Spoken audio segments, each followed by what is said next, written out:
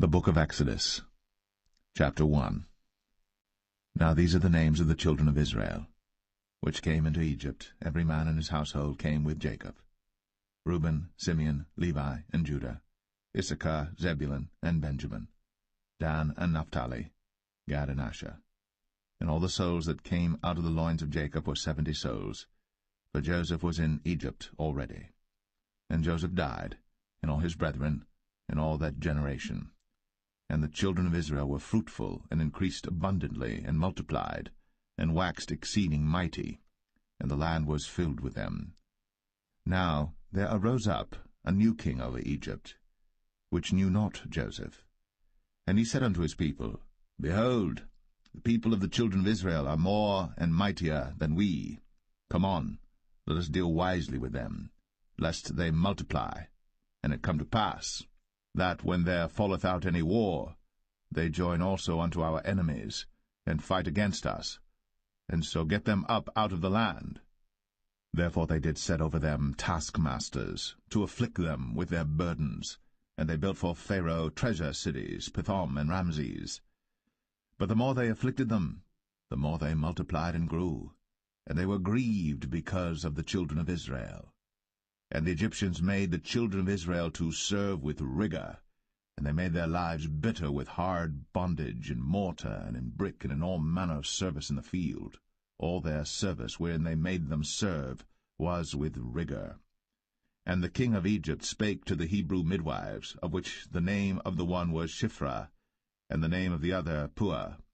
And he said, When ye do the office of a midwife to the Hebrew women, and see them upon the stools, if it be a son, then ye shall kill him, but if it be a daughter, then she shall live. But the midwives feared God, and did not as the king of Egypt commanded them, but saved the men-children alive. And the king of Egypt called for the midwives, and said unto them, Why have ye done this thing, and have saved the men-children alive? And the midwives said unto Pharaoh, Because the Hebrew women are not as the Egyptian women, for they are lively, and are delivered ere the midwives come in unto them. Therefore God dealt well with the midwives, and the people multiplied, and waxed very mighty. And it came to pass, because the midwives feared God, that he made them houses. And Pharaoh charged all his people, saying, Every son that is born ye shall cast into the river, and every daughter ye shall save alive.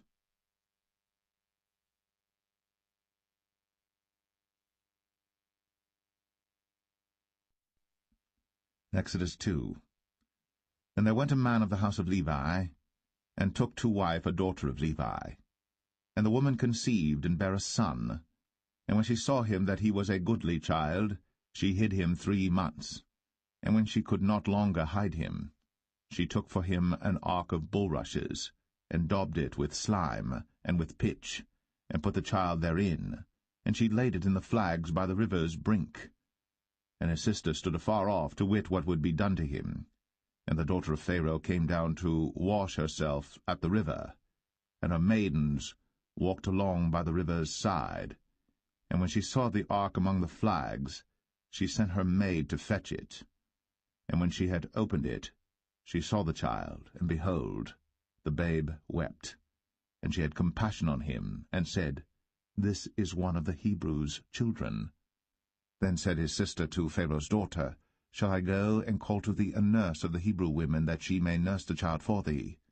And Pharaoh's daughter said to her, Go. And the maid went, and called the child's mother. And Pharaoh's daughter said unto her, Take this child away, and nurse it for me, and I will give thee thy wages. And the woman took the child, and nursed it.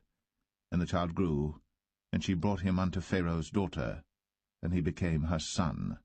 And she called his name Moses, and she said, Because I drew him out of the water. And it came to pass in those days, when Moses was grown, that he went out unto his brethren, and looked on their burdens. And he spied an Egyptian smiting an Hebrew, one of his brethren. And he looked this way and that way. And when he saw that there was no man, he slew the Egyptian, and hid him in the sand.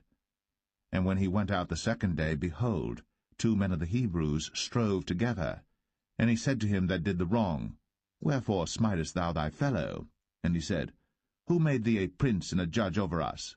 Intendest thou to kill me, as thou killedst the Egyptian? And Moses feared, and said, Surely this thing is known. Now when Pharaoh heard this thing, he sought to slay Moses. But Moses fled from the face of Pharaoh, and dwelt in the land of Midian, and he sat down by a well. Now the priest of Midian had 7 daughters, and they came and drew water, and filled the troughs to water their father's flock. And the shepherds came and drove them away. But Moses stood up and helped them, and watered their flock. And when they came to Reuel their father, he said, How is it that ye are come so soon today? And they said, An Egyptian delivered us out of the hand of the shepherds, and also drew water enough for us, and watered the flock. And he said unto his daughters, And where is he? Why is it that ye have left the man? Call him, that he may eat bread. And Moses was content to dwell with the man. And he gave Moses Zipporah his daughter. And she bare him a son. And he called his name Gershom, for he said, I have been a stranger in a strange land. And it came to pass, in process of time, that the king of Egypt died, and the children of Israel sighed by reason of the bondage, and they cried, and their cry came up unto God by reason of the bondage. And God heard their groaning, and God remembered his covenant with Abraham, with Isaac, and with Jacob. And God looked upon the children of Israel, and God had respect unto them.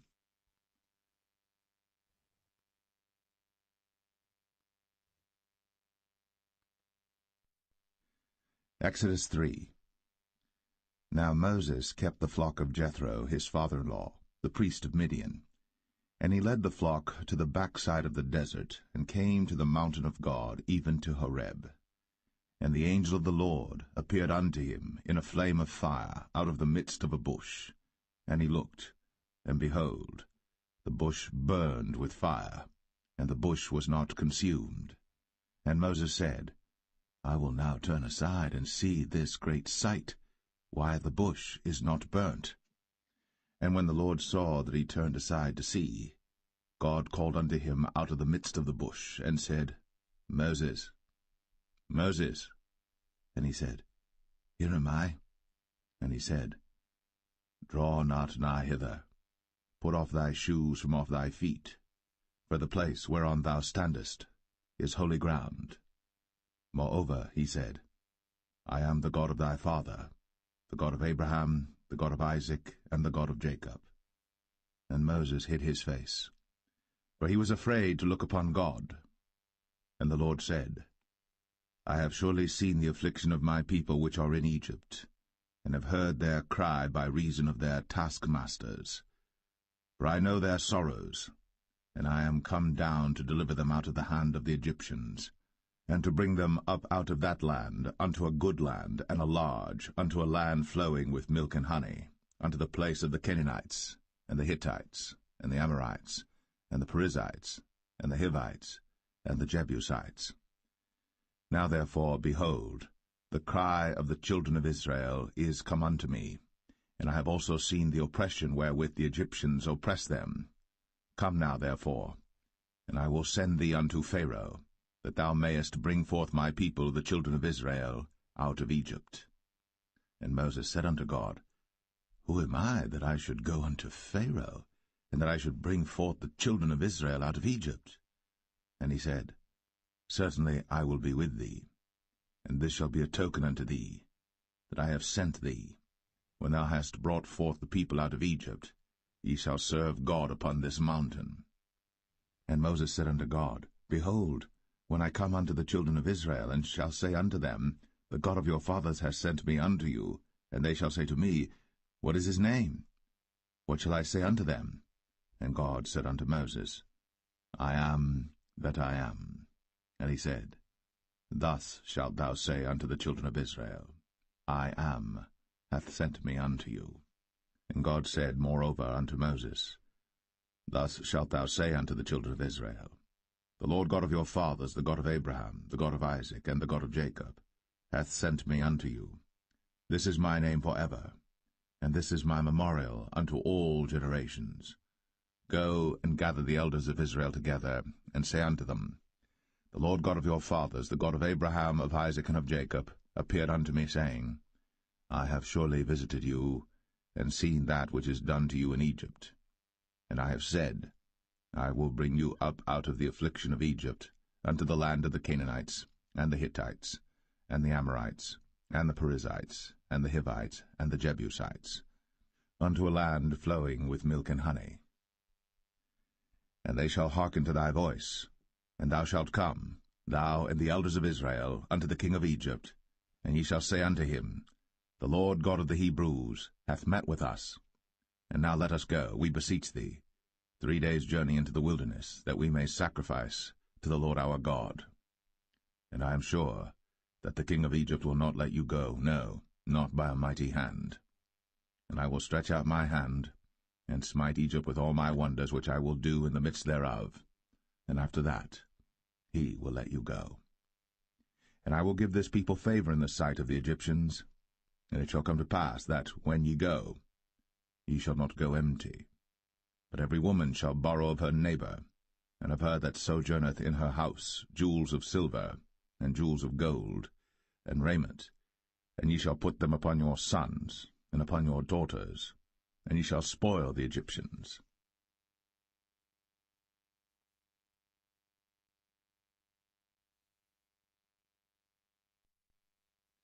Exodus 4.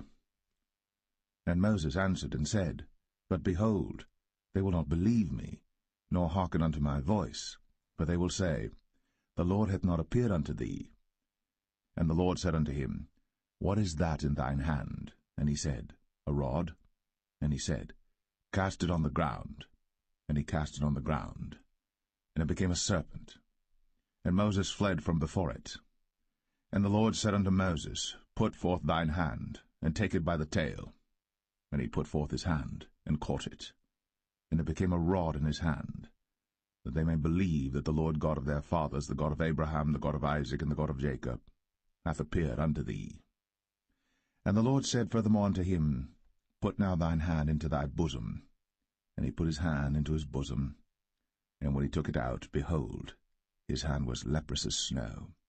And he said, Put thine hand into thy bosom again.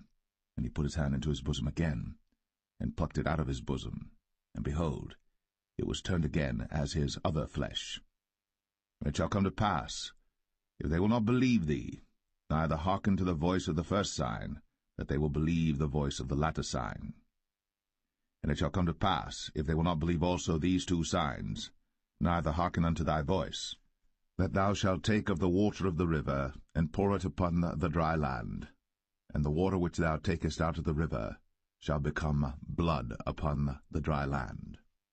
And Moses said unto the Lord, O my Lord, I am not eloquent, neither heretofore nor since thou hast spoken unto thy servant, but I am slow of speech and of a slow tongue.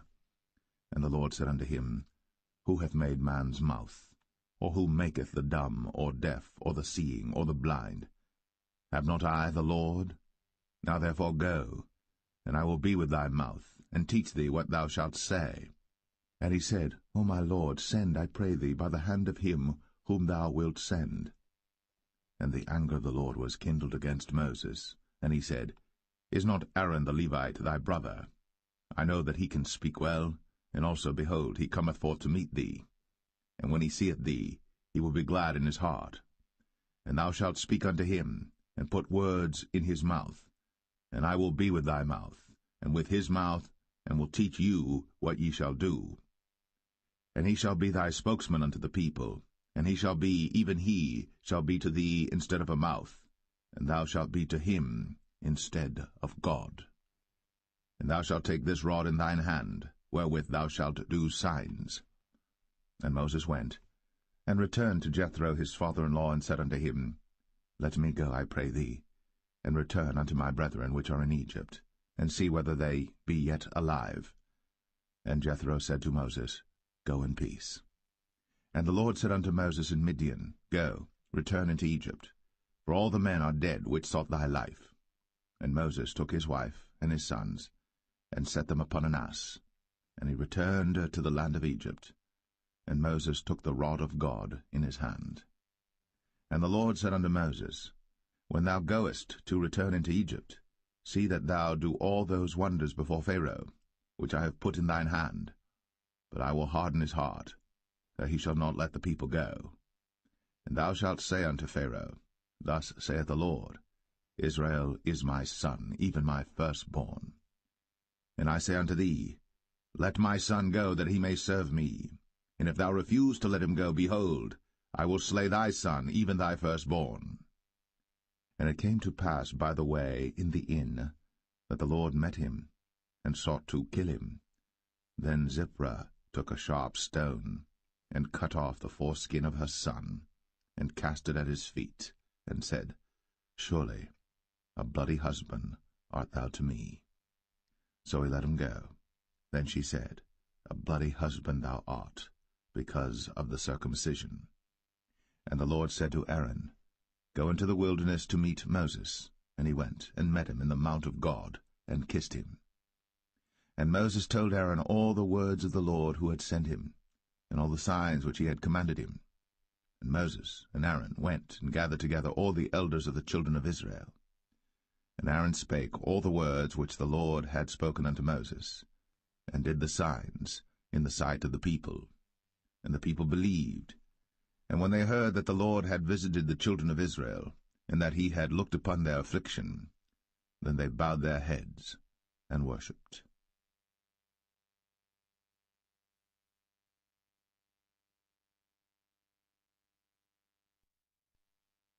Exodus 5. And afterward Moses and Aaron went in, and told Pharaoh, Thus saith the Lord God of Israel, Let my people go, that they may hold a feast unto me in the wilderness. And Pharaoh said, Who is the Lord that I should obey his voice to let Israel go? I know not the Lord, neither will I let Israel go. And they said, The God of the Hebrews hath met with us. Let us go, we pray thee, 3 days' journey into the desert, and sacrifice unto the Lord our God, lest he fall upon us with pestilence, or with the sword. And the king of Egypt said unto them, Wherefore do ye, Moses and Aaron? Let the people from their works get you unto your burdens. And Pharaoh said, Behold, the people of the land now are many, and ye make them rest from their burdens. And Pharaoh commanded the same day the taskmasters of the people and their officers, saying, Ye shall no more give the people straw to make brick, as heretofore. Let them go and gather straw for themselves. And the tale of the bricks which they did make heretofore ye shall lay upon them. Ye shall not diminish aught thereof. For they be idle, therefore they cry, saying, Let us go and sacrifice to our God. Let their more work be laid upon the men, that they may labor therein, and let them not regard vain words. And the taskmasters of the people went out, and their officers, and they spake to the people, saying, Thus saith Pharaoh, I will not give you straw. Go ye, get you straw where you can find it, yet not aught of your work shall be diminished. So the people were scattered abroad throughout all the land of Egypt to gather stubble instead of straw.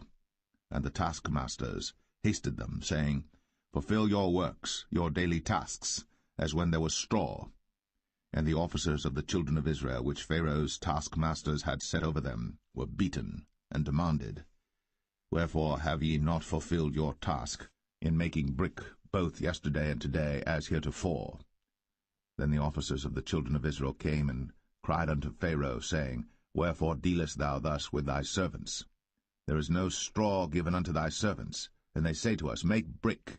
And behold, thy servants are beaten, but the fault is in thine own people. But he said, Ye are idle, ye are idle. Therefore ye say, Let us go and do sacrifice to the Lord. Go therefore now and work, for there shall no straw be given you. Yet shall ye deliver the tale of bricks. And the officers of the children of Israel did see that they were in evil case, after it was said, Ye shall not minish aught from your bricks of your daily task. And they met Moses and Aaron, who stood in the way, as they came forth from Pharaoh. And they said unto them, The Lord look upon you and judge, because ye have made our savour to be abhorred in the eyes of Pharaoh, and in the eyes of his servants, to put a sword in their hand to slay us.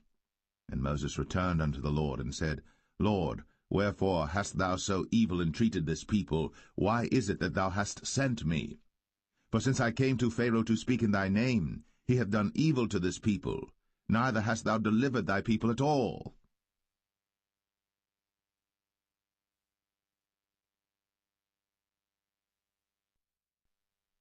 Exodus 6. Then the Lord said unto Moses, Now shalt thou see what I will do to Pharaoh. For with a strong hand shall he let them go, and with a strong hand shall he drive them out of his land. And God spake unto Moses, and said unto him, I am the Lord. And I appeared unto Abraham, unto Isaac, and unto Jacob, by the name of God Almighty, but by my name Jehovah was I not known to them. And I have also established my covenant with them, to give them the land of Canaan, the land of their pilgrimage, wherein they were strangers. And I have also heard the groaning of the children of Israel, whom the Egyptians keep in bondage, and I have remembered my covenant. Wherefore say unto the children of Israel, I am the Lord, and I will bring you out from under the burdens of the Egyptians, and I will rid you out of their bondage, and I will redeem you with a stretched out arm and with great judgments. And I will take you to me for a people, and I will be to you a God, and ye shall know that I am the Lord your God, which bringeth you out from under the burdens of the Egyptians. And I will bring you in unto the land, concerning the which I did swear to give it to Abraham, to Isaac, and to Jacob, and I will give it you for an heritage. I am the Lord. And Moses spake so unto the children of Israel, but they hearkened not unto Moses for anguish of spirit, and for cruel bondage. And the Lord spake unto Moses, saying, Go in, speak unto Pharaoh king of Egypt, that he let the children of Israel go out of his land. And Moses spake before the Lord, saying, Behold, the children of Israel have not hearkened unto me. How then shall Pharaoh hear me, who am of uncircumcised lips? And the Lord spake unto Moses and unto Aaron, and gave them a charge unto the children of Israel, and unto Pharaoh king of Egypt, to bring the children of Israel out of the land of Egypt. These be the heads of their fathers' houses, the sons of Reuben, the firstborn of Israel, Hanok and Palu, Hezron and Carmi. These be the families of Reuben. And the sons of Simeon, Jemuel and Jamin, and Ohad and Jachin, and Zohar and Shaul the son of a Canaanitish woman. These are the families of Simeon. And these are the names of the sons of Levi according to their generations, Gershon and Kohath and Merari. And the years of the life of Levi were 137 years. The sons of Gershon, Libni and Shimei, according to their families. And the sons of Kohath, Amram and Izhar, and Hebron and Uzziel. And the years of the life of Kohath were 133 years. And the sons of Merari, Mahali and Mushai. These are the families of Levi according to their generations. And Amram took him Jochebed, his father's sister, to wife, and she bare him, Aaron and Moses. And the years of the life of Amram were 137 years. And the sons of Izhar, Korah and Nepheg and Zichri. And the sons of Uzziel, Mishael and Elzaphan and Zithri. And Aaron took him Elisheba, daughter of Aminadab, sister of Nahshon, to wife, and she bare him Nadab and Abihu, Eleazar and Ithamar. And the sons of Korah, Asir and Elkanah and Abiasaph. These are the families of the Korhites. And Eleazar, Aaron's son, took him one of the daughters of Putiel to wife, and she bare him Phinehas. These are the heads of the fathers of the Levites according to their families. These are that Aaron and Moses, to whom the Lord said, Bring out the children of Israel from the land of Egypt, according to their armies. These are they which spake to Pharaoh king of Egypt, to bring out the children of Israel from Egypt. These are that Moses and Aaron. And it came to pass on the day when the Lord spake unto Moses in the land of Egypt, that the Lord spake unto Moses, saying, I am the Lord. Speak thou unto Pharaoh king of Egypt all that I say unto thee. And Moses said before the Lord, Behold, I am of uncircumcised lips, and how shall Pharaoh hearken unto me?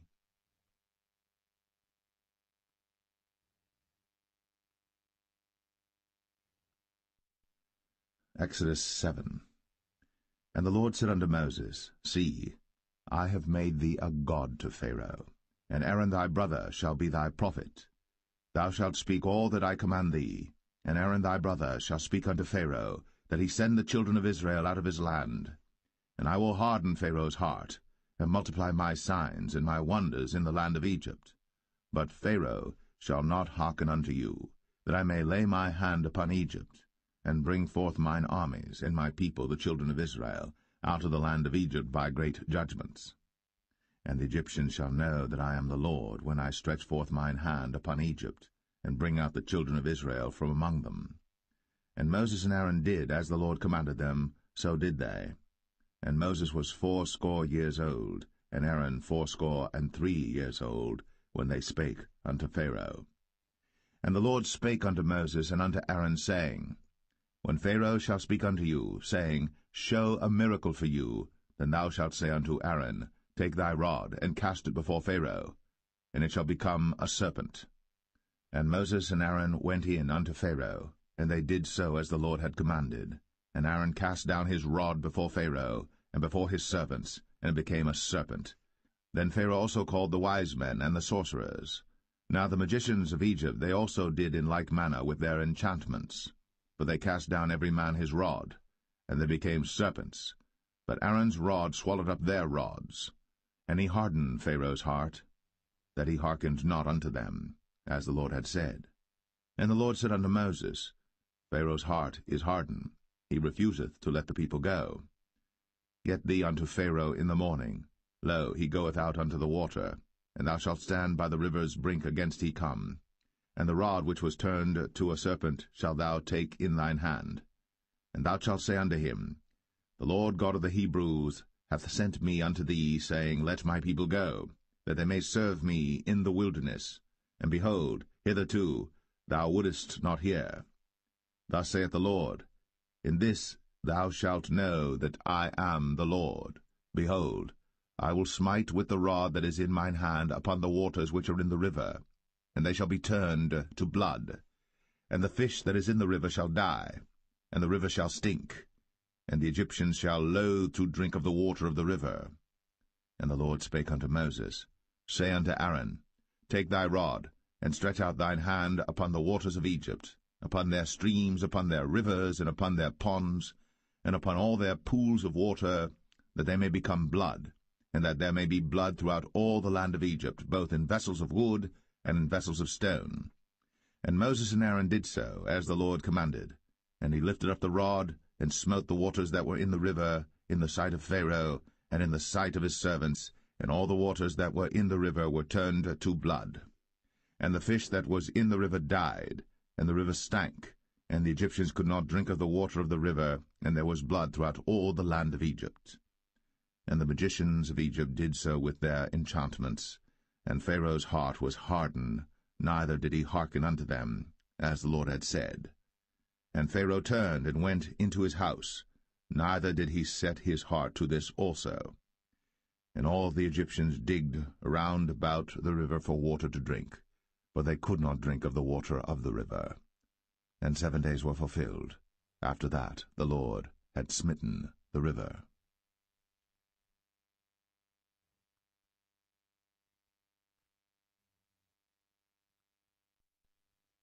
Exodus 8. And the Lord spake unto Moses, Go unto Pharaoh, and say unto him, Thus saith the Lord, Let my people go, that they may serve me. And if thou refuse to let them go, behold, I will smite all thy borders with frogs, and the river shall bring forth frogs abundantly, which shall go up and come into thine house, and into thy bedchamber, and upon thy bed, and into the house of thy servants, and upon thy people, and into thine ovens, and into thy kneading troughs. And the frogs shall come up both on thee, and upon thy people, and upon all thy servants. And the Lord spake unto Moses, Say unto Aaron, Stretch forth thine hand with thy rod over the streams, over the rivers, and over the ponds, and cause frogs to come up upon the land of Egypt. And Aaron stretched out his hand over the waters of Egypt, and the frogs came up, and covered the land of Egypt. And the magicians did so with their enchantments, and brought up frogs upon the land of Egypt. Then Pharaoh called for Moses and Aaron, and said, Entreat the Lord, that he may take away the frogs from me, and from my people, and I will let the people go, that they may do sacrifice unto the Lord. And Moses said unto Pharaoh, Glory over me. When shall I entreat for thee, and for thy servants, and for thy people, to destroy the frogs from thee, and thy houses, that they may remain in the river only? And he said, Tomorrow. And he said, Be it according to thy word, that thou mayest know that there is none like unto the Lord our God. And the frogs shall depart from thee, and from thy houses, and from thy servants, and from thy people, they shall remain in the river only. And Moses and Aaron went out from Pharaoh, and Moses cried unto the Lord because of the frogs, which he had brought against Pharaoh. And the Lord did according to the word of Moses, and the frogs died out of the houses, out of the villages, and out of the fields. And they gathered them together upon heaps, and the land stank. But when Pharaoh saw that there was respite, he hardened his heart, and hearkened not unto them, as the Lord had said. And the Lord said unto Moses, Say unto Aaron, Stretch out thy rod, and smite the dust of the land, that it may become lice throughout all the land of Egypt. And they did so. For Aaron stretched out his hand with his rod, and smote the dust of the earth, and it became lice in man and in beast. All the dust of the land became lice throughout all the land of Egypt. And the magicians did so with their enchantments to bring forth lice, but they could not, so there were lice upon man and upon beast. Then the magicians said unto Pharaoh, This is the finger of God. And Pharaoh's heart was hardened, and he hearkened not unto them, as the Lord had said. And the Lord said unto Moses, Rise up early in the morning, and stand before Pharaoh. Lo, he cometh forth to the water. And say unto him, Thus saith the Lord, Let my people go, that they may serve me. Else, if thou wilt not let my people go, behold, I will send swarms of flies upon thee, and upon thy servants, and upon thy people, and into thy houses, and the houses of the Egyptians shall be full of swarms of flies, and also the ground whereon they are. And I will sever in that day the land of Goshen, in which my people dwell, that no swarms of flies shall be there, to the end thou mayest know that I am the Lord in the midst of the earth. And I will put a division between my people and thy people. Tomorrow shall this sign be. And the Lord did so. And there came a grievous swarm of flies into the house of Pharaoh, and into his servants' houses, and into all the land of Egypt. The land was corrupted by reason of the swarm of flies. And Pharaoh called for Moses and for Aaron, and said, Go ye, sacrifice to your God in the land. And Moses said, It is not meet so to do, for we shall sacrifice the abomination of the Egyptians to the Lord our God. Lo, shall we sacrifice the abomination of the Egyptians before their eyes? And will they not stone us? We will go 3 days' journey into the wilderness, and sacrifice to the Lord our God, as he shall command us. And Pharaoh said, I will let you go, that ye may sacrifice to the Lord your God in the wilderness. Only ye shall not go very far away. Entreat for me. And Moses said, Behold, I go out from thee, and I will entreat the Lord that the swarms of flies may depart from Pharaoh, from his servants, and from his people tomorrow. But let not Pharaoh deal deceitfully any more, not letting the people go to sacrifice to the Lord. And Moses went out from Pharaoh, and entreated the Lord. And the Lord did according to the word of Moses, and he removed the swarms of flies from Pharaoh, from his servants, and from his people. There remained not one. And Pharaoh hardened his heart at this time also, neither would he let the people go.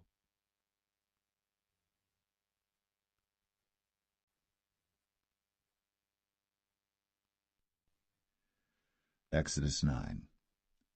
Then the Lord said unto Moses, Go in unto Pharaoh, and tell him, Thus saith the Lord God of the Hebrews, Let my people go, that they may serve me. For if thou refuse to let them go, and wilt hold them still, behold, the hand of the Lord is upon thy cattle which is in the field, upon the horses, upon the asses, upon the camels, upon the oxen, and upon the sheep. There shall be a very grievous murrain. And the Lord shall sever between the cattle of Israel and the cattle of Egypt, and there shall nothing die of all that is the children's of Israel. And And the Lord appointed a set time, saying, Tomorrow the Lord shall do this thing in the land. And the Lord did that thing on the morrow, and all the cattle of Egypt died. But of the cattle of the children of Israel died not one. And Pharaoh sent, and behold, there was not one of the cattle of the Israelites dead. And the heart of Pharaoh was hardened, and he did not let the people go. And the Lord said unto Moses and unto Aaron, Take to you handfuls of ashes of the furnace, and let Moses sprinkle it toward the heaven in the sight of Pharaoh. And it shall become small dust in all the land of Egypt, and shall be a boil breaking forth with blains upon man and upon beast throughout all the land of Egypt. Then they took ashes of the furnace, and stood before Pharaoh. And Moses sprinkled it up toward heaven, and it became a boil, breaking forth with blains upon man and upon beast. And the magicians could not stand before Moses because of the boils, for the boil was upon the magicians and upon all the Egyptians. And the Lord hardened the heart of Pharaoh, and he hearkened not unto them, as the Lord had spoken unto Moses. And the Lord said unto Moses, Rise up early in the morning, and stand before Pharaoh, and say unto him, Thus saith the Lord God of the Hebrews, Let my people go, that they may serve me. For I will at this time send all my plagues upon thine heart, and upon thy servants, and upon thy people, that thou mayest know that there is none like me in all the earth. For now I will stretch out my hand, that I may smite thee and thy people with pestilence, and thou shalt be cut off from the earth. And in very deed for this cause have I raised thee up, for to show in thee my power, and that my name may be declared throughout all the earth. As yet exaltest thou thyself against my people, that thou wilt not let them go.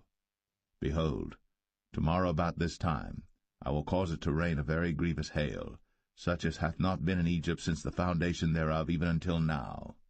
Send therefore now, and gather thy cattle, and all that thou hast in the field. For upon every man and beast which shall be found in the field, and shall not be brought home, the hail shall come down upon them, and they shall die. He that feared the word of the Lord among the servants of Pharaoh made his servants and his cattle flee into the houses. And he that regarded not the word of the Lord left his servants and his cattle in the field. And the Lord said unto Moses, Stretch forth thine hand toward heaven, that there may be hail in all the land of Egypt, upon man, and upon beast, and upon every herb of the field, throughout the land of Egypt. And Moses stretched forth his rod toward heaven, and the Lord sent thunder and hail, and the fire ran along upon the ground, and the Lord rained hail upon the land of Egypt. So there was hail, and fire mingled with the hail, very grievous, such as there was none like it in all the land of Egypt since it became a nation. And the hail smote throughout all the land of Egypt all that was in the field, both man and beast. And the hail smote every herb of the field, and brake every tree of the field. Only in the land of Goshen, where the children of Israel were, was there no hail. And Pharaoh sent and called for Moses and Aaron, and said unto them, I have sinned at this time. The Lord is righteous, and I and my people are wicked.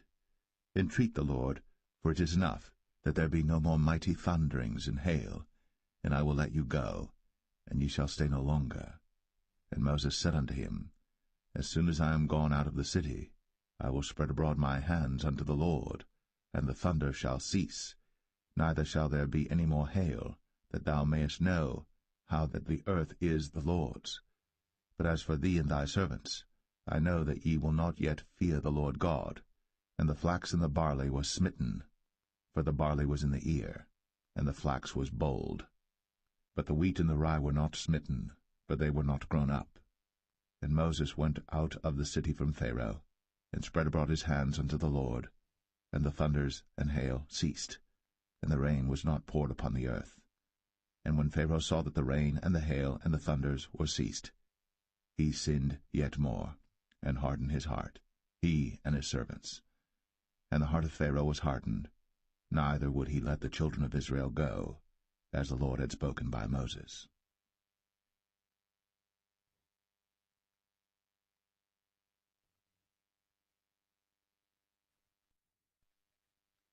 Exodus 10. And the Lord said unto Moses, Go in unto Pharaoh, for I have hardened his heart, and the heart of his servants, that I might show these my signs before him, and that thou mayest tell in the ears of thy son, and of thy son's son, what things I have wrought in Egypt, and my signs which I have done among them, that ye may know how that I am the Lord. And Moses and Aaron came in unto Pharaoh, and said unto him, Thus saith the Lord God of the Hebrews, How long wilt thou refuse to humble thyself before me? Let my people go, that they may serve me. Else, if thou refuse to let my people go, behold, tomorrow will I bring the locusts into thy coast. And they shall cover the face of the earth, that one cannot be able to see the earth.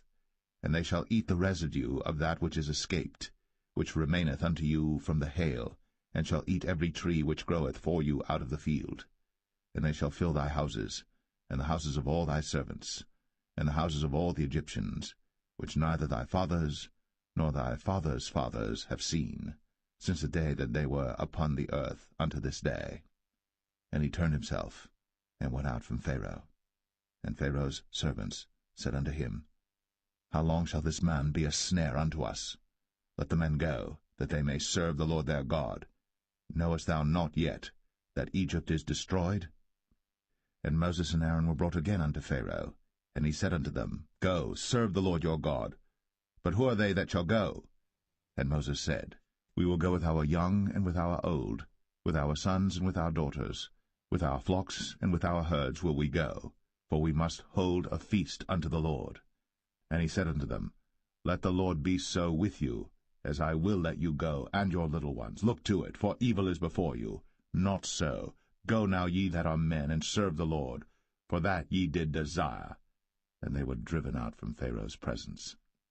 And the Lord said unto Moses, Stretch out thine hand over the land of Egypt for the locusts, that they may come up upon the land of Egypt, and eat every herb of the land, even all that the hail hath left.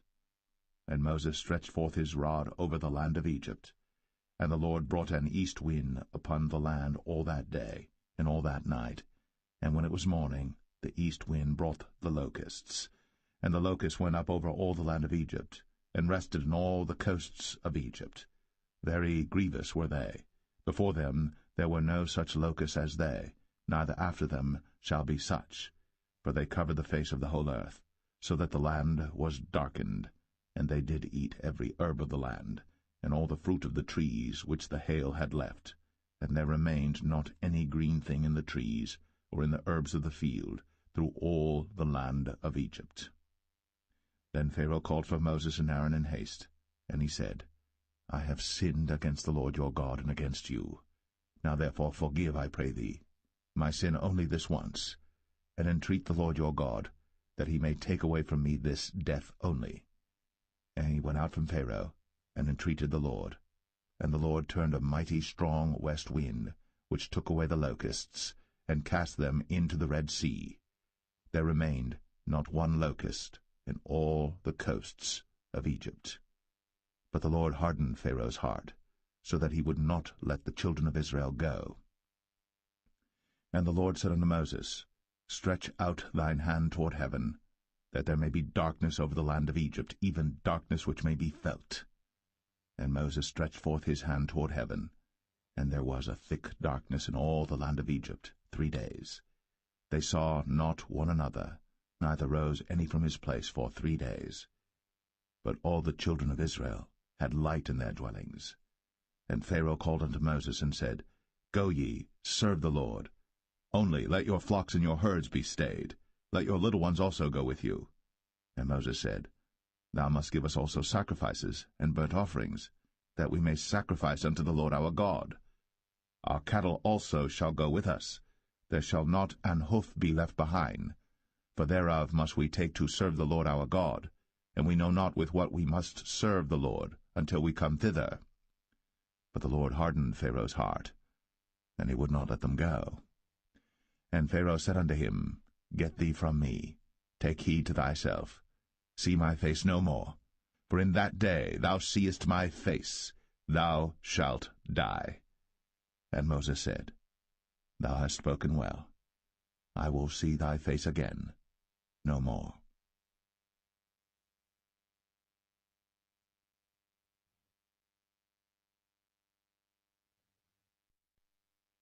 Exodus 11. And the Lord said unto Moses, Yet will I bring one plague more upon Pharaoh and upon Egypt. Afterwards he will let you go hence. When he shall let you go, he shall surely thrust you out hence altogether. Speak now in the ears of the people, and let every man borrow of his neighbor, and every woman of her neighbor, jewels of silver and jewels of gold. And the Lord gave the people favor in the sight of the Egyptians. Moreover, the man Moses was very great in the land of Egypt, in the sight of Pharaoh's servants, and in the sight of the people. And Moses said, Thus saith the Lord, About midnight will I go out into the midst of Egypt, and all the firstborn in the land of Egypt shall die, from the firstborn of Pharaoh that sitteth upon his throne, even unto the firstborn of the maidservant that is behind the mill, and all the firstborn of beasts. And there shall be a great cry throughout all the land of Egypt, such as there was none like it, nor shall be like it any more. But against any of the children of Israel shall not a dog move his tongue, against man or beast, that ye may know how that the Lord doth put a difference between the Egyptians and Israel. And all these thy servants shall come down unto me, and bow down themselves unto me, saying, Get thee out, and all the people that follow thee, and after that I will go out. And he went out from Pharaoh in a great anger. And the Lord said unto Moses, Pharaoh shall not hearken unto you, that my wonders may be multiplied in the land of Egypt. And Moses and Aaron did all these wonders before Pharaoh. And the Lord hardened Pharaoh's heart, so that he would not let the children of Israel go out of his land.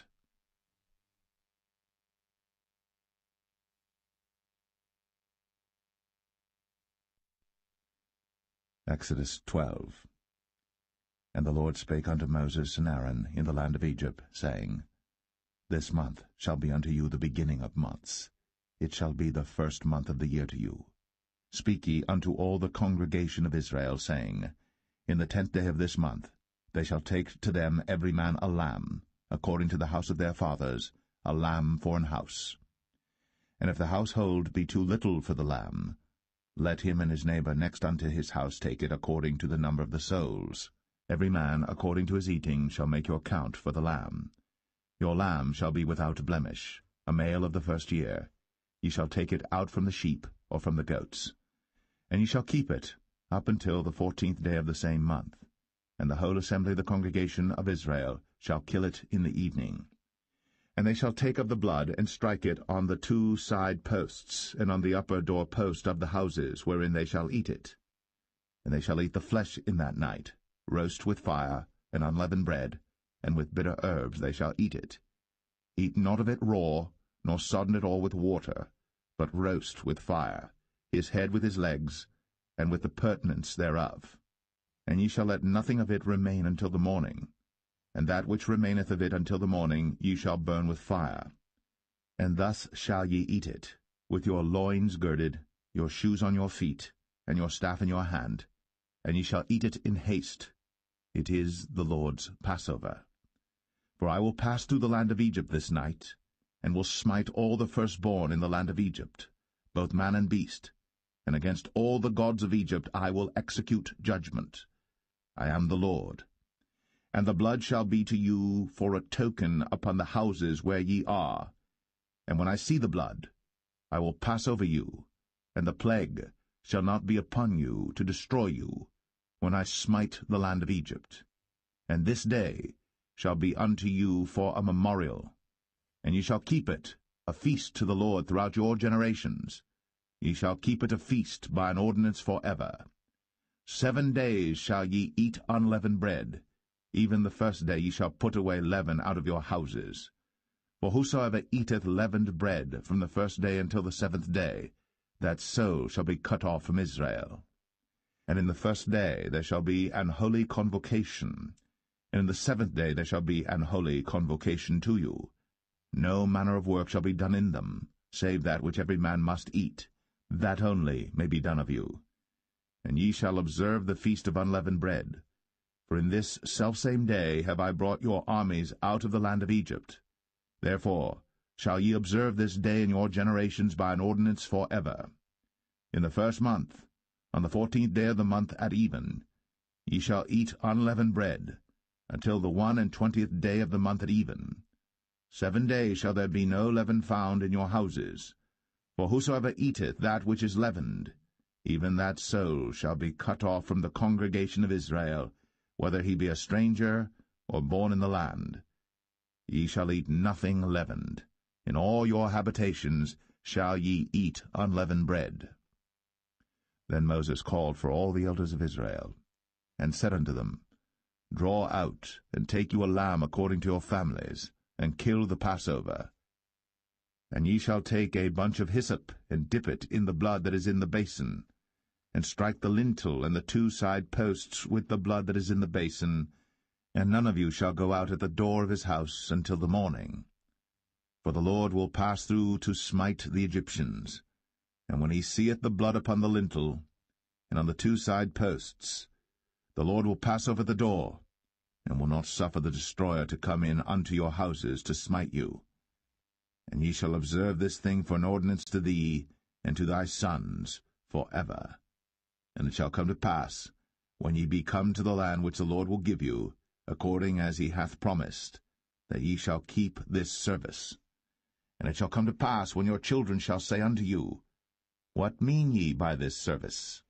That ye shall say, It is the sacrifice of the Lord's Passover, who passed over the houses of the children of Israel in Egypt, when he smote the Egyptians, and delivered our houses. And the people bowed the head, and worshipped. And the children of Israel went away, and did, as the Lord had commanded Moses and Aaron, so did they. And it came to pass that at midnight the Lord smote all the firstborn in the land of Egypt, from the firstborn of Pharaoh that sat on his throne unto the firstborn of the captive that was in the dungeon, and all the firstborn of cattle. And Pharaoh rose up in the night, he and all his servants and all the Egyptians. And there was a great cry in Egypt, for there was not a house where there was not one dead. And he called for Moses and Aaron by night, and said, Rise up, and get you forth from among my people, both ye and the children of Israel, and go, serve the Lord, as ye have said. Also take your flocks and your herds, as ye have said, and be gone, and bless me also. And the Egyptians were urgent upon the people, that they might send them out of the land in haste. For they said, We be all dead men. And the people took their dough before it was leavened, their kneading troughs being bound up in their clothes upon their shoulders. And the children of Israel did according to the word of Moses. And they borrowed of the Egyptians jewels of silver, and jewels of gold, and raiment. And the Lord gave the people favor in the sight of the Egyptians, so that they lent unto them such things as they required, and they spoiled the Egyptians.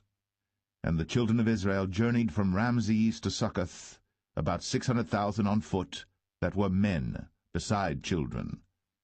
And a mixed multitude went up also with them, and flocks and herds, even very much cattle. And they baked unleavened cakes of the dough which they brought forth out of Egypt, for it was not leavened, because they were thrust out of Egypt, and could not tarry, neither had they prepared for themselves any victual. Now the sojourning of the children of Israel, who dwelt in Egypt, was 430 years. And it came to pass, at the end of the 430 years, even the selfsame day it came to pass, that all the hosts of the Lord went out from the land of Egypt.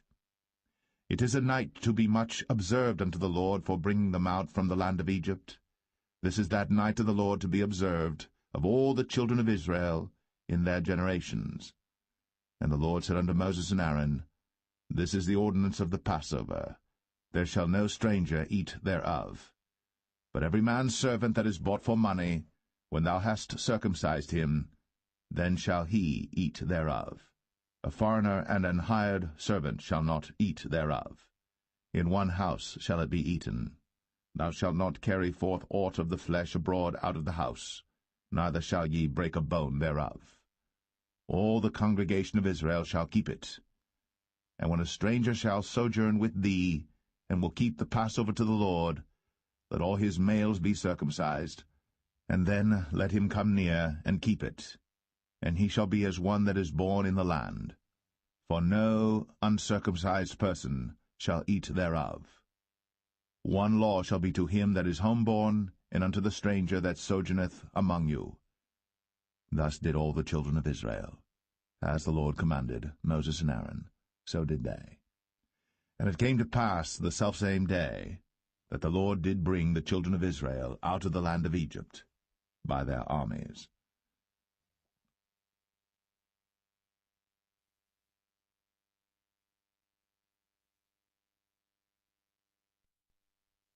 Exodus 13. And the Lord spake unto Moses, saying, Sanctify unto me all the firstborn, whatsoever openeth the womb among the children of Israel, both of man and of beast, it is mine. And Moses said unto the people, Remember this day in which ye came out from Egypt, out of the house of bondage. For by strength of hand the Lord brought you out from this place. There shall no leavened bread be eaten. This day came ye out in the month Abib. And it shall be, when the Lord shall bring thee into the land of the Canaanites, and the Hittites, and the Amorites, and the Hivites, and the Jebusites, which he sware unto thy fathers to give thee, a land flowing with milk and honey, that thou shalt keep this service in this month. 7 days thou shalt eat unleavened bread, and in the 7th day shall be a feast to the Lord. Unleavened bread shall be eaten 7 days, and there shall no leavened bread be seen with thee, neither shall there be leaven seen with thee in all thy quarters. And thou shalt show thy son in that day, saying, This is done, because of that which the Lord did unto me, when I came forth out of Egypt. And it shall be for a sign unto thee upon thine hand, and for a memorial between thine eyes, that the Lord's law may be in thy mouth. For with a strong hand hath the Lord brought thee out of Egypt. Thou shalt therefore keep this ordinance in his season from year to year.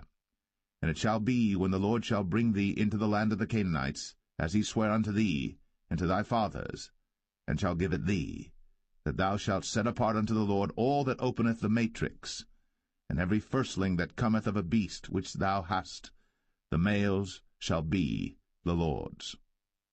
And every firstling of an ass thou shalt redeem with a lamb, and if thou wilt not redeem it, then thou shalt break his neck.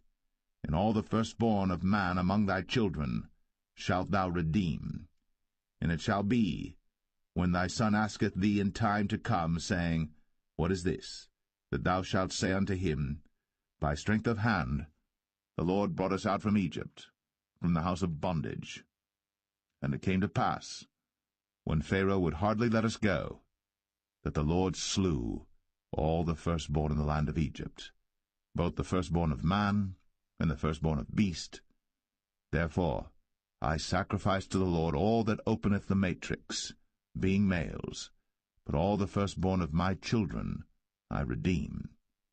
And it shall be for a token upon thine hand, and for frontlets between thine eyes, for by strength of hand the Lord brought us forth out of Egypt. And it came to pass, when Pharaoh had let the people go, that God led them not through the way of the land of the Philistines, although that was near, for God said, Lest peradventure the people repent when they see war, and they return to Egypt. But God led the people about through the way of the wilderness of the Red Sea, and the children of Israel went up harnessed out of the land of Egypt. And Moses took the bones of Joseph with him, for he had straitly sworn the children of Israel, saying, God will surely visit you, and ye shall carry up my bones away hence with you.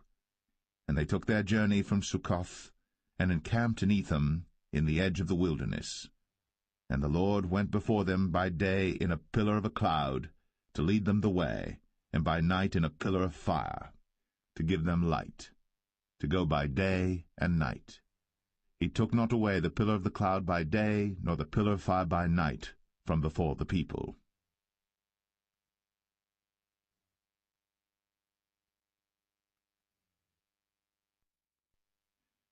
Exodus 14. And the Lord spake unto Moses, saying, Speak unto the children of Israel, that they turn and encamp before Pi-hahiroth, between Migdol and the sea, over against Baal-zephon, Before it shall ye encamp by the sea. For Pharaoh will say of the children of Israel, They are entangled in the land, the wilderness hath shut them in. And I will harden Pharaoh's heart, that he shall follow after them. And I will be honored upon Pharaoh, and upon all his host, that the Egyptians may know that I am the Lord. And they did so.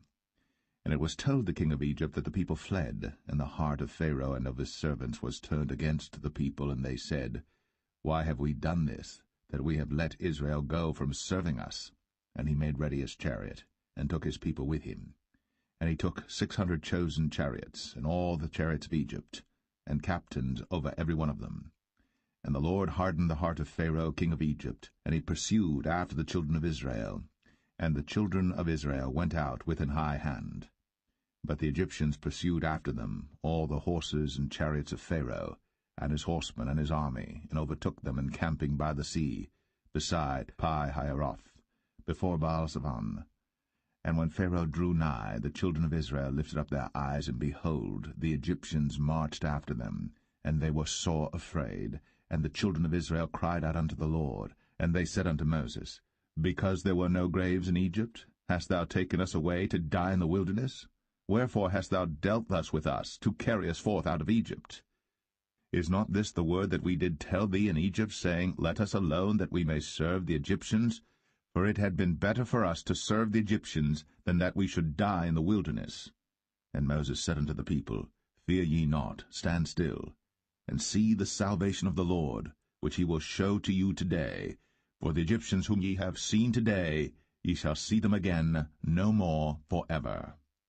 The Lord shall fight for you, and ye shall hold your peace. And the Lord said unto Moses, Wherefore criest thou unto me? Speak unto the children of Israel, that they go forward. But lift thou up thy rod, and stretch out thine hand over the sea, and divide it. And the children of Israel shall go on dry ground through the midst of the sea. And I, behold, I will harden the hearts of the Egyptians, and they shall follow them. And I will get me honor upon Pharaoh, and upon all his host, upon his chariots, and upon his horsemen. And the Egyptians shall know that I am the Lord, when I have gotten me honor upon Pharaoh, upon his chariots, and upon his horsemen. And the angel of God, which went before the camp of Israel, removed, and went behind them. And the pillar of the cloud went from before their face, and stood behind them. And it came between the camp of the Egyptians and the camp of Israel. And it was a cloud and darkness to them, but it gave light by night to these, so that the one came not near the other all the night. And Moses stretched out his hand over the sea, and the Lord caused the sea to go back by a strong east wind all that night, and made the sea dry land, and the waters were divided. And the children of Israel went into the midst of the sea upon the dry ground, and the waters were a wall unto them on their right hand and on their left. And the Egyptians pursued, and went in after them to the midst of the sea, even all Pharaoh's horses, his chariots, and his horsemen. And it came to pass that in the morning watch the Lord looked unto the host of the Egyptians through the pillar of fire and of the cloud, and troubled the host of the Egyptians, and took off their chariot wheels, that they drave them heavily, so that the Egyptians said, Let us flee from the face of Israel, for the Lord fighteth for them against the Egyptians. And the Lord said unto Moses, Stretch out thine hand over the sea, that the waters may come again upon the Egyptians, upon their chariots, and upon their horsemen. And Moses stretched forth his hand over the sea, and the sea returned to his strength when the morning appeared, and the Egyptians fled against it. And the Lord overthrew the Egyptians in the midst of the sea. And the waters returned and covered the chariots, and the horsemen, and all the host of Pharaoh that came into the sea after them. There remained not so much as one of them. But the children of Israel walked upon dry land in the midst of the sea, and the waters were a wall unto them on their right hand and on their left. Thus the Lord saved Israel that day out of the hand of the Egyptians, and Israel saw the Egyptians dead upon the seashore. And Israel saw that great work which the Lord did upon the Egyptians, and the people feared the Lord, and believed the Lord and his servant Moses.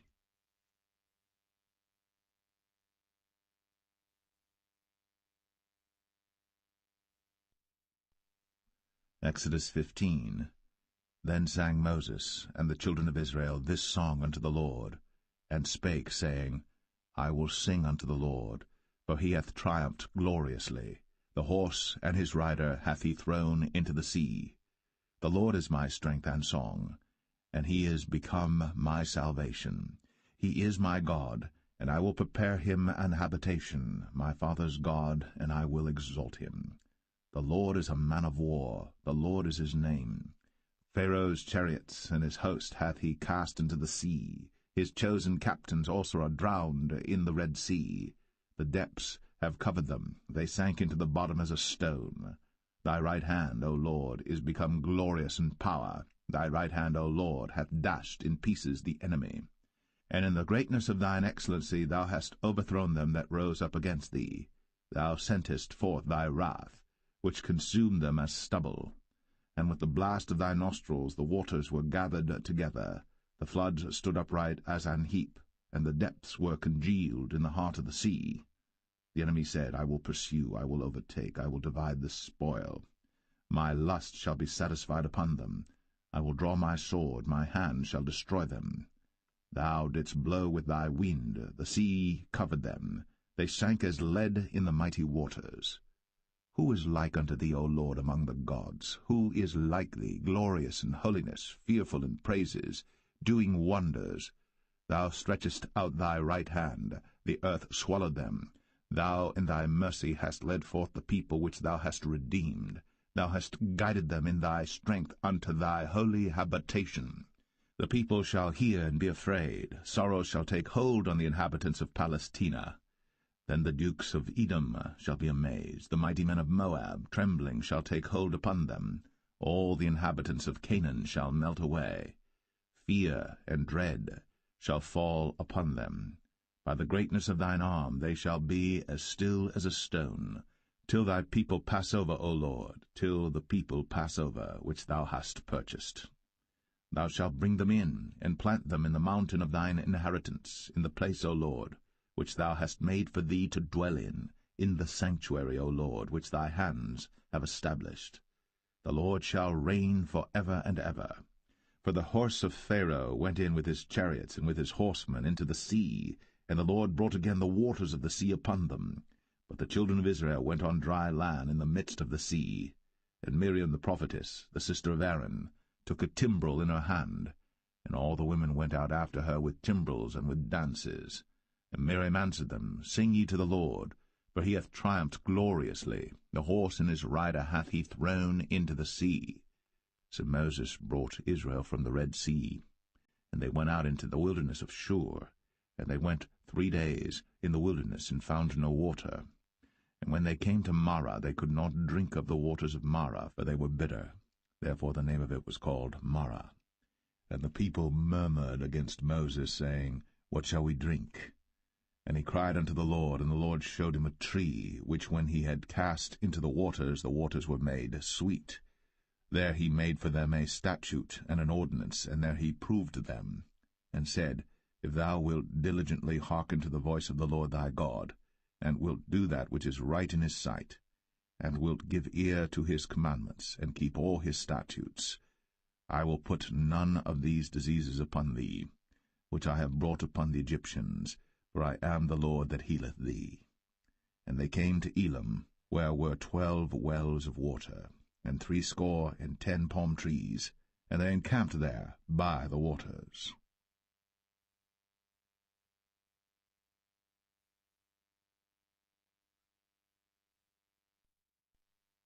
Exodus 16.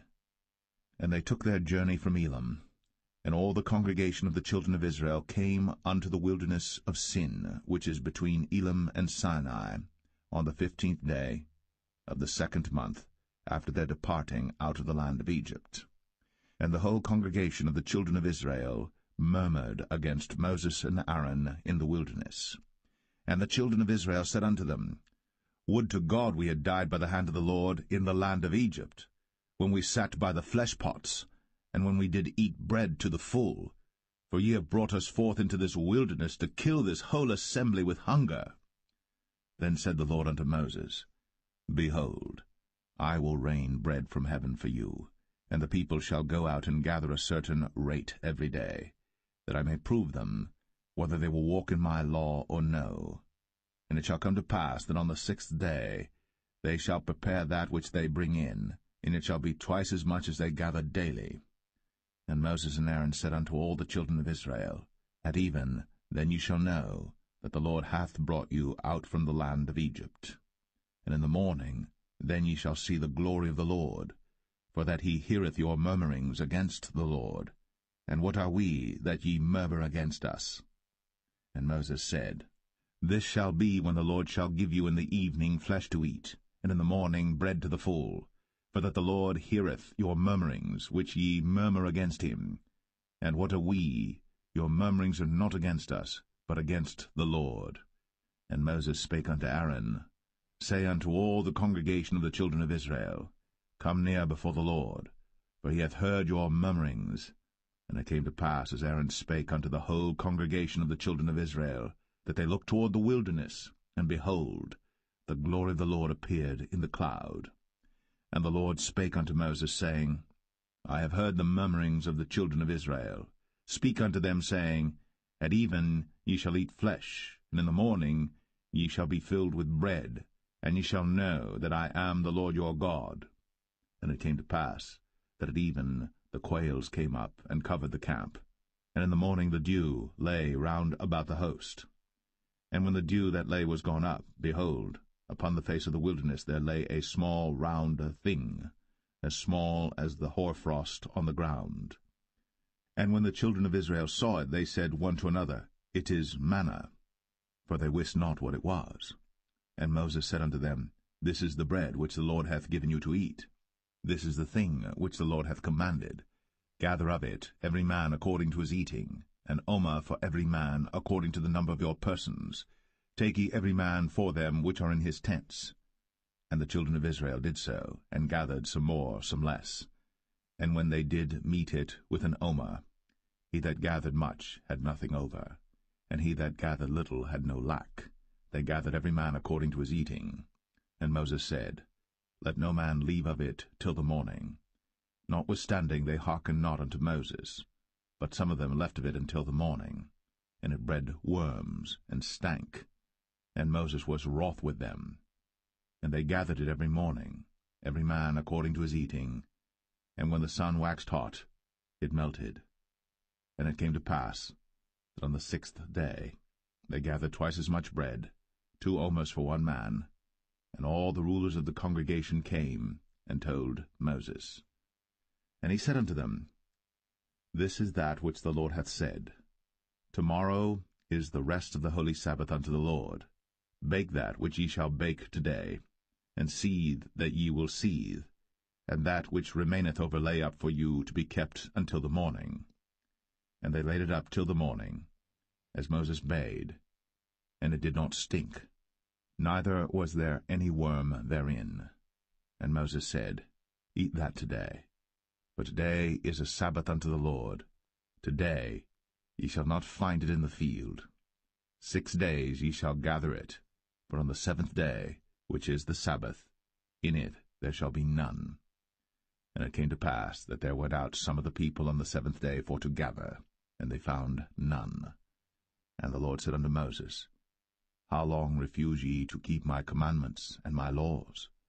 See, for that the Lord hath given you the Sabbath. Therefore he giveth you on the 6th day the bread of 2 days. Abide ye every man in his place. Let no man go out of his place on the 7th day. So the people rested on the 7th day. And the house of Israel called the name thereof manna. And it was like coriander seed, white, and the taste of it was like wafers made with honey. And Moses said, This is the thing which the Lord commandeth. Fill an omer of it to be kept for your generations, that they may see the bread wherewith I have fed you in the wilderness, when I brought you forth from the land of Egypt. And Moses said unto Aaron, Take a pot, and put an omer full of manna therein, and lay it up before the Lord, to be kept for your generations. As the Lord commanded Moses, so Aaron laid it up before the testimony to be kept. And the children of Israel did eat manna 40 years, until they came to a land inhabited. They did eat manna until they came unto the borders of the land of Canaan. Now an omer is the 10th part of an ephah.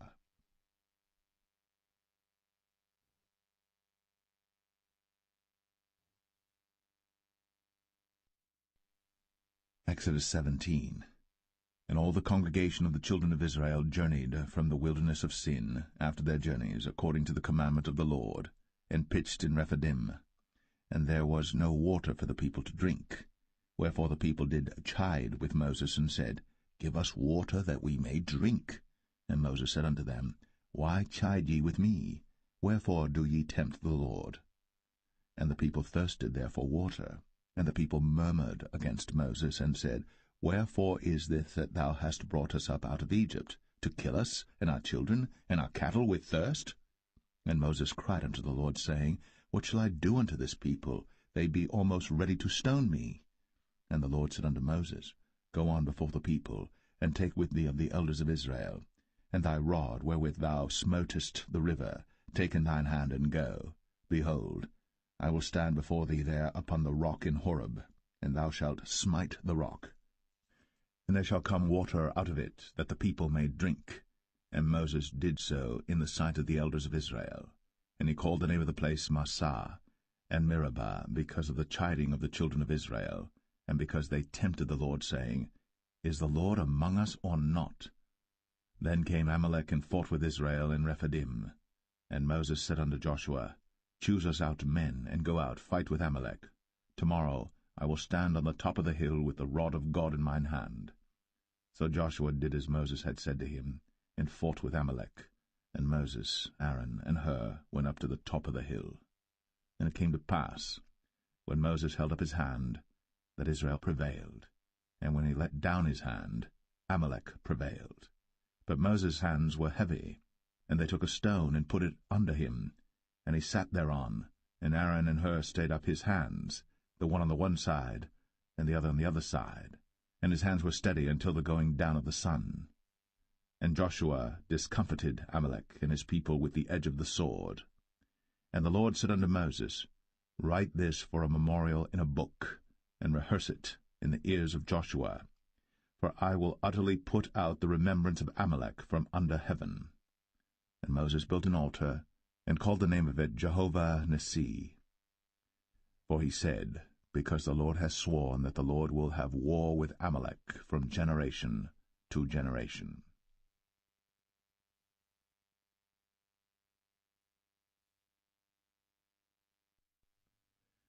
Exodus 18.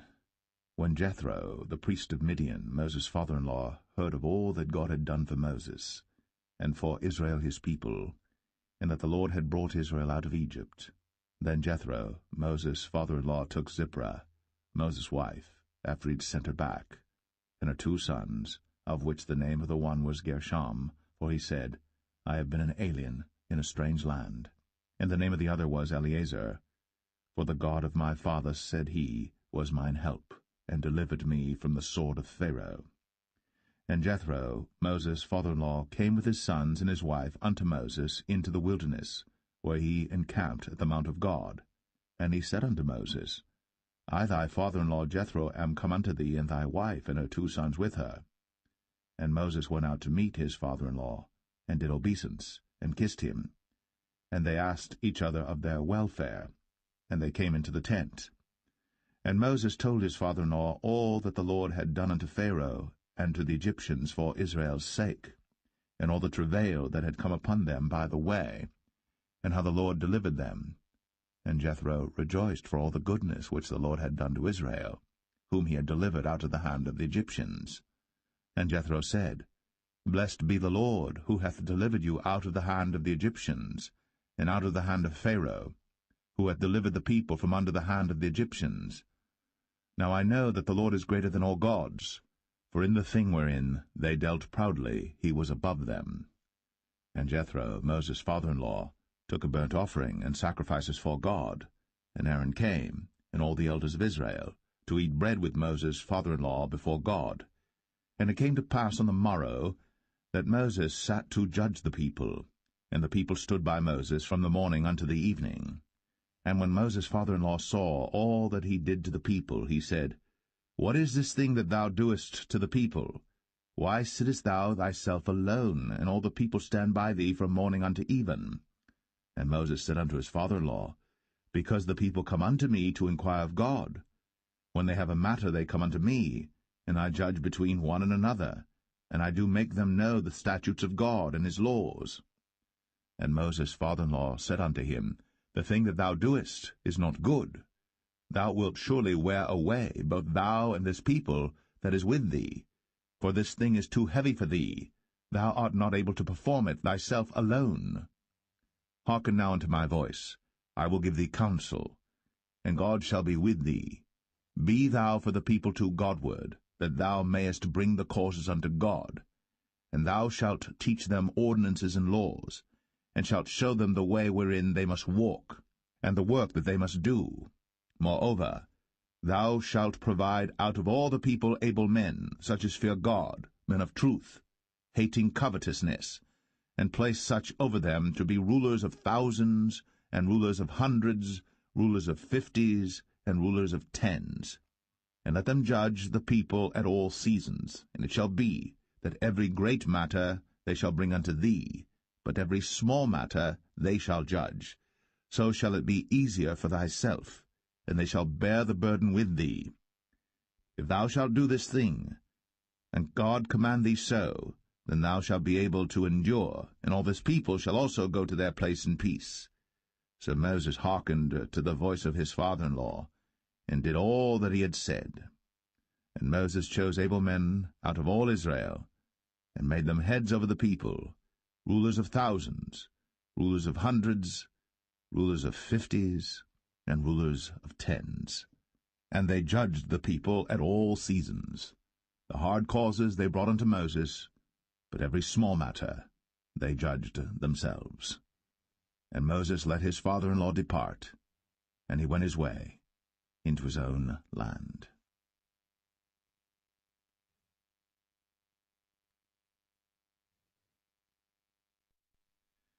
Exodus 19. In the 3rd month, when the children of Israel were gone forth out of the land of Egypt, the same day came they into the wilderness of Sinai. But they were departed from Rephidim, and were come to the desert of Sinai, and had pitched in the wilderness, and there Israel camped before the mount. And Moses went up unto God, and the Lord called unto him out of the mountain, saying, Thus shalt thou say to the house of Jacob, and tell the children of Israel, Ye have seen what I did unto the Egyptians, and how I bare you on eagle's wings, and brought you unto myself. Now therefore, if ye will obey my voice indeed, and keep my covenant, then ye shall be a peculiar treasure unto me above all people. For all the earth is mine, and ye shall be unto me a kingdom of priests, and an holy nation. These are the words which thou shalt speak unto the children of Israel. And Moses came and called for the elders of the people, and laid before their faces all these words which the Lord commanded him. And all the people answered together, and said, All that the Lord hath spoken we will do. And Moses returned the words of the people unto the Lord. And the Lord said unto Moses, Lo, I come unto thee in a thick cloud, that the people may hear when I speak with thee, and believe thee for ever. And Moses told the words of the people unto the Lord. And the Lord said unto Moses, Go unto the people, and sanctify them today and tomorrow, and let them wash their clothes, and be ready against the 3rd day. For the 3rd day the Lord will come down in the sight of all the people upon Mount Sinai. And thou shalt set bounds unto the people round about, saying, Take heed to yourselves, that ye go not up into the mount, or touch the border of it. Whosoever toucheth the mount shall be surely put to death.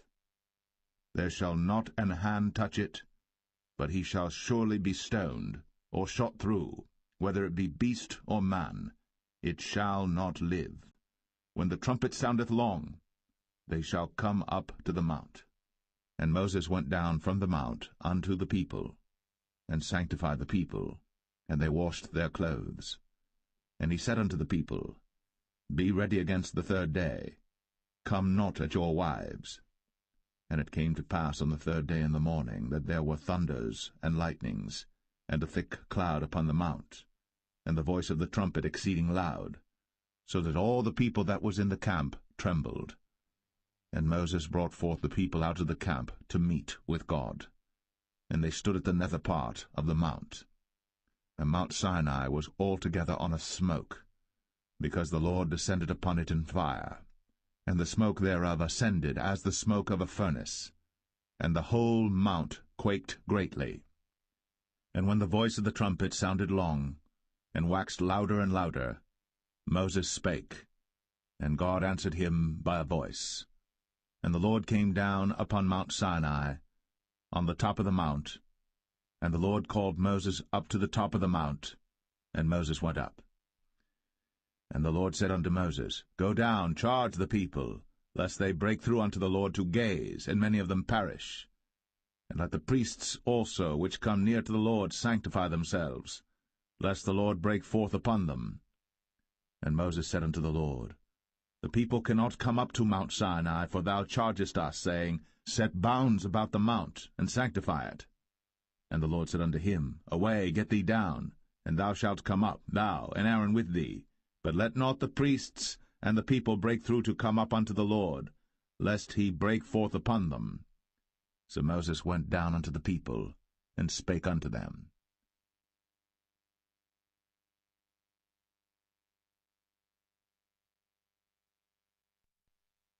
Exodus 20.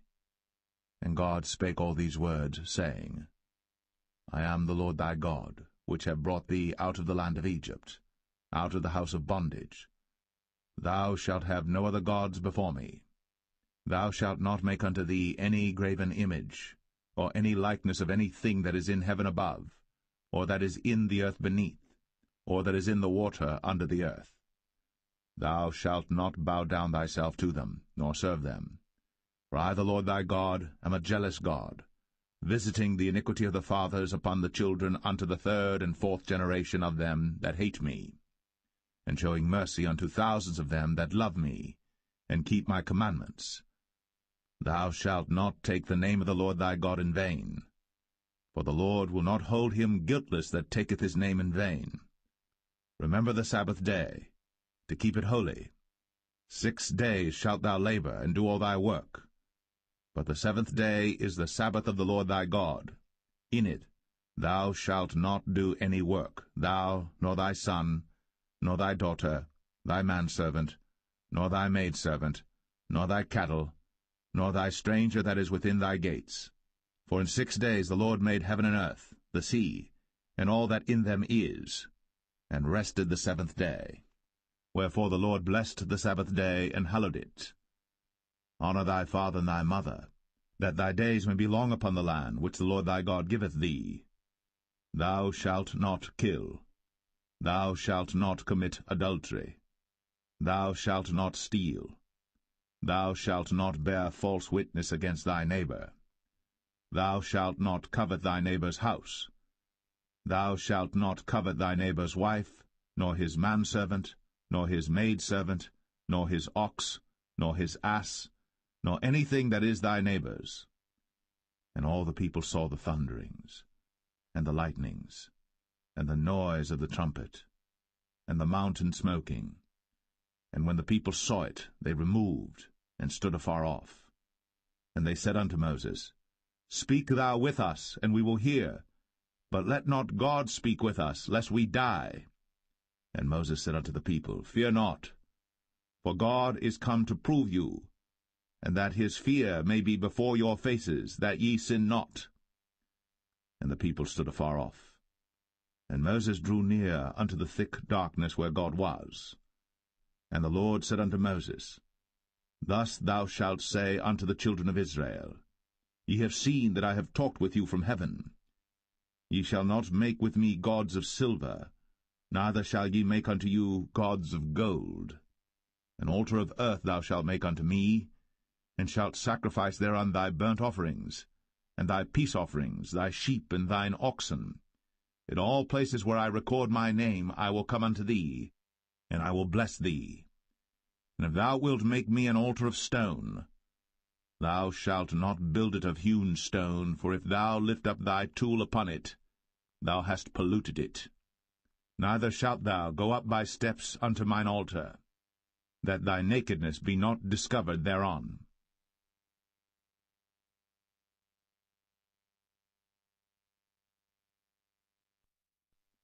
Exodus 21. Now these are the judgments which thou shalt set before them. If thou buy an Hebrew servant, 6 years he shall serve, and in the 7th he shall go out free for nothing. If he came in by himself, he shall go out by himself. If he were married, then his wife shall go out with him. If his master have given him a wife, and she have borne him sons or daughters, the wife and her children shall be her master's, and he shall go out by himself. And if the servant shall plainly say, I love my master, my wife, and my children, I will not go out free, then his master shall bring him unto the judges. He shall also bring him to the door, or unto the doorpost, and his master shall bore his ear through with an awl, and he shall serve him forever. And if a man sell his daughter to be a maidservant, she shall not go out as the men servants do. If she please not her master, who hath betrothed her to himself, then shall he let her be redeemed. To sell her unto a strange nation, he shall have no power, seeing he hath dealt deceitfully with her. And if he have betrothed her unto his son, he shall deal with her after the manner of daughters. If he take him another wife, her food, her raiment, and her duty of marriage, shall he not diminish? And if he do not these 3 unto her, then shall she go out free without money. He that smiteth a man so that he die shall be surely put to death. And if a man lie not in wait, but God deliver him into his hand, then I will appoint thee a place whither he shall flee. But if a man come presumptuously upon his neighbor, to slay him with guile, thou shalt take him from mine altar, that he may die. And he that smiteth his father or his mother shall be surely put to death. And he that stealeth a man, and selleth him, or if he be found in his hand, he shall surely be put to death. And he that curseth his father or his mother shall surely be put to death. And if men strive together, and one smite another with a stone, or with his fist, and he die not, but keepeth his bed, if he rise again and walk abroad upon his staff, then shall he that smote him be quit, only he shall pay for the loss of his time, and shall cause him to be thoroughly healed. And if a man smite his servant or his maid with a rod, and he die under his hand, he shall be surely punished. Notwithstanding, if he continue a day or 2, he shall not be punished, for he is his money. If men strive and hurt a woman with child, so that her fruit depart from her, and yet no mischief follow, he shall be surely punished, according as the woman's husband will lay upon him, and he shall pay as the judges determine. And if any mischief follow, then thou shalt give life for life, eye for eye, tooth for tooth, hand for hand, foot for foot, burning for burning, wound for wound, stripe for stripe. And if a man smite the eye of his servant, or the eye of his maid, that it perish, he shall let him go free for his eye's sake. And if he smite out his manservant's tooth, or his maidservant's tooth, he shall let him go free for his tooth's sake. If an ox gore a man or a woman, that they die, then the ox shall be surely stoned, and his flesh shall not be eaten, but the owner of the ox shall be quit. But if the ox were wont to push with his horn in time past, and hath been testified to his owner, and he hath not kept him in, but that he hath killed a man or a woman, the ox shall be stoned, and his owner also shall be put to death. If there be laid on him a sum of money, then he shall give for the ransom of his life whatsoever is laid upon him, whether he have gored a son, or have gored a daughter, according to this judgment shall it be done unto him. If the ox shall push a manservant or a maidservant, he shall give unto their master 30 shekels of silver, and the ox shall be stoned. And if a man shall open a pit, or if a man shall dig a pit, and not cover it, and an ox or an ass fall therein, The owner of the pit shall make it good, and give money unto the owner of them, and the dead beast shall be his. And if one man's ox hurt another's, that he die, then they shall sell the live ox, and divide the money of it, and the dead ox also they shall divide. For if it be known that the ox hath used to push in time past, and his owner hath not kept him in, he shall surely pay ox for ox, and the dead shall be his own.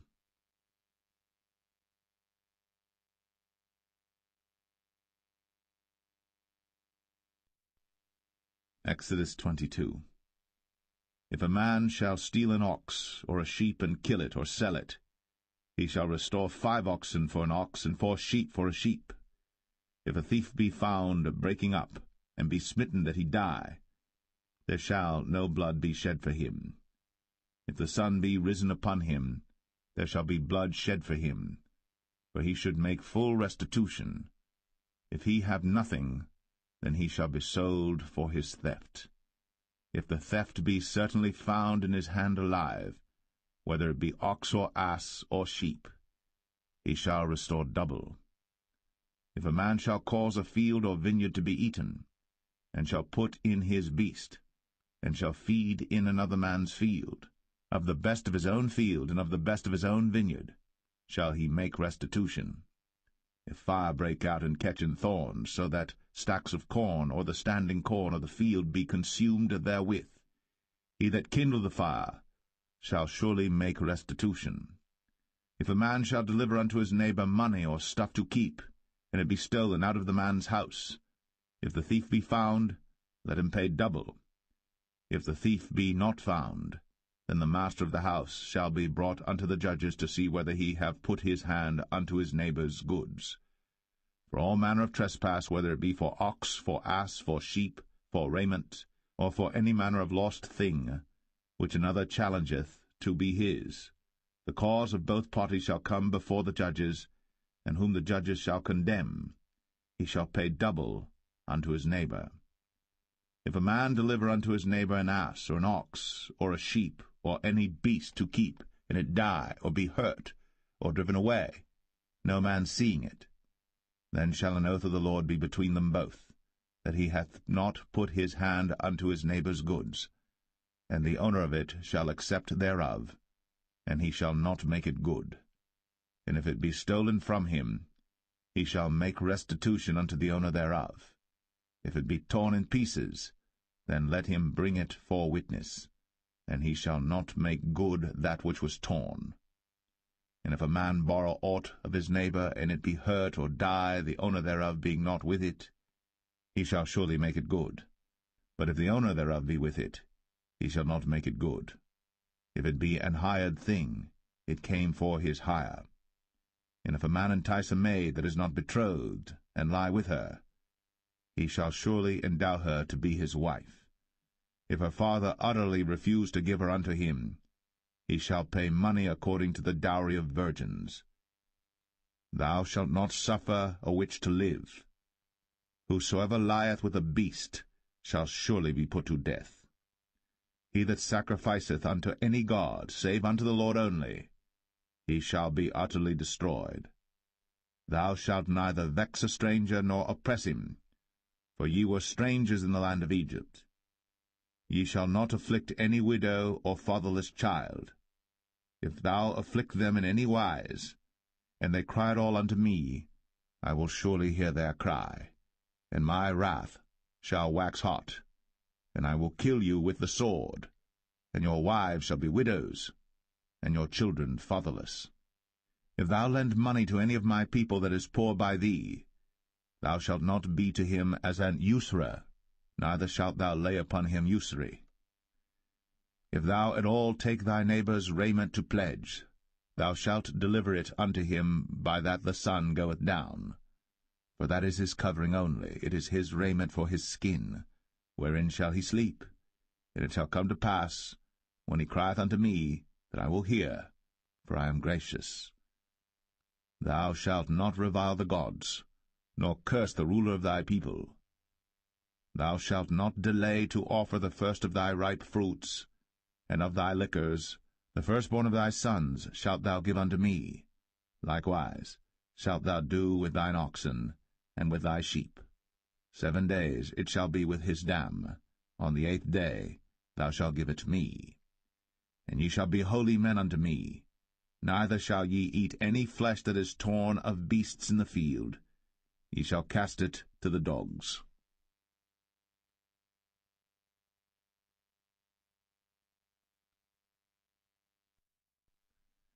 Exodus 23. Thou shalt not raise a false report. Put not thine hand with the wicked to be an unrighteous witness. Thou shalt not follow a multitude to do evil. Neither shalt thou speak in a cause to decline after many to wrest judgment. Neither shalt thou countenance a poor man in his cause. If thou meet thine enemy's ox or his ass going astray, thou shalt surely bring it back to him again. If thou see the ass of him that hateth thee lying under his burden, and wouldest forbear to help him, thou shalt surely help with him. Thou shalt not wrest the judgment of thy poor in his cause. Keep thee far from a false matter, and the innocent and righteous slay thou not, for I will not justify the wicked. And thou shalt take no gift, for the gift blindeth the wise, and perverteth the words of the righteous. Also, thou shalt not oppress a stranger. For ye know the heart of a stranger, seeing ye were strangers in the land of Egypt. And 6 years thou shalt sow thy land, and shalt gather in the fruits thereof. But the 7th year thou shalt let it rest and lie still, that the poor of thy people may eat, and what they leave the beasts of the field shall eat. In like manner thou shalt deal with thy vineyard, and with thy oliveyard. 6 days thou shalt do thy work, and on the 7th day thou shalt rest, that thine ox and thine ass may rest, and the son of thy handmaid, and the stranger may be refreshed. And in all things that I have said unto you be circumspect, and make no mention of the name of other gods, neither let it be heard out of thy mouth. 3 times thou shalt keep a feast unto me in the year. Thou shalt keep the feast of unleavened bread. Thou shalt eat unleavened bread 7 days, as I commanded thee, in the time appointed of the month Abib. For in it thou camest out from Egypt, and none shall appear before me empty. And the feast of harvest, the firstfruits of thy labours, which thou hast sown in the field, and the feast of ingathering, which is in the end of the year, when thou hast gathered in thy labours out of the field. 3 times in the year all thy males shall appear before the Lord God. Thou shalt not offer the blood of my sacrifice with leavened bread, neither shall the fat of my sacrifice remain until the morning. The first of the firstfruits of thy land thou shalt bring into the house of the Lord thy God. Thou shalt not see the kid in his mother's milk. Behold, I send an angel before thee, to keep thee in the way, and to bring thee into the place which I have prepared. Beware of him, and obey his voice. Provoke him not, for he will not pardon your transgressions, for my name is in him. But if thou shalt indeed obey his voice, and do all that I speak, then I will be an enemy unto thine enemies, and an adversary unto thine adversaries.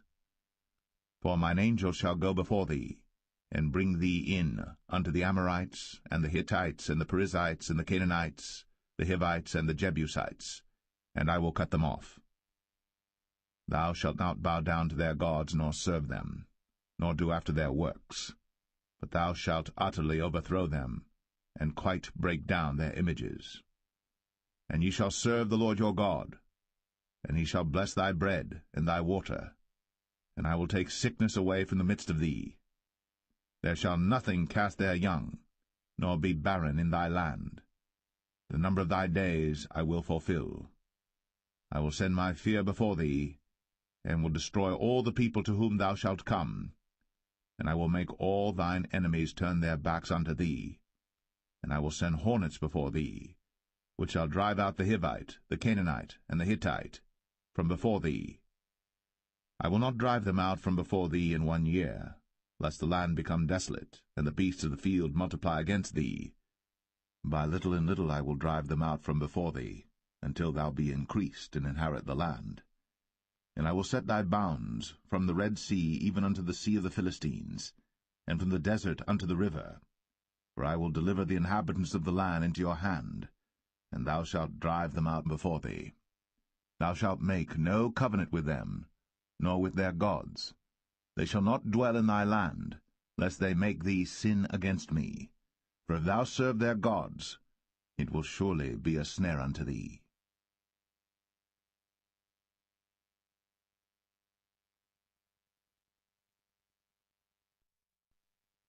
Exodus 24. And he said unto Moses, Come up unto the Lord, thou and Aaron, Nadab and Abihu, and 70 of the elders of Israel, and worship ye afar off. And Moses alone shall come near the Lord, but they shall not come nigh, neither shall the people go up with him. And Moses came, and told the people all the words of the Lord, and all the judgments, and all the people answered with one voice, and said, All the words which the Lord hath said will we do. And Moses wrote all the words of the Lord, and rose up early in the morning, and builded an altar under the hill, and 12 pillars according to the 12 tribes of Israel. And he sent young men of the children of Israel, which offered burnt offerings, and sacrificed peace offerings of oxen unto the Lord. And Moses took half of the blood, and put it in basins, and half of the blood he sprinkled on the altar. And he took the book of the covenant, and read in the audience of the people, and they said, All that the Lord hath said will we do, and be obedient. And Moses took the blood, and sprinkled it on the people, and said, Behold, the blood of the covenant which the Lord hath made with you concerning all these words. Then went up Moses, and Aaron, Nadab and Abihu, and 70 of the elders of Israel. And they saw the God of Israel. And there was under his feet, as it were, a paved work of a sapphire stone, and as it were the body of heaven in his clearness. And upon the nobles of the children of Israel he laid not his hand. Also they saw God, and did eat and drink. And the Lord said unto Moses, Come up to me into the mount, and be there. And I will give thee tables of stone, and a law and commandments which I have written, that thou mayest teach them. And Moses rose up, and his minister Joshua, and Moses went up into the mount of God. And he said unto the elders, Tarry ye here for us, until we come again unto you. And behold, Aaron and Hur are with you. If any man have any matters to do, let him come unto them. And Moses went up into the mount, and a cloud covered the mount. And the glory of the Lord abode upon Mount Sinai, and the cloud covered it 6 days. And the 7th day he called unto Moses out of the midst of the cloud. And the sight of the glory of the Lord was like devouring fire on the top of the mount in the eyes of the children of Israel. And Moses went into the midst of the cloud, and gat him up into the mount. And Moses was in the mount 40 days and 40 nights.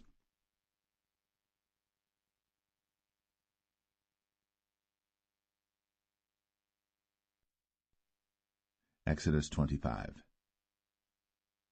And the Lord spake unto Moses, saying, Speak unto the children of Israel, that they bring me an offering of every man that giveth it willingly with his heart.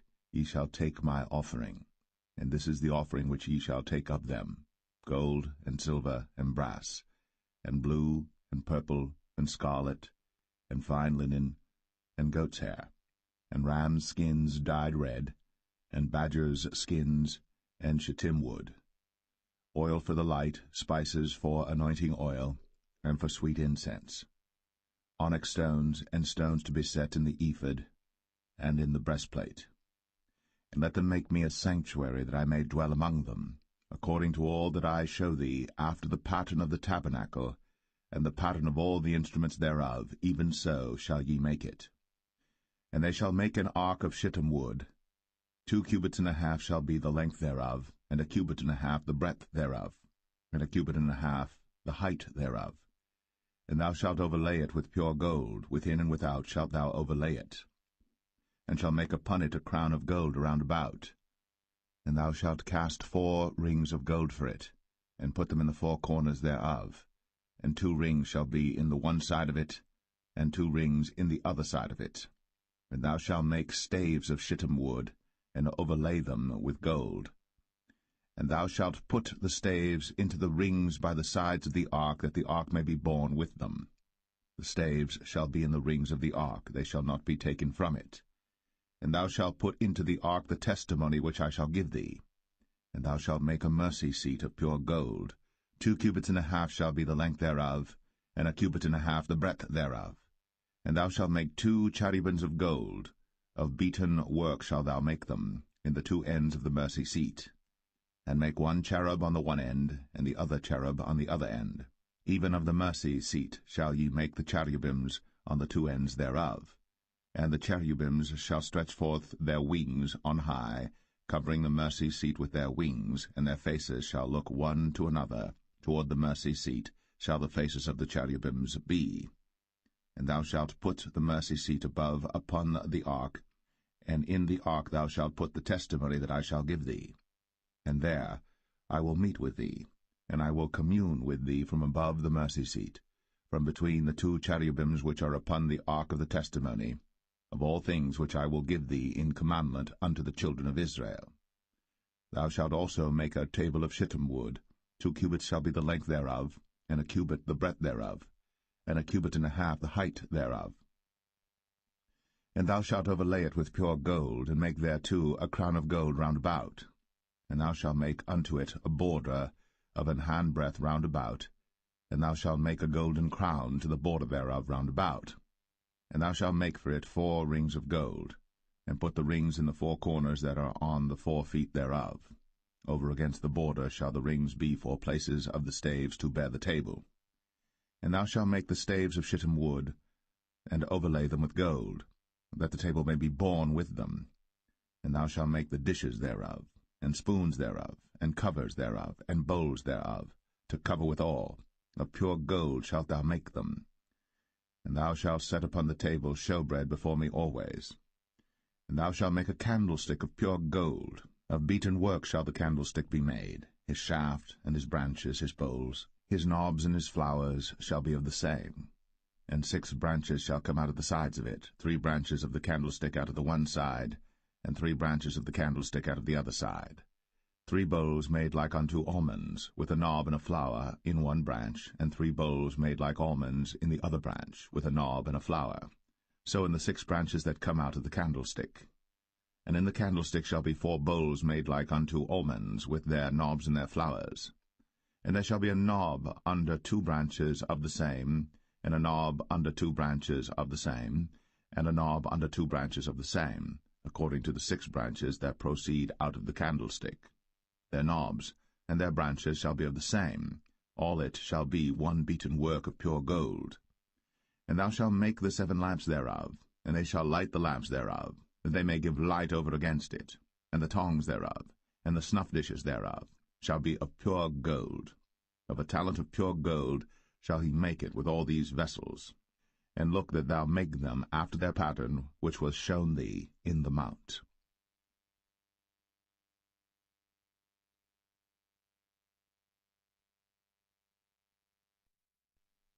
Exodus 26.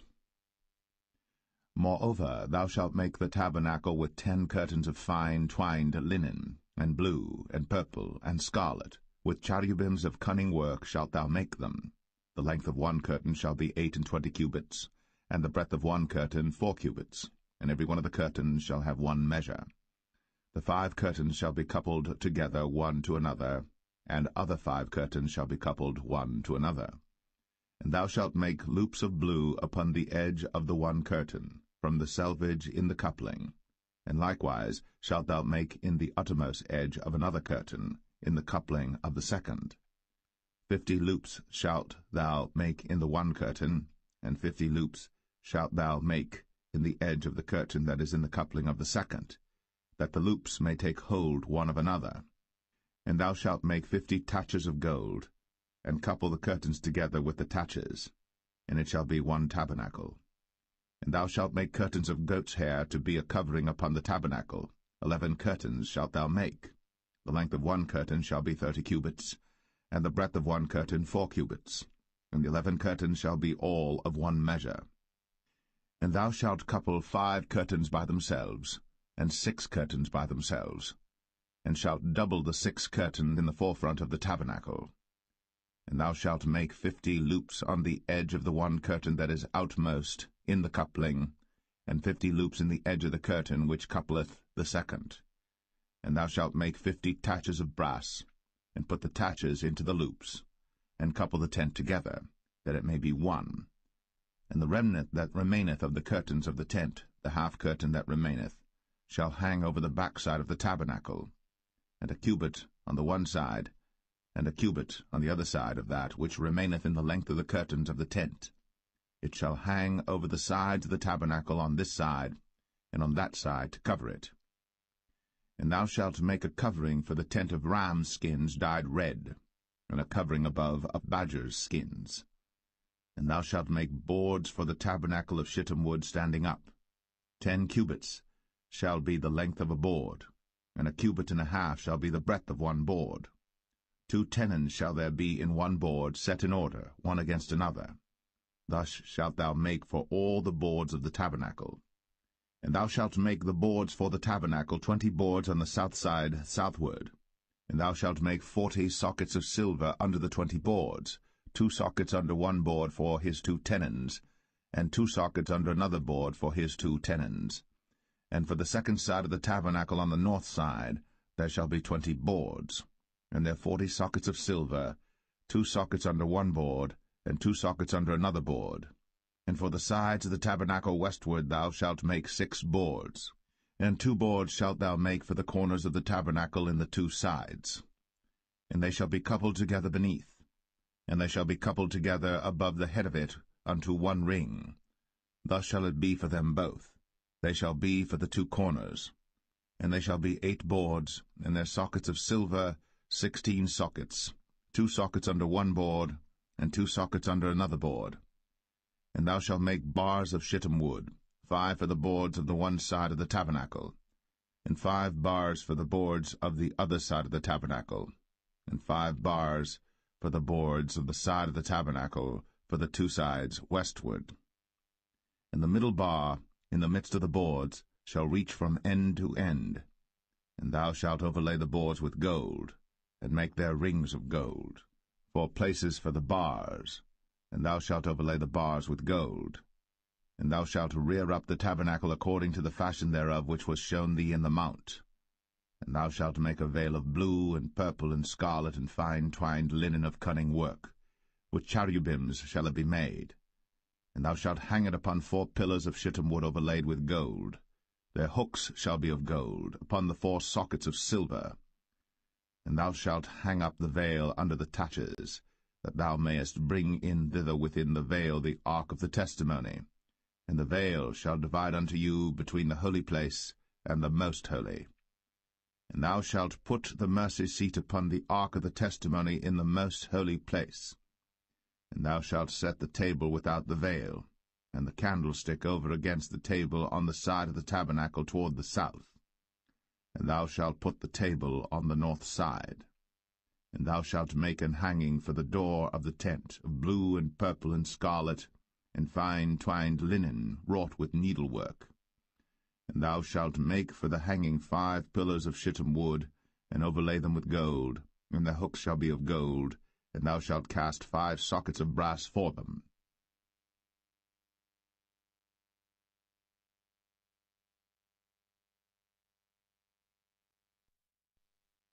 Exodus 27. And thou shalt make an altar of shittim wood, 5 cubits long and 5 cubits broad. The altar shall be 4 square, and the height thereof shall be 3 cubits. And thou shalt make the horns of it upon the 4 corners thereof. His horns shall be of the same, and thou shalt overlay it with brass. And thou shalt make his pans to receive his ashes, and his shovels, and his basins, and his flesh hooks, and his firepans. All the vessels thereof thou shalt make of brass. And thou shalt make for it a grate of network of brass, and upon the net shalt thou make 4 brazen rings in the 4 corners thereof. And thou shalt put it under the compass of the altar beneath, that the net may be even to the midst of the altar. And thou shalt make staves for the altar, staves of shittim wood, and overlay them with brass. And the staves shall be put into the rings, and the staves shall be upon the two sides of the altar to bear it. Hollow with boards shalt thou make it, as it was shown thee in the mount, so shall they make it. And thou shalt make the court of the tabernacle for the south side. Southward there shall be hangings for the court of fine twined linen, of 100 cubits long for one side. And the 20 pillars thereof, and their 20 sockets shall be of brass. The hooks of the pillars, and the fillets, shall be of silver. And likewise for the north side in length there shall be hangings of 100 cubits long, and his 20 pillars, and their 20 sockets of brass, the hooks of the pillars, and their fillets of silver.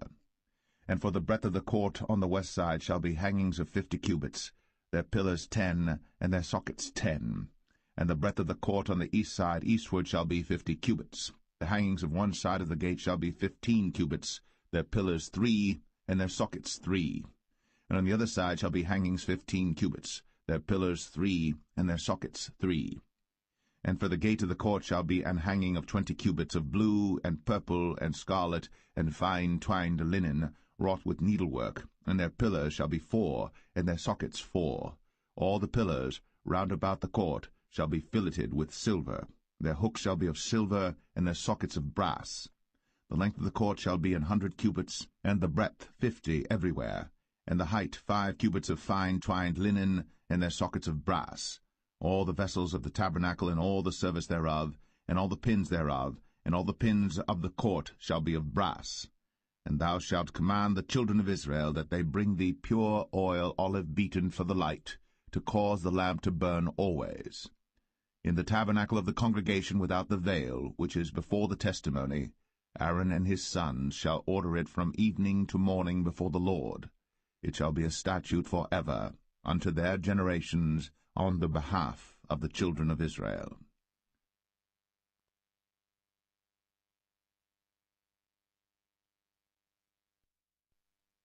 Exodus 28.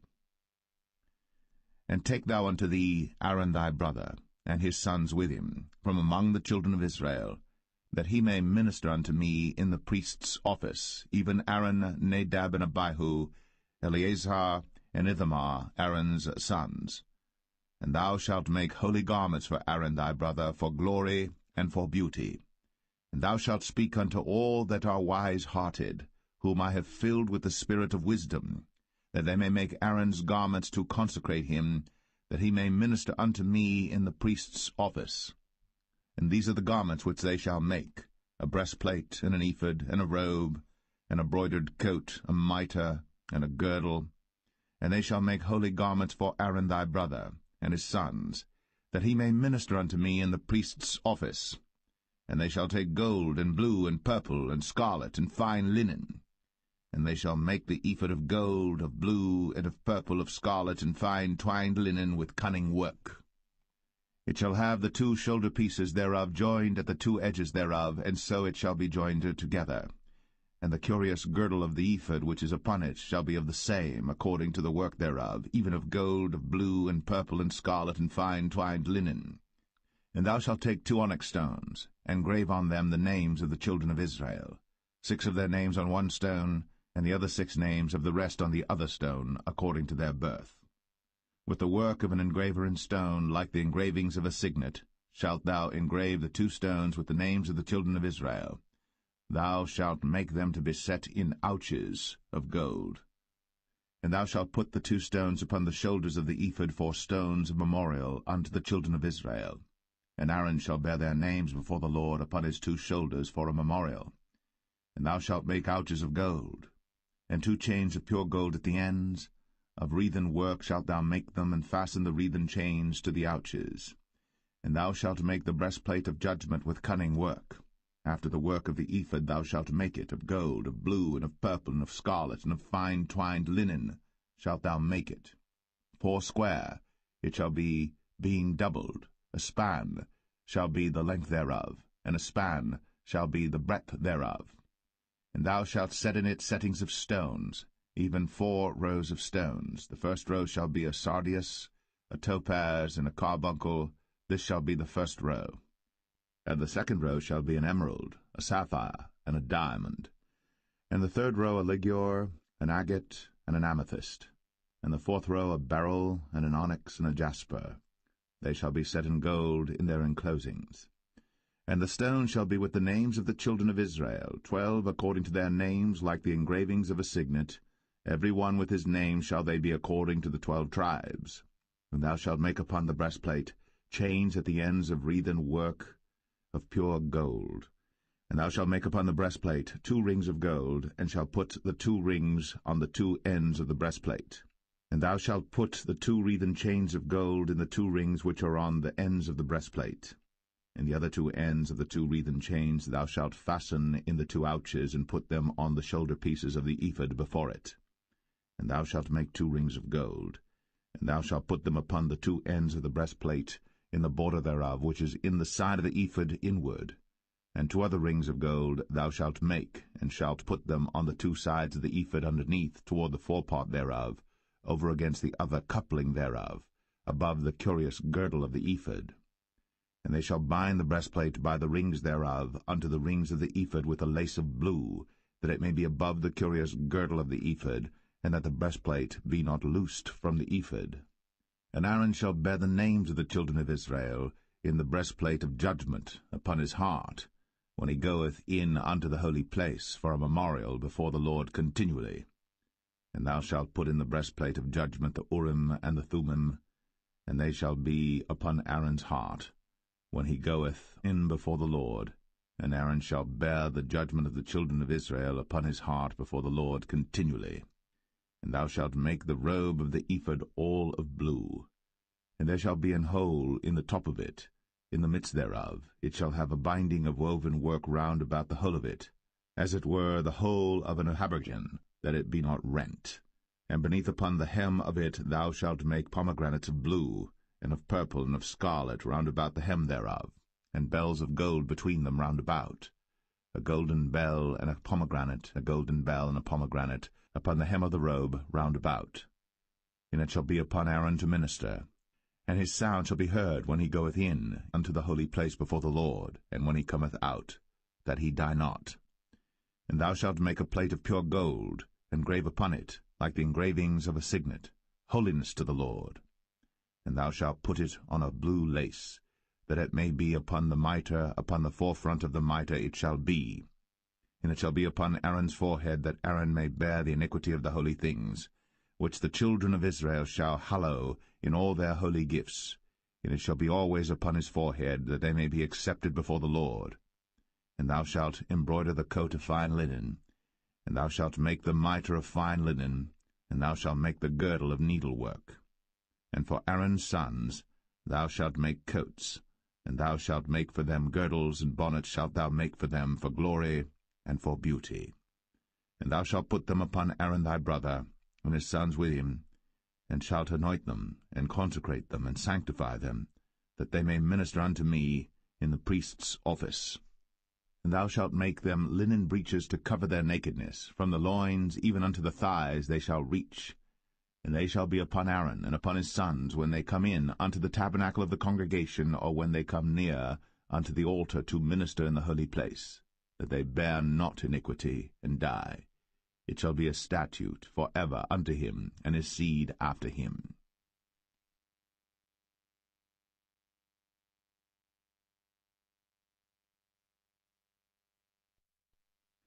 Exodus 29.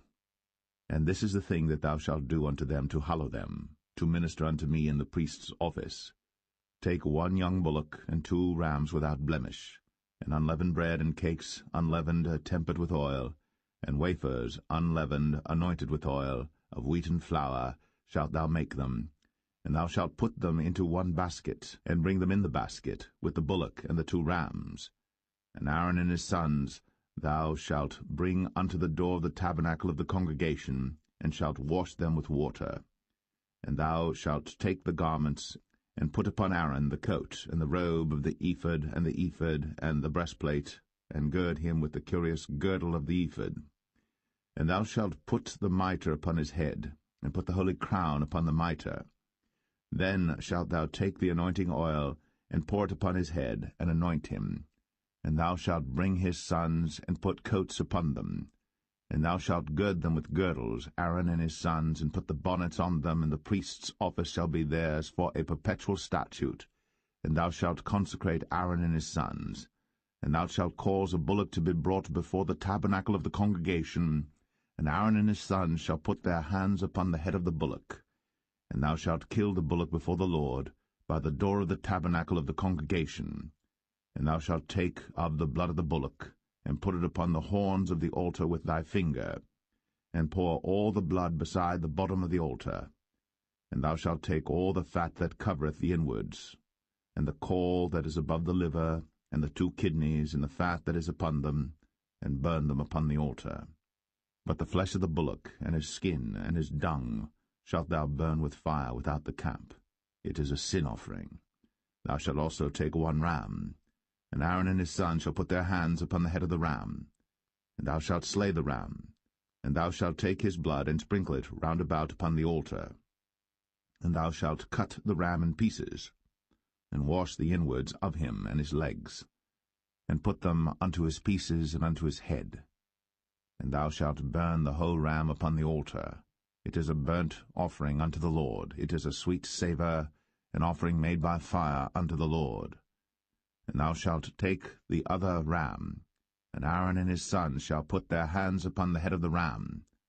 Then shalt thou kill the ram, and take of his blood, and put it upon the tip of the right ear of Aaron, and upon the tip of the right ear of his sons, and upon the thumb of their right hand, and upon the great toe of their right foot, and sprinkle the blood upon the altar round about. And thou shalt take of the blood that is upon the altar, and of the anointing oil, and sprinkle it upon Aaron, and upon his garments, and upon his sons, and upon the garments of his sons with him. And he shall be hallowed, and his garments, and his sons' garments with him. Also thou shalt take of the ram the fat and the rump, and the fat that covereth the inwards, and the caul above the liver, and the 2 kidneys, and the fat that is upon them, and the right shoulder, for it is a ram of consecration. And 1 loaf of bread, and 1 cake of oiled bread, and 1 wafer out of the basket of the unleavened bread that is before the Lord. And thou shalt put all in the hands of Aaron, and in the hands of his sons, and shalt wave them for a wave offering before the Lord. And thou shalt receive them of their hands, and burn them upon the altar for a burnt offering, for a sweet savour before the Lord. It is an offering made by fire unto the Lord. And thou shalt take the breast of the ram of Aaron's consecration, and wave it for a wave offering before the Lord. And it shall be thy part. And thou shalt sanctify the breast of the wave offering, and the shoulder of the heave offering, which is waved, and which is heaved up, of the ram of the consecration, even of that which is for Aaron, and of that which is for his sons. And it shall be Aaron's and his sons by a statute for ever from the children of Israel. For it is an heave offering, and it shall be an heave offering from the children of Israel of the sacrifice of their peace offerings, even their heave offering unto the Lord. And the holy garments of Aaron shall be his sons after him, to be anointed therein, and to be consecrated in them. And that son that is priest in his stead shall put them on 7 days, when he cometh into the tabernacle of the congregation to minister in the holy place. And thou shalt take the ram of the consecration, and seethe his flesh in the holy place. And Aaron and his sons shall eat the flesh of the ram, and the bread that is in the basket by the door of the tabernacle of the congregation. And they shall eat those things wherewith the atonement was made, to consecrate and to sanctify them. But a stranger shall not eat thereof, because they are holy. And if aught of the flesh of the consecrations, or of the bread, remain unto the morning, then thou shalt burn the remainder with fire. It shall not be eaten, because it is holy. And thus shalt thou do unto Aaron and to his sons, according to all things which I have commanded thee. 7 days shalt thou consecrate them. And thou shalt offer every day a bullock for a sin offering, for atonement. And thou shalt cleanse the altar, when thou hast made an atonement for it. And thou shalt anoint it, to sanctify it. 7 days thou shalt make an atonement for the altar, and sanctify it. And it shall be an altar most holy. Whatsoever toucheth the altar shall be holy. Now this is that which thou shalt offer upon the altar: 2 lambs of the first year, day by day, continually. The 1 lamb thou shalt offer in the morning, and the other lamb thou shalt offer at even. And with the one lamb 1/10 deal of flour mingled with the 4th part of an hin of beaten oil, and the 4th part of an hin of wine for a drink offering. And the other lamb thou shalt offer at even, and shalt do thereto according to the meat offering of the morning, and according to the drink offering thereof, for a sweet savour, an offering made by fire unto the Lord. This shall be a continual burnt offering throughout your generations at the door of the tabernacle of the congregation before the Lord, where I will meet you, to speak there unto thee. And there I will meet with the children of Israel, and the tabernacle shall be sanctified by my glory. And I will sanctify the tabernacle of the congregation and the altar. I will sanctify also both Aaron and his sons to minister to me in the priest's office. And I will dwell among the children of Israel, and will be their God. And they shall know that I am the Lord their God, that brought them forth out of the land of Egypt, that I may dwell among them. I am the Lord their God.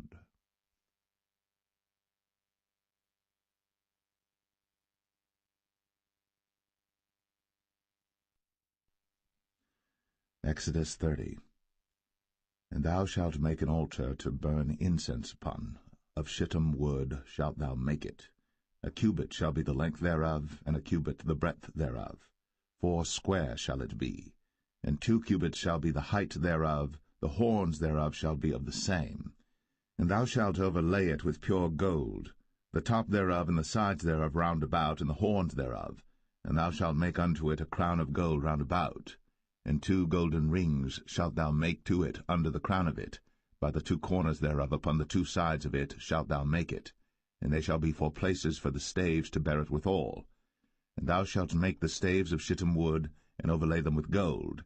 And thou shalt put it before the veil that is by the ark of the testimony, before the mercy seat that is over the testimony, where I will meet with thee. And Aaron shall burn thereon sweet incense every morning. When he dresseth the lamps, he shall burn incense upon it. And when Aaron lighteth the lamps at even, he shall burn incense upon it, a perpetual incense before the Lord throughout your generations. Ye shall offer no strange incense thereon, nor burnt sacrifice, nor meat offering, neither shall ye pour drink offering thereon. And Aaron shall make an atonement upon the horns of it once in a year with the blood of the sin offering of atonements. Once in the year shall he make atonement upon it throughout your generations. It is most holy unto the Lord. And the Lord spake unto Moses, saying, When thou takest the sum of the children of Israel after their number, then shall they give every man a ransom for his soul unto the Lord, when thou numberest them, that there be no plague among them, when thou numberest them. This they shall give every one that passeth among them that are numbered, 1/2 shekel after the shekel of the sanctuary. A shekel is 20 gerahs, and 1/2 shekel shall be the offering of the Lord. Every one that passeth among them that are numbered, from 20 years old and above, shall give an offering unto the Lord. The rich shall not give more, and the poor shall not give less than 1/2 shekel, when they give an offering unto the Lord, to make an atonement for your souls. And thou shalt take the atonement money of the children of Israel, and shalt appoint it for the service of the tabernacle of the congregation, that it may be a memorial unto the children of Israel before the Lord, to make an atonement for your souls. And the Lord spake unto Moses, saying, Thou shalt also make a laver of brass, and his foot also of brass, to wash withal. And thou shalt put it between the tabernacle of the congregation and the altar, and thou shalt put water therein. For Aaron and his sons shall wash their hands and their feet thereat. When they go into the tabernacle of the congregation, they shall wash with water, that they die not, or when they come near to the altar to minister, to burn offering made by fire unto the Lord. So they shall wash their hands and their feet, that they die not. And it shall be a statute forever to them, even to him and to his seed throughout their generations. Moreover the Lord spake unto Moses, saying, Take thou also unto thee principal spices, of pure myrrh 500 shekels, and of sweet cinnamon half so much, even 250 shekels, and of sweet calamus 250 shekels, and of cassia 500 shekels after the shekel of the sanctuary, and of oil olive and hin. And thou shalt make it an oil of holy ointment, an ointment compound after the art of the apothecary. It shall be an holy anointing oil. And thou shalt anoint the tabernacle of the congregation therewith, and the ark of the testimony, and the table and all his vessels, and the candlestick and his vessels, and the altar of incense, and the altar of burnt offering with all his vessels, and the laver and his foot. And thou shalt sanctify them, that they may be most holy. Whatsoever toucheth them shall be holy. And thou shalt anoint Aaron and his sons, and consecrate them, that they may minister unto me in the priest's office. And thou shalt speak unto the children of Israel, saying, This shall be an holy anointing oil unto me throughout your generations. Upon man's flesh shall it not be poured, neither shall ye make any other like it, after the composition of it. It is holy, and it shall be holy unto you. Whosoever compoundeth any like it, or whosoever putteth any of it upon a stranger, shall even be cut off from his people. And the Lord said unto Moses, Take unto thee sweet spices, stacte, and onycha, and galbanum, these sweet spices with pure frankincense, of each shall there be a like weight. And thou shalt make it a perfume, a confection after the art of the apothecary, tempered together pure and holy. And thou shalt beat some of it very small, and put of it before the testimony in the tabernacle of the congregation, where I will meet with thee. It shall be unto you most holy.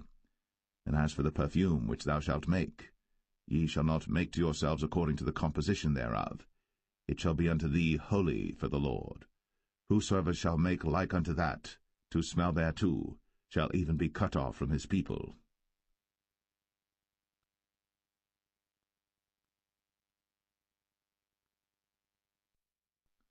Exodus 31. And the Lord spake unto Moses, saying, See, I have called by name Bezalel the son of Uri, the son of Hur, of the tribe of Judah, and I have filled him with the Spirit of God, in wisdom, and in understanding, and in knowledge, and in all manner of workmanship, to devise cunning works, to work in gold, and in silver, and in brass, and in cutting of stones, to set them, and in carving of timber, to work in all manner of workmanship. And I, behold, I have given with him Aholiab, the son of Ahisamach, of the tribe of Dan.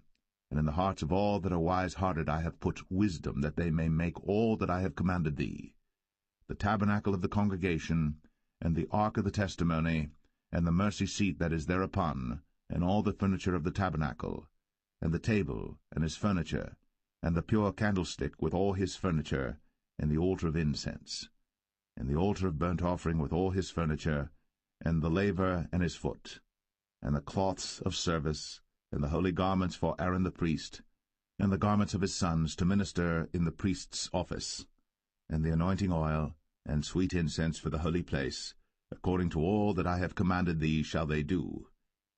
And the Lord spake unto Moses, saying, Speak thou also unto the children of Israel, saying, Verily, my Sabbaths ye shall keep, for it is a sign between me and you throughout your generations, that ye may know that I am the Lord that doth sanctify you. Ye shall keep the Sabbath therefore, for it is holy unto you. Every one that defileth it shall surely be put to death. For whosoever doeth any work therein, that soul shall be cut off from among his people. 6 days may work be done, but in the 7th is the Sabbath of rest, holy to the Lord.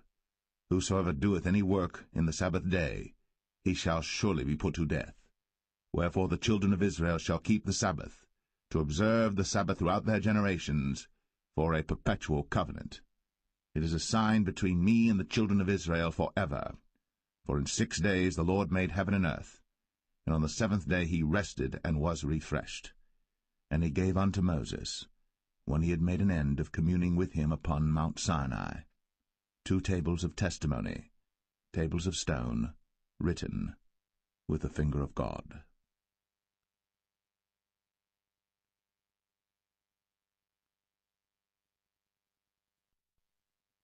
Exodus 32. And when the people saw that Moses delayed to come down out of the mount, the people gathered themselves together unto Aaron, and said unto him, Up, make us gods, which shall go before us. For as for this Moses, the man that brought us up out of the land of Egypt, we wot not what is become of him. And Aaron said unto them, Break off the golden earrings which are in the ears of your wives, of your sons, and of your daughters, and bring them unto me. And all the people brake off the golden earrings which were in their ears, and brought them unto Aaron. And he received them at their hand, and fashioned it with a graving tool, after he had made it a molten calf. And they said, These be thy gods, O Israel, which brought thee up out of the land of Egypt. And when Aaron saw it, he built an altar before it. And Aaron made proclamation and said, Tomorrow is a feast to the Lord. And they rose up early on the morrow, and offered burnt offerings, and brought peace offerings. And the people sat down to eat and to drink, and rose up to play. And the Lord said unto Moses, Go, get thee down, for thy people, which thou broughtest out of the land of Egypt, have corrupted themselves. They have turned aside quickly out of the way which I commanded them. They have made them a molten calf, and have worshipped it, and have sacrificed thereunto, and said, These be thy gods, O Israel, which have brought thee up out of the land of Egypt. And the Lord said unto Moses, I have seen this people, and behold, it is a stiff-necked people. Now therefore let me alone, that my wrath may wax hot against them, and that I may consume them, and I will make of thee a great nation. And Moses besought the Lord his God, and said, Lord, why doth thy wrath wax hot against thy people, which thou hast brought forth out of the land of Egypt with great power, and with a mighty hand? Wherefore should the Egyptians speak and say, For mischief did he bring them out, to slay them in the mountains, and to consume them from the face of the earth? Turn from thy fierce wrath, and repent of this evil against thy people.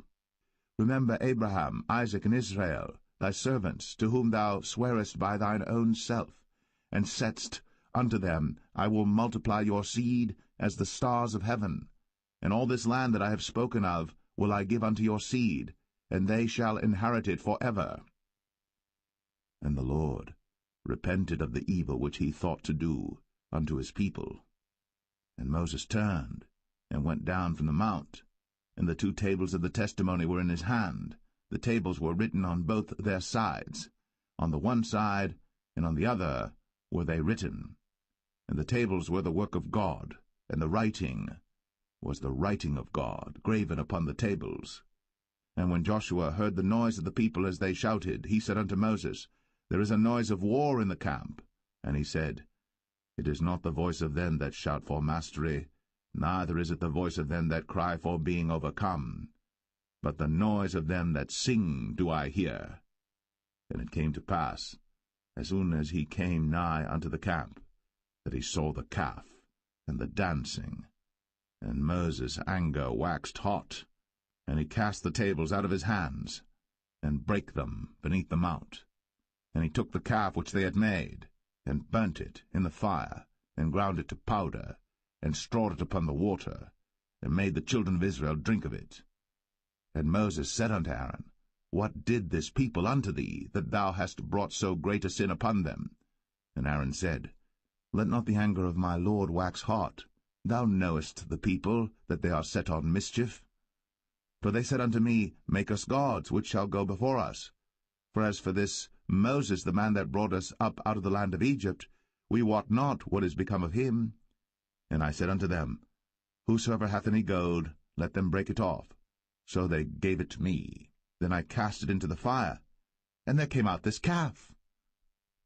And when Moses saw that the people were naked, for Aaron had made them naked unto their shame among their enemies, then Moses stood in the gate of the camp, and said, Who is on the Lord's side? Let him come unto me. And all the sons of Levi gathered themselves together unto him. And he said unto them, Thus saith the Lord God of Israel, Put every man his sword by his side, and go in and out from gate to gate throughout the camp, and slay every man his brother, and every man his companion, and every man his neighbor. And the children of Levi did according to the word of Moses. And there fell of the people that day about 3,000 men. For Moses had said, Consecrate yourselves today to the Lord, even every man upon his son, and upon his brother, that he may bestow upon you a blessing this day. And it came to pass on the morrow, that Moses said unto the people, Ye have sinned a great sin, And now I will go up unto the Lord. Peradventure I shall make an atonement for your sin. And Moses returned unto the Lord, and said, O this people have sinned a great sin, and have made them gods of gold. Yet now, if thou wilt forgive their sin, and if not, blot me, I pray thee, out of thy book, which thou hast written. And the Lord said unto Moses, Whosoever hath sinned against me, him will I blot out of my book. Therefore now go, lead the people unto the place of which I have spoken unto thee. Behold, mine angel shall go before thee. Nevertheless, in the day when I visit, I will visit their sin upon them. And the Lord plagued the people, because they made the calf which Aaron made.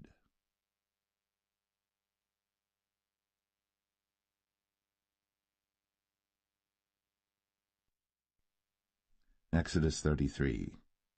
And the Lord said unto Moses, Depart, and go up hence, thou, and the people which thou hast brought up out of the land of Egypt, unto the land which I sware unto Abraham, to Isaac, and to Jacob, saying, Unto thy seed will I give it. And I will send an angel before thee, and I will drive out the Canaanite, the Amorite, and the Hittite, and the Perizzite, the Hivite, and the Jebusite, unto a land flowing with milk and honey. For I will not go up in the midst of thee, for thou art a stiff-necked people, lest I consume thee in the way. And when the people heard these evil tidings, they mourned, and no man did put on him his ornaments. For the Lord had said unto Moses, Say unto the children of Israel, Ye are a stiff-necked people.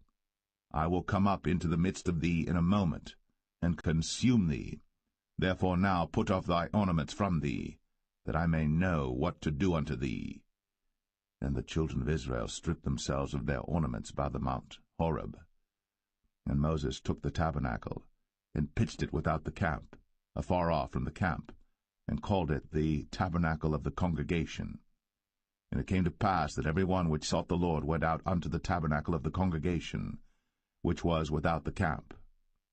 And it came to pass, when Moses went out unto the tabernacle, that all the people rose up, and stood every man at his tent door, and looked after Moses, until he was gone into the tabernacle. And it came to pass, as Moses entered into the tabernacle, the cloudy pillar descended, and stood at the door of the tabernacle, and the Lord talked with Moses. And all the people saw the cloudy pillar stand at the tabernacle door. And all the people rose up and worshipped, every man in his tent door. And the Lord spake unto Moses face to face, as a man speaketh unto his friend. And he turned again into the camp. But his servant Joshua the son of Nun, a young man, departed not out of the tabernacle. And Moses said unto the Lord, See, thou sayest unto me, Bring up this people, and thou hast not let me know whom thou wilt send with me. Yet thou hast said, I know thee by name, and thou hast also found grace in my sight. Now therefore, I pray thee, if I have found grace in thy sight, show me now thy way, that I may know thee, that I may find grace in thy sight, and consider that this nation is thy people. And he said, My presence shall go with thee, and I will give thee rest. And he said unto him, If thy presence go not with me, carry us not up hence. For wherein shall it be known here that I and thy people have found grace in thy sight? Is it not in that thou goest with us? So shall we be separated, I and thy people, from all the people that are upon the face of the earth.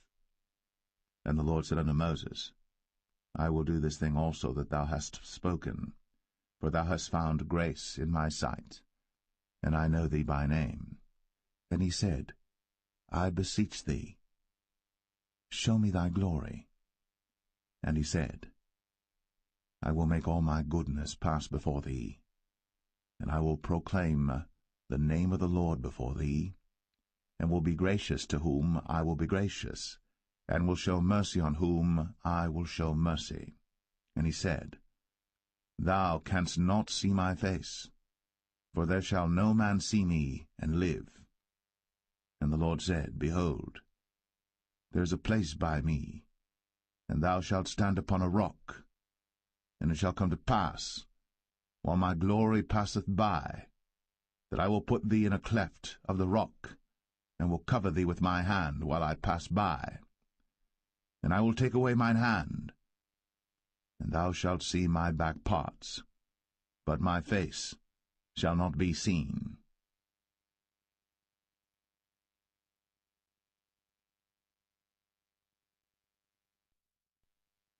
Exodus 34. And the Lord said unto Moses, Hew thee 2 tables of stone like unto the first. And I will write upon these tables the words that were in the first tables which thou breakest.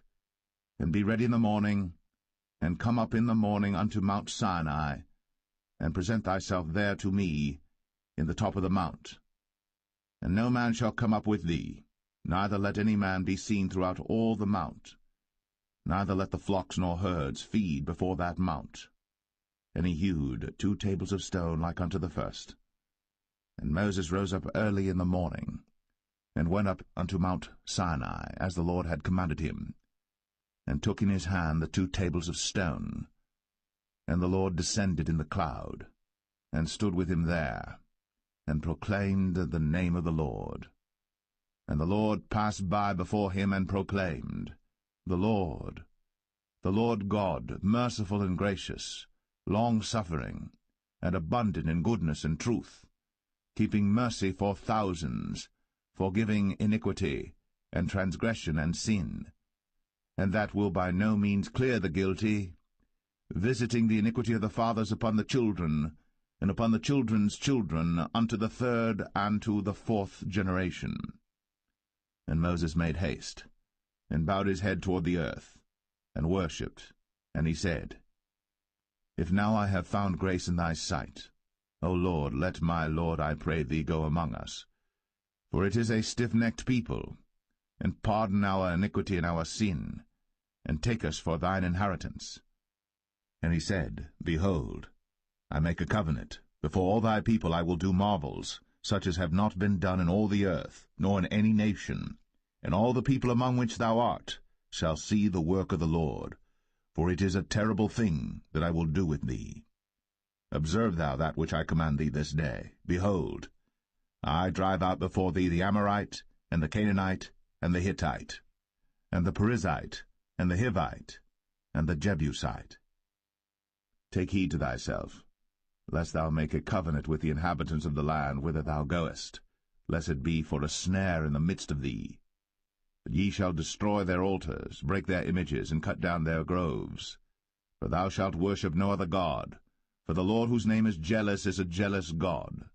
Lest thou make a covenant with the inhabitants of the land, and they go a-whoring after their gods, and do sacrifice unto their gods, and one call thee, and thou eat of his sacrifice, and thou take of their daughters unto thy sons, and their daughters go a-whoring after their gods, and make thy sons go a-whoring after their gods.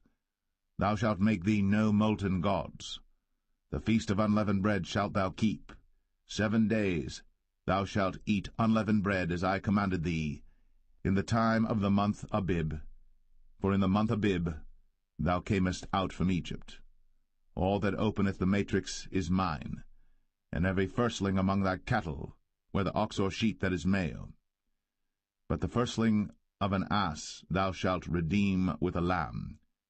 And if thou redeem him not, then shalt thou break his neck. All the firstborn of thy sons thou shalt redeem, and none shall appear before me empty. 6 days thou shalt work, but on the 7th day thou shalt rest. In earing time and in harvest thou shalt rest. And thou shalt observe the feast of weeks, of the firstfruits of wheat harvest, and the feast of ingathering at the year's end. Thrice in the year shall all your men-children appear before the Lord God, the God of Israel. For I will cast out the nations before thee, and enlarge thy borders. Neither shall any man desire thy land, when thou shalt go up to appear before the Lord thy God thrice in the year. Thou shalt not offer the blood of my sacrifice with leaven, neither shall the sacrifice of the feast of the Passover be left unto the morning. The first of the firstfruits of thy land thou shalt bring unto the house of the Lord thy God. Thou shalt not see the kid in his mother's milk. And the Lord said unto Moses, Write thou these words. For after the tenor of these words I have made a covenant with thee and with Israel. And he was there with the Lord 40 days and 40 nights.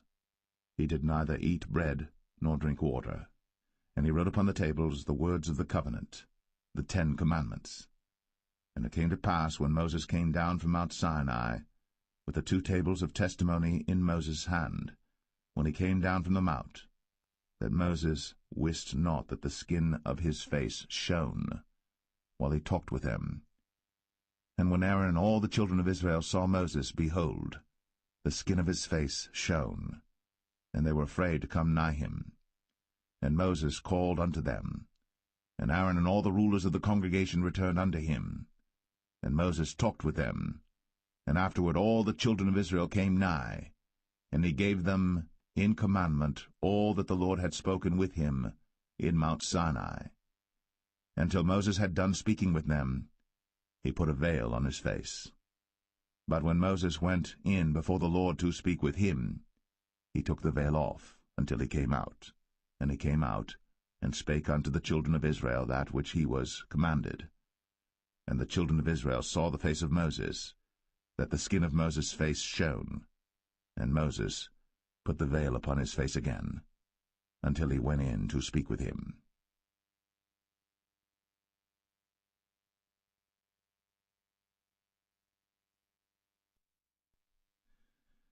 Exodus 35. And Moses gathered all the congregation of the children of Israel together, and said unto them, These are the words which the Lord hath commanded, that ye should do them. 6 days shall work be done. But on the 7th day there shall be to you an holy day, a Sabbath of rest to the Lord. Whosoever doeth work therein shall be put to death. Ye shall kindle no fire throughout your habitations upon the Sabbath day. And Moses spake unto all the congregation of the children of Israel, saying, This is the thing which the Lord commanded, saying, Take ye from among you an offering unto the Lord. Whosoever is of a willing heart, let him bring it, an offering of the Lord, gold and silver and brass, and blue and purple and scarlet and fine linen and goat's hair, and rams' skins dyed red, and badgers' skins, and shittim wood, and oil for the light, and spices for anointing oil, and for the sweet incense, and onyx stones, and stones to be set for the ephod and for the breastplate.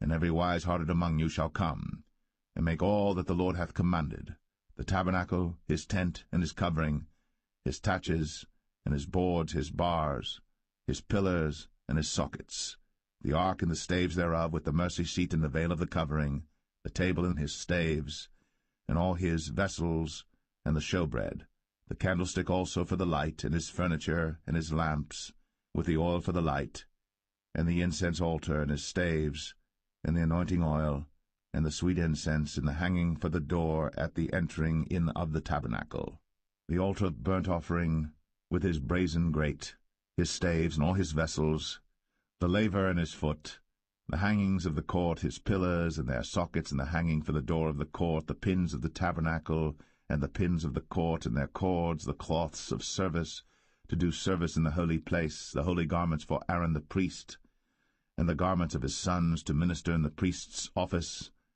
And all the congregation of the children of Israel departed from the presence of Moses. And they came, every one whose heart stirred him up, and every one whom his spirit made willing. And they brought the Lord's offering to the work of the tabernacle of the congregation, and for all his service, and for the holy garments. And they came, both men and women, as many as were willing-hearted, and brought bracelets and earrings and rings and tablets, all jewels of gold. And every man that offered an offering of gold unto the Lord. And every man with whom was found blue and purple and scarlet and fine linen and goat's hair, and red skins of rams and badgers' skins brought them. Every one that did offer an offering of silver and brass brought the Lord's offering, and every man with whom was found shittim wood for any work of the service brought it. And all the women that were wise-hearted did spin with their hands, and brought that which they had spun, both of blue and of purple and of scarlet and of fine linen. And all the women whose heart stirred them up in wisdom spun goat's hair. And the rulers brought onyx stones, and stones to be set for the ephod and for the breastplate, and spice, and oil for the light, and for the anointing oil, and for the sweet incense. The children of Israel brought a willing offering unto the Lord, every man and woman whose heart made them willing to bring for all manner of work, which the Lord had commanded to be made by the hand of Moses. And Moses said unto the children of Israel, See, the Lord hath called by name Bezalel the son of Uri, the son of Hur, of the tribe of Judah. And he hath filled him with the Spirit of God in wisdom, in understanding, and in knowledge, and in all manner of workmanship, and to devise curious works, to work in gold, and in silver, and in brass, and in the cutting of stones, to set them, and in carving of wood, to make any manner of cunning work. And he hath put in his heart that he may teach, both he and Aholiab, the son of Ahisamach, of the tribe of Dan. Them hath he filled with wisdom of heart, to work all manner of work, of the engraver, and of the cunning workman, and of the embroiderer, in blue, and in purple, and scarlet, and in fine linen, and of the weaver, even of them that do any work, and of those that devise cunning work.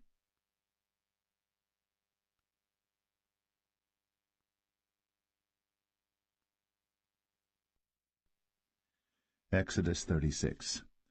Then wrought Bezalel and Aholiab, and every wise-hearted man, in whom the Lord put wisdom and understanding to know how to work all manner of work for the service of the sanctuary, according to all that the Lord had commanded. And Moses called Bezalel and Aholiab, and every wise-hearted man, in whose heart the Lord had put wisdom, even every one whose heart stirred him up to come unto the work to do it. And they received of Moses all the offering, which the children of Israel had brought for the work of the service of the sanctuary, to make it withal. And they brought yet unto him free offerings every morning. And all the wise men that wrought all the work of the sanctuary came every man from his work which they made. And they spake unto Moses, saying, The people bring much more than enough for the service of the work, which the Lord commanded to make. And Moses gave commandment, and they caused it to be proclaimed throughout the camp, saying, Let neither man nor woman make any more work for the offering of the sanctuary. So the people were restrained from bringing. For the stuff they had was sufficient for all the work to make it, and too much. And every wise-hearted man among them that wrought the work of the tabernacle made 10 curtains of fine twined linen, and blue, and purple, and scarlet. With cherubims of cunning work made he them. The length of one curtain was 28 cubits, and the breadth of one curtain 4 cubits. The curtains were all of one size. And he coupled the 5 curtains one unto another, and the other 5 curtains he coupled one unto another. And he made loops of blue on the edge of one curtain from the selvage in the coupling. Likewise he made in the uttermost side of another curtain in the coupling of the second.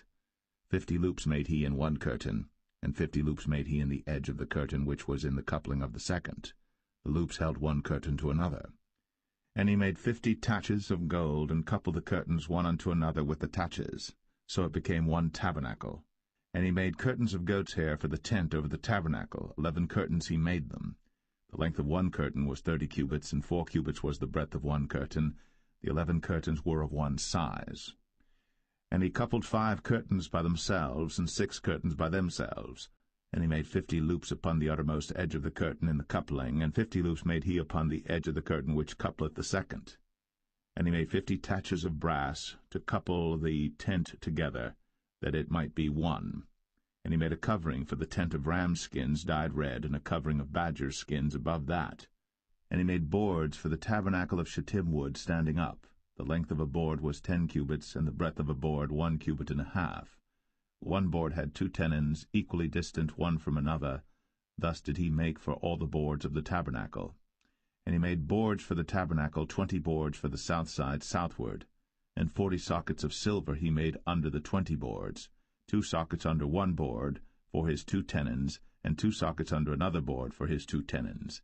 And for the other side of the tabernacle, which is toward the north corner, he made 20 boards, and there 40 sockets of silver, 2 sockets under one board, and 2 sockets under another board.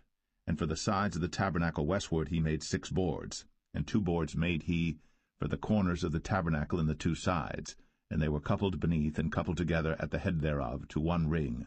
Thus he did to both of them in both the corners. And there were 8 boards, and their sockets were 16 sockets of silver, under every board 2 sockets. And he made bars of shittim wood, 5 for the boards of the one side of the tabernacle, and 5 bars for the boards of the other side of the tabernacle, and 5 bars for the boards of the tabernacle for the sides westward.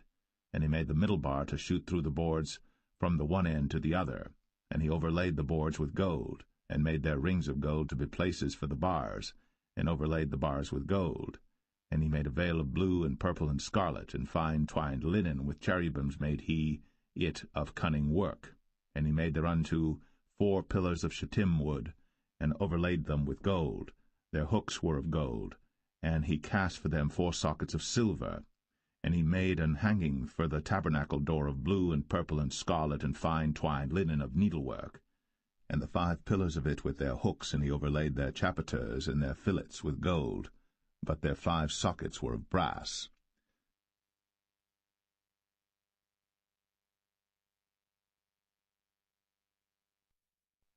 Exodus 37.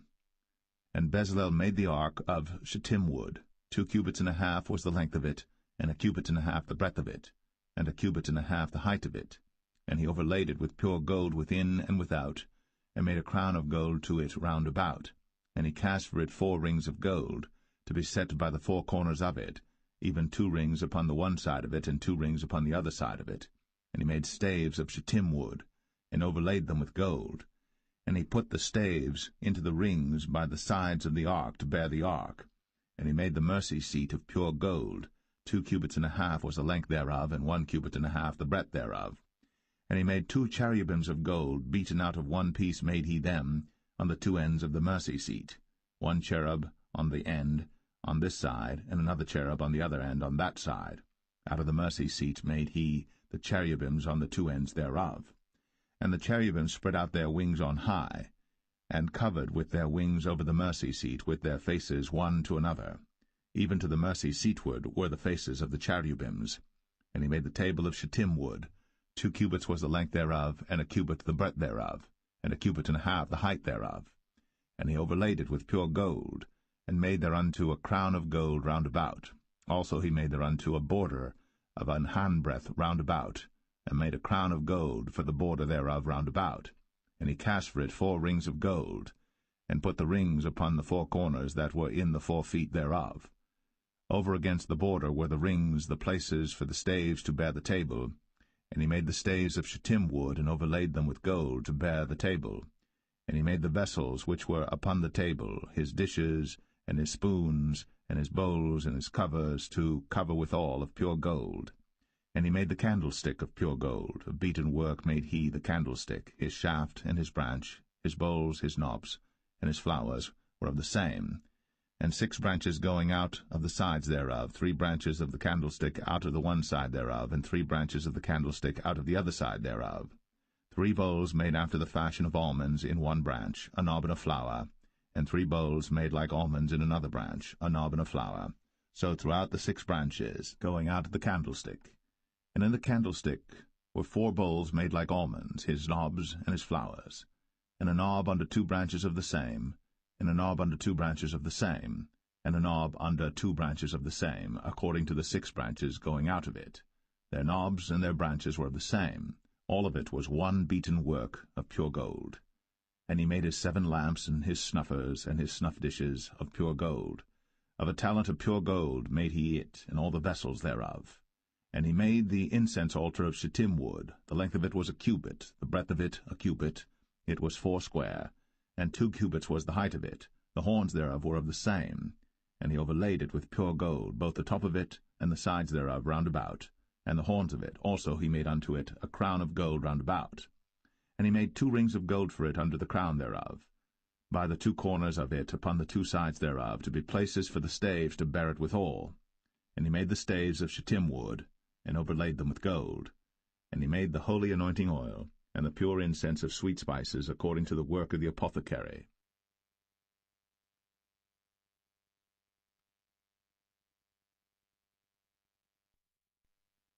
Exodus 38. And he made the altar of burnt offering of shittim wood. 5 cubits was the length thereof, and 5 cubits the breadth thereof. It was 4 square, and 3 cubits the height thereof. And he made the horns thereof on the 4 corners of it. The horns thereof were of the same, and he overlaid it with brass. And he made all the vessels of the altar, the pots and the shovels and the basins and the flesh hooks and the firepans, all the vessels thereof made he of brass. And he made for the altar a brazen grate of network under the compass thereof, beneath unto the midst of it. And he cast 4 rings for the 4 ends of the grate of brass, to be places for the staves. And he made the staves of shittim wood, and overlaid them with brass. And he put the staves into the rings on the sides of the altar, to bear it withal. He made the altar hollow with boards. And he made the laver of brass, and the foot of it of brass, of the looking-glasses of the women assembling, which assembled at the door of the tabernacle of the congregation. And he made the court. On the south side southward the hangings of the court were of fine twined linen, 100 cubits. Their pillars were 20, and their brazen sockets 20. The hooks of the pillars and their fillets were of silver. And for the north side the hangings were 100 cubits, their pillars were 20, and their sockets of brass 20. The hooks of the pillars and their fillets of silver. And for the west side were hangings of 50 cubits, their pillars 10, and their sockets 10, the hooks of the pillars and their fillets of silver. And for the east side eastward 50 cubits. The hangings of the one side of the gate were 15 cubits, their pillars 3, and their sockets 3. And for the other side of the court gate, on this hand and that hand, were hangings of 15 cubits, their pillars 3, and their sockets 3. All the hangings of the court round about were of fine twined linen, and the sockets for the pillars were of brass, the hooks of the pillars and their fillets of silver, and the overlaying of their chapiters of silver, and all the pillars of the court were filleted with silver. And the hanging for the gate of the court was needlework, of blue and purple and scarlet and fine twined linen, and 20 cubits was the length, and the height and the breadth was 5 cubits, answerable to the hangings of the court. And their pillars were 4, and their sockets of brass 4, their hooks of silver, and the overlaying of their chapiters and their fillets of silver. And all the pins of the tabernacle and of the court round about were of brass. This is the sum of the tabernacle, even of the tabernacle of testimony, as it was counted, according to the commandment of Moses, for the service of the Levites, by the hand of Ithamar, son to Aaron the priest. And Bezalel, the son of Uri, the son of Hur, of the tribe of Judah, made all that the Lord commanded Moses. And with him was Aholiab, son of Ahisamach, of the tribe of Dan, an engraver, and a cunning workman, and an embroiderer in blue, and in purple, and in scarlet, and fine linen. All the gold that was occupied for the work, and all the work of the holy place, even the gold of the offering, was 29 talents, and 730 shekels after the shekel of the sanctuary. And the silver of them that were numbered of the congregation was 100 talents, and 1,760 shekels after the shekel of the sanctuary. A bekah for every man, that is, half a shekel, after the shekel of the sanctuary, for every one that went to be numbered, from 20 years old and upward, for 600,000 and 3,550 men. And of the 100 talents of silver were cast the sockets of the sanctuary, and the sockets of the veil, and 100 sockets of the 100 talents, a talent for a socket. And of the 1,775 shekels he made hooks for the pillars, and overlaid their chapiters, and filleted them. And the brass of the offering was 70 talents, and 2,400 shekels. And therewith he made the sockets to the door of the tabernacle of the congregation, and the brazen altar, and the brazen grate for it, and all the vessels of the altar, and the sockets of the court round about, and the sockets of the court gate, and all the pins of the tabernacle, and all the pins of the court round about.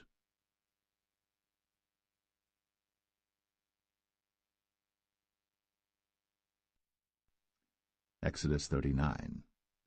And of the blue, and purple, and scarlet they made cloths of service, to do service in the holy place, and made the holy garments for Aaron, as the Lord commanded Moses. And he made the ephod of gold, blue, and purple, and scarlet, and fine twined linen. And they did beat the gold into thin plates, and cut it into wires, to work it in the blue, and in the purple, and in the scarlet, and in the fine linen, with cunning work. They made shoulder pieces for it, to couple it together. By the 2 edges was it coupled together. And the curious girdle of his ephod that was upon it was of the same, according to the work thereof, of gold, blue, and purple, and scarlet, and fine twined linen, as the Lord commanded Moses. And they wrought onyx stones enclosed in ouches of gold, graven as signets are graven, with the names of the children of Israel. And he put them on the shoulders of the ephod, that they should be stones for a memorial to the children of Israel, as the Lord commanded Moses. And he made the breastplate of cunning work, like the work of the ephod, of gold, blue, and purple, and scarlet, and fine twined linen. It was 4 square. They made the breastplate double. A span was the length thereof, and a span the breadth thereof, being doubled. And they set in it 4 rows of stones. The first row was a sardius, a topaz, and a carbuncle. This was the first row. And the second row an emerald, a sapphire, and a diamond. And the third row a ligure, an agate, and an amethyst. And the fourth row a beryl, an onyx, and a jasper. They were enclosed in ouches of gold in their enclosings. And the stones were according to the names of the children of Israel, 12 according to their names, like the engravings of a signet, every one with his name, according to the 12 tribes. And they made upon the breastplate chains at the ends of wreathen work of pure gold. And they made 2 ouches of gold and 2 gold rings, and put the 2 rings in the 2 ends of the breastplate. And they put the 2 wreathen chains of gold in the 2 rings on the ends of the breastplate. And the 2 ends of the 2 wreathen chains they fastened in the 2 ouches, and put them on the shoulder pieces of the ephod before it. And they made 2 rings of gold, and put them on the 2 ends of the breastplate, upon the border of it, which was on the side of the ephod inward. And they made 2 other golden rings, and put them on the 2 sides of the ephod underneath, toward the forepart of it, over against the other coupling thereof, above the curious girdle of the ephod. And they did bind the breastplate by his rings unto the rings of the ephod with a lace of blue, that it might be above the curious girdle of the ephod, and that the breastplate might not be loosed from the ephod, as the Lord commanded Moses. And he made the robe of the ephod of woven work, all of blue. And there was an hole in the midst of the robe, as the hole of an habergeon, with a band round about the hole, that it should not rend. And they made upon the hems of the robe pomegranates of blue and purple and scarlet and twined linen. And they made bells of pure gold, and put the bells between the pomegranates upon the hem of the robe, round about between the pomegranates, a bell and a pomegranate, a bell and a pomegranate, round about the hem of the robe to minister in, as the Lord commanded Moses. And they made coats of fine linen of woven work for Aaron and for his sons, and a mitre of fine linen, and goodly bonnets of fine linen, and linen breeches of fine twined linen, and a girdle of fine twined linen, and blue and purple and scarlet of needlework, as the Lord commanded Moses. And they made the plate of the holy crown of pure gold, and wrote upon it a writing like to the engravings of a signet, Holiness to the Lord. And they tied unto it a lace of blue, to fasten it on high upon the mitre, as the Lord commanded Moses. Thus was all the work of the tabernacle of the tent of the congregation finished. And the children of Israel did according to all that the Lord commanded Moses, so did they. And they brought the tabernacle unto Moses, the tent, and all his furniture, his taches, his boards, his bars, and his pillars, and his sockets, and the covering of ram skins dyed red, and the covering of badger skins, and the veil of the covering, the ark of the testimony, and the staves thereof, and the mercy seat, the table and all the vessels thereof, and the showbread, the pure candlestick, with the lamps thereof, even with the lamps to be set in order, and all the vessels thereof, and the oil for light, and the golden altar, and the anointing oil, and the sweet incense, and the hanging for the tabernacle door, the brazen altar, and his grate of brass, his staves and all his vessels, the laver and his foot, the hangings of the court, his pillars and his sockets, and the hanging for the court gate, his cords, and his pins, and all the vessels of the service of the tabernacle for the tent of the congregation, the cloths of service to do service in the holy place, and the holy garments for Aaron the priest, and his sons' garments, to minister in the priest's office.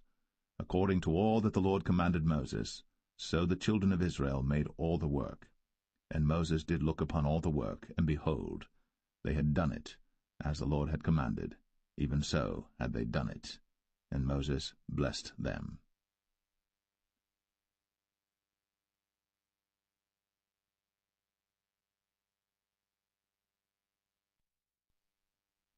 Exodus 40.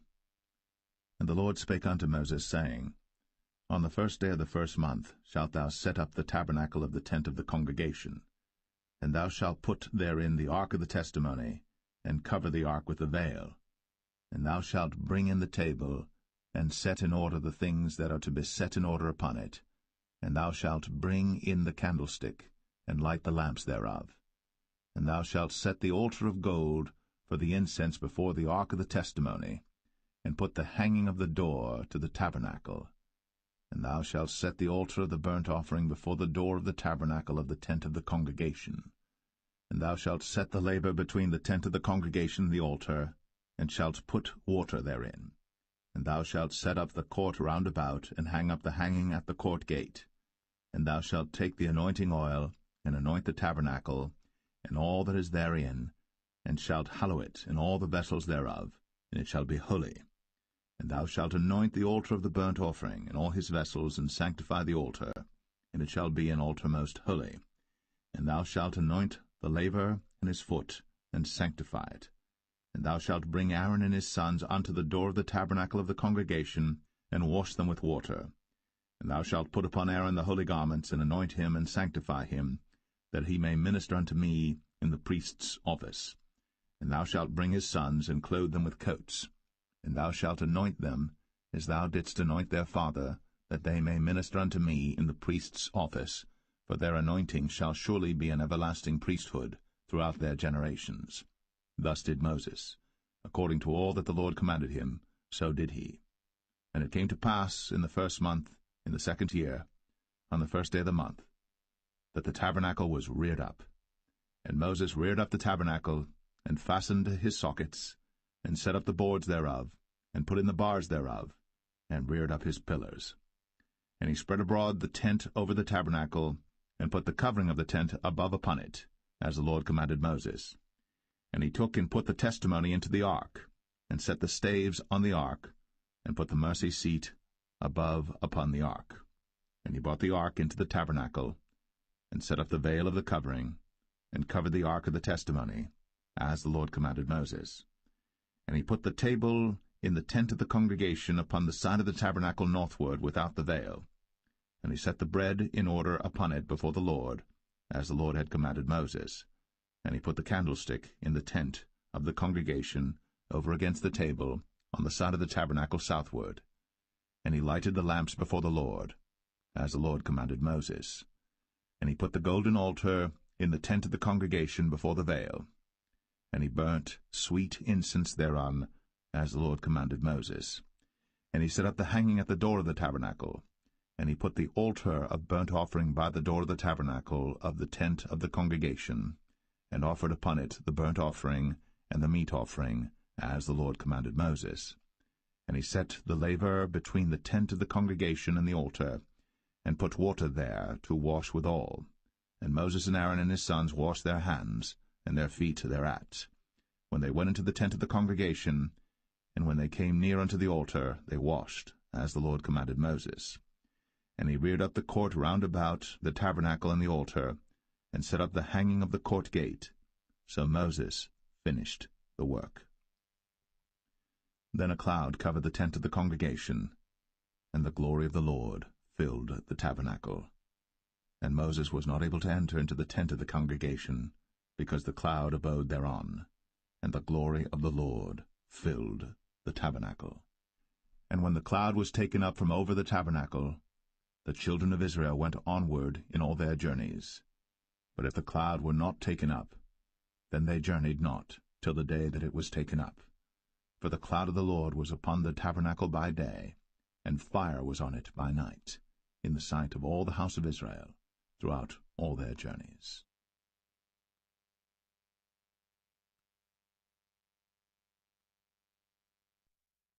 The Book of Leviticus, chapter 1. And the Lord called unto Moses, and spake unto him out of the tabernacle of the congregation, saying, Speak unto the children of Israel, and say unto them, If any man of you bring an offering unto the Lord, ye shall bring your offering of the cattle, even of the herd, and of the flock.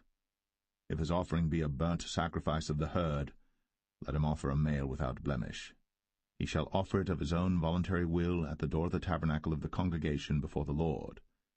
And he shall put his hand upon the head of the burnt offering, and it shall be accepted for him to make atonement for him.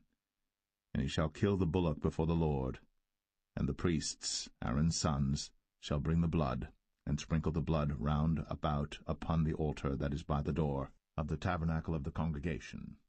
And he shall flay the burnt offering, and cut it into his pieces. And the sons of Aaron the priests shall put fire upon the altar, and lay the wood in order upon the fire. And the priests, Aaron's sons, shall lay the parts, the head, and the fat. in order upon the wood that is on the fire which is upon the altar. But his inwards and his legs shall he wash in water, and the priests shall burn all on the altar to be a burnt sacrifice, an offering made by fire, of a sweet savour unto the Lord. And if his offering be of the flocks, namely of the sheep or of the goats, for a burnt sacrifice, he shall bring it a male without blemish, and he shall kill it on the side of the altar northward before the Lord, and the priests, Aaron's sons, shall sprinkle his blood round about upon the altar. And he shall cut it into his pieces, with his head and his fat, and the priest shall lay them in order on the wood that is on the fire which is upon the altar. But he shall wash the inwards and the legs with water, and the priest shall bring it all, and burn it upon the altar. It is a burnt sacrifice, an offering made by fire, of a sweet savour unto the Lord. And if the burnt sacrifice for his offering to the Lord be of fowls, then he shall bring his offering of turtle doves or of young pigeons. And the priest shall bring it unto the altar, and wring off his head, and burn it on the altar, and the blood thereof shall be wrung out at the side of the altar. And he shall pluck away his crop with his feathers, and cast it beside the altar on the east part, by the place of the ashes. And he shall cleave it with the wings thereof, but shall not divide it asunder, and the priest shall burn it upon the altar, upon the wood that is upon the fire. It is a burnt sacrifice, an offering made by fire, of a sweet savour unto the Lord.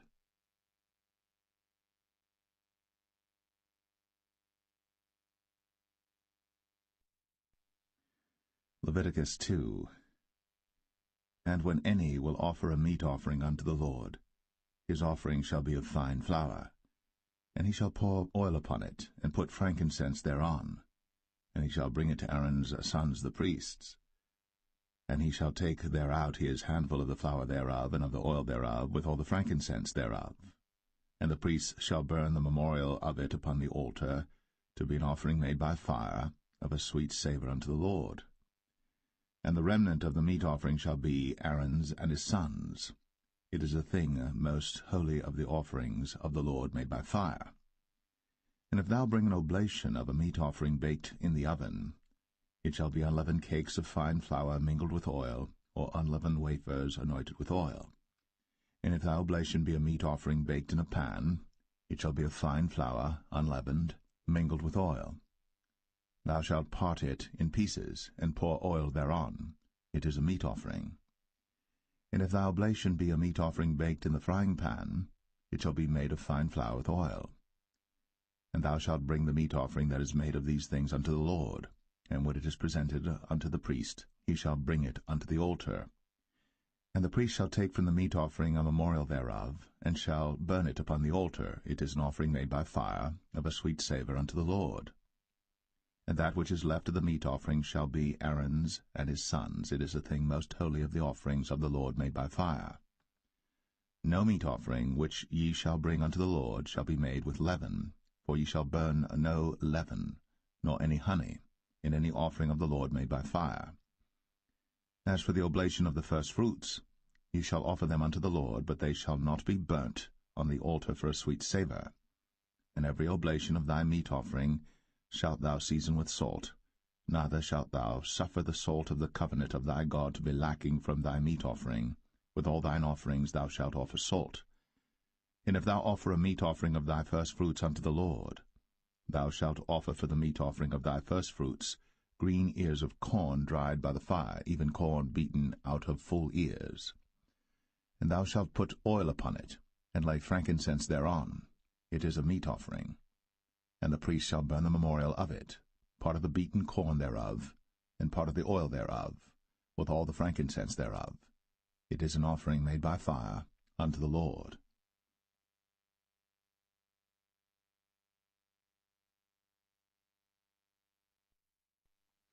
Leviticus 3. And if his oblation be a sacrifice of peace offering, if he offer it of the herd, whether it be a male or female, he shall offer it without blemish before the Lord. And he shall lay his hand upon the head of his offering, and kill it at the door of the tabernacle of the congregation. And Aaron's sons the priests shall sprinkle the blood upon the altar round about. And he shall offer of the sacrifice of the peace offering an offering made by fire unto the Lord. the fat that covereth the inwards, and all the fat that is upon the inwards, and the 2 kidneys, and the fat that is on them, which is by the flanks, and the caul above the liver, with the kidneys, it shall he take away. And Aaron's sons shall burn it on the altar upon the burnt sacrifice which is upon the wood that is on the fire. It is an offering made by fire, of a sweet savour unto the Lord. And if his offering for a sacrifice of peace offering unto the Lord be of the flock, male or female, he shall offer it without blemish. If he offer a lamb for his offering, then shall he offer it before the Lord. And he shall lay his hand upon the head of his offering, and kill it before the tabernacle of the congregation. And Aaron's sons shall sprinkle the blood thereof round about upon the altar. And he shall offer of the sacrifice of the peace offering an offering made by fire unto the Lord, the fat thereof, and the whole rump, it shall he take off hard by the backbone, and the fat that covereth the inwards, and all the fat that is upon the inwards, and the 2 kidneys, and the fat that is upon them, which is by the flanks, and the caul above the liver, with the kidneys, it shall he take away. And the priest shall burn it upon the altar. It is the food of the offering made by fire unto the Lord. And if his offering be a goat, then he shall offer it before the Lord. And he shall lay his hand upon the head of it, and kill it before the tabernacle of the congregation. And the sons of Aaron shall sprinkle the blood thereof upon the altar round about. And he shall offer thereof his offering, even an offering made by fire unto the Lord, the fat that covereth the inwards, and all the fat that is upon the inwards, and the 2 kidneys, and the fat that is upon them, which is by the flanks, and the caul above the liver, with the kidneys, it shall he take away. And the priest shall burn them upon the altar. It is the food of the offering made by fire for a sweet savour. All the fat is the Lord's. It shall be a perpetual statute for your generations throughout all your dwellings, that ye eat neither fat nor blood.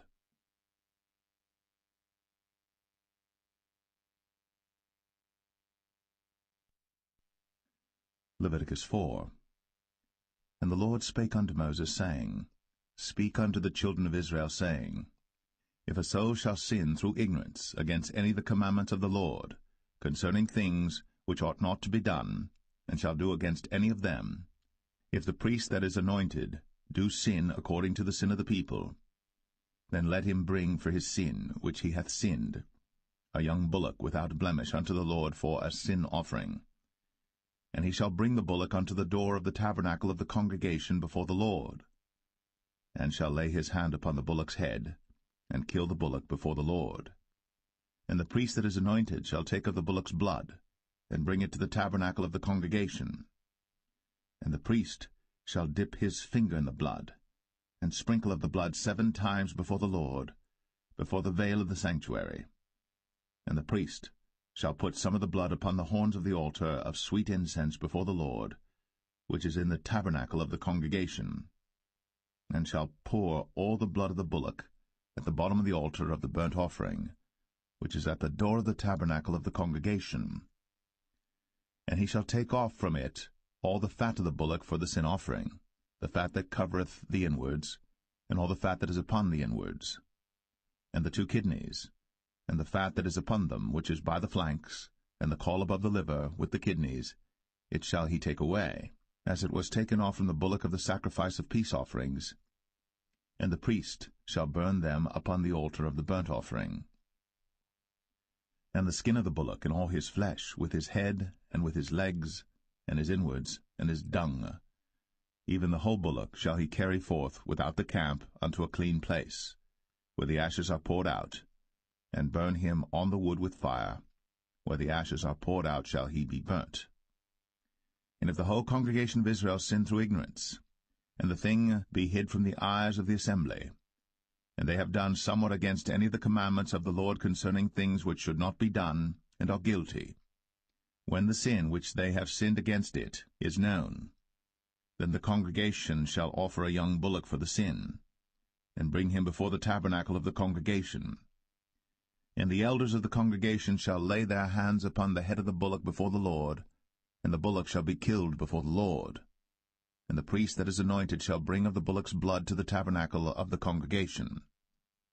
And the priest shall dip his finger in some of the blood, and sprinkle it 7 times before the Lord, even before the veil. And he shall put some of the blood upon the horns of the altar which is before the Lord, that is in the tabernacle of the congregation, and shall pour out all the blood at the bottom of the altar of the burnt offering, which is at the door of the tabernacle of the congregation. And he shall take all his fat from him, and burn it upon the altar. And he shall do with the bullock as he did with the bullock for a sin offering. So shall he do with this, and the priest shall make an atonement for them, and it shall be forgiven them. And he shall carry forth the bullock without the camp, and burn him as he burned the first bullock. It is a sin offering for the congregation. When a ruler hath sinned, and done somewhat through ignorance against any of the commandments of the Lord his God, concerning things which should not be done, and is guilty, or if his sin, wherein he hath sinned, come to his knowledge, he shall bring his offering, a kid of the goats, a male without blemish. And he shall lay his hand upon the head of the goat, and kill it in the place where they killed the burnt offering before the Lord. It is a sin offering. And the priest shall take of the blood of the sin offering with his finger, and put it upon the horns of the altar of burnt offering, and shall pour out his blood at the bottom of the altar of burnt offering. And he shall burn all his fat upon the altar, as the fat of the sacrifice of peace offerings. And the priest shall make an atonement for him as concerning his sin, and it shall be forgiven him. And if any one of the common people sin through ignorance, while he doeth somewhat against any of the commandments of the Lord concerning things which ought not to be done, and be guilty, or if his sin, which he hath sinned, come to his knowledge, then he shall bring his offering, a kid of the goats, a female without blemish, for his sin, which he hath sinned. And he shall lay his hand upon the head of the sin offering, and slay the sin offering in the place of the burnt offering. And the priest shall take of the blood thereof with his finger, and put it upon the horns of the altar of burnt offering, and shall pour out all the blood thereof at the bottom of the altar. And he shall take away all the fat thereof, as the fat is taken away from off the sacrifice of peace offerings. And the priest shall burn it upon the altar for a sweet savour unto the Lord. And the priest shall make an atonement for him, and it shall be forgiven him. And if he bring a lamb for a sin offering, he shall bring it a female without blemish. And he shall lay his hand upon the head of the sin offering, and slay it for a sin offering in the place where they kill the burnt offering. And the priest shall take of the blood of the sin offering with his finger, and put it upon the horns of the altar of burnt offering, and shall pour out all the blood thereof at the bottom of the altar. And he shall take away all the fat thereof, as the fat of the lamb is taken away from the sacrifice of the peace offerings. And the priest shall burn them upon the altar according to the offerings made by fire unto the Lord. And the priest shall make an atonement for his sin that he hath committed, and it shall be forgiven him.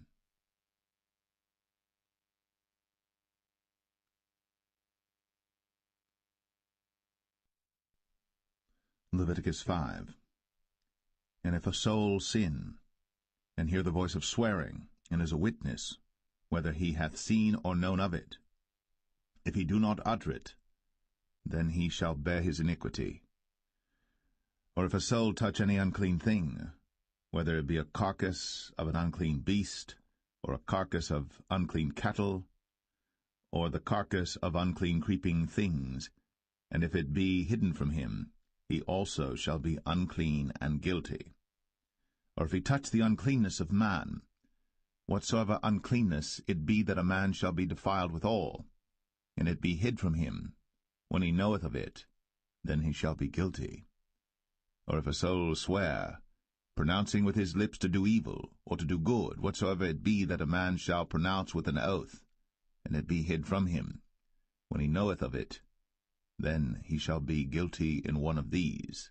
And it shall be, when he shall be guilty in one of these things, that he shall confess that he hath sinned in that thing.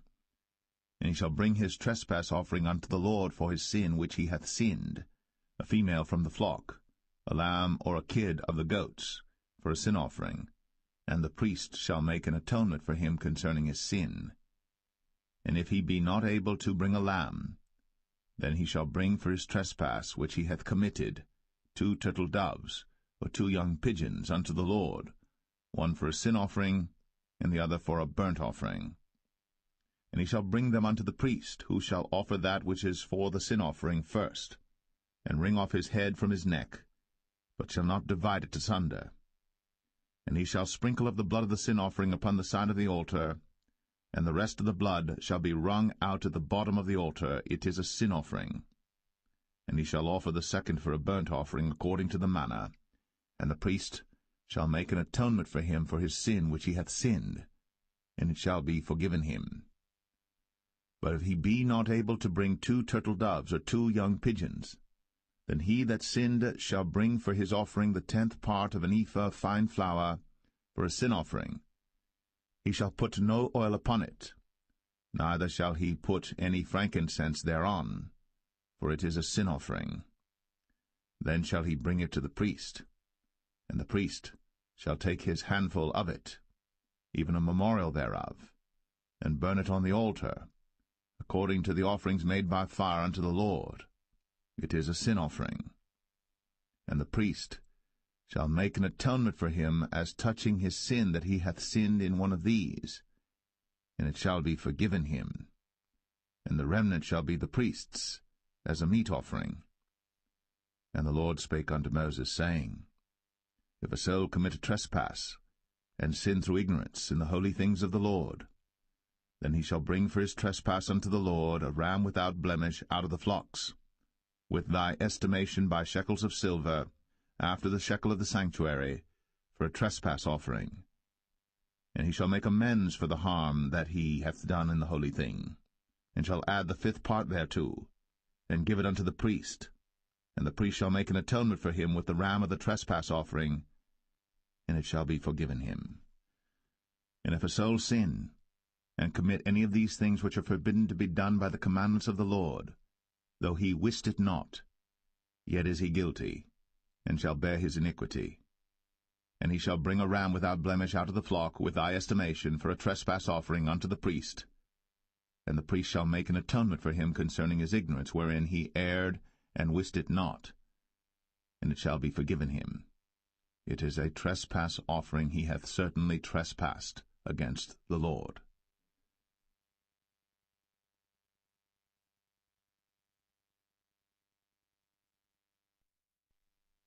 Leviticus 6. And the Lord spake unto Moses, saying, If a soul sin, and commit a trespass against the Lord, and lie unto his neighbor in that which was delivered him to keep, for in fellowship, or in a thing taken away by violence, or hath deceived his neighbor, or have found that which was lost, and lieth concerning it, and sweareth falsely, in any of all these that a man doeth, sinning therein, then it shall be, because he hath sinned, and is guilty, that he shall restore that which he took violently away, or the thing which he hath deceitfully gotten, or that which was delivered him to keep, or the lost thing which he found, or all that about which he hath sworn falsely. He shall even restore it in the principal, and shall add the 5th part more thereto, and give it unto him to whom it appertaineth in the day of his trespass offering. And he shall bring his trespass offering unto the Lord, a ram without blemish out of the flock, with thy estimation, for a trespass offering unto the priest. And the priest shall make an atonement for him before the Lord, and it shall be forgiven him for any thing of all that he hath done in trespassing therein. And the Lord spake unto Moses, saying, Command Aaron and his sons, saying, This is the law of the burnt offering. It is the burnt offering because of the burning upon the altar all night unto the morning, and the fire of the altar shall be burning in it. And the priest shall put on his linen garment, and his linen breeches shall he put upon his flesh, and take up the ashes which the fire hath consumed with the burnt offering on the altar. And he shall put them beside the altar. And he shall put off his garments, and put on other garments, and carry forth the ashes without the camp unto a clean place. And the fire upon the altar shall be burning in it. It shall not be put out. And the priest shall burn wood on it every morning, and lay the burnt offering in order upon it.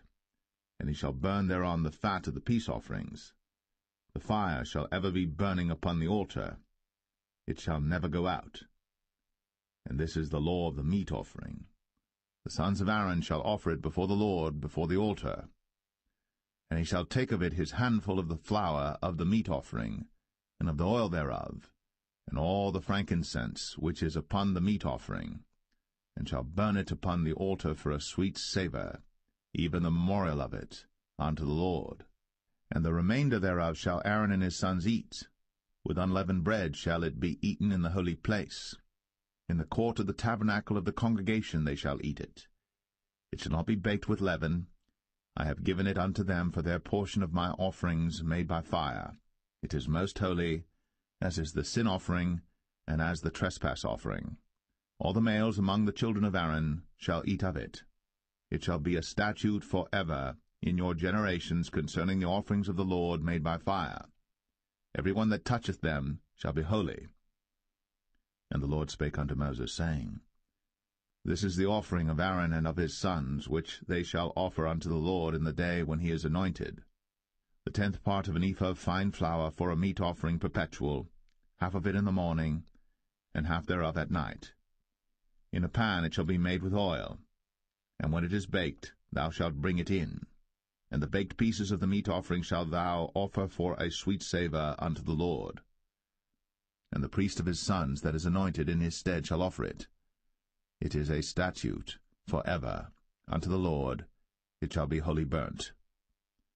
For every meat offering for the priest shall be wholly burnt. It shall not be eaten. And the Lord spake unto Moses, saying, Speak unto Aaron and to his sons, saying, This is the law of the sin offering. In the place where the burnt offering is killed shall the sin offering be killed before the Lord. It is most holy. The priest that offereth it for sin shall eat it. In the holy place shall it be eaten, in the court of the tabernacle of the congregation. Whatsoever shall touch the flesh thereof shall be holy. And when there is sprinkled of the blood thereof upon any garment, thou shalt wash that whereon it was sprinkled in the holy place. But the earthen vessel wherein it is sodden shall be broken, and if it be sodden in a brazen pot, it shall be both scoured and rinsed in water. All the males among the priests shall eat thereof. It is most holy. And no sin offering whereof any of the blood is brought into the tabernacle of the congregation to reconcile with all in the holy place shall be eaten. It shall be burnt in the fire.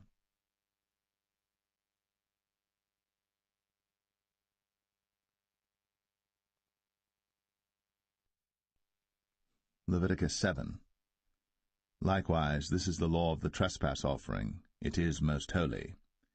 In the place where they kill the burnt offering shall they kill the trespass offering, and the blood thereof shall he sprinkle round about upon the altar. And he shall offer of it all the fat thereof, the rump, and the fat that covereth the inwards, and the 2 kidneys, and the fat that is on them, which is by the flanks, and the caul that is above the liver, with the kidneys, it shall he take away. And the priest shall burn them upon the altar for an offering made by fire unto the Lord. It is a trespass offering. Every male among the priests shall eat thereof. It shall be eaten in the holy place. It is most holy. As the sin offering is, so is the trespass offering. There is one law for them. The priest that maketh atonement therewith shall have it. And the priest that offereth any man's burnt offering, even the priest, shall have to himself the skin of the burnt offering which he hath offered. And all the meat offering that is baked in the oven, and all that is dressed in the frying pan, and in the pan, shall be the priest's that offereth it. And every meat offering mingled with oil and dry shall all the sons of Aaron have, one as much as another. And this is the law of the sacrifice of peace offerings which he shall offer unto the Lord. If he offer it for a thanksgiving, then he shall offer with the sacrifice of thanksgiving unleavened cakes mingled with oil, and unleavened wafers anointed with oil, and cakes mingled with oil of fine flour fried. Besides the cakes, he shall offer for his offering leavened bread with the sacrifice of thanksgiving of his peace offerings, and of it he shall offer one out of the whole oblation for an heave offering unto the Lord, and it shall be the priest's that sprinkleth the blood of the peace offerings. And the flesh of the sacrifice of his peace offerings for thanksgiving shall be eaten the same day that it is offered. He shall not leave any of it until the morning. But if the sacrifice of his offering be a vow or a voluntary offering, it shall be eaten the same day that he offereth his sacrifice, and on the morrow also the remainder of it shall be eaten. But the remainder of the flesh of the sacrifice on the 3rd day shall be burnt with fire. And if any of the flesh of the sacrifice of his peace offerings be eaten at all on the 3rd day, it shall not be accepted, neither shall it be imputed unto him that offereth it. It shall be an abomination, and the soul that eateth of it shall bear his iniquity. And the flesh that toucheth any unclean thing shall not be eaten. It shall be burnt with fire. And as for the flesh, all that be clean shall eat thereof.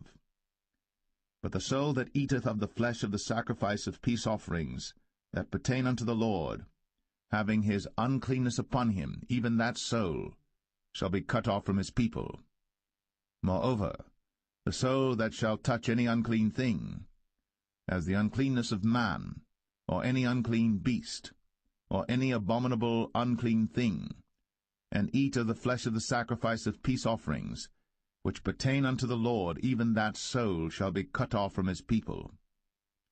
And the Lord spake unto Moses, saying, Speak unto the children of Israel, saying, Ye shall eat no manner of fat, of ox, or of sheep, or of goat, and the fat of the beast that dieth of itself, and the fat of that which is torn with beasts, may be used in any other use, but ye shall in no wise eat of it.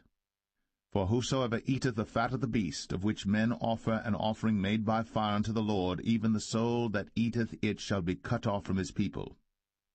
Moreover, ye shall eat no manner of blood, whether it be of fowl or of beast, in any of your dwellings. Whatsoever soul it be that eateth any manner of blood, even that soul shall be cut off from his people. And the Lord spake unto Moses, saying, Speak unto the children of Israel, saying, He that offereth the sacrifice of his peace offerings unto the Lord shall bring his oblation unto the Lord the sacrifice of his peace offerings. His own hands shall bring the offerings of the Lord made by fire, the fat with the breast. It shall he bring, that the breast may be waved for a wave offering before the Lord. And the priest shall burn the fat upon the altar, but the breast shall be Aaron's and his sons'. And the right shoulder shall ye give unto the priest for an heave offering of the sacrifices of your peace offerings. He among the sons of Aaron, that offereth the blood of the peace offerings, and the fat, shall have the right shoulder for his part. For the wave breast, and the heave shoulder, have I taken of the children of Israel, from off the sacrifices of their peace offerings, and have given them unto Aaron the priest, and unto his sons by a statute for ever from among the children of Israel. This is the portion of the anointing of Aaron, and of the anointing of his sons, out of the offerings of the Lord made by fire, in the day when he presented them to minister unto the Lord in the priest's office, which the Lord commanded to be given them of the children of Israel, in the day that he anointed them, by a statute for ever throughout their generations.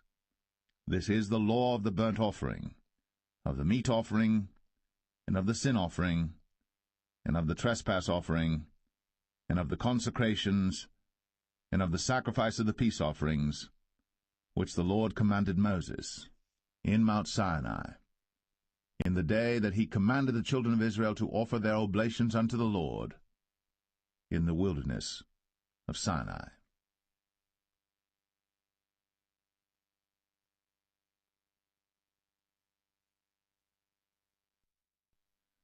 Leviticus 8. And the Lord spake unto Moses, saying, Take Aaron and his sons with him, and the garments and the anointing oil, and a bullock for the sin offering, and 2 rams, and a basket of unleavened bread. And gather thou all the congregation together unto the door of the tabernacle of the congregation. And Moses did as the Lord commanded him. And the assembly was gathered together unto the door of the tabernacle of the congregation. And Moses said unto the congregation, This is the thing which the Lord commanded to be done. And Moses brought Aaron and his sons, and washed them with water. And he put upon him the coat, and girded him with the girdle, and clothed him with the robe, and put the ephod upon him. And he girded him with the curious girdle of the ephod, and bound it unto him therewith. And he put the breastplate upon him. Also he put in the breastplate the Urim and the Thummim. And he put the mitre upon his head. Also upon the mitre, even upon his forefront, did he put the golden plate, the holy crown, as the Lord commanded Moses. And Moses took the anointing oil, and anointed the tabernacle and all that was therein, and sanctified them. And he sprinkled thereof upon the altar 7 times, and anointed the altar and all his vessels, both the laver and his foot, to sanctify them. And he poured of the anointing oil upon Aaron's head, and anointed him, to sanctify him. And Moses brought Aaron's sons, and put coats upon them, and girded them with girdles, and put bonnets upon them, as the Lord commanded Moses. And he brought the bullock for the sin offering, and Aaron and his sons laid their hands upon the head of the bullock for the sin offering, and he slew it. And Moses took the blood, and put it upon the horns of the altar round about with his finger, and purified the altar, and poured the blood at the bottom of the altar, and sanctified it, to make reconciliation upon it. And he took all the fat that was upon the inwards, and the caul above the liver, and the 2 kidneys, and their fat, and Moses burned it upon the altar. But the bullock and his hide, his flesh and his dung, he burnt with fire without the camp, as the Lord commanded Moses. And he brought the ram for the burnt offering, and Aaron and his sons laid their hands upon the head of the ram, and he killed it. And Moses sprinkled the blood upon the altar round about, and he cut the ram into pieces. And Moses burnt the head, and the pieces, and the fat. And he washed the inwards and the legs in water. And Moses burnt the whole ram upon the altar. It was a burnt sacrifice for a sweet savour, and an offering made by fire unto the Lord, as the Lord commanded Moses. And he brought the other ram, the ram of consecration. And Aaron and his sons laid their hands upon the head of the ram, and he slew it. And Moses took of the blood of it, and put it upon the tip of Aaron's right ear, and upon the thumb of his right hand, and upon the great toe of his right foot. And he brought Aaron's sons, and Moses put of the blood upon the tip of their right ear, and upon the thumbs of their right hands, and upon the great toes of their right feet. And Moses sprinkled the blood upon the altar round about. And he took the fat, and the rump, and all the fat that was upon the inwards, and the caul above the liver, and the 2 kidneys and their fat, and the right shoulder, and out of the basket of unleavened bread that was before the Lord, he took 1 unleavened cake, and a cake of oiled bread, and 1 wafer, and put them on the fat, and upon the right shoulder. And he put all upon Aaron's hands, and upon his sons' hands, and waved them for a wave offering before the Lord. And Moses took them from off their hands, and burnt them on the altar upon the burnt offering. They were consecrations for a sweet savour. It is an offering made by fire unto the Lord. And Moses took the breast, and waved it for a wave offering before the Lord. For of the ram of consecration it was Moses' part, as the Lord commanded Moses. And Moses took of the anointing oil, and of the blood which was upon the altar, and sprinkled it upon Aaron, and upon his garments, and upon his sons, and upon his sons' garments with him, and sanctified Aaron, and his garments, and his sons' garments with him.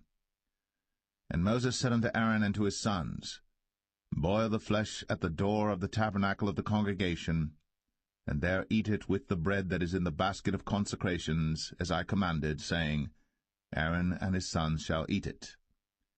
And that which remaineth of the flesh and of the bread shall ye burn with fire. And ye shall not go out of the door of the tabernacle of the congregation in 7 days, until the days of your consecration be at an end. For 7 days shall he consecrate you. As he hath done this day, so the Lord hath commanded to do, to make an atonement for you.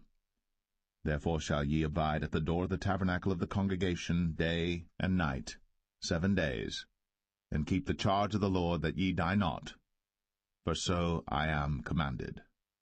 So Aaron and his sons did all things which the Lord commanded by the hand of Moses.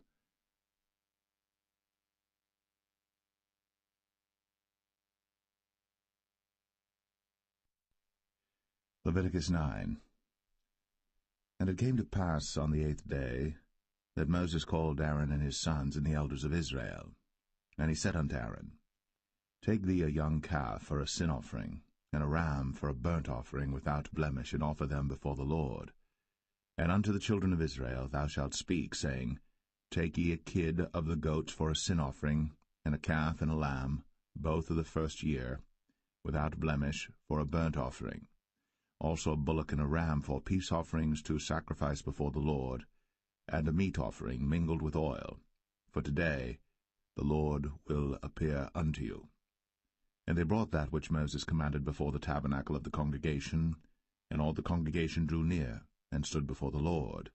And Moses said, This is the thing which the Lord commanded that ye should do, and the glory of the Lord shall appear unto you. And Moses said unto Aaron, Go unto the altar, and offer thy sin offering, and thy burnt offering, and make an atonement for thyself, and for the people. And offer the offering of the people, and make an atonement for them as the Lord commanded. Aaron therefore went unto the altar, and slew the calf of the sin offering, which was for himself. And the sons of Aaron brought the blood unto him, and he dipped his finger in the blood, and put it upon the horns of the altar, and poured out the blood at the bottom of the altar. But the fat and the kidneys and the caul above the liver of the sin offering he burnt upon the altar, as the Lord commanded Moses. And the flesh and the hide he burnt with fire without the camp. And he slew the burnt offering. And Aaron's sons presented unto him the blood, which he sprinkled round about upon the altar. And they presented the burnt offering unto him, with the pieces thereof, and the head, and he burnt them upon the altar. And he did wash the inwards and the legs, and burnt them upon the burnt offering on the altar. And he brought the people's offering, and took the goat which was the sin offering for the people, and slew it, and offered it for sin as the first. And he brought the burnt offering, and offered it according to the manner. And he brought the meat offering, and took an handful thereof, and burnt it upon the altar, beside the burnt sacrifice of the morning. He slew also the bullock and the ram for a sacrifice of peace offerings, which was for the people. And Aaron's sons presented unto him the blood which he sprinkled upon the altar round about. And the fat of the bullock and of the ram, the rump, and that which covereth the inwards, and the kidneys, and the caul above the liver. And they put the fat upon the breasts, and he burnt the fat upon the altar. And the breasts and the right shoulder Aaron waved for a wave offering before the Lord, as Moses commanded. And Aaron lifted up his hand toward the people, and blessed them, and came down from offering of the sin offering, and the burnt offering, and peace offerings. And Moses and Aaron went into the tabernacle of the congregation, and came out, and blessed the people. And the glory of the Lord appeared unto all the people.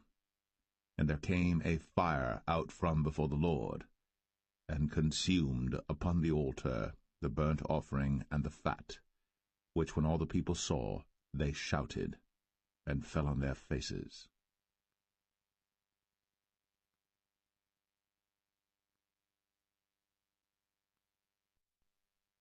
Leviticus 10. And Nadab and Abihu, the sons of Aaron, took either of them his censer, and put fire therein, and put incense thereon, and offered strange fire before the Lord, which he commanded them not. And there went out fire from the Lord, and devoured them, and they died before the Lord. Then Moses said unto Aaron, This is it that the Lord spake, saying, I will be sanctified in them that come nigh me, and before all the people I will be glorified. And Aaron held his peace. And Moses called Mishael and Elzaphan, the sons of Uzziel, the uncle of Aaron, and said unto them, Come near, carry your brethren from before the sanctuary out of the camp. So they went near, and carried them in their coats out of the camp, as Moses had said. And Moses said unto Aaron, and unto Eleazar, and unto Ithamar his sons, Uncover not your heads, neither rend your clothes, lest ye die, and lest wrath come upon all the people. But let your brethren, the whole house of Israel, bewail the burning which the Lord hath kindled. And ye shall not go out from the door of the tabernacle of the congregation, lest ye die. For the anointing oil of the Lord is upon you. And they did according to the word of Moses.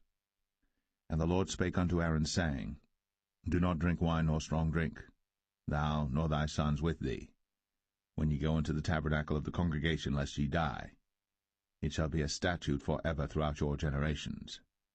And that ye may put difference between holy and unholy, and between unclean and clean, and that ye may teach the children of Israel all the statutes which the Lord hath spoken unto them by the hand of Moses. And Moses spake unto Aaron, and unto Eleazar, and unto Ithamar, his sons that were left, Take the meat offering that remaineth of the offerings of the Lord made by fire, and eat it without leaven beside the altar, for it is most holy. And ye shall eat it in the holy place, because it is thy due, and thy son's due, of the sacrifices of the Lord made by fire, for so I am commanded. And the wave breast and heave shoulder shall ye eat in a clean place, thou and thy sons, and thy daughters with thee, for they be thy due, and thy son's due, which are given out of the sacrifices of peace offerings of the children of Israel. The heave shoulder and the wave breast shall they bring with the offerings made by fire of the fat, to wave it for a wave offering before the Lord, and it shall be thine, and thy sons with thee, by a statute for ever, as the Lord hath commanded. And Moses diligently sought the goat of the sin offering, and behold, it was burnt. And he was angry with Eleazar and Ithamar, the sons of Aaron, which were left alive, saying, Wherefore have ye not eaten the sin offering in the holy place, seeing it is most holy? And God hath given it you to bear the iniquity of the congregation, to make atonement for them before the Lord. Behold, the blood of it was not brought in within the holy place. Ye should indeed have eaten it in the holy place, as I commanded. And Aaron said unto Moses, Behold, this day have they offered their sin offering and their burnt offering before the Lord. And such things have befallen me. And if I had eaten the sin offering today, should it have been accepted in the sight of the Lord? And when Moses heard that, he was content.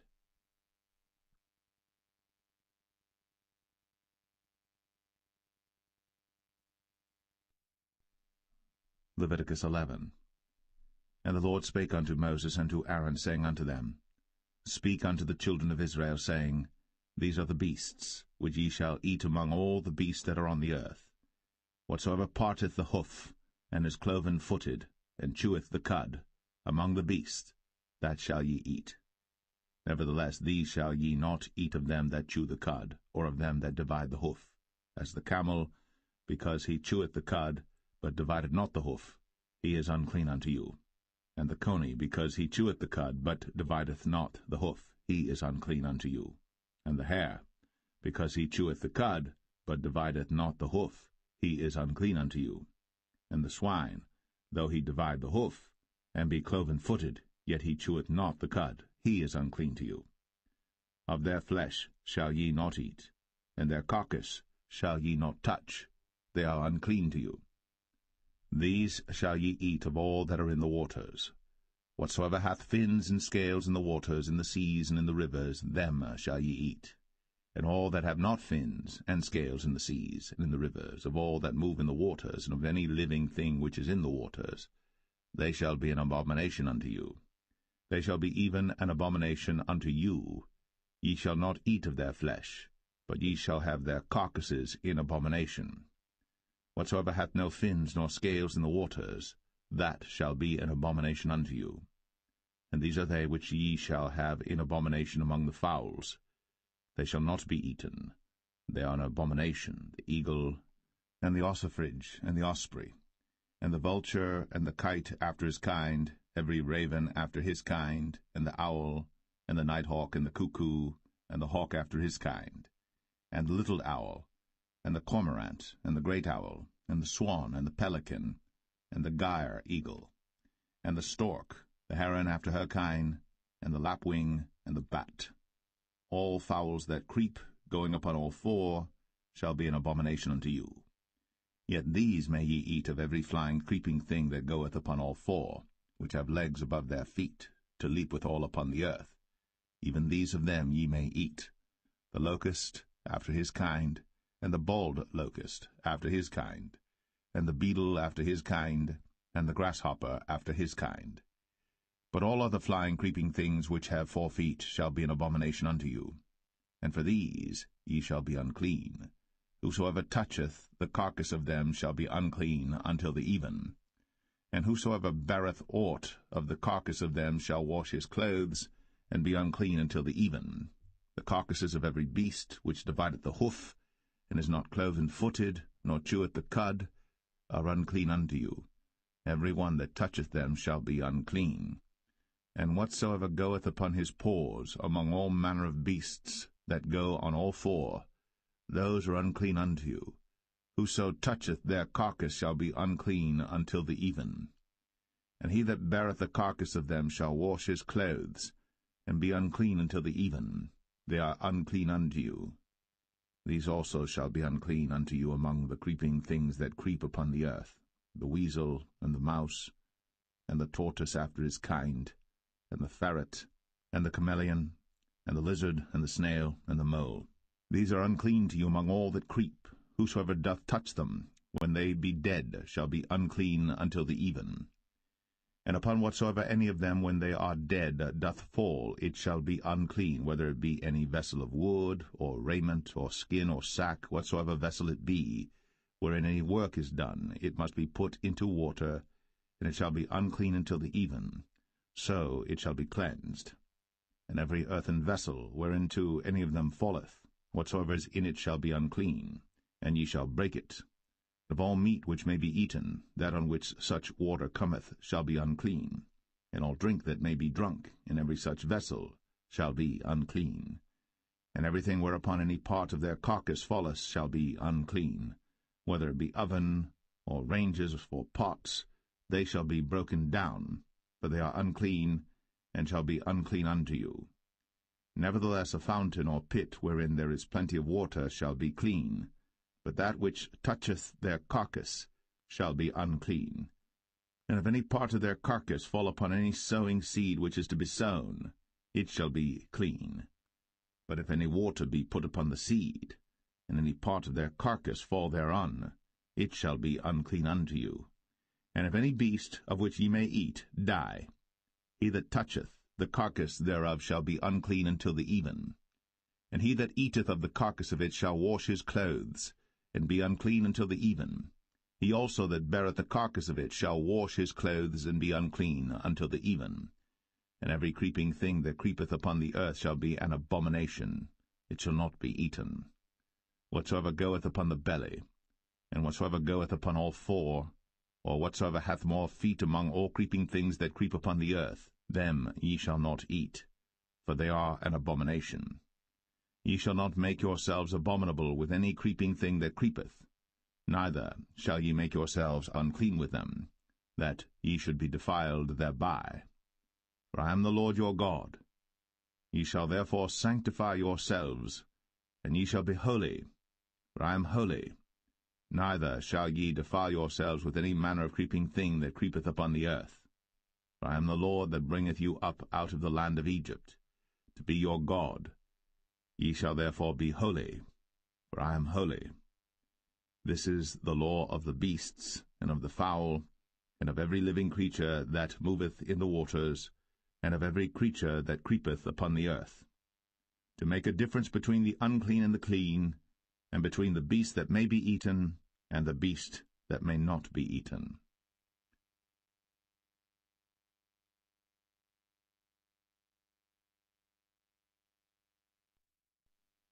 Leviticus 12. And the Lord spake unto Moses, saying, Speak unto the children of Israel, saying, If a woman have conceived seed, and born a man-child, then she shall be unclean 7 days, according to the days of the separation for her infirmity shall she be unclean. And in the 8th day the flesh of his foreskin shall be circumcised, and she shall then continue in the blood of her purifying 33 days. She shall touch no hallowed thing, nor come into the sanctuary until the days of her purifying be fulfilled. And if she bear a maid child, then she shall be unclean 2 weeks, as in her separation, and she shall continue in the blood of her purifying 66 days.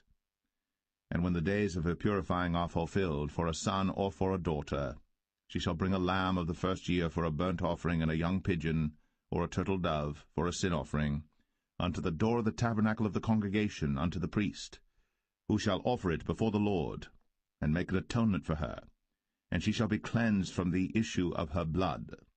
This is the law for her that hath borne a male or a female.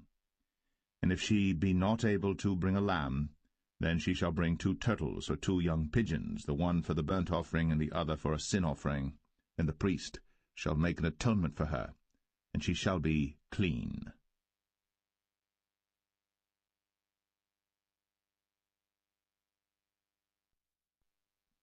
Leviticus 13.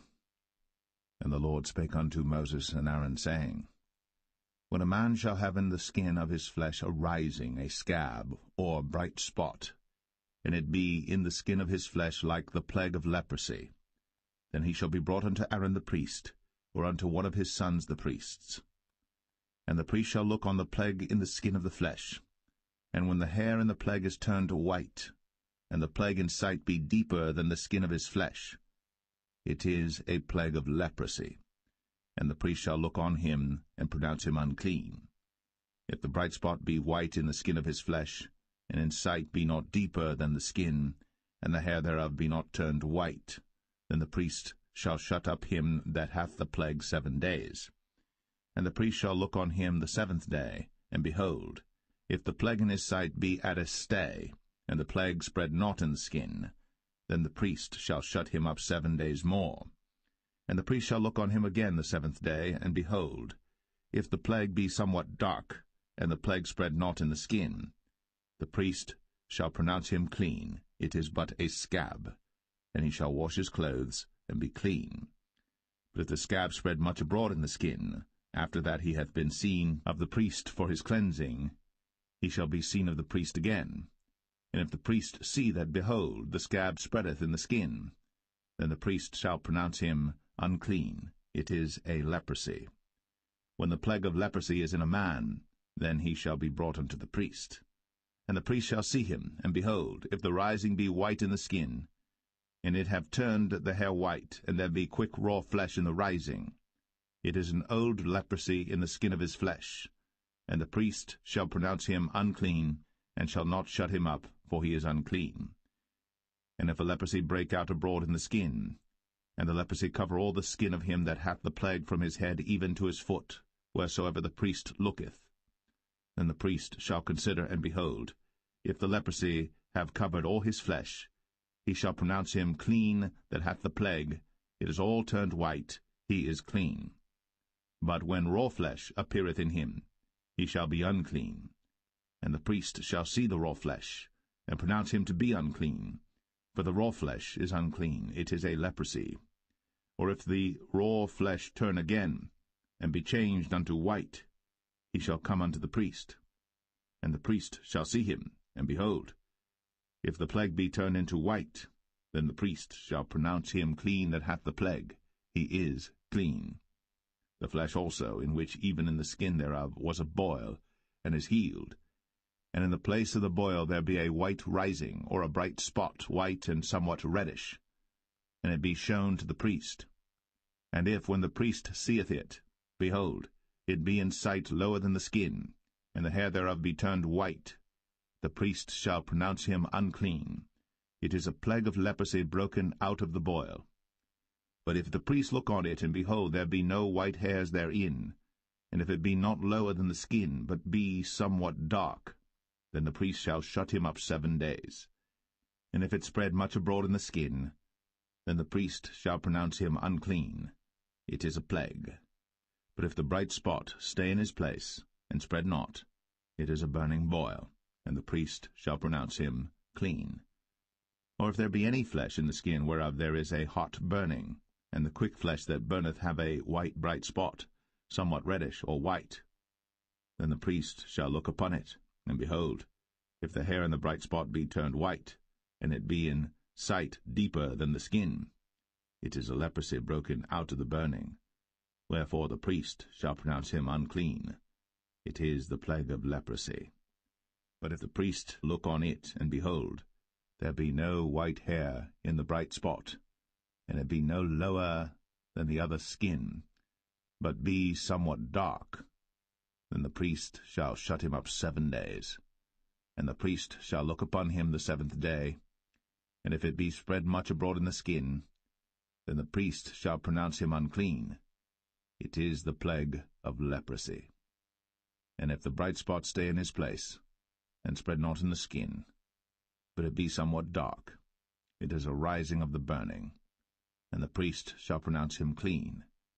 For it is an inflammation of the burning, if a man or woman have a plague upon the head or the beard, then the priest shall see the plague, and behold, if it be in sight deeper than the skin, and there be in it a yellow thin hair, then the priest shall pronounce him unclean. It is a dry scall, even a leprosy upon the head or beard. Let the priest look on the plague of the scall, and behold, it be not in sight deeper than the skin, and that there is no black hair in it, then the priest shall shut up him that hath the plague of the scall 7 days.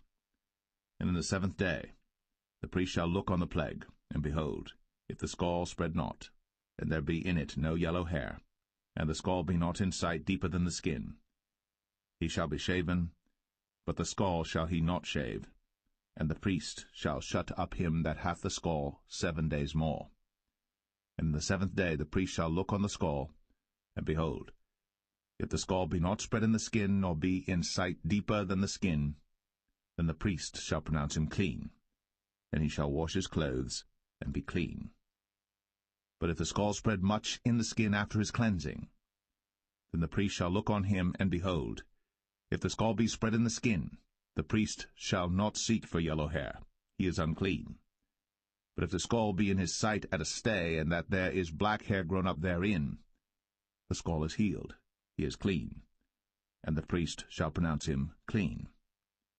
If a man also or a woman have in the skin of their flesh bright spots, even white bright spots, then the priest shall look, and behold, if the bright spots in the skin of their flesh be darkish white, it is a freckled spot that groweth in the skin, he is clean. And the man whose hair is fallen off his head, he is bald, yet is he clean. And he that hath his hair fallen off from the part of his head toward his face, he is forehead bald, yet is he clean. And if there be in the bald head or bald forehead a white reddish sore, it is a leprosy sprung up in his bald head, or his bald forehead. Then the priest shall look upon it, and behold, if the rising of the sore be white, reddish in his bald head, or in his bald forehead, as leprosy appeareth in the skin of the flesh, he is a leprous man. He is unclean. The priest shall pronounce him utterly unclean. His plague is in his head. And the leper in whom the plague is, his clothes shall be rent, and his head bare, and he shall put a covering upon his upper lip, and shall cry, Unclean, unclean. All the days wherein the plague shall be in him, he shall be defiled. He is unclean. He shall dwell alone. Without the camp shall his habitation be.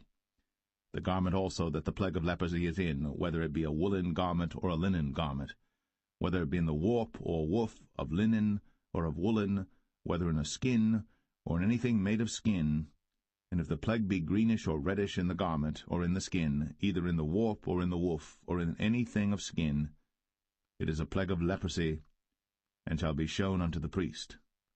And the priest shall look upon the plague, and shut up it that hath the plague 7 days. And he shall look on the plague on the 7th day, if the plague be spread in the garment, either in the warp, or in the woof, or in a skin, or in any work that is made of skin, the plague is a fretting leprosy, it is unclean. He shall therefore burn the garment, whether warp or woof, in woolen or in linen, or anything of skin, wherein the plague is, for it is a fretting leprosy, it shall be burnt in the fire. And if the priest shall look, and behold, the plague be not spread in the garment, either in the warp, or in the woof, or in anything of skin, then the priest shall command that they wash the thing wherein the plague is, and he shall shut it up 7 days more.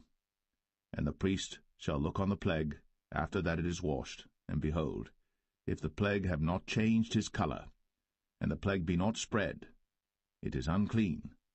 Thou shalt burn it in the fire. It is fret inward, whether it be bare within or without. And if the priest look, and behold, the plague be somewhat dark after the washing of it, then he shall rend it out of the garment, or out of the skin, or out of the warp, or out of the woof. And if it appear still in the garment, either in the warp, or in the woof, or in anything of skin, it is a spreading plague. Thou shalt burn that wherein the plague is, with fire. And the garment, either warp, or woof, or whatsoever thing of skin it be, which thou shalt wash, if the plague be departed from them, then it shall be washed the 2nd time, and shall be clean. This is the law of the plague of leprosy in a garment of woolen or linen, either in the warp or woof, or anything of skins, to pronounce it clean, or to pronounce it unclean.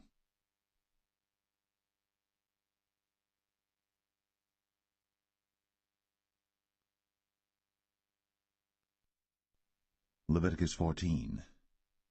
And the Lord spake unto Moses, saying, This shall be the law of the leper in the day of his cleansing.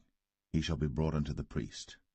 And the priest shall go forth out of the camp, and the priest shall look, and behold, if the plague of leprosy be healed in the leper, then shall the priest command to take for him that is to be cleansed 2 birds alive and clean, and cedar wood, and scarlet and hyssop. And the priest shall command that one of the birds be killed in an earthen vessel over running water. As for the living bird, he shall take it, and the cedar wood, and the scarlet, and the hyssop, and shall dip them and the living bird in the blood of the bird that was killed over the running water. And he shall sprinkle upon him that is to be cleansed from the leprosy 7 times, and shall pronounce him clean, and shall let the living bird loose into the open field. And he that is to be cleansed shall wash his clothes, and shave off all his hair, and wash himself in water, that he may be clean. And after that he shall come into the camp, and shall tarry abroad out of his tent 7 days. But it shall be on the 7th day that he shall shave all his hair off his head, and his beard, and his eyebrows. Even all his hair he shall shave off. And he shall wash his clothes. Also he shall wash his flesh in water, and he shall be clean.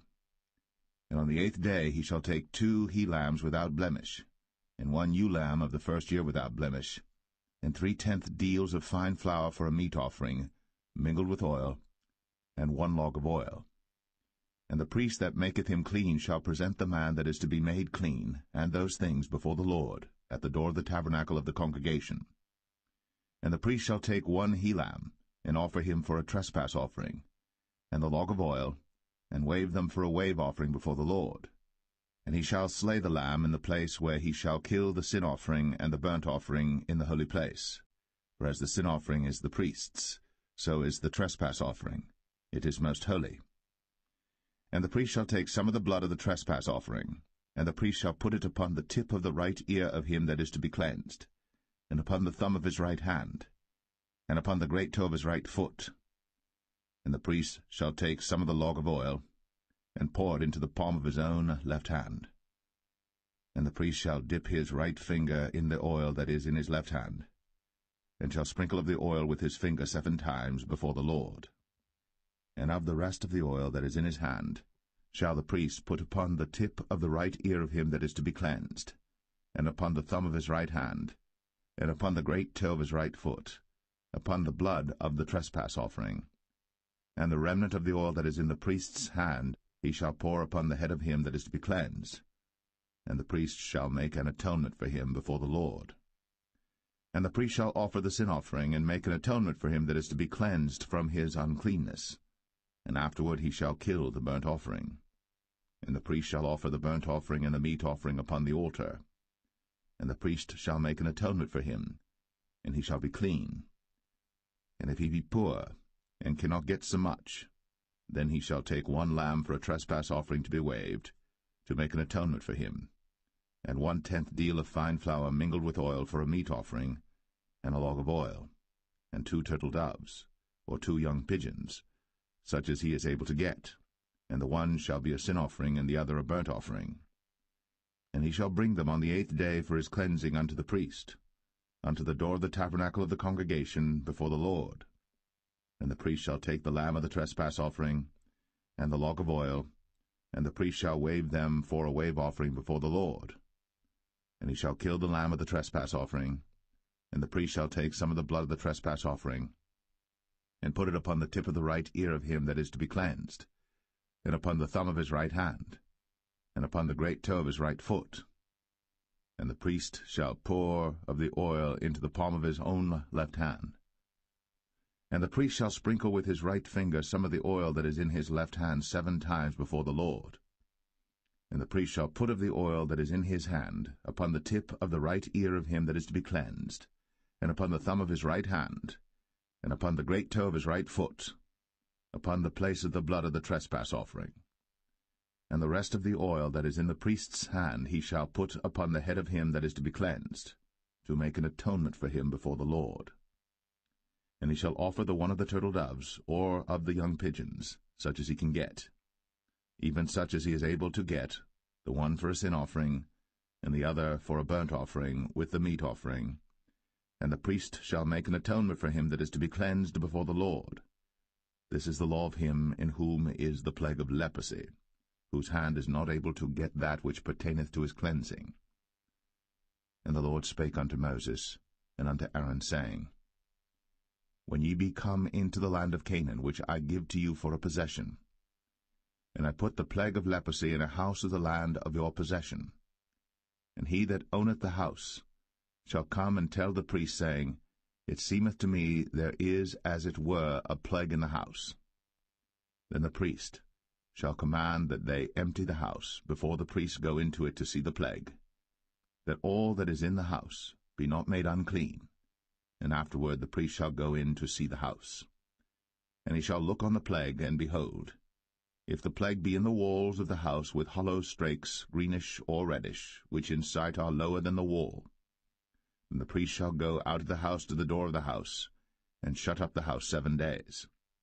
And the priest shall come again the 7th day, and shall look, and behold, if the plague be spread in the walls of the house, then the priest shall command that they take away the stones in which the plague is, and they shall cast them into an unclean place without the city. And he shall cause the house to be scraped within round about, and they shall pour out the dust that they scrape off without the city into an unclean place. And they shall take other stones, and put them in the place of those stones. And he shall take other mortar, and shall plaster the house. And if the plague come again, and break out in the house, after that he hath taken away the stones, and after he hath scraped the house, and after it is plastered, then the priest shall come and look. And behold, if the plague be spread in the house, it is a fretting leprosy in the house, it is unclean. And he shall break down the house, the stones of it, and the timber thereof, and all the mortar of the house, and he shall carry them forth out of the city into an unclean place. Moreover, he that goeth into the house all the while that it is shut up shall be unclean until the even. And he that lieth in the house shall wash his clothes, and he that eateth in the house shall wash his clothes. And if the priest shall come in and look upon it, and behold, the plague hath not spread in the house, after the house was plastered, then the priest shall pronounce the house clean, because the plague is healed. And he shall take to cleanse the house 2 birds, and cedar wood, and scarlet, and hyssop. And he shall kill the one of the birds in an earthen vessel over running water. And he shall take the cedar wood, and the hyssop, and the scarlet, and the living bird, and dip them in the blood of the slain bird, and in the running water, and sprinkle the house 7 times. And he shall cleanse the house with the blood of the bird, and with the running water, and with the living bird, and with the cedar wood, and with the hyssop, and with the scarlet. But he shall let go the living bird out of the city into the open fields, and make an atonement for the house, and it shall be clean. This is the law for all manner of plague of leprosy, and scall, and for the leprosy of a garment and of a house, and for a rising, and for a scab, and for a bright spot, to teach when it is unclean, and when it is clean. This is the law of leprosy.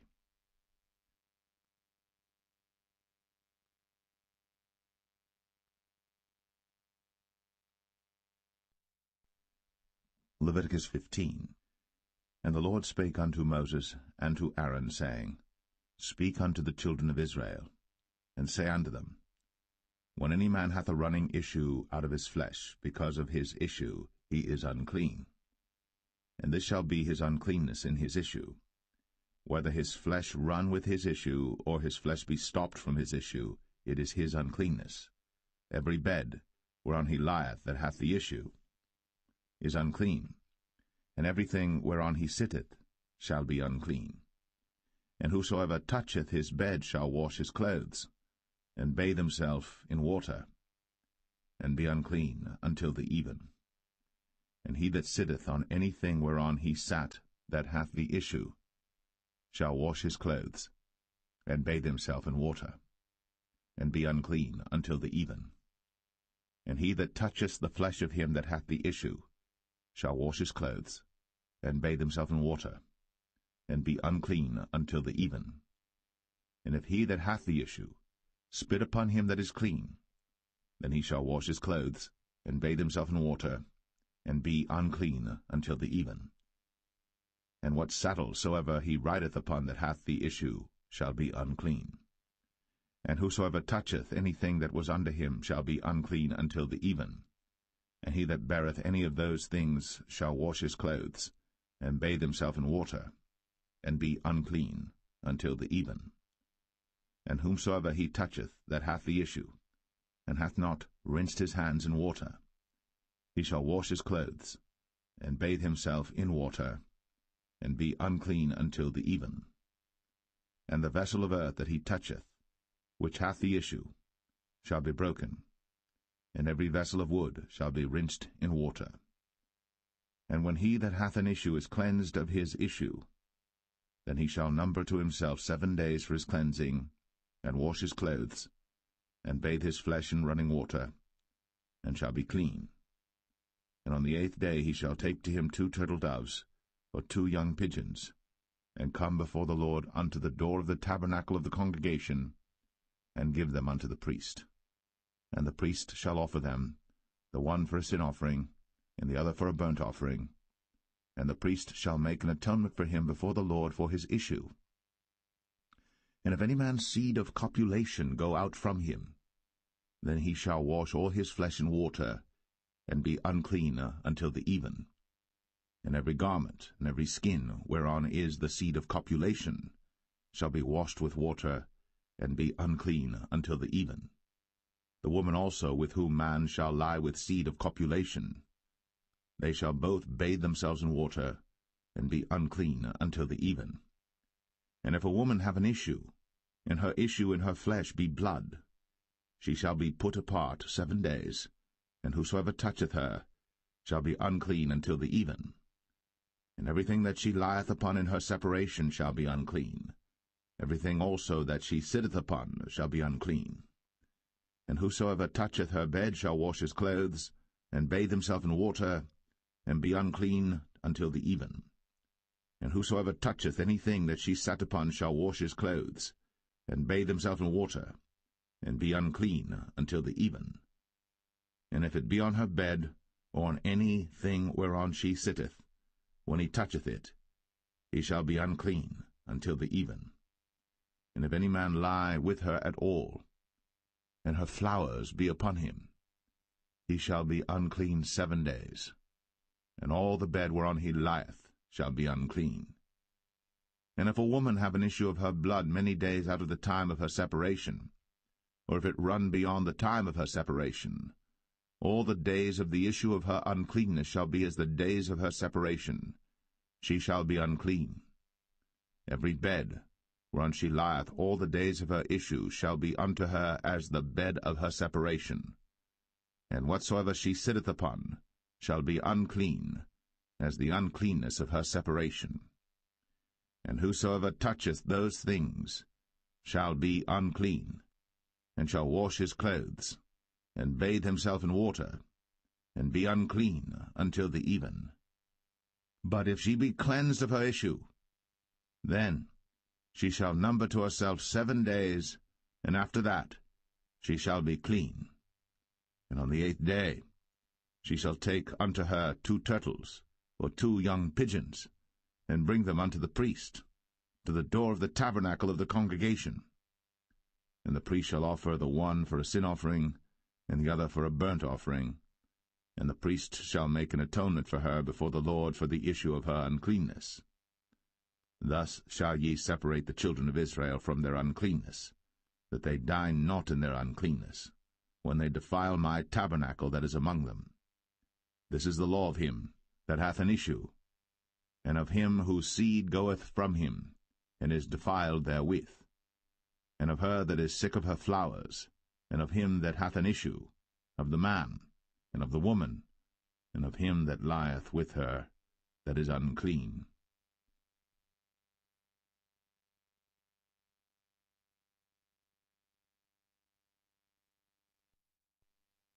Leviticus 16.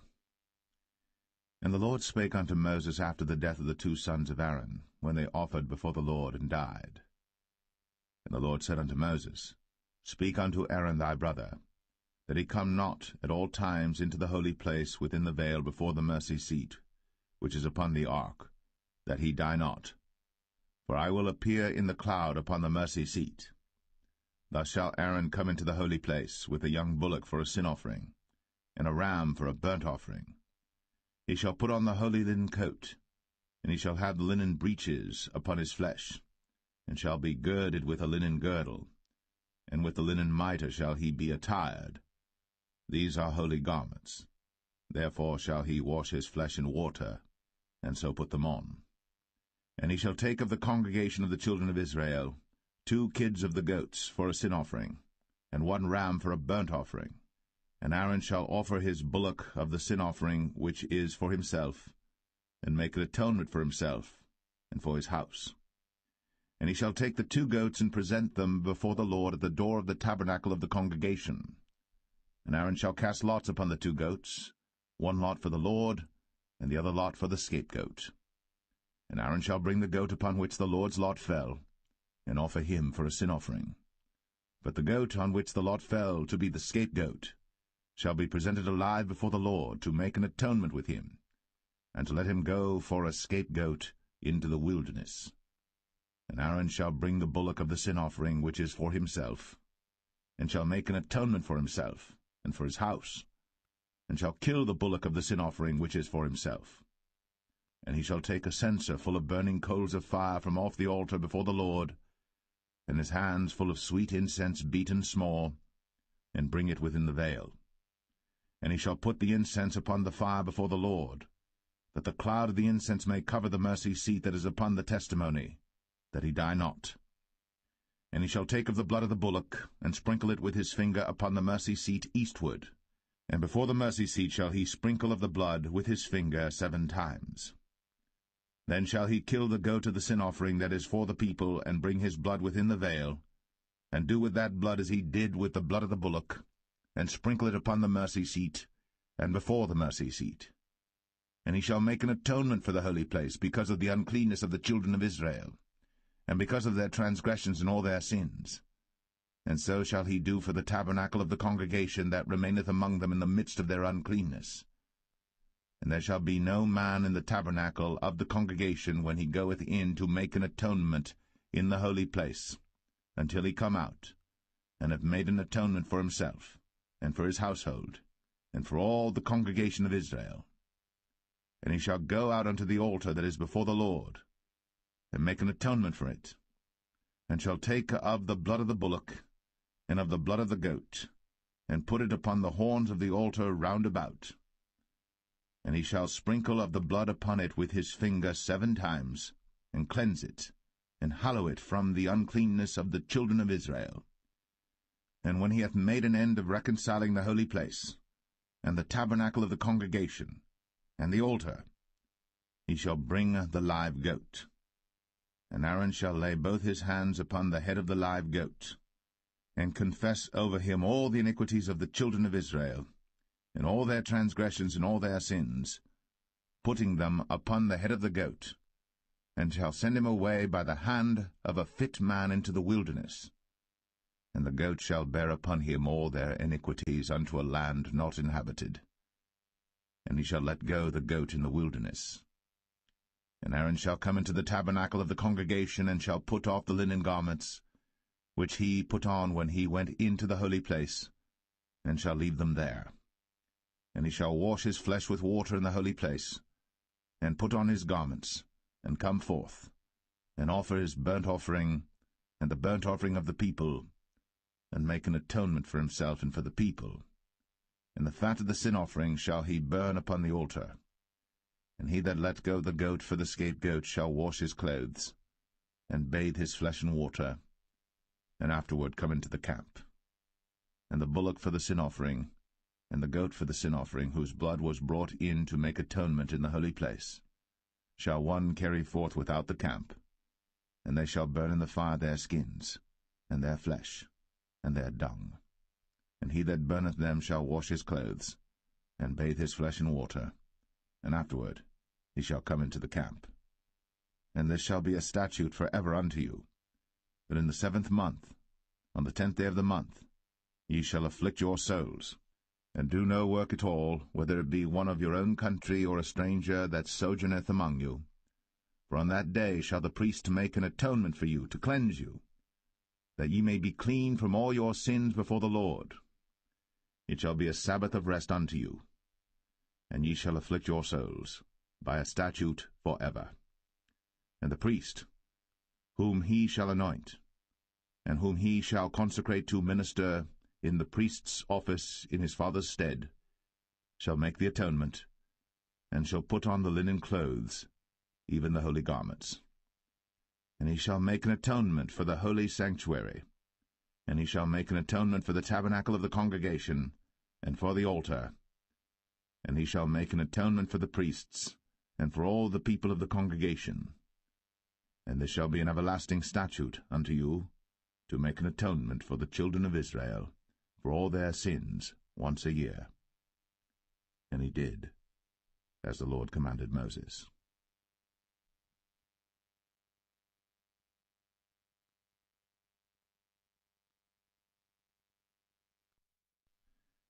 Leviticus 17.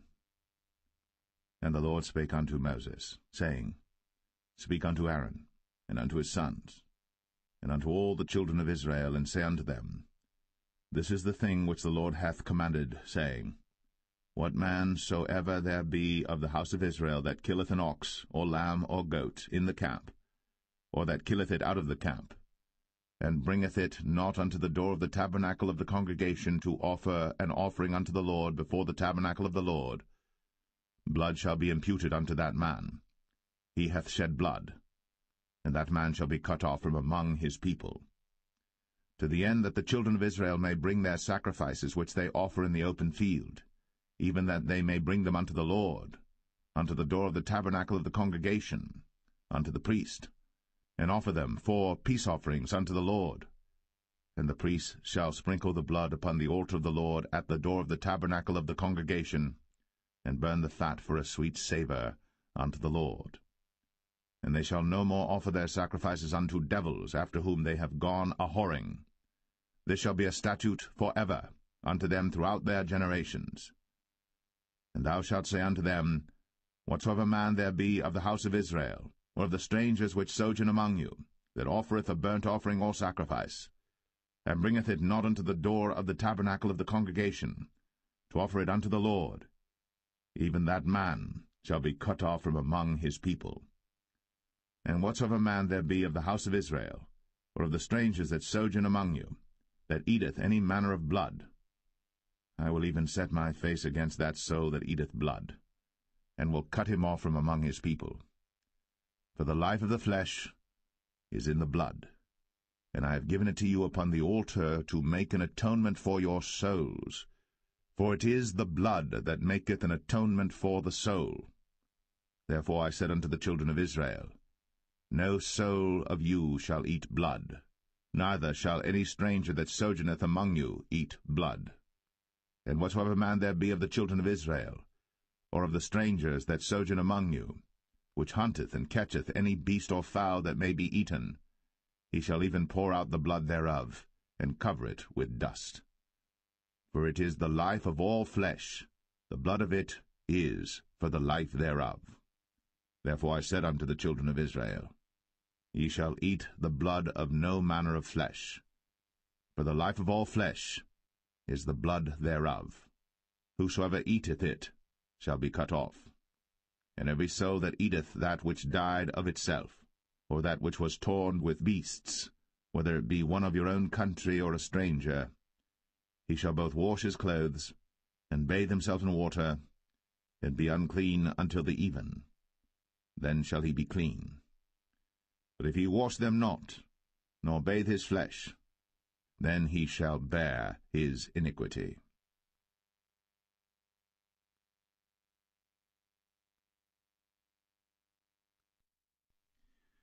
Leviticus 18. And the Lord spake unto Moses, saying, Speak unto the children of Israel, and say unto them, I am the Lord your God. After the doings of the land of Egypt, wherein ye dwelt, shall ye not do. And after the doings of the land of Canaan, whither I bring you, shall ye not do. Neither shall ye walk in their ordinances. Ye shall do my judgments, and keep mine ordinances, to walk therein. I am the Lord your God. Ye shall therefore keep my statutes and my judgments, which if a man do, he shall live in them. I am the Lord. None of you shall approach to any that is near of kin to him, to uncover their nakedness. I am the Lord. The nakedness of thy father, or the nakedness of thy mother, shalt thou not uncover. She is thy mother, thou shalt not uncover her nakedness. The nakedness of thy father's wife shalt thou not uncover. It is thy father's nakedness. The nakedness of thy sister, the daughter of thy father, or daughter of thy mother, whether she be born at home, or born abroad, even their nakedness thou shalt not uncover. The nakedness of thy son's daughter, or of thy daughter's daughter, even their nakedness thou shalt not uncover, for theirs is thine own nakedness. The nakedness of thy father's wife's daughter, begotten of thy father, she is thy sister, thou shalt not uncover her nakedness. Thou shalt not uncover the nakedness of thy father's sister, she is thy father's near kinswoman. Thou shalt not uncover the nakedness of thy mother's sister, for she is thy mother's near kinswoman. Thou shalt not uncover the nakedness of thy father's brother. Thou shalt not approach to his wife, she is thine aunt. Thou shalt not uncover the nakedness of thy daughter-in-law, she is thy son's wife. Thou shalt not uncover her nakedness. Thou shalt not uncover the nakedness of thy brother's wife, it is thy brother's nakedness. Thou shalt not uncover the nakedness of a woman and her daughter, neither shalt thou take her son's daughter, or her daughter's daughter, to uncover her nakedness, for they are her near kinswoman. It is wickedness. Neither shalt thou take a wife to her sister, to vex her, to uncover her nakedness, beside the other in her lifetime. Also thou shalt not approach unto a woman to uncover her nakedness, as long as she is put apart for her uncleanness. Moreover, thou shalt not lie carnally with thy neighbor's wife, to defile thyself with her. And thou shalt not let any of thy seed pass through the fire to Moloch.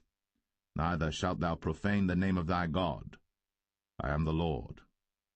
Thou shalt not lie with mankind, as with womankind. It is abomination. Neither shalt thou lie with any beast, to defile thyself therewith. Neither shall any woman stand before a beast to lie down thereto. It is confusion. Defile not ye yourselves in any of these things. For in all these the nations are defiled which I cast out before you, and the land is defiled. Therefore I do visit the iniquity thereof upon it, and the land itself vomiteth out her inhabitants. Ye shall therefore keep my statutes and my judgments, and shall not commit any of these abominations, neither any of your own nation, nor any stranger that sojourneth among you. For all these abominations have the men of the land done, which were before you, and the land is defiled, that the land spew not you out also, when ye defile it, as it spewed out the nations that were before you. For whosoever shall commit any of these abominations, even the souls that commit them, shall be cut off from among their people. Therefore shall ye keep mine ordinance, that ye commit not any one of these abominable customs, which were committed before you, and that ye defile not yourselves therein. I am the Lord your God.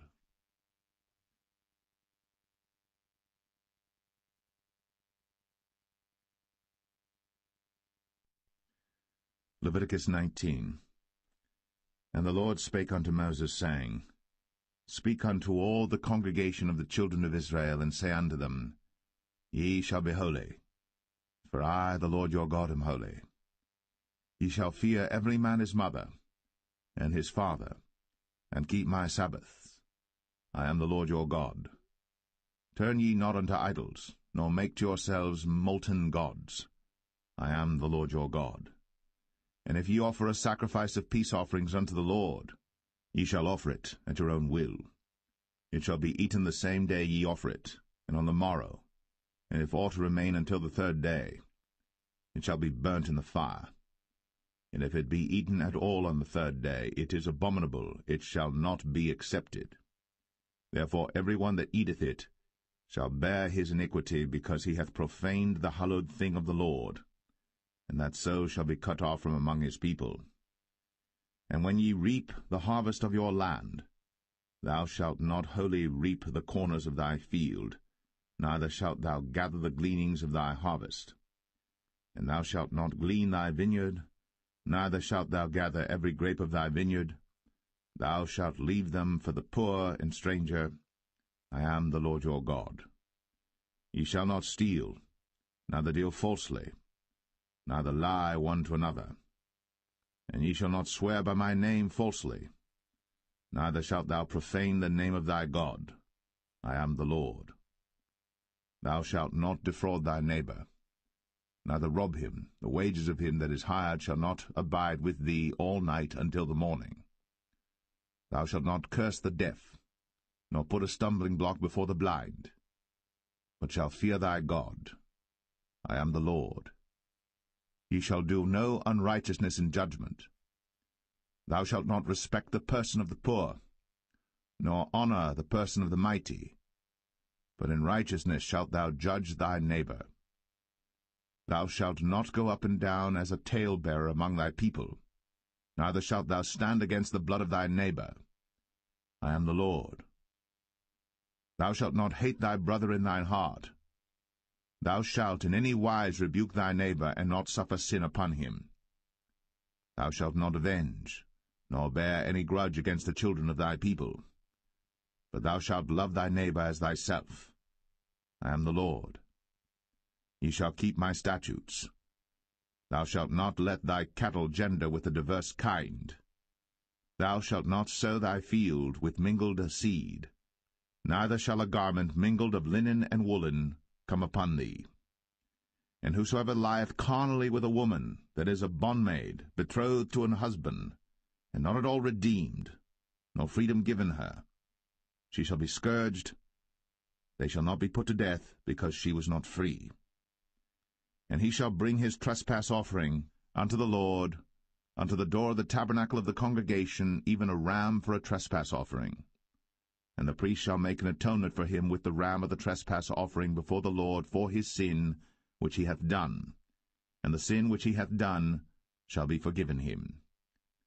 And when ye shall come into the land, and shall have planted all manner of trees for food, then ye shall count the fruit thereof as uncircumcised. 3 years shall it be as uncircumcised unto you. It shall not be eaten of.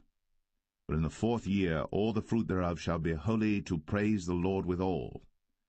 And in the 5th year shall ye eat of the fruit thereof, that it may yield unto you the increase thereof. I am the Lord your God. Ye shall not eat anything with the blood, neither shall ye use enchantment, nor observe times. Ye shall not round the corners of your heads, neither shalt thou mar the corners of thy beard. Ye shall not make any cuttings in your flesh for the dead, nor print any marks upon you. I am the Lord. Do not prostitute thy daughter to cause her to be a whore, lest the land fall to whoredom, and the land become full of wickedness. Ye shall keep my Sabbaths, and reverence my sanctuary. I am the Lord. Regard not them that have familiar spirits, neither seek after wizards, to be defiled by them. I am the Lord your God. Thou shalt rise up before the hoary head, and honor the face of the old man, and fear thy God. I am the Lord. And if a stranger sojourn with thee in your land, ye shall not vex him. But the stranger that dwelleth with you shall be unto you as one born among you, and thou shalt love him as thyself. For ye were strangers in the land of Egypt. I am the Lord your God. Ye shall do no unrighteousness in judgment, and meet yard in weight or in measure. Just balances, just weights, a just ephah, and a just hin shall ye have. I am the Lord your God, which brought you out of the land of Egypt. Therefore shall ye observe all my statutes, and all my judgments, and do them. I am the Lord.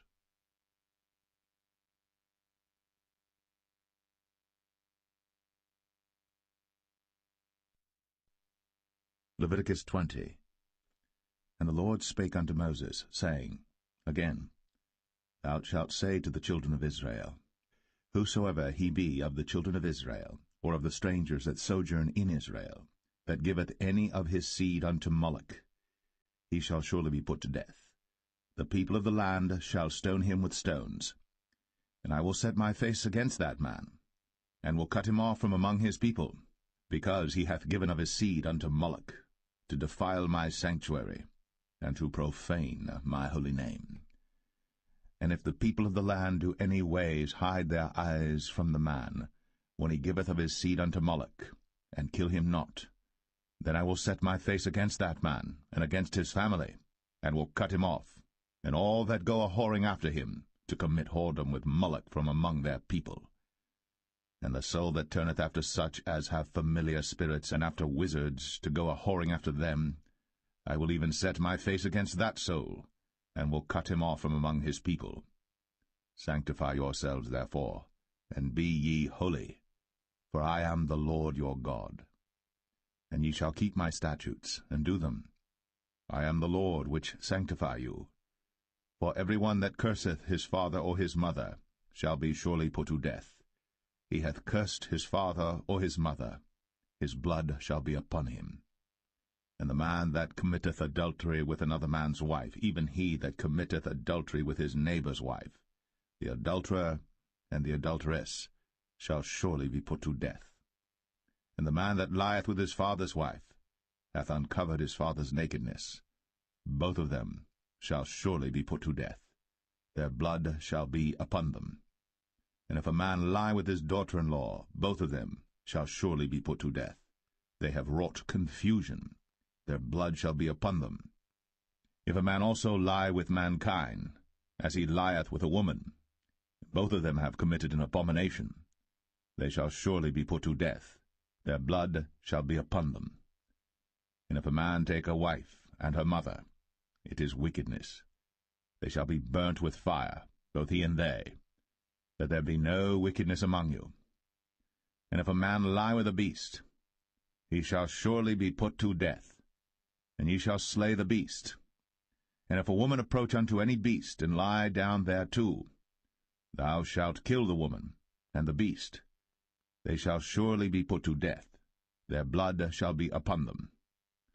And if a man shall take his sister, his father's daughter, or his mother's daughter, and see her nakedness, and she see his nakedness, it is a wicked thing, when they shall be cut off in the sight of their people. He hath uncovered his sister's nakedness, he shall bear his iniquity. And if a man shall lie with a woman having her sickness, and shall uncover her nakedness, he hath discovered her fountain, and she hath uncovered the fountain of her blood, and both of them shall be cut off from among their people.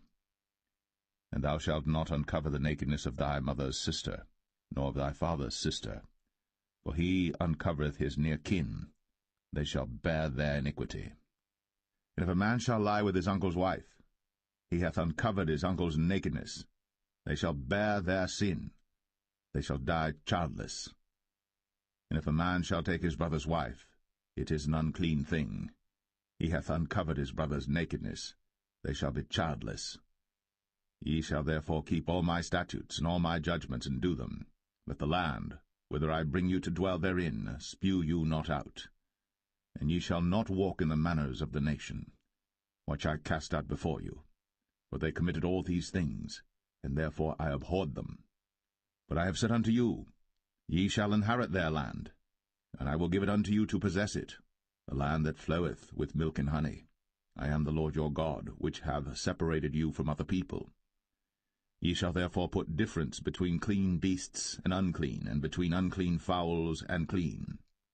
And ye shall not make your souls abominable by beast, or by fowl, or by any manner of living thing that creepeth on the ground, which I have separated from you as unclean. And ye shall be holy unto me, for I the Lord am holy, and have severed you from other people, that ye should be mine. A man also, or woman that hath a familiar spirit, or that is a wizard, shall surely be put to death. They shall stone them with stones, their blood shall be upon them.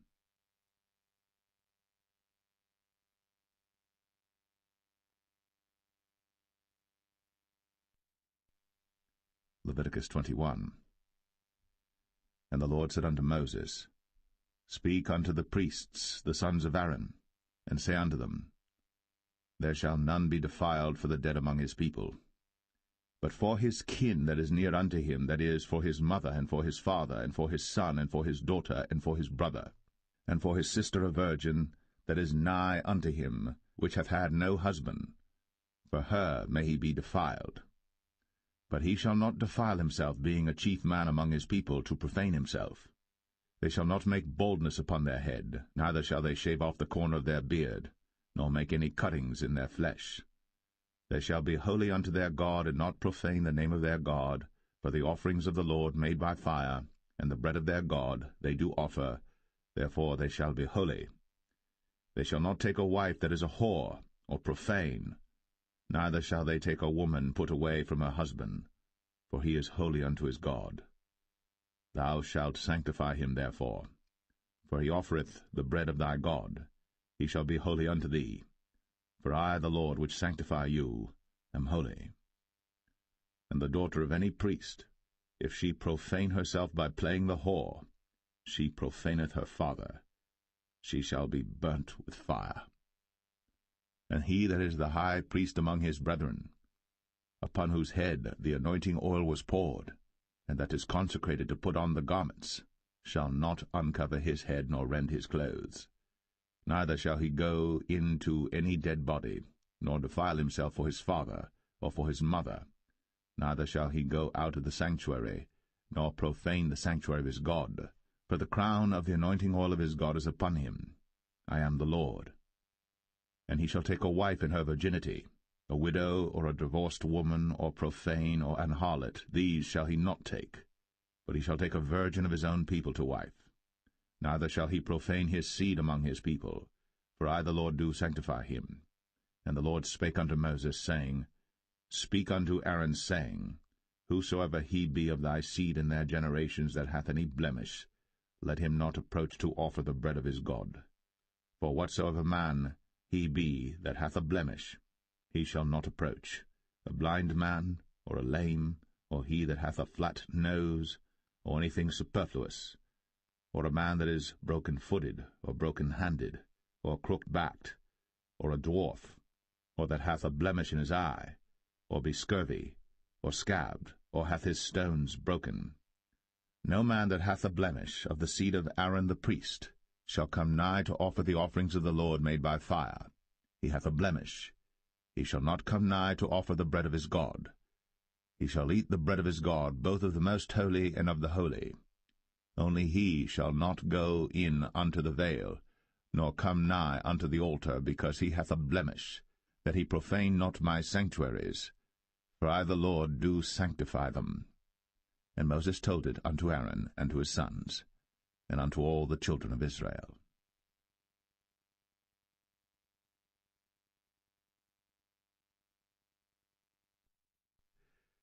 Leviticus 22. And the Lord spake unto Moses, saying, Speak unto Aaron and to his sons, that they separate themselves from the holy things of the children of Israel, and that they profane not my holy name in those things which they hallow unto me. I am the Lord. Say unto them, Whosoever he be of all your seed among your generations, that goeth unto the holy things, which the children of Israel hallow unto the Lord, having his uncleanness upon him, that soul shall be cut off from my presence. I am the Lord. What man soever of the seed of Aaron is a leper, or hath a running issue, he shall not eat of the holy things until he be clean. And whoso toucheth anything that is unclean by the dead, or a man whose seed goeth from him, or whosoever toucheth any creeping thing, whereby he may be made unclean, or a man of whom he may take uncleanness, whatsoever uncleanness he hath, the soul which hath touched any such shall be unclean until even, and shall not eat of the holy things, unless he wash his flesh with water. And when the sun is down, he shall be clean, and shall afterward eat of the holy things, because it is his food. That which dieth of itself, or is torn with beasts, he shall not eat to defile himself therewith. I am the Lord. They shall therefore keep mine ordinance, lest they bear sin for it, and die therefore, if they profane it. I the Lord do sanctify them. There shall no stranger eat of the holy thing. A sojourner of the priest, or an hired servant, shall not eat of the holy thing. But if the priest buy any soul with his money, he shall eat of it. And he that is born in his house, they shall eat of his meat. If the priest's daughter also be married unto a stranger, she may not eat of an offering of the holy things. But if the priest's daughter be a widow, or divorced, and have no child, and is returned unto her father's house, as in her youth, she shall eat of her father's meat. But there shall no stranger eat thereof. And if a man eat of the holy thing unwittingly, then he shall put the fifth part thereof unto it, and shall give it unto the priest with the holy thing. And they shall not profane the holy things of the children of Israel, which they offer unto the Lord, or suffer them to bear the iniquity of trespass, when they eat their holy things, for I the Lord do sanctify them. And the Lord spake unto Moses, saying, Speak unto Aaron, and to his sons, and unto all the children of Israel, and say unto them, Whatsoever he be of the house of Israel, or of the strangers in Israel, that will offer his oblation for all his vows, and for all his freewill offerings, which they will offer unto the Lord for a burnt offering, ye shall offer at your own will a male without blemish, of the beeves, of the sheep, or of the goats. But whatsoever hath a blemish, that shall ye not offer, for it shall not be acceptable for you. And whosoever offereth a sacrifice of peace offerings unto the Lord to accomplish his vow, or a freewill offering in beeves or sheep, it shall be perfect to be accepted. There shall be no blemish therein. Blind, or broken, or maimed, or having a wen, or scurvy, or scabbed, ye shall not offer these unto the Lord, nor make an offering by fire of them upon the altar unto the Lord, either a bullock, or a lamb that hath anything superfluous or lacking in his parts, that mayest thou offer for a freewill offering, but for a vow it shall not be accepted. Ye shall not offer unto the Lord that which is bruised, or crushed, or broken, or cut, neither shall ye make any offering thereof in your land. Neither from a stranger's hand shall ye offer the bread of your God of any of these, because their corruption is in them, and blemishes be in them. They shall not be accepted for you. And the Lord spake unto Moses, saying, When a bullock or a sheep or a goat is brought forth, then it shall be 7 days under the dam, and from the 8th day and thenceforth it shall be accepted for an offering made by fire unto the Lord. And whether it be cow or ewe, ye shall not kill it and her young both in 1 day. And when ye will offer a sacrifice of thanksgiving unto the Lord, offer it at your own will. On the same day it shall be eaten up. Ye shall leave none of it until the morrow. I am the Lord. Therefore shall ye keep my commandments, and do them. I am the Lord. Neither shall ye profane my holy name, but I will be hallowed among the children of Israel. I am the Lord which hallow you, that brought you out of the land of Egypt, to be your God. I am the Lord.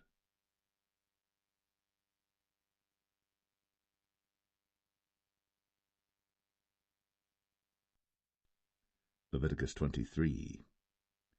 And the Lord spake unto Moses, saying, Speak unto the children of Israel, and say unto them, Concerning the feasts of the Lord, which ye shall proclaim to be holy convocations, even these are my feasts. 6 days shall work be done, but the 7th day is the Sabbath of rest, and holy convocation. Ye shall do no work therein. It is the Sabbath of the Lord in all your dwellings. These are the feasts of the Lord, even holy convocations, which ye shall proclaim in their seasons. In the 14th day of the first month at even is the Lord's Passover, and on the 15th day of the same month is the feast of unleavened bread unto the Lord. 7 days ye must eat unleavened bread. In the first day ye shall have an holy convocation. Ye shall do no servile work therein. But ye shall offer an offering made by fire unto the Lord 7 days. In the 7th day is an holy convocation. Ye shall do no servile work therein. And the Lord spake unto Moses, saying, Speak unto the children of Israel, and say unto them, When ye be come into the land which I give unto you, and shall reap the harvest thereof, then ye shall bring a sheaf of the first fruits of your harvest unto the priest. And he shall wave the sheaf before the Lord, to be accepted for you. On the morrow after the Sabbath the priest shall wave it. And ye shall offer that day, when ye wave the sheaf, an he-lamb without blemish of the first year for a burnt offering unto the Lord. And the meat offering thereof shall be 2/10 deals of fine flour mingled with oil, an offering made by fire unto the Lord for a sweet savour. And the drink offering thereof shall be of wine, the 4th part of an hin. And ye shall eat neither bread, nor parched corn, nor green ears, until the selfsame day that ye have brought an offering unto your God. It shall be a statute for ever throughout your generations in all your dwellings.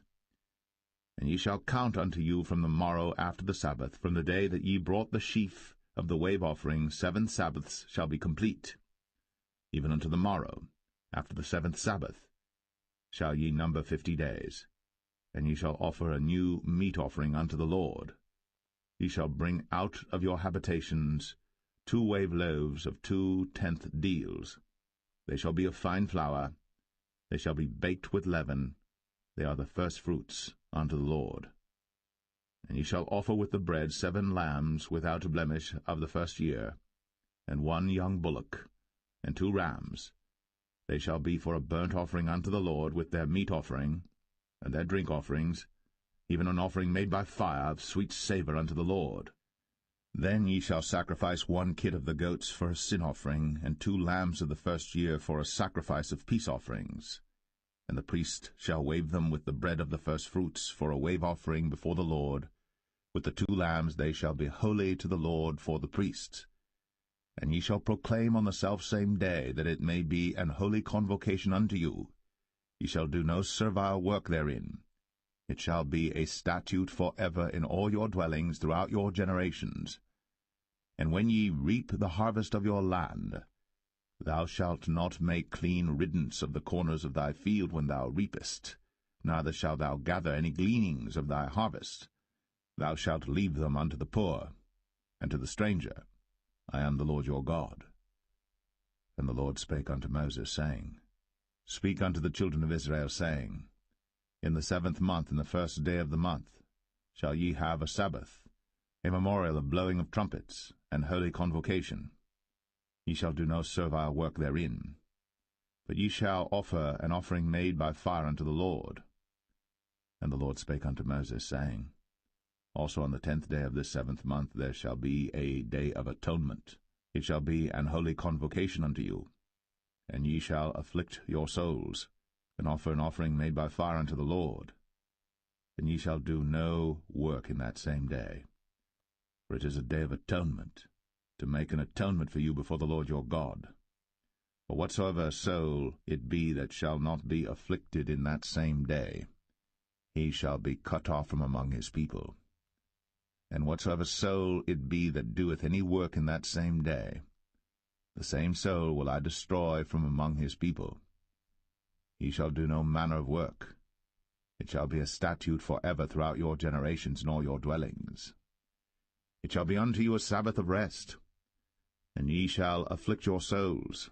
In the 9th day of the month at even, from even unto even shall ye celebrate your Sabbath. And the Lord spake unto Moses, saying, Speak unto the children of Israel, saying, The 15th day of this 7th month shall be the Feast of Tabernacles for 7 days unto the Lord. On the 1st day shall be an holy convocation. Ye shall do no servile work therein. 7 days ye shall offer an offering made by fire unto the Lord. On the 8th day shall be an holy convocation unto you. And ye shall offer an offering made by fire unto the Lord. It is a solemn assembly, and ye shall do no servile work therein. These are the feasts of the Lord, which ye shall proclaim to be holy convocations, to offer an offering made by fire unto the Lord, a burnt offering, and a meat offering, a sacrifice, and drink offerings, everything upon his day. Beside the Sabbaths of the Lord, and beside your gifts, and beside all your vows, and beside all your free will offerings which ye give unto the Lord, also in the 15th day of the 7th month, when ye have gathered in the fruit of the land, ye shall keep a feast unto the Lord 7 days. On the 1st day shall be a Sabbath, and on the 8th day shall be a Sabbath. And ye shall take you on the 1st day the boughs of goodly trees, branches of palm trees, and the boughs of thick trees, and willows of the brook. And ye shall rejoice before the Lord your God 7 days. And ye shall keep it a feast unto the Lord 7 days in the year. It shall be a statute for ever in your generations. Ye shall celebrate it in the 7th month.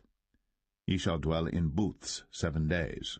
All that are Israelites born shall dwell in booths, that your generations may know that I made the children of Israel to dwell in booths, when I brought them out of the land of Egypt.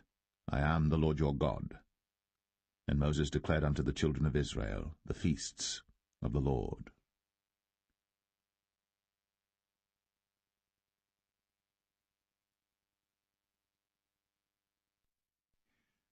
Leviticus 24. And the Lord spake unto Moses, saying, Command the children of Israel, that they bring unto thee pure oil olive beaten for the light, to cause the lamps to burn continually. Without the veil of the testimony, in the tabernacle of the congregation, shall Aaron order it from the evening unto the morning before the Lord continually. It shall be a statute for ever in your generations. He shall order the lamps upon the pure candlestick before the Lord continually. And thou shalt take fine flour, and bake 12 cakes thereof. 2 tenth deals shall be in 1 cake. And thou shalt set them in 2 rows, 6 in a row, upon the pure table before the Lord. And thou shalt put pure frankincense upon each row, that it may be on the bread for a memorial, even an offering made by fire unto the Lord. Every Sabbath he shall set it in order before the Lord continually, being taken from the children of Israel by an everlasting covenant. And it shall be Aaron's and his sons, and they shall eat it in the holy place. For it is most holy unto him of the offerings of the Lord made by fire, by a perpetual statute. And the son of an Israelitish woman, whose father was an Egyptian, went out among the children of Israel. And this son of the Israelitish woman and a man of Israel strove together in the camp. And the Israelitish woman's son blasphemed the name of the Lord, and cursed. And they brought him unto Moses. And his mother's name was Shilemeth, the daughter of Dibri of the tribe of Dan. And they put him in ward, that the mind of the Lord might be shown them. And the Lord spake unto Moses, saying, Bring forth him that hath cursed without the camp, and let all that heard him lay their hands upon his head, and let all the congregation stone him. And thou shalt speak unto the children of Israel, saying, Whosoever curseth his God shall bear his sin. And he that blasphemeth the name of the Lord, he shall surely be put to death. And all the congregation shall certainly stone him, as well the stranger, as he that is born in the land, when he blasphemeth the name of the Lord, shall be put to death. And he that killeth any man shall surely be put to death. And he that killeth a beast shall make it good, beast for beast.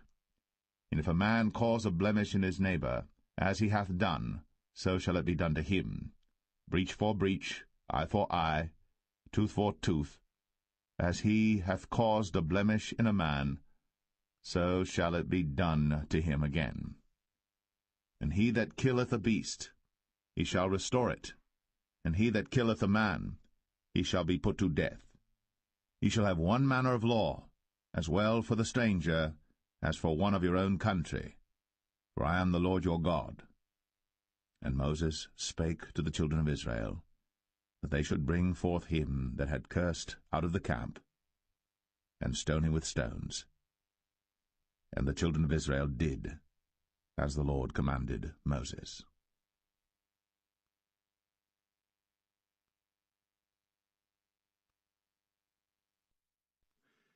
Leviticus 25. And the Lord spake unto Moses in Mount Sinai, saying, Speak unto the children of Israel, and say unto them, When ye come into the land which I give you, then shall the land keep a Sabbath unto the Lord. 6 years thou shalt sow thy field, and 6 years thou shalt prune thy vineyard, and gather in the fruit thereof. But in the 7th year shall be a Sabbath of rest unto the land, a Sabbath for the Lord. Thou shalt neither sow thy field, nor prune thy vineyard. That which groweth of its own accord of thy harvest thou shalt not reap, neither gather the grapes of thy vine undressed.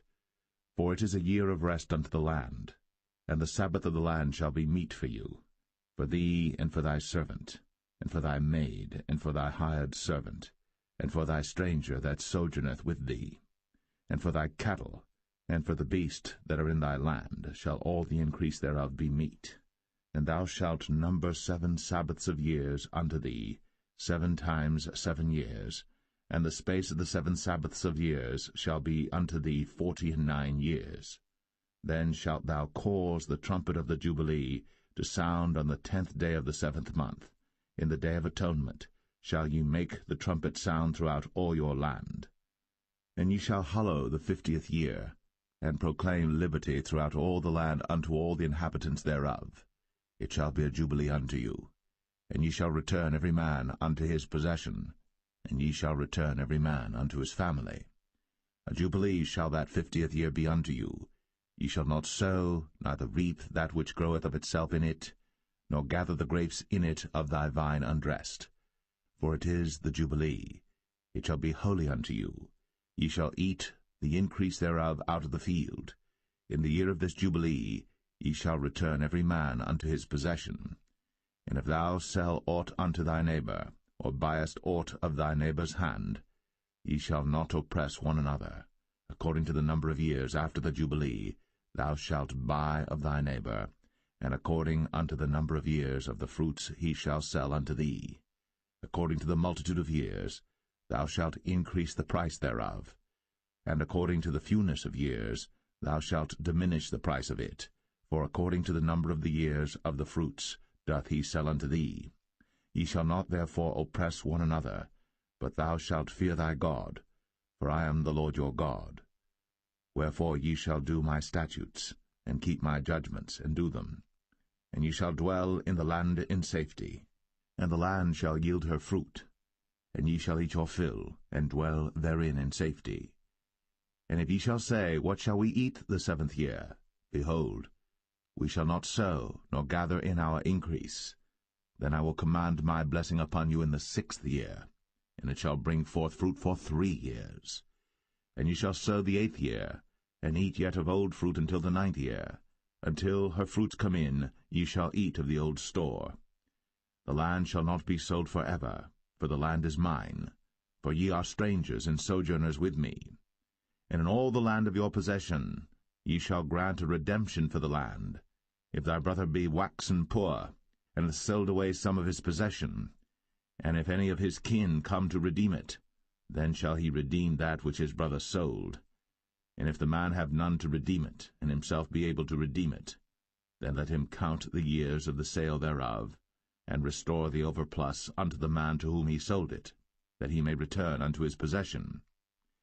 But if he be not able to restore it to him, then that which is sold shall remain in the hand of him that hath bought it until the year of Jubilee, and in the Jubilee it shall go out, and he shall return unto his possession.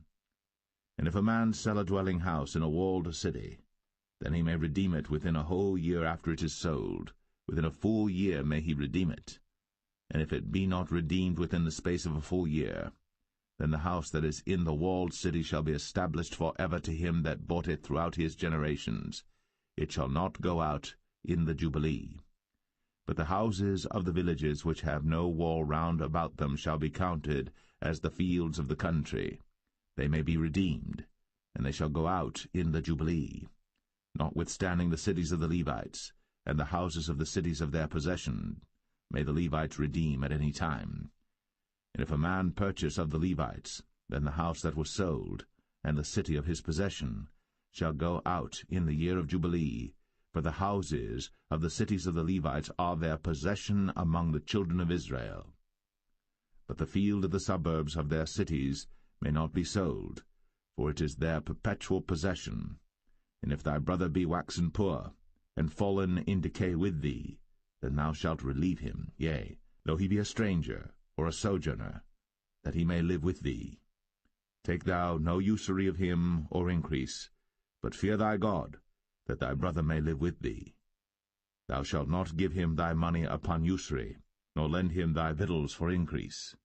I am the Lord your God, which brought you forth out of the land of Egypt, to give you the land of Canaan, and to be your God. And if thy brother that dwelleth by thee be waxen poor, and be sold unto thee, thou shalt not compel him to serve as a bondservant, but as an hired servant, and as a sojourner. He shall be with thee, and shall serve thee unto the year of Jubilee. And then shall he depart from thee, both he and his children with him, and shall return unto his own family, and unto the possession of his fathers shall he return. For they are my servants, which I brought forth out of the land of Egypt. They shall not be sold as bondmen. Thou shalt not rule over him with rigor, but shalt fear thy God. Both thy bondmen and thy bondmaids, which thou shalt have, shall be of the heathen that are round about you. Of them shall ye buy bondmen and bondmaids. Moreover, of the children of the strangers that do sojourn among you, of them shall ye buy, and of their families that are with you, which they begat in your land, and they shall be your possession. And ye shall take them as an inheritance for your children after you, to inherit them for a possession. They shall be your bondmen for ever. But over your brethren, the children of Israel, ye shall not rule one over another with rigor. And if a sojourner or stranger wax rich by thee, and thy brother that dwelleth by him wax poor, and sell himself unto the stranger or sojourner by thee, or to the stock of the stranger's family, after that he is sold, he may be redeemed again. One of his brethren may redeem him. Either his uncle or his uncle's son may redeem him, or any that is nigh of kin unto him of his family may redeem him, or if he be able, he may redeem himself. And he shall reckon with him that bought him from the year that he was sold to him unto the year of Jubilee. And the price of his sale shall be according unto the number of years, according to the time of an hired servant shall it be with him. If there be yet many years behind, according unto them, he shall give again the price of his redemption out of the money that he was bought for. And if there remain but few years unto the year of Jubilee, then he shall count with him, and according unto his years shall he give him again the price of his redemption. And as a yearly hired servant shall he be with him, and the other shall not rule with rigor over him in thy sight. And if he be not redeemed in these years, then he shall go out in the year of Jubilee, both he and his children with him. For unto me the children of Israel are servants. They are my servants whom I brought forth out of the land of Egypt. I am the Lord your God.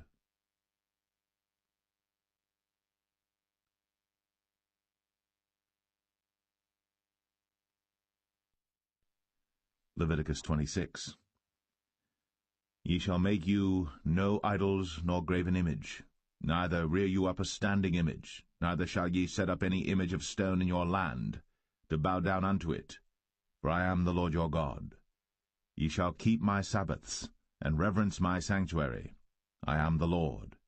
If ye walk in my statutes, and keep my commandments, and do them, then I will give you rain in due season, and the land shall yield her increase, and the trees of the field shall yield their fruit. And your threshing shall reach unto the vintage, and the vintage shall reach unto the sowing time. And ye shall eat your bread to the full, and dwell in your land safely.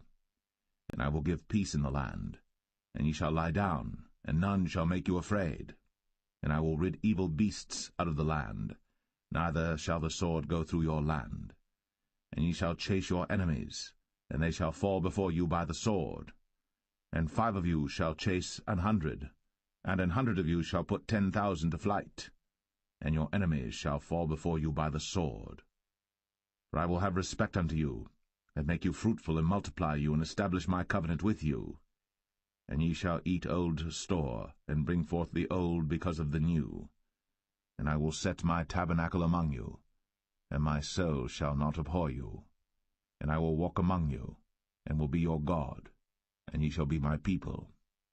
I am the Lord your God, which brought you forth out of the land of Egypt, that ye should not be their bondmen. And I have broken the bands of your yoke, and made you go upright. But if ye will not hearken unto me, and will not do all these commandments, and if ye shall despise my statutes, or if your soul abhor my judgments, so that ye will not do all my commandments, but that ye break my covenant, I also will do this unto you. I will even appoint over you terror, consumption, and the burning ague, that shall consume the eyes, and cause sorrow of heart. And ye shall sow your seed in vain, for your enemies shall eat it. And I will set my face against you, and ye shall be slain before your enemies. They that hate you shall reign over you, and ye shall flee when none pursueth you. And if ye will not yet for all this hearken unto me, then I will punish you 7 times more for your sins. And I will break the pride of your power, and I will make your heaven as iron, and your earth as brass. And your strength shall be spent in vain.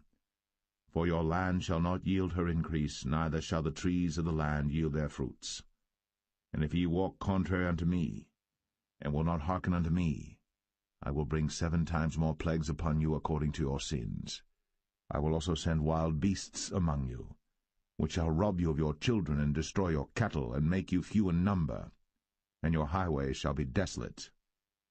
And if ye will not be reformed by me by these things, but will walk contrary unto me, then will I also walk contrary unto you, and will punish you yet 7 times for your sins. And I will bring a sword upon you, that shall avenge the quarrel of my covenant. And when ye are gathered together within your cities, I will send the pestilence among you, and ye shall be delivered into the hand of the enemy. And when I have broken the staff of your bread, 10 women shall bake your bread in one oven, and they shall deliver you your bread again by weight, and ye shall eat and not be satisfied. And if ye will not for all this hearken unto me, but walk contrary unto me, then I will walk contrary unto you also in fury, and I, even I, will chastise you 7 times for your sins. And ye shall eat the flesh of your sons, and the flesh of your daughters shall ye eat. And I will destroy your high places, and cut down your images, and cast your carcasses upon the carcasses of your idols. And my soul shall abhor you.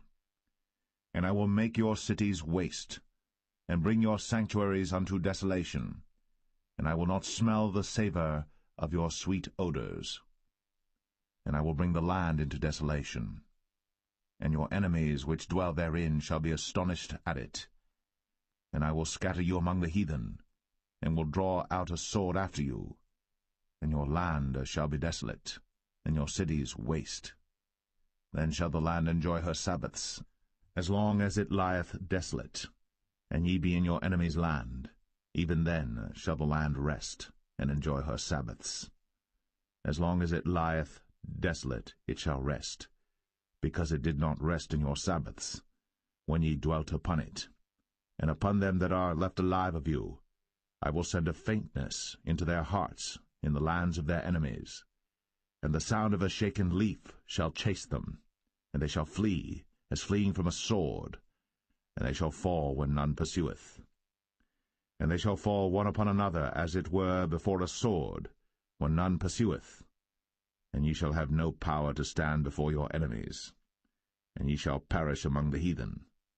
And the land of your enemies shall eat you up, and they that are left of you shall pine away in their iniquity in your enemies' lands, and also in the iniquities of their fathers shall they pine away with them, if they shall confess their iniquity, and the iniquity of their fathers, with their trespass which they trespassed against me, and that also they have walked contrary unto me, and that I also have walked contrary unto them, and have brought them into the land of their enemies. If then their uncircumcised hearts be humbled, and they then accept of the punishment of their iniquity, then will I remember my covenant with Jacob, and also my covenant with Isaac, and also my covenant with Abraham will I remember, and I will remember the land The land also shall be left of them, and shall enjoy her Sabbaths, while she lieth desolate without them. And they shall accept of the punishment of their iniquity, even because they despised my judgments, and because their soul abhorred my statutes.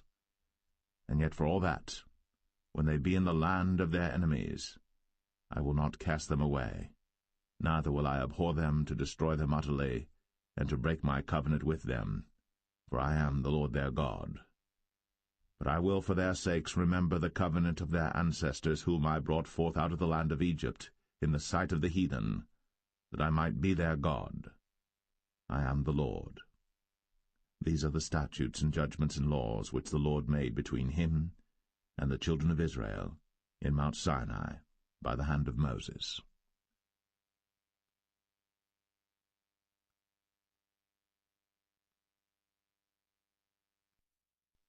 Leviticus 27. And the Lord spake unto Moses, saying, Speak unto the children of Israel, and say unto them, When a man shall make a singular vow, the person shall be for the Lord by thy estimation. And thy estimation shall be of the male from 20 years old even unto 60 years old.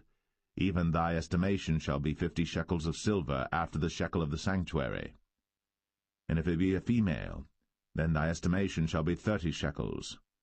And if it be from 5 years old even unto 20 years old, then thy estimation shall be of the male 20 shekels, and for the female 10 shekels. And if it be from a month old even unto 5 years old, then thy estimation shall be of the male 5 shekels of silver, and for the female thy estimation shall be 3 shekels of silver. And if it be from 60 years old and above, if it be a male, then thy estimation shall be 15 shekels, and for the female 10 shekels. But if he be poorer than thy estimation, then he shall present himself before the priest, and the priest shall value him, according to his ability that vowed shall the priest value him. And if it be a beast, whereof men bring an offering unto the Lord, all that any man giveth of such unto the Lord shall be holy. He shall not alter it, nor change it, a good for a bad, or a bad for a good. And if he shall at all change beast for beast, then it and the exchange thereof shall be holy. And if it be any unclean beast, of which they do not offer a sacrifice unto the Lord, then he shall present the beast before the priest. And the priest shall value it, whether it be good or bad, as thou valuest it, who art the priest, so shall it be. But if he will at all redeem it, then he shall add a 5th part thereof unto thy estimation. And when a man shall sanctify his house to be holy unto the Lord, then the priest shall estimate it, whether it be good or bad, as the priest shall estimate it, so shall it stand. And if he that sanctified it will redeem his house, then he shall add the 5th part of the money of thy estimation unto it, and it shall be his. And if a man shall sanctify unto the Lord some part of a field of his possession, then thy estimation shall be according to the seed thereof, and homer of barley seed shall be valued at 50 shekels of silver. If he sanctify his field from the year of Jubilee according to thy estimation, it shall stand. But if he sanctify his field after the Jubilee, then the priest shall reckon unto him the money according to the years that remain, even unto the year of the Jubilee, and it shall be abated from thy estimation. And if he that sanctified the field will in any wise redeem it, then he shall add the 5th part of the money of thy estimation unto it, and it shall be assured to him. And if he will not redeem the field, or if he have sold the field to another man, it shall not be redeemed any more. But the field, when it goeth out in the Jubilee, shall be holy unto the Lord, as a field devoted. The possession thereof shall be the priest's. And if a man sanctify unto the Lord a field which he hath bought, which is not of the fields of his possession, then the priest shall reckon unto him the worth of thy estimation, even unto the year of the Jubilee, and he shall give thine estimation in that day as a holy thing unto the Lord. In the year of the Jubilee the field shall return unto him of whom it was bought, even to him to whom the possession of the land did belong. And all thy estimation shall be according to the shekel of the sanctuary. 20 gerahs shall be the shekel. Only the firstling of the beasts, which should be the Lord's firstling, no man shall sanctify it, whether it be ox or sheep, it is the Lord's. And if it be of an unclean beast, then he shall redeem it according to thine estimation, and shall add a fifth part of it thereto. Or if it be not redeemed, then it shall be sold according to thy estimation. Notwithstanding no devoted thing, that a man shall devote unto the Lord of all that he hath, both of man and beast, and of the field of his possession, shall be sold or redeemed. Every devoted thing is most holy unto the Lord. None devoted, which shall be devoted of men, shall be redeemed, but shall surely be put to death. And all the tithe of the land, whether of the seed of the land or of the fruit of the tree, is the Lord's. It is holy unto the Lord. And if a man will at all redeem aught of his tithes, he shall add thereto the fifth part thereof. And concerning the tithe of the herd or of the flock, even of whatsoever passeth under the rod, the 10th shall be holy unto the Lord. He shall not search whether it be good or bad, neither shall he change it. And if he change it at all, then both it and the change thereof shall be holy. It shall not be redeemed. These are the commandments which the Lord commanded Moses for the children of Israel in Mount Sinai.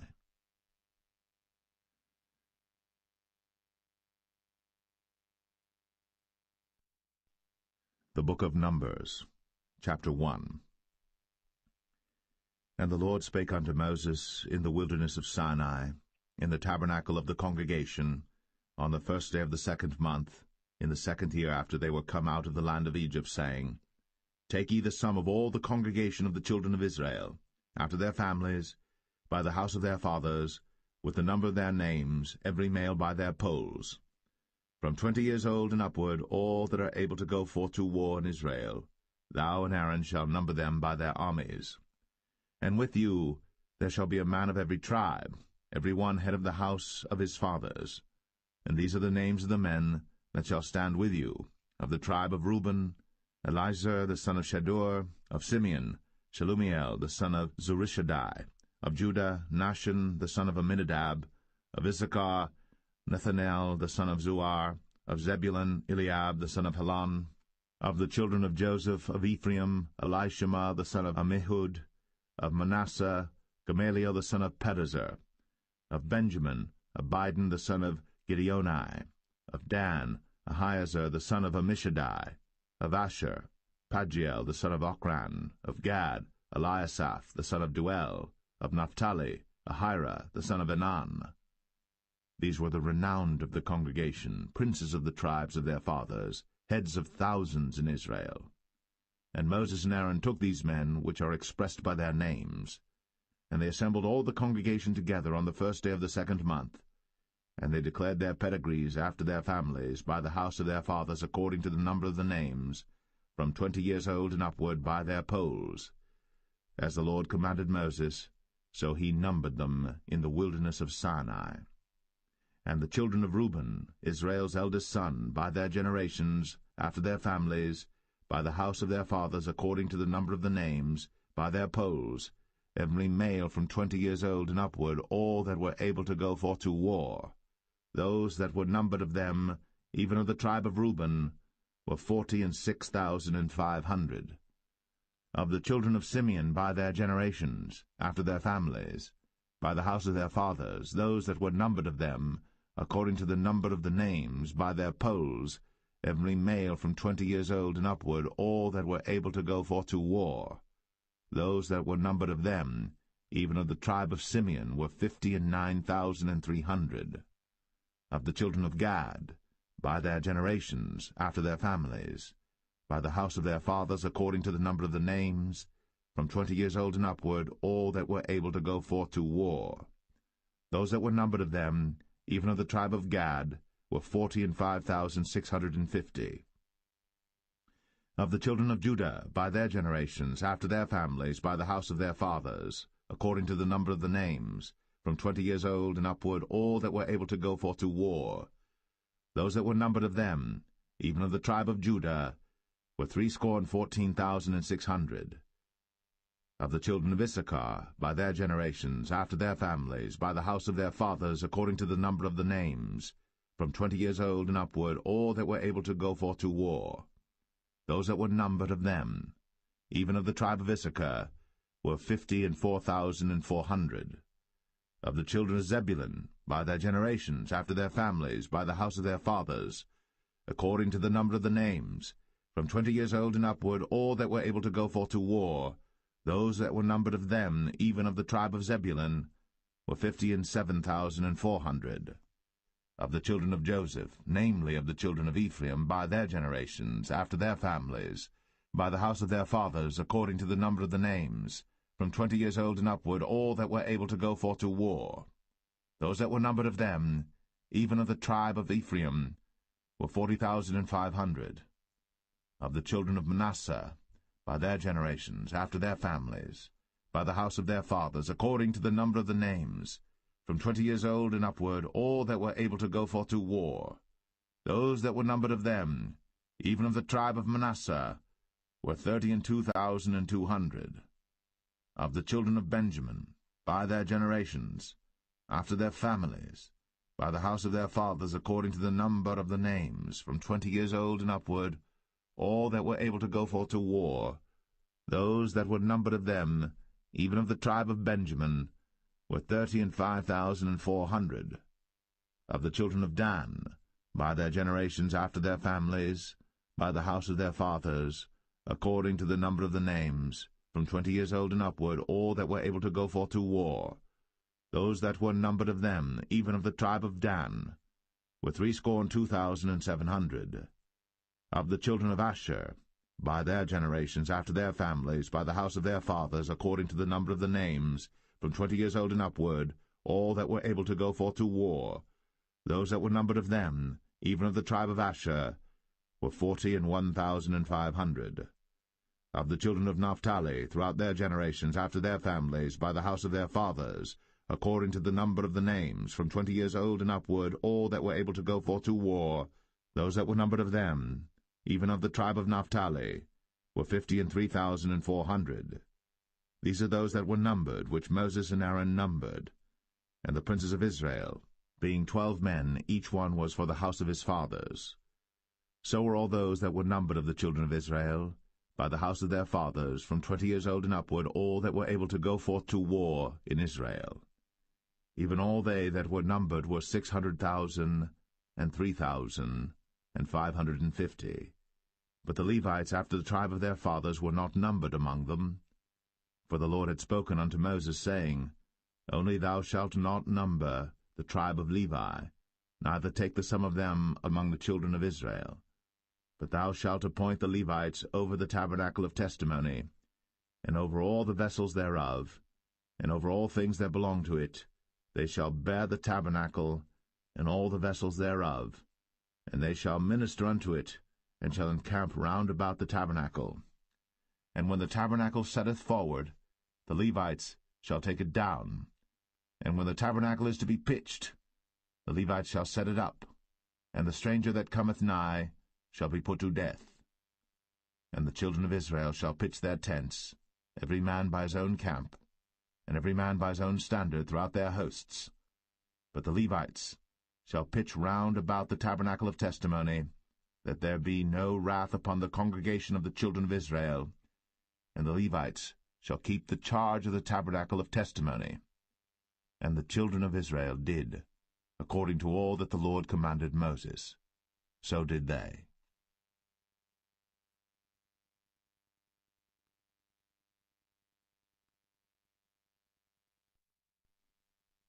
Numbers 2. And the Lord spake unto Moses and unto Aaron, saying, Every man of the children of Israel shall pitch by his own standard, with the ensign of their father's house. Far off about the tabernacle of the congregation shall they pitch.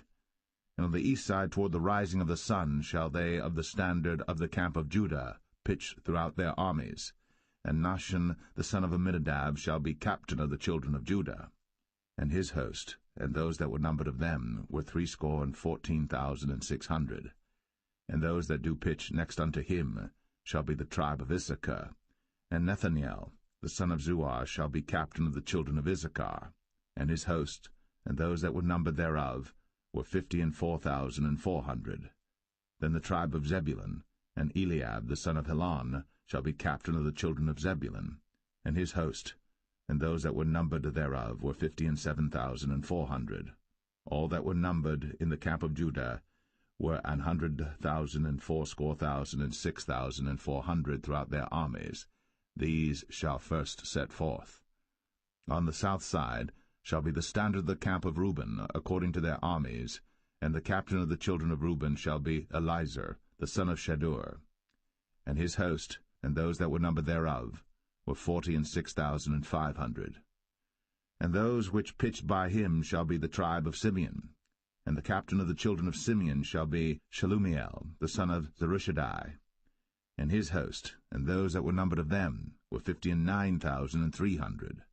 Then the tribe of Gad, and the captain of the sons of Gad shall be Eliasaph, the son of Ruel. And his host, and those that were numbered of them, were 45,650. All that were numbered in the camp of Reuben were 100,050 and 1,450 throughout their armies, and they shall set forth in the second rank. Then the tabernacle of the congregation shall set forward with the camp of the Levites in the midst of the camp, as they encamp, so shall they set forward, every man in his place by their standards. On the west side shall be the standard of the camp of Ephraim, according to their armies, and the captain of the sons of Ephraim shall be Elishama, the son of Ammihud. And his host, and those that were numbered of them, were 40,500. And by him shall be the tribe of Manasseh, and the captain of the children of Manasseh shall be Gamaliel, the son of Pedazur. And his host, and those that were numbered of them, were 32,200. Then the tribe of Benjamin, and the captain of the sons of Benjamin shall be Abidan, the son of Gideoni. And his host, and those that were numbered of them, were 35,400.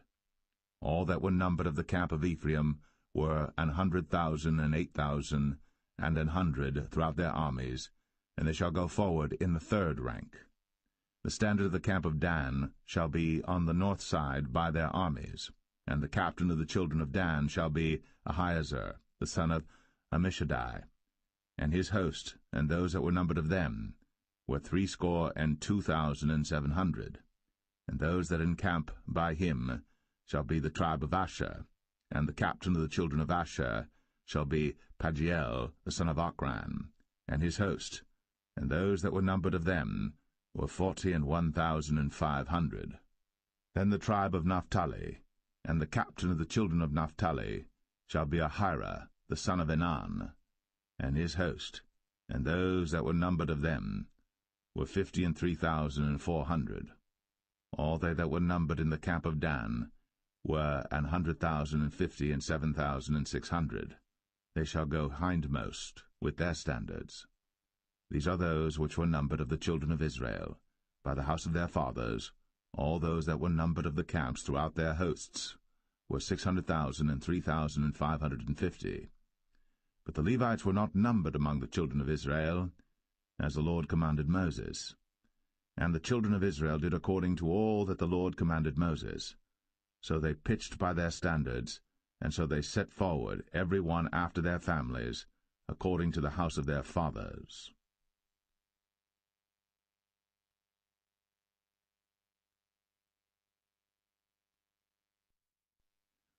Numbers 3.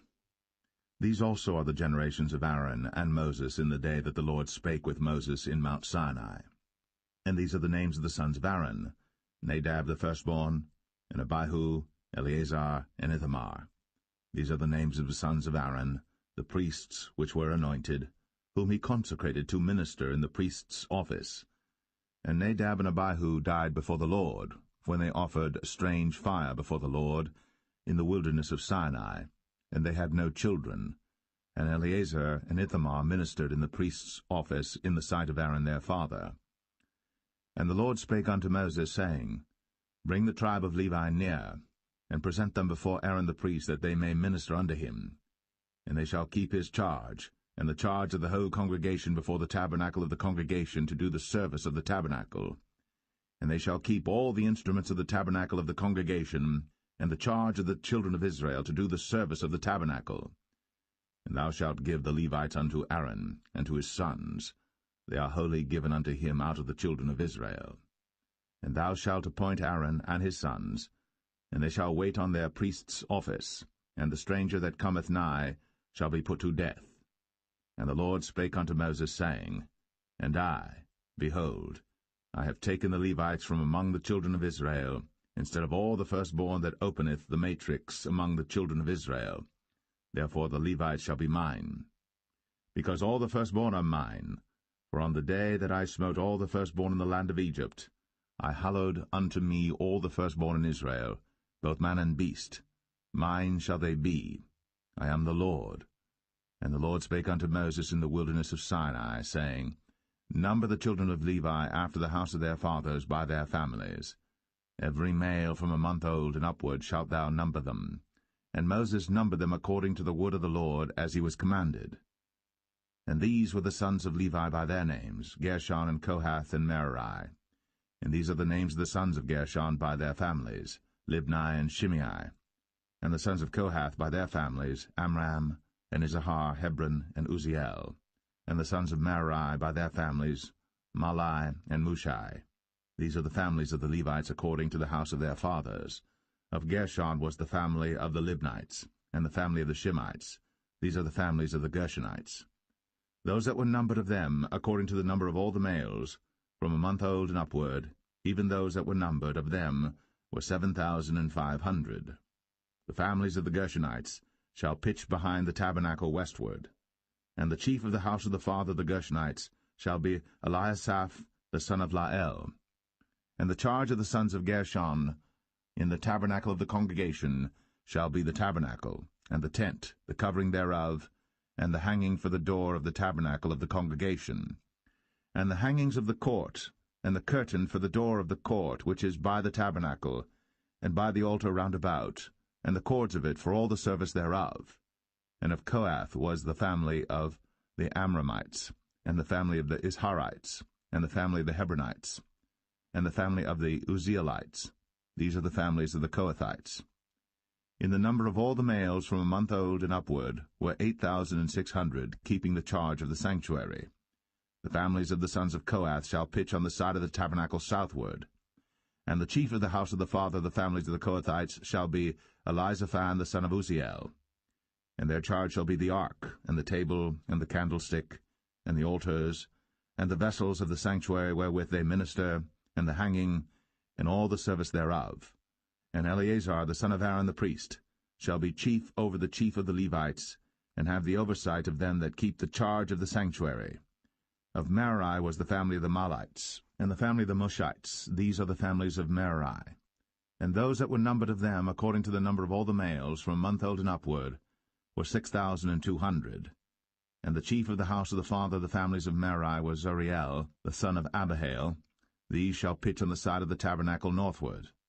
And under the custody and charge of the sons of Merari shall be the boards of the tabernacle, and the bars thereof, and the pillars thereof, and the sockets thereof, and all the vessels thereof, and all that serveth thereto, and the pillars of the court round about, and their sockets, and their pins, and their cords. But those that encamp before the tabernacle toward the east, even before the tabernacle of the congregation eastward, shall be Moses and Aaron and his sons, keeping the charge of the sanctuary for the charge of the children of Israel, and the stranger that cometh nigh shall be put to death. All that were numbered of the Levites, which Moses and Aaron numbered at the commandment of the Lord, throughout their families, all the males from a month old and upward, were 22,000. And the Lord said unto Moses, Number all the firstborn of the males of the children of Israel from a month old and upward, and take the number of their names. And thou shalt take the Levites for me, I am the Lord, instead of all the firstborn among the children of Israel, and the cattle of the Levites instead of all the firstlings among the cattle of the children of Israel. And Moses numbered, as the Lord commanded him, all the firstborn among the children of Israel, and all the firstborn males by the number of names, from a month old and upward, of those that were numbered of them, were 22,213. And the Lord spake unto Moses, saying, Take the Levites instead of all the firstborn among the children of Israel, and the cattle of the Levites instead of their cattle, and the Levites shall be mine. I am the Lord. And for those that are to be redeemed of the 213 of the firstborn of the children of Israel, which are more than the Levites, Thou shalt even take 5 shekels apiece by the pole. After the shekel of the sanctuary shalt thou take them. The shekel is 20 gerahs. And thou shalt give the money wherewith the odd number of them is to be redeemed, unto Aaron and to his sons. And Moses took the redemption money of them that were over and above them that were redeemed by the Levites. Of the firstborn of the children of Israel took he the money, 1,365 shekels, after the shekel of the sanctuary. And Moses gave the money of them that were redeemed unto Aaron and to his sons, according to the word of the Lord, as the Lord commanded Moses.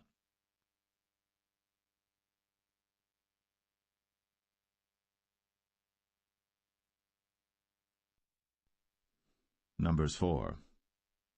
And the Lord spake unto Moses and unto Aaron, saying, Take the sum of the sons of Kohath, from among the sons of Levi, after their families, by the house of their fathers, from 30 years old and upward, even until 50 years old, all that enter into the host, to do the work in the tabernacle of the congregation. This shall be the service of the sons of Kohath, in the tabernacle of the congregation, about the most holy things. And when the camp setteth forward, Aaron shall come, and his sons, and they shall take down the covering veil, and cover the ark of the testimony with it, and shall put thereon the covering of badgers' skins, and shall spread over it a cloth wholly of blue, and shall put in the staves thereof. And upon the table of showbread they shall spread a cloth of blue, and put thereon the dishes, and the spoons, and the bowls, and covers to cover withal, and the continual bread shall be thereon. And they shall spread upon them a cloth of scarlet, and cover the same with the covering of badgers' skins, and shall put in the staves thereof. And they shall take a cloth of blue, and cover the candlestick of the light, and his lamps, and his tongs, and his snuff dishes, and all the oil vessels thereof, wherewith they minister unto it. And they shall put it and all the vessels thereof within a covering of badgers' skins, and shall put it upon a bar.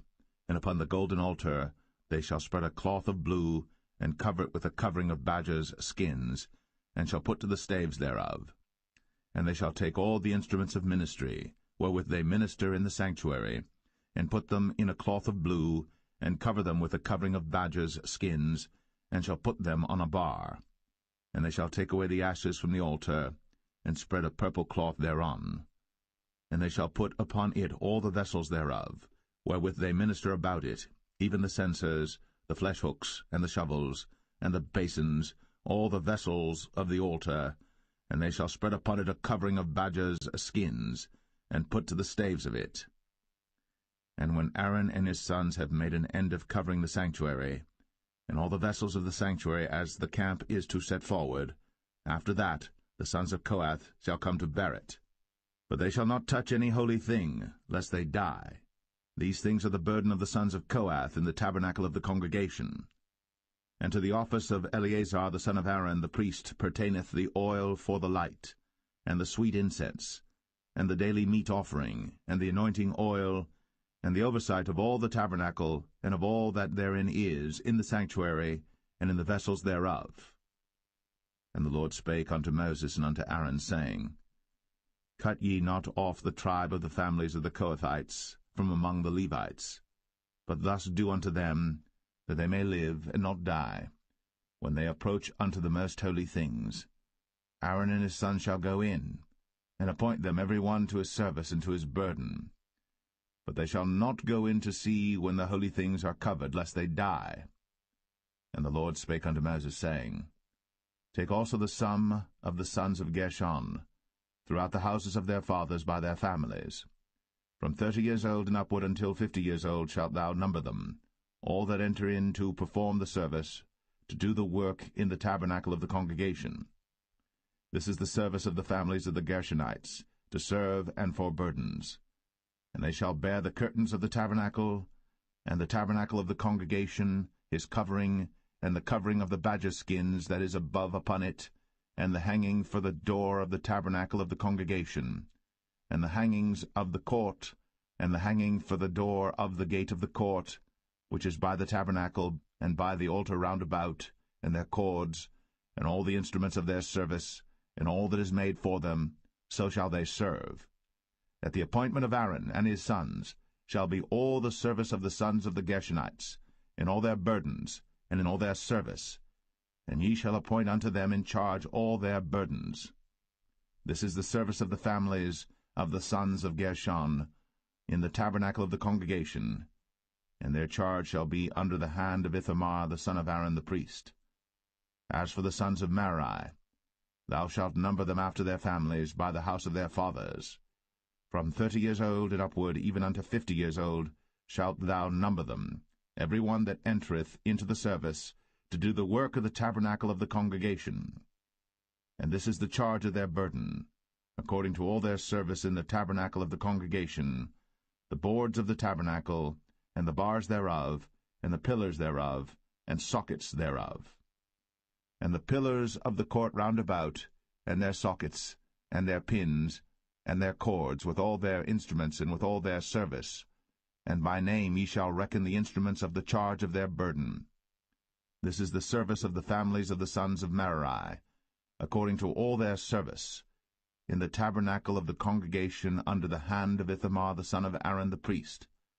And Moses and Aaron, and the chief of the congregation numbered the sons of the Kohathites after their families, and after the house of their fathers, from 30 years old and upward, even unto 50 years old, every one that entereth into the service, for the work in the tabernacle of the congregation.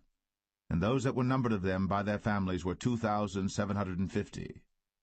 These were they that were numbered of the families of the Kohathites, all that might do service in the tabernacle of the congregation, which Moses and Aaron did number, according to the commandment of the Lord, by the hand of Moses.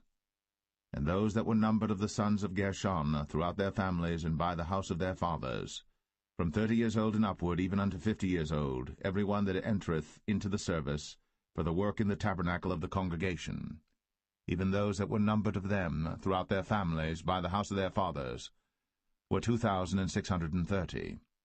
These are they that were numbered of the families of the sons of Gershon, of all that might do service in the tabernacle of the congregation, whom Moses and Aaron did number according to the commandment of the Lord. And those that were numbered of the families of the sons of Merari throughout their families by the house of their fathers, from 30 years old and upward, even unto 50 years old, every one that entereth into the service, for the work in the tabernacle of the congregation, even those that were numbered of them after their families were 3,200. These be those that were numbered of the families of the sons of Merari, whom Moses and Aaron numbered according to the word of the Lord by the hand of Moses. All those that were numbered of the Levites, whom Moses and Aaron and the chief of Israel numbered, after their families, and after the house of their fathers, from 30 years old and upward, even unto 50 years old, every one that came to do the service of the ministry, and the service of the burden in the tabernacle of the congregation. Even those that were numbered of them were 8,580. According to the commandment of the Lord they were numbered by the hand of Moses, every one according to his service, and according to his burden. Thus were they numbered of him, as the Lord commanded Moses.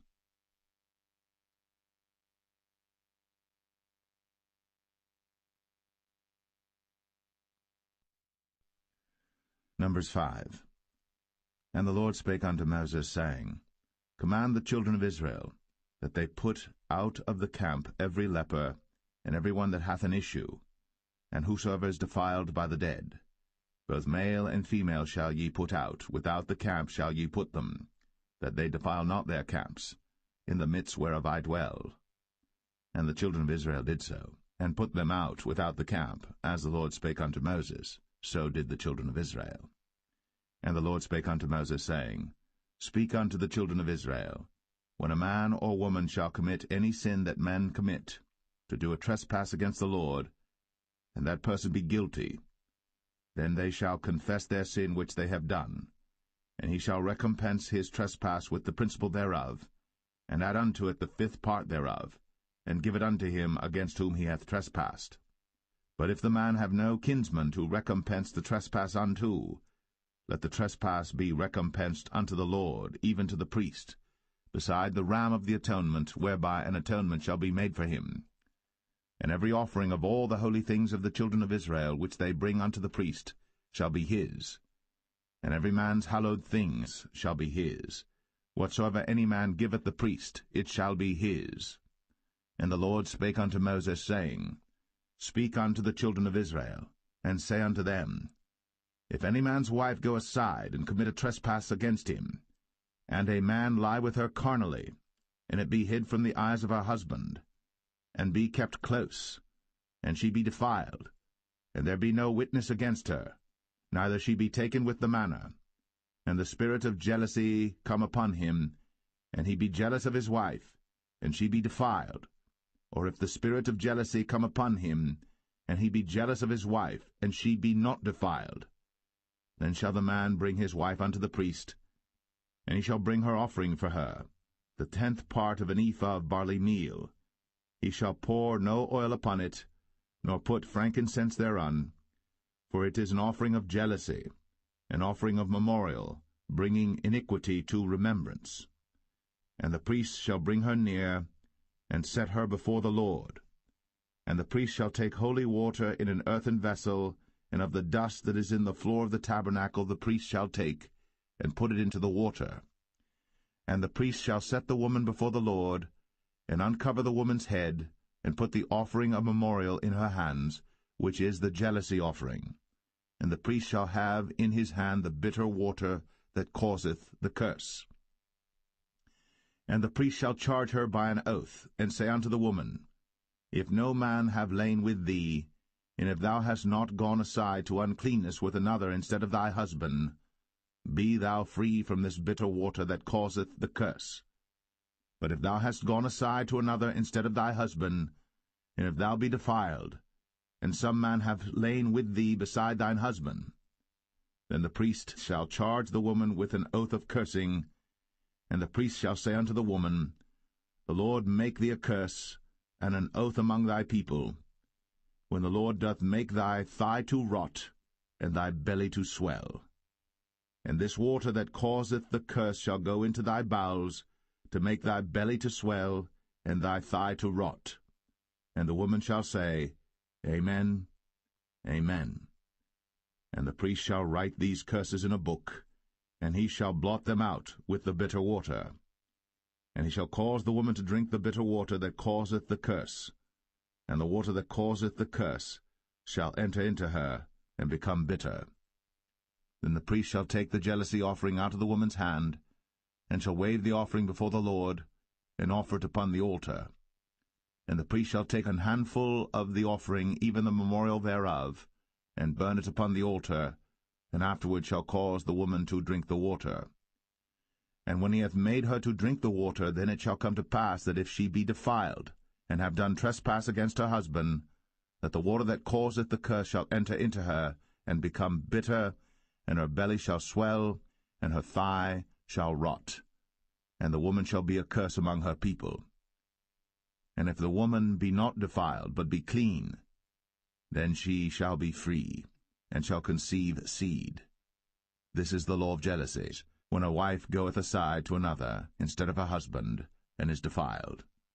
Or when the spirit of jealousy cometh upon him, and he be jealous over his wife, and shall set the woman before the Lord, and the priest shall execute upon her all this law. Then shall the man be guiltless from iniquity, and this woman shall bear her iniquity.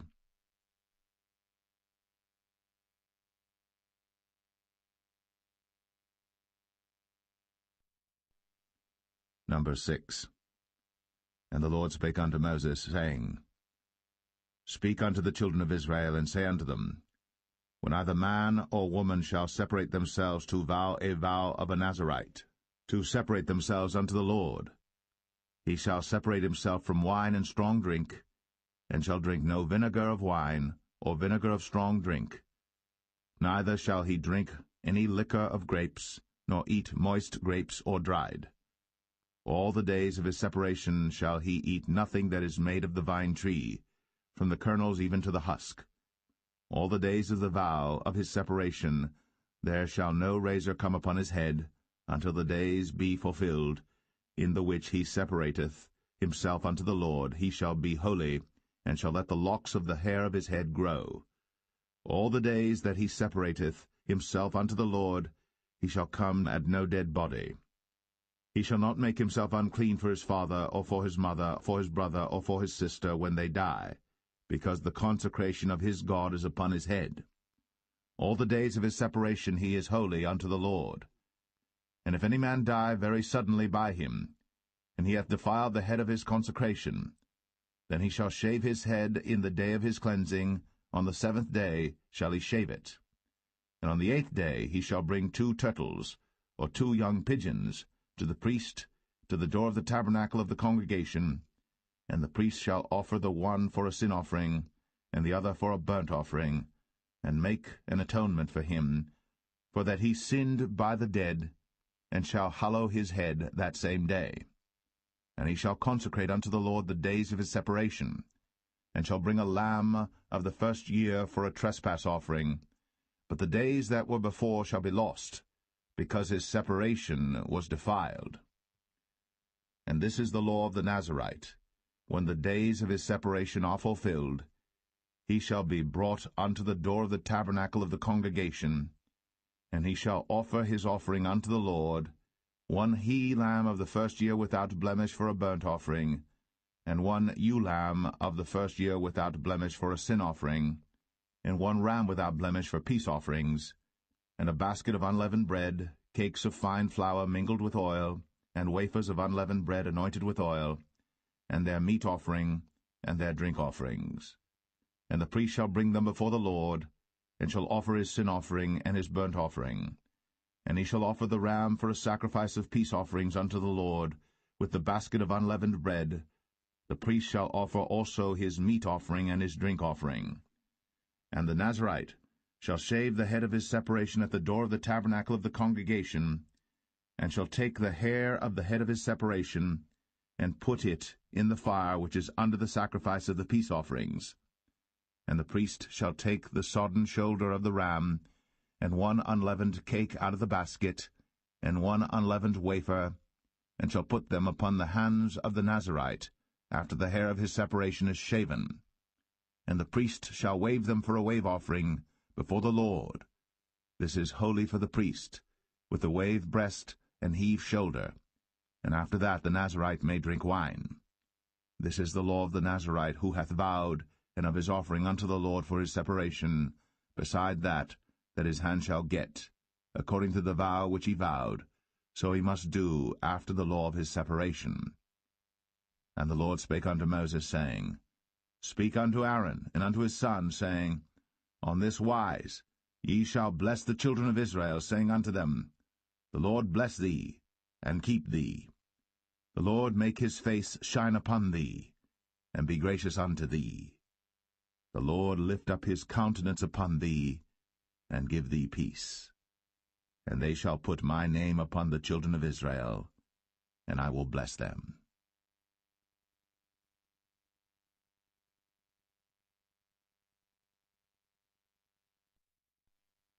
Number 7. And it came to pass on the day that Moses had fully set up the tabernacle, and had anointed it, and sanctified it, and all the instruments thereof, both the altar and all the vessels thereof, and had anointed them and sanctified them, that the princes of Israel, heads of the house of their fathers, who were the princes of the tribes, and were over them that were numbered, offered. And they brought their offering before the Lord, 6 covered wagons, and 12 oxen, a wagon for 2 of the princes, and for each one an ox. And they brought them before the tabernacle. And the Lord spake unto Moses, saying, Take it of them, that they may be to do the service of the tabernacle of the congregation, and thou shalt give them unto the Levites, to every man according to his service. And Moses took the wagons and the oxen, and gave them unto the Levites. 2 wagons and 4 oxen he gave unto the sons of Gershon, according to their service. And 4 wagons and 8 oxen he gave unto the sons of Merari, according unto their service, under the hand of Ithamar the son of Aaron the priest. But unto the sons of Kohath he gave none, because the service of the sanctuary belonging unto them was that they should bear upon their shoulders. And the princes offered for dedicating of the altar in the day that it was anointed, even the princes offered their offering before the altar. And the Lord said unto Moses, They shall offer their offering, each prince on his day, for the dedicating of the altar, And he that offered his offering the first day was Nahshon the son of Amminadab of the tribe of Judah. And his offering was 1 silver charger, the weight thereof was 130 shekels, 1 silver bowl of 70 shekels after the shekel of the sanctuary. Both of them were full of fine flour, mingled with oil, for a meat offering. 1 spoon of 10 shekels of gold, full of incense. 1 young bullock, 1 ram, 1 lamb of the first year, for a burnt offering. 1 kid of the goats for a sin offering, and for a sacrifice of peace offerings. 2 oxen, 5 rams, 5 he-goats, 5 lambs of the first year. This was the offering of Nahshon the son of Amminadab. On the second day, Nathaniel the son of Zuar, prince of Issachar, did offer. He offered for his offering 1 silver charger, the weight whereof was 130 shekels, 1 silver bowl of 70 shekels after the shekel of the sanctuary, both of them full of fine flour, mingled with oil, for a meat offering. 1 spoon of gold of 10 shekels, full of incense. 1 young bullock, 1 ram, 1 lamb of the first year, for a burnt offering. 1 kid of the goats for a sin offering. And for a sacrifice of peace offerings, 2 oxen, 5 rams, 5 he-goats, 5 lambs of the first year. This was the offering of Nathaniel the son of Zuar. On the third day Eliab the son of Helon, prince of the children of Zebulun, did offer. His offering was 1 silver charger, the weight whereof was 130 shekels, 1 silver bowl of 70 shekels after the shekel of the sanctuary, both of them full of fine flour, mingled with oil, for a meat offering.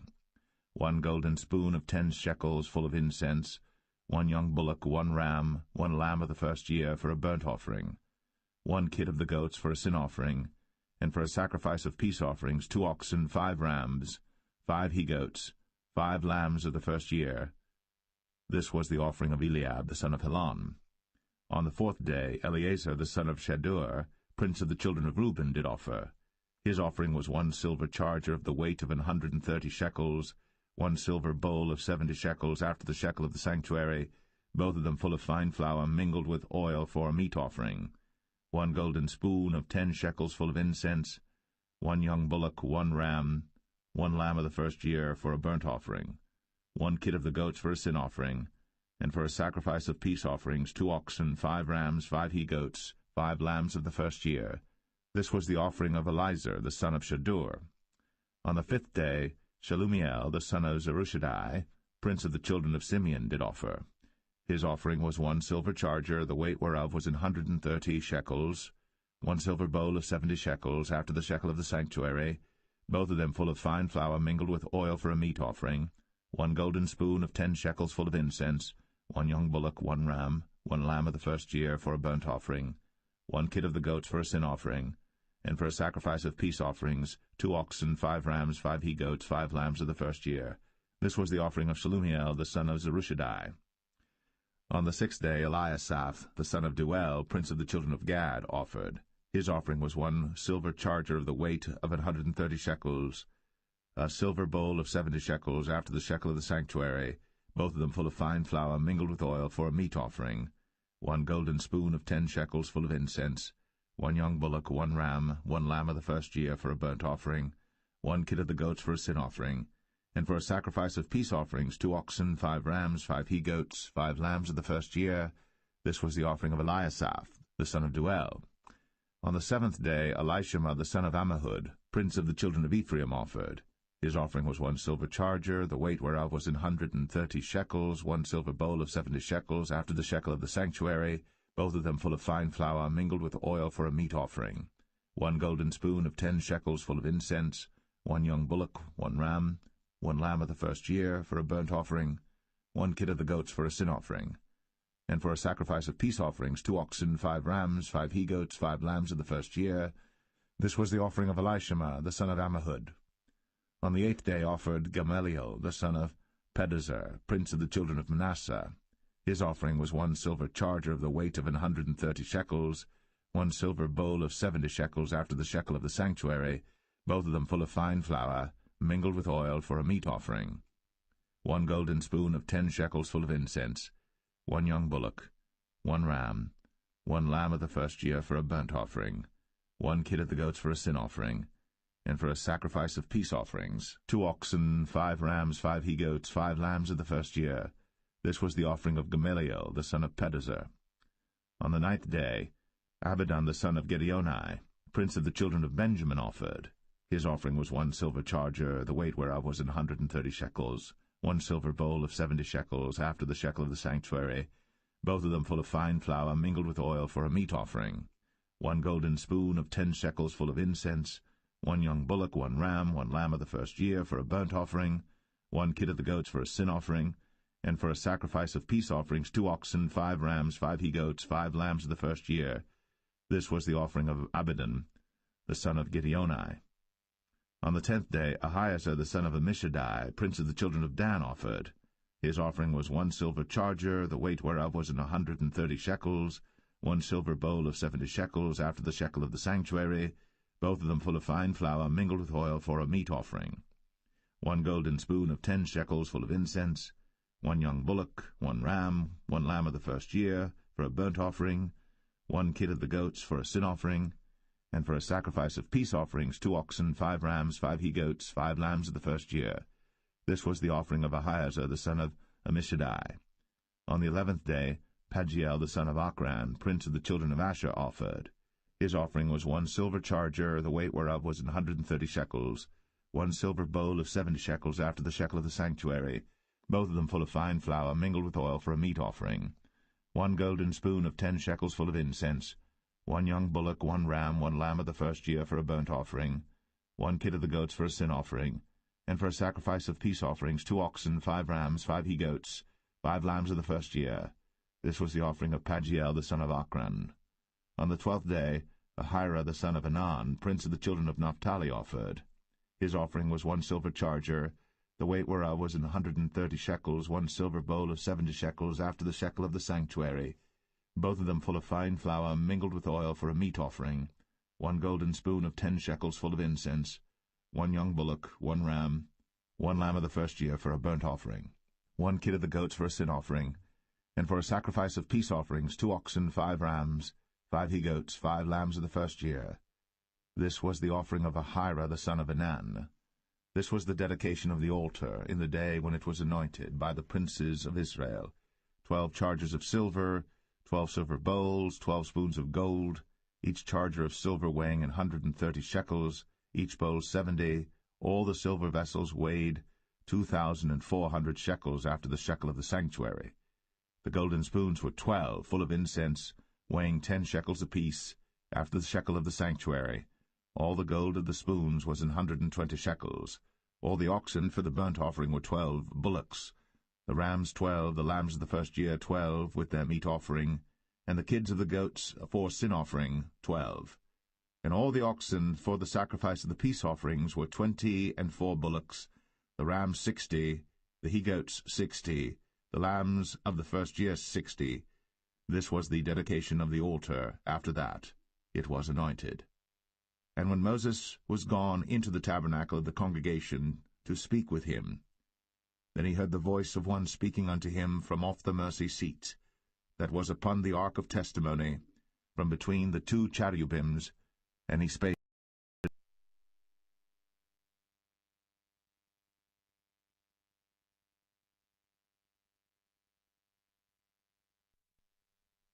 Numbers 8.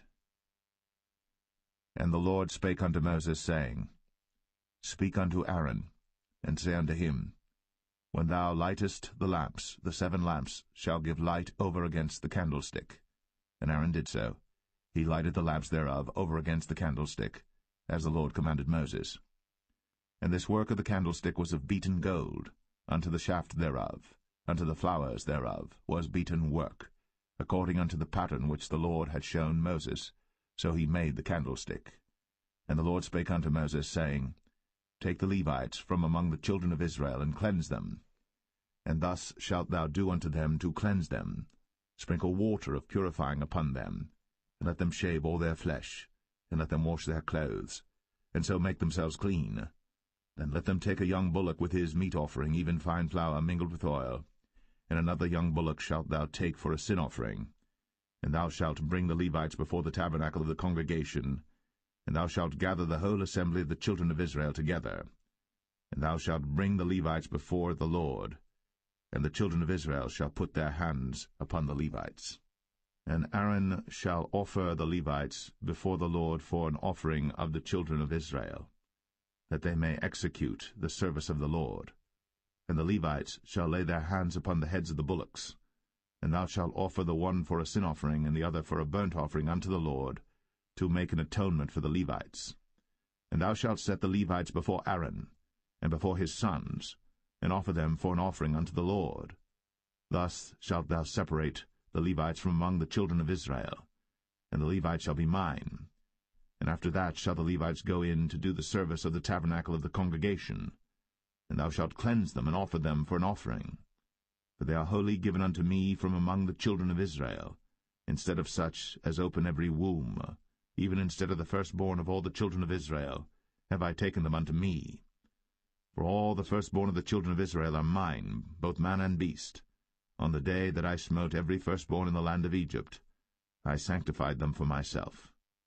And I have taken the Levites for all the firstborn of the children of Israel. And I have given the Levites as a gift to Aaron and to his sons from among the children of Israel, to do the service of the children of Israel in the tabernacle of the congregation, and to make an atonement for the children of Israel, that there be no plague among the children of Israel, when the children of Israel come nigh unto the sanctuary. And Moses and Aaron and all the congregation of the children of Israel did to the Levites according unto all that the Lord commanded Moses concerning the Levites. So did the children of Israel unto them. And the Levites were purified, and they washed their clothes, and Aaron offered them as an offering before the Lord.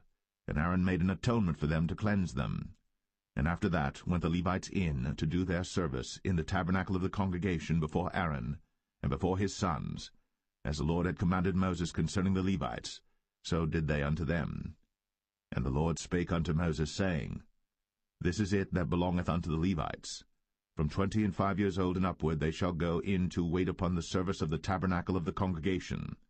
And from the age of 50 years they shall cease waiting upon the service thereof, and shall serve no more, but shall minister with their brethren in the tabernacle of the congregation, to keep the charge, and shall do no service.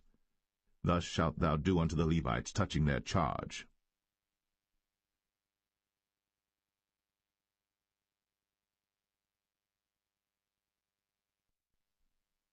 Numbers 9. And the Lord spake unto Moses in the wilderness of Sinai, in the first month of the 2nd year, after they were come out of the land of Egypt, saying, Let the children of Israel also keep the Passover at his appointed season. In the 14th day of this month, at even, ye shall keep it in his appointed season, according to all the rites of it, and according to all the ceremonies thereof shall ye keep it. And Moses spake unto the children of Israel, that they should keep the Passover. And they kept the Passover on the 14th day of the first month at even in the wilderness of Sinai, according to all that the Lord commanded Moses, so did the children of Israel. And there were certain men who were defiled by the dead body of a man, that they could not keep the Passover on that day. And they came before Moses and before Aaron on that day. And those men said unto him, We are defiled by the dead body of a man. Wherefore are we kept back, that we may not offer an offering of the Lord in his appointed season among the children of Israel? And Moses said unto them, Stand still, and I will hear what the Lord will command concerning you. And the Lord spake unto Moses, saying, Speak unto the children of Israel, saying, If any man of you or of your posterity shall be unclean by reason of a dead body, or be in a journey afar off, yet he shall keep the Passover unto the Lord. The 14th day of the 2nd month at even they shall keep it, and eat it with unleavened bread and bitter herbs. They shall leave none of it unto the morning, nor break any bone of it. According to all the ordinances of the Passover they shall keep it. But the man that is clean, and is not in a journey, and forbeareth to keep the Passover, even the same soul shall be cut off from among his people, because he brought not the offering of the Lord in his appointed season.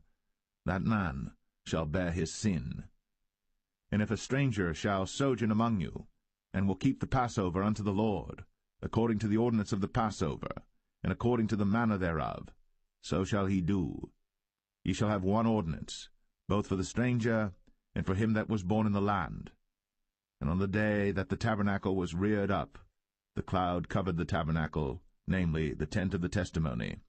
And at even there was upon the tabernacle as it were the appearance of fire until the morning. So it was always, The cloud covered it by day, and the appearance of fire by night. And when the cloud was taken up from the tabernacle, then after that the children of Israel journeyed. In the place where the cloud abode, there the children of Israel pitched their tents. At the commandment of the Lord the children of Israel journeyed, and at the commandment of the Lord they pitched. As long as the cloud abode upon the tabernacle, they rested in their tents. And when the cloud tarried long upon the tabernacle many days, then the children of Israel kept the charge of the Lord, and journeyed not. And so it was, when the cloud was a few days upon the tabernacle, according to the commandment of the Lord, they abode in their tents, and according to the commandment of the Lord they journeyed. And so it was, when the cloud abode from even unto the morning, and that the cloud was taken up in the morning, then they journeyed. Whether it was by day or by night that the cloud was taken up, they journeyed. Or whether it were 2 days, or a month, or a year, that the cloud tarried upon the tabernacle, remaining thereon, the children of Israel abode in their tents, and journeyed not. But when it was taken up, they journeyed. At the commandment of the Lord they rested in the tents, and at the commandment of the Lord they journeyed. They kept the charge of the Lord, at the commandment of the Lord, by the hand of Moses.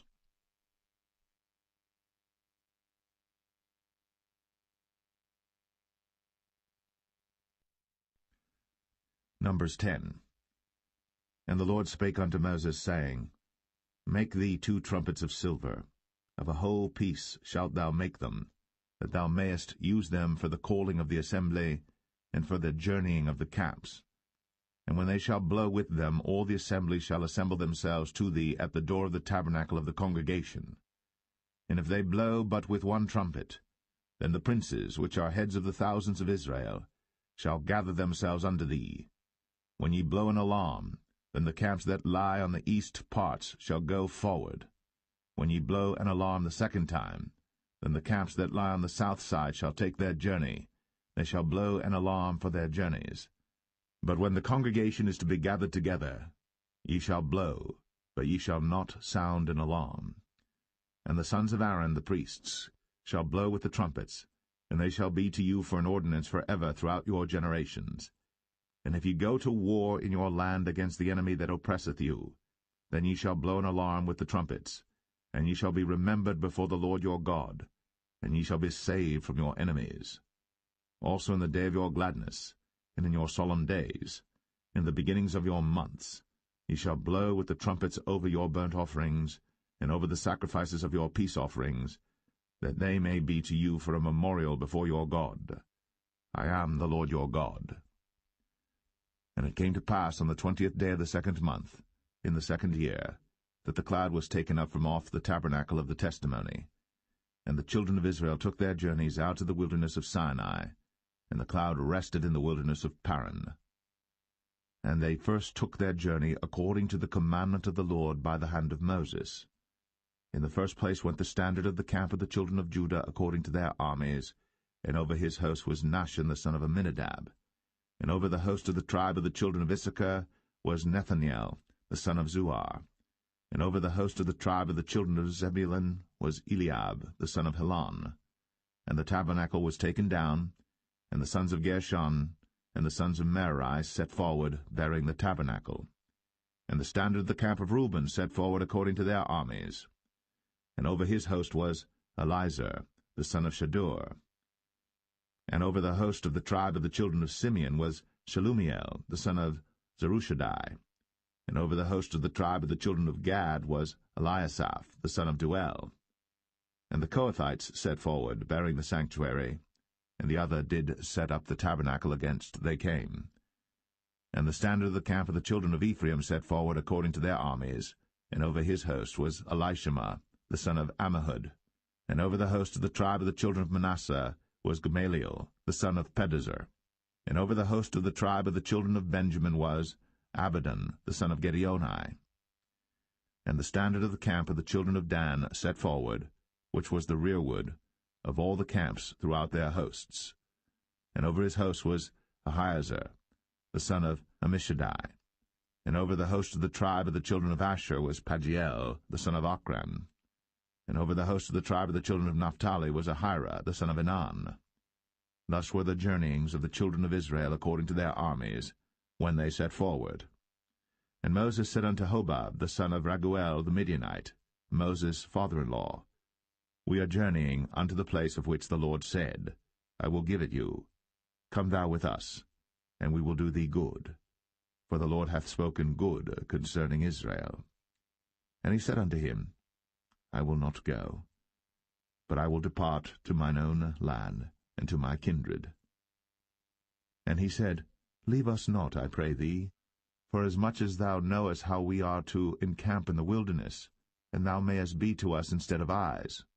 And it shall be, if thou go with us, yea, it shall be that what goodness the Lord shall do unto us, the same will we do unto thee. And they departed from the mount of the Lord 3 days' journey. And the ark of the covenant of the Lord went before them in the 3 days' journey, to search out a resting place for them. And the cloud of the Lord was upon them by day, when they went out of the camp. And it came to pass, when the ark set forward, that Moses said, Rise up, Lord, and let thine enemies be scattered, and let them that hate thee flee before thee. And when it rested, he said, Return, O Lord, unto the many thousands of Israel.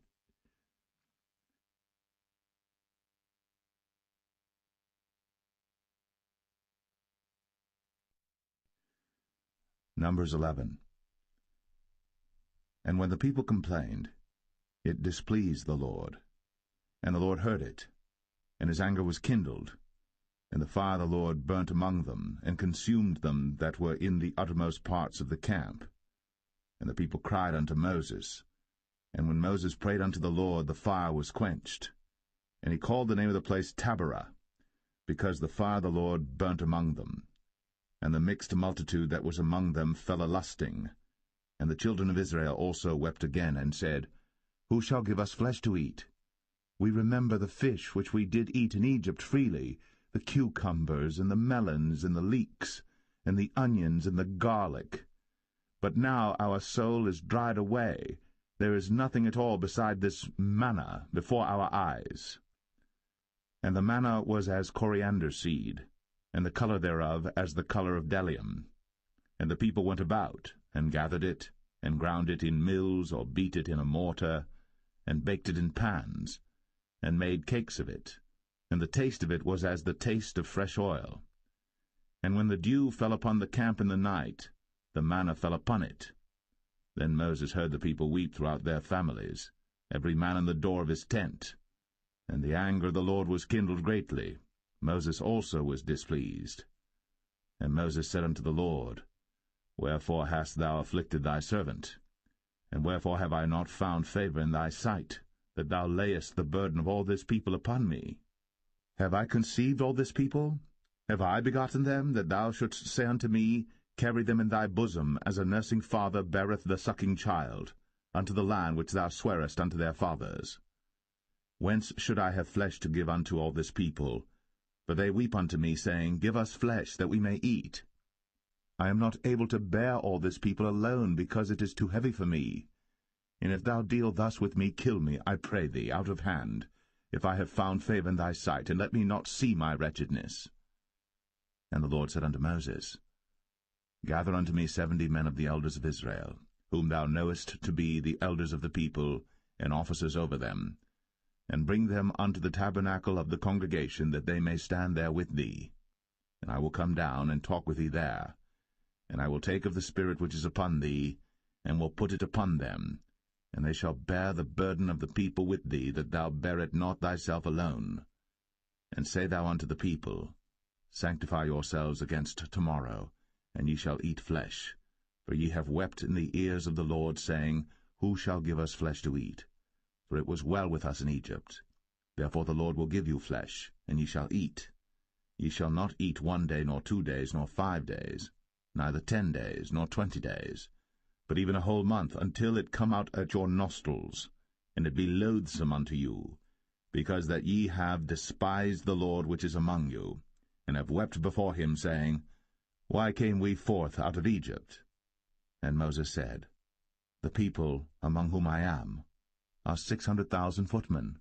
And thou hast said,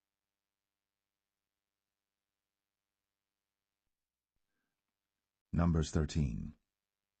And the Lord spake unto Moses, saying, Send thou men, that they may search the land of Canaan, which I give unto the children of Israel. Of every tribe of their fathers shall ye send a man, every one a ruler among them. And Moses, by the commandment of the Lord, sent them from the wilderness of Paran. All those men were heads of the children of Israel. And these were their names: of the tribe of Reuben, Shammua, the son of Zakur; of the tribe of Simeon, Shaphat, the son of Ori; of the tribe of Judah, Caleb, the son of Jephunneh; of the tribe of Issachar, Igal, the son of Joseph; of the tribe of Ephraim, Hoshea, the son of Nun; of the tribe of Benjamin, Palti, the son of Raphu; of the tribe of Zebulun, Gadiel, the son of Sodai; of the tribe of Joseph, namely, of the tribe of Manasseh, Gadai, the son of Susai; of the tribe of Dan, Amiel, the son of Gemalli; of the tribe of Asher, Sethur, the son of Michael; of the tribe of Naphtali, Nabai, the son of Vophsi; of the tribe of Gad, Geuel, the son of Machi. These are the names of the men which Moses sent to spy out the land. And Moses called Hoshea, the son of Nun, Jehoshua. And Moses sent them to spy out the land of Canaan, and said unto them, Get you up this way southward, and go up into the mountain, and see the land what it is, and the people that dwelleth therein, whether they be strong or weak, few or many, and what the land is that they dwell in, whether it be good or bad, and what cities they be that they dwell in, whether in tents or in strongholds, and what the land is, whether it be fat or lean, whether there be wood therein or not. And be ye of good courage, and bring of the fruit of the land. Now the time was the time of the first ripe grapes. So they went up and searched the land from the wilderness of Zin unto Rehob, as men come to Hamath. And they ascended by the south, and came unto Hebron, where Ahiman, Sheshai, and Talmai, the children of Anak, were. Now Hebron was built 7 years before Zoan in Egypt. And they came unto the brook of Eshcol, and cut down from thence a branch, with one cluster of grapes, and they bare it between two upon a staff. And they brought of the pomegranates and of the figs. The place was called the brook Eshcol, because of the cluster of grapes which the children of Israel cut down from thence.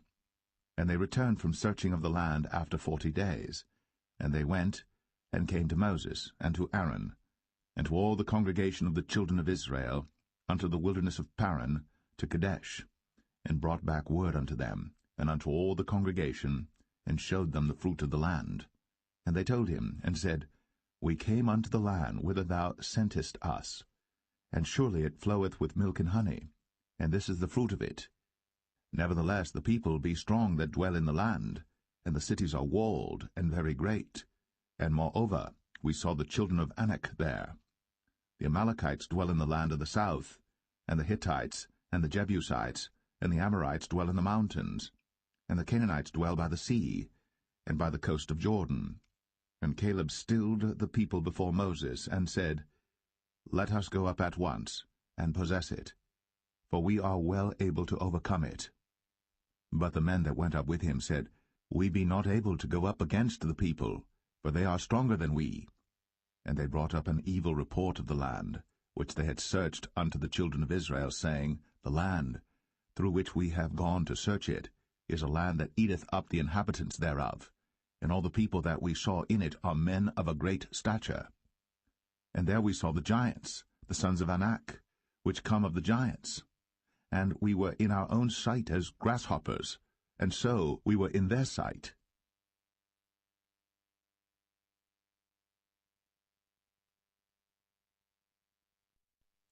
Numbers 14. And all the congregation lifted up their voice, and cried, and the people wept that night. And all the children of Israel murmured against Moses, and against Aaron. And the whole congregation said unto them, Would God that we had died in the land of Egypt, or would God we had died in this wilderness? And wherefore hath the Lord brought us unto this land, to fall by the sword, that our wives and our children should be a prey? Were it not better for us to return into Egypt? And they said one to another, Let us make a captain, and let us return into Egypt. Then Moses and Aaron fell on their faces before all the assembly of the congregation of the children of Israel. And Joshua, the son of Nun, and Caleb the son of Jephunneh, which were of them that searched the land, rent their clothes. And they spake unto all the company of the children of Israel, saying, The land, which we passed through to search it, is an exceeding good land. If the Lord delight in us, then he will bring us into this land, and give it us, a land which floweth with milk and honey. Only rebel not ye against the Lord, neither fear ye the people of the land, for they are bread for us.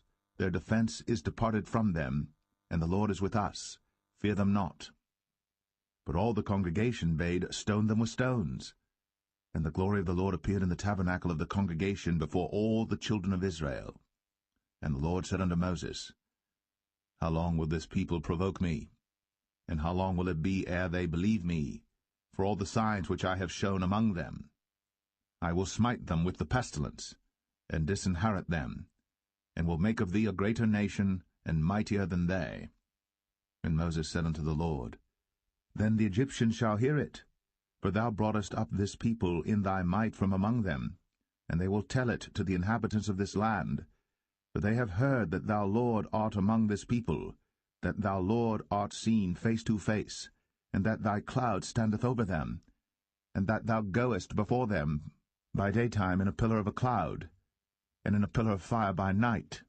Now if thou shalt kill all this people as one man, then the nations which have heard the fame of thee will speak, saying, Because the Lord was not able to bring this people into the land which he sware unto them, therefore he hath slain them in the wilderness. And now I beseech thee, let the power of my Lord be great, according as thou hast spoken, saying, The Lord is longsuffering, and of great mercy, forgiving iniquity and transgression, and by no means clearing the guilty, visiting the iniquity of the fathers upon the children unto the third and fourth generation. Pardon, I beseech thee, the iniquity of this people according unto the greatness of thy mercy, and as thou hast forgiven this people from Egypt even until now. And the Lord said, I have pardoned according to thy word. But as truly as I live, all the earth shall be filled with the glory of the Lord, because all those men which have seen my glory and my miracles, which I did in Egypt and in the wilderness, and have tempted me now these 10 times, and have not hearkened to my voice, surely they shall not see the land which I sware unto their fathers, neither shall any of them that provoked me see it. But my servant Caleb, because he had another spirit with him, and hath followed me fully, him will I bring into the land whereinto he went, and his seed shall possess it. Now the Amalekites and the Canaanites dwelt in the valley. Tomorrow turn you, and get you into the wilderness by the way of the Red Sea. And the Lord spake unto Moses and unto Aaron, saying, How long shall I bear with this evil congregation, which murmur against me? I have heard the murmurings of the children of Israel, which they murmur against me. Say unto them, As truly as I live, saith the Lord, as ye have spoken in mine ears, so will I do to you. Your carcasses shall fall in this wilderness, and all that were numbered of you according to your whole number, from 20 years old and upward, which have murmured against me. Doubtless ye shall not come into the land, concerning which I swear to make you dwell therein, save Caleb the son of Jephunneh, and Joshua the son of Nun. But your little ones, which ye said should be a prey, them will I bring in, and they shall know the land which ye have despised. But as for you, your carcasses, they shall fall in this wilderness, and your children shall wander in the wilderness 40 years, and bear your whoredoms until your carcasses be wasted in the wilderness.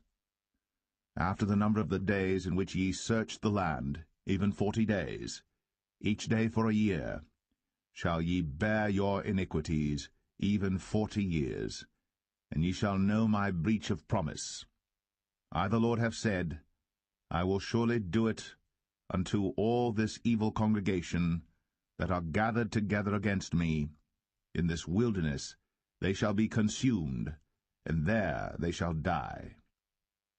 And the men which Moses sent to search the land, who returned, and made all the congregation to murmur against him, by bringing up a slander upon the land. Even those men that did bring up the evil report upon the land died by the plague before the Lord. But Joshua, the son of Nun, and Caleb, the son of Jephunneh, which were of the men that went to search the land, lived still. And Moses told these sayings unto all the children of Israel, and the people mourned greatly. And they rose up early in the morning, and gat them up into the top of the mountain, saying, Lo, we be here, and will go up unto the place which the Lord hath promised, for we have sinned. And Moses said, Wherefore now do ye transgress the commandment of the Lord? But it shall not prosper. Go not up, for the Lord is not among you, that ye be not smitten before your enemies. For the Amalekites and the Canaanites are there before you, and ye shall fall by the sword, because ye are turned away from the Lord. Therefore the Lord will not be with you. But they presumed to go up unto the hilltop. Nevertheless the ark of the covenant of the Lord and Moses departed not out of the camp. Then the Amalekites came down, and the Canaanites which dwelt in that hill, and smote them, and discomfited them, even unto Hormah.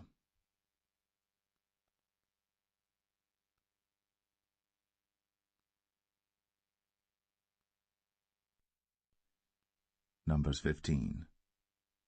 And the Lord spake unto Moses, saying, Speak unto the children of Israel, and say unto them, When ye be come into the land of your habitations, which I give unto you, and will make an offering by fire unto the Lord, a burnt offering, or a sacrifice in performing a vow, or in a freewill offering, or in your solemn feasts, to make a sweet savour unto the Lord, of the herd or of the flock, then shall he that offereth his offering unto the Lord bring a meat offering of 1/10 deal of flour mingled with the 4th part of an hin of oil, and the 4th part of an hin of wine for a drink offering shalt thou prepare with the burnt offering or sacrifice for 1 lamb. Or for a ram thou shalt prepare for a meat offering 2/10 deals of flour mingled with the 3rd part of an hin of oil. And for a drink offering thou shalt offer the 3rd part of an hin of wine for a sweet savour unto the Lord. And when thou preparest a bullock for a burnt offering, or for a sacrifice in performing a vow, or peace offerings unto the Lord, then shall he bring with a bullock a meat offering of 3/10 deals of flour mingled with 1/2 an hin of oil. And thou shalt bring for a drink offering 1/2 an hin of wine, for an offering made by fire, of a sweet savour unto the Lord. Thus shall it be done for 1 bullock, or for 1 ram, or for a lamb, or a kid, according to the number that ye shall prepare. So shall ye do to every one according to their number. All that are born of the country shall do these things after this manner, in offering an offering made by fire, of a sweet savour unto the Lord. And if a stranger sojourn with you, or whosoever be among you in your generations, and will offer an offering made by fire, of a sweet savour unto the Lord, as ye do, so he shall do. 1 ordinance shall be both for you of the congregation, and also for the stranger that sojourneth with you, an ordinance for ever in your generations, as ye are, so shall the stranger be before the Lord. 1 law and 1 manner shall be for you, and for the stranger that sojourneth with you. And the Lord spake unto Moses, saying, Speak unto the children of Israel, and say unto them, When ye come into the land whither I bring you, then it shall be that when ye eat of the bread of the land, ye shall offer up an heave offering unto the Lord. Ye shall offer up a cake of the first of your dough for an heave offering. As ye do the heave offering of the threshing floor, so shall ye heave it. Of the first of your dough ye shall give unto the Lord an heave offering in your generations. And if ye have erred, and not observed all these commandments which the Lord hath spoken unto Moses, even all that the Lord hath commanded you by the hand of Moses, from the day that the Lord commanded Moses, and henceforward among your generations, then it shall be, if aught be committed by ignorance without the knowledge of the congregation, that all the congregation shall offer one young bullock for a burnt offering, for a sweet savour unto the Lord, with his meat offering and his drink offering, according to the manner, and one kid of the goats for a sin offering. And the priest shall make an atonement for all the congregation of the children of Israel, and shall be forgiven them, for it is ignorance. And they shall bring their offering, a sacrifice made by fire unto the Lord, and their sin offering before the Lord, for their ignorance. And it shall be forgiven all the congregation of the children of Israel, and the stranger that sojourneth among them, seeing all the people were in ignorance. And if any soul sin through ignorance, then he shall bring a she-goat of the first year for sin offering, and the priest shall make an atonement for the soul that sinneth ignorantly. When he sinneth by ignorance before the Lord, to make an atonement for him, and it shall be forgiven him. Ye shall have one law for him that sinneth through ignorance, both for him that is born among the children of Israel, and for the stranger that sojourneth among them.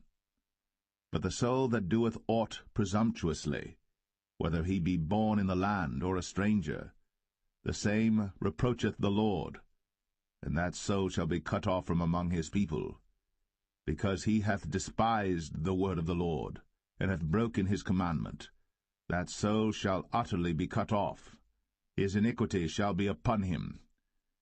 And while the children of Israel were in the wilderness, they found a man that gathered sticks upon the Sabbath day. And they that found him gathering sticks brought him unto Moses and Aaron, and unto all the congregation. And they put him in ward, because it was not declared what should be done to him. And the Lord said unto Moses, The man shall be surely put to death. All the congregation shall stone him with stones without the camp. And all the congregation brought him without the camp, and stoned him with stones, and he died, as the Lord commanded Moses. And the Lord spake unto Moses, saying, Speak unto the children of Israel, and bid them that they make them fringes in the borders of their garments throughout their generations, and that they put upon the fringe of the borders a ribbon of blue. And it shall be unto you for a fringe, that ye may look upon it, and remember all the commandments of the Lord, and do them, and that ye seek not after your own heart, and your own eyes, after which ye used to go a-whoring, that ye may remember, and do all my commandments, and be holy unto your God. I am the Lord your God, which brought you out of the land of Egypt, to be your God. I am the Lord your God.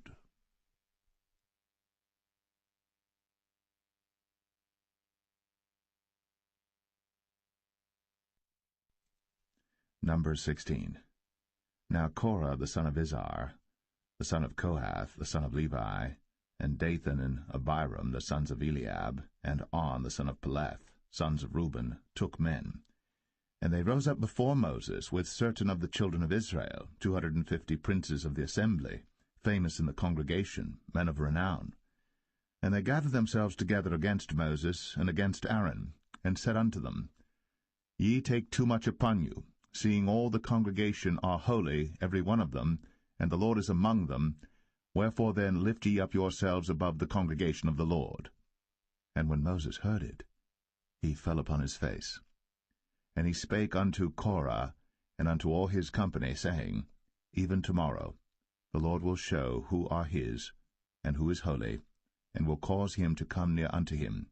Even him whom he hath chosen will he cause to come near unto him. This do, take your censers, Korah, and all his company, and put fire therein, and put incense in them before the Lord tomorrow. And it shall be, that the man whom the Lord doth choose, he shall be holy. Ye take too much upon you, ye sons of Levi. And Moses said unto Korah, Hear, I pray you, ye sons of Levi.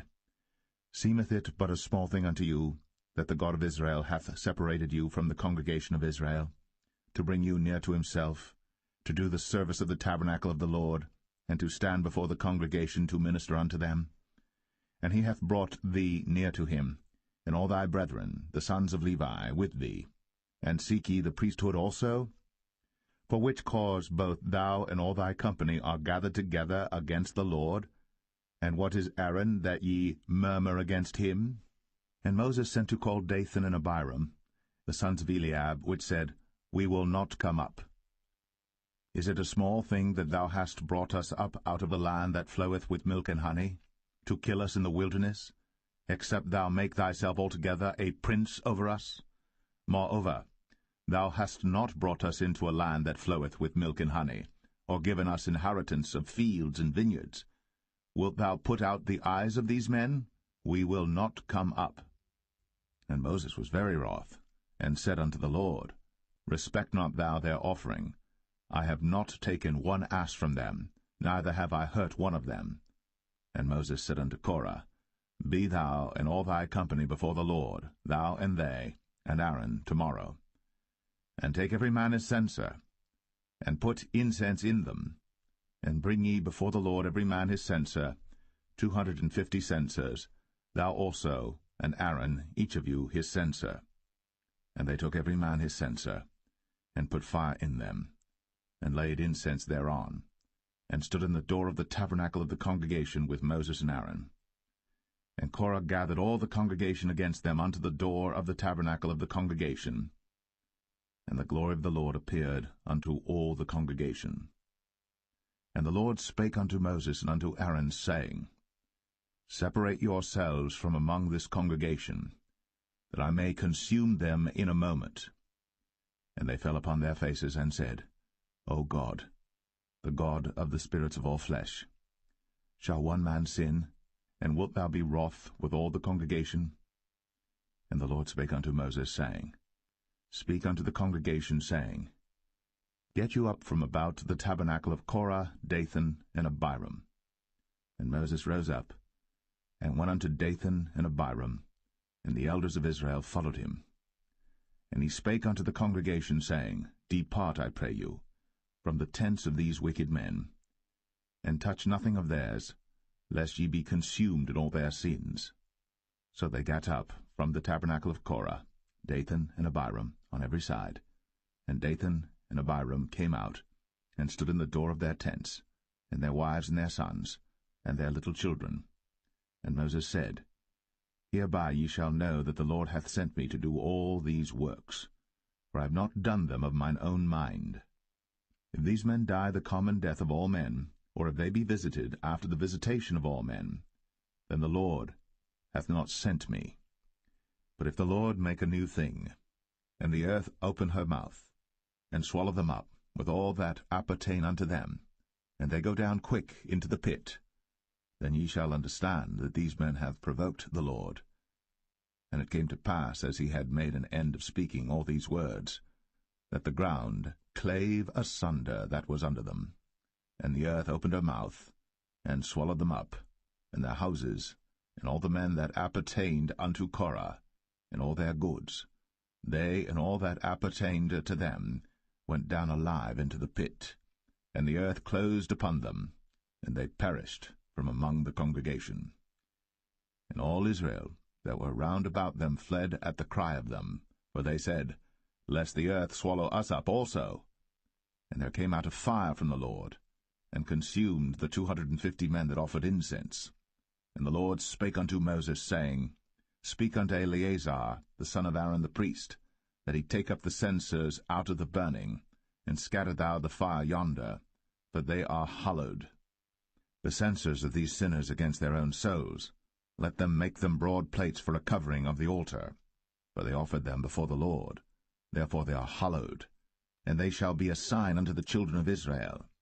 And Eleazar the priest took the brazen censers wherewith they that were burnt had offered, and they were made broad plates for a covering of the altar, to be a memorial unto the children of Israel, that no stranger which is not of the seed of Aaron come near to offer incense before the Lord, that he be not as Korah, and as his company, as the Lord said to him by the hand of Moses. But on the morrow all the congregation of the children of Israel murmured against Moses, and against Aaron, saying, Ye have killed the people of the Lord. And it came to pass, when the congregation was gathered against Moses and against Aaron, that they looked toward the tabernacle of the congregation, and behold, the cloud covered it, and the glory of the Lord appeared. And Moses and Aaron came before the tabernacle of the congregation. And the Lord spake unto Moses, saying, Get you up from among this congregation, that I may consume them as in a moment. And they fell upon their faces. And Moses said unto Aaron, Take a censer, and put fire therein from off the altar, and put on incense, and go quickly unto the congregation, and make an atonement for them. For there is wrath gone out from the Lord, the plague is begun. And Aaron took as Moses commanded, and ran into the midst of the congregation, and behold, the plague was begun among the people. And he put on incense, and made an atonement for the people.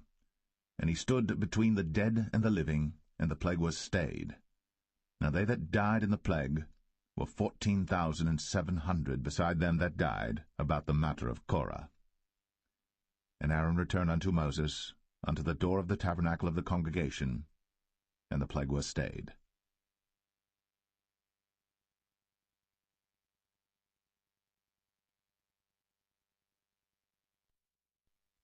Number 17. And the Lord spake unto Moses, saying, Speak unto the children of Israel, and take of every one of them a rod according to the house of their fathers, of all their princes according to the house of their fathers 12 rods. Write thou every man's name upon his rod. And thou shalt write Aaron's name upon the rod of Levi. For 1 rod shall be for the head of the house of their fathers. And thou shalt lay them up in the tabernacle of the congregation before the testimony, where I will meet with you. And it shall come to pass that the man's rod, whom I shall choose, shall blossom, and I will make to cease from me the murmurings of the children of Israel, whereby they murmur against you. And Moses spake unto the children of Israel, and every one of their princes gave him a rod apiece, for each prince 1 according to their fathers' houses, even 12 rods. And the rod of Aaron was among their rods. And Moses laid up the rods before the Lord in the tabernacle of witness. And it came to pass that on the morrow Moses went into the tabernacle of witness, and behold, the rod of Aaron for the house of Levi was budded, and brought forth buds, and bloomed blossoms, and yielded almonds. And Moses brought out all the rods from before the Lord unto all the children of Israel. And they looked, and took every man his rod. And the Lord said unto Moses, Bring Aaron's rod again before the testimony, to be kept for a token against the rebels. And thou shalt quite take away their murmurings from me, that they die not. And Moses did so. As the Lord commanded him, so did he. And the children of Israel spake unto Moses, saying, Behold, we die, we perish, we all perish. Whosoever cometh anything near unto the tabernacle of the Lord shall die. Shall we be consumed with dying?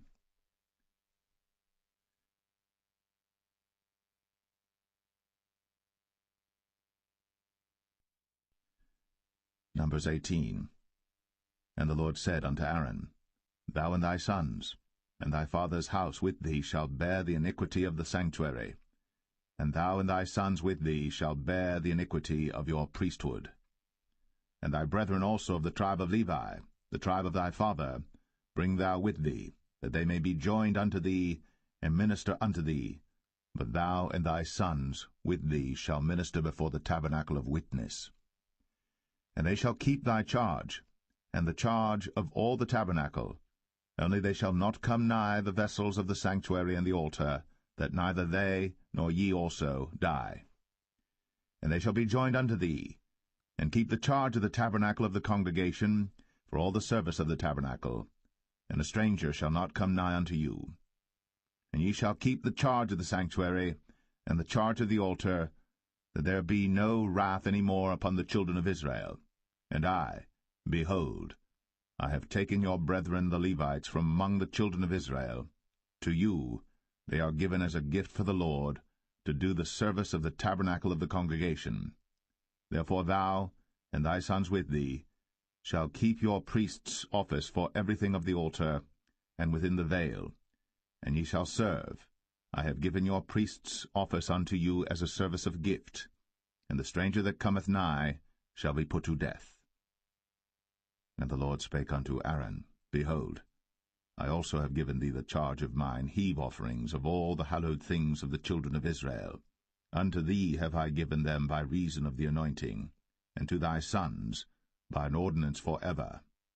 This shall be thine of the most holy things, reserved from the fire, every oblation of theirs, every meat offering of theirs, and every sin offering of theirs, and every trespass offering of theirs, which they shall render unto me, shall be most holy for thee, and for thy sons.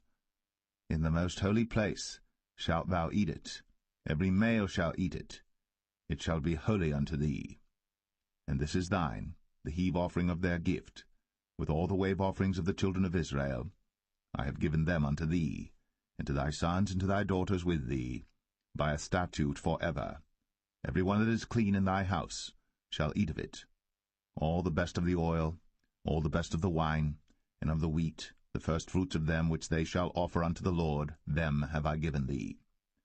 And whatsoever is first ripe in the land, which they shall bring unto the Lord, shall be thine.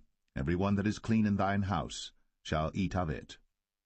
Everything devoted in Israel shall be thine. Everything that openeth the matrix in all flesh, which they bring unto the Lord, whether it be of men or beasts, shall be thine.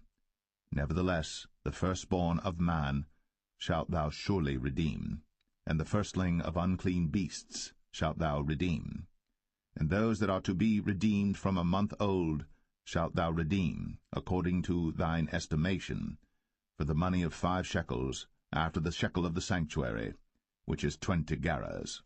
But the firstling of a cow, or the firstling of a sheep, or the firstling of a goat, thou shalt not redeem. They are holy.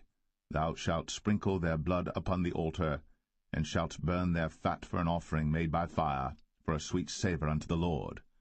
And the flesh of them shall be thine, as the wave breast and as the right shoulder are thine. All the heave offerings of the holy things which the children of Israel offer unto the Lord have I given thee, and thy sons and thy daughters with thee, by a statute for ever. It is a covenant of salt for ever before the Lord unto thee, and to thy seed with thee. And the Lord spake unto Aaron, Thou shalt have no inheritance in their land, neither shalt thou have any part among them. I am thy part, and thine inheritance among the children of Israel. And behold, I have given the children of Levi all the 10th in Israel for an inheritance, for their service which they serve, even the service of the tabernacle of the congregation. Neither must the children of Israel henceforth come nigh the tabernacle of the congregation, lest they bear sin and die.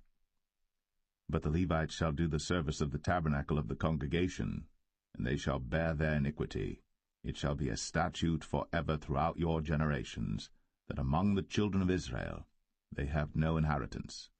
But the tithes of the children of Israel, which they offer as an heave offering unto the Lord, I have given to the Levites to inherit. Therefore I have said unto them, Among the children of Israel they shall have no inheritance.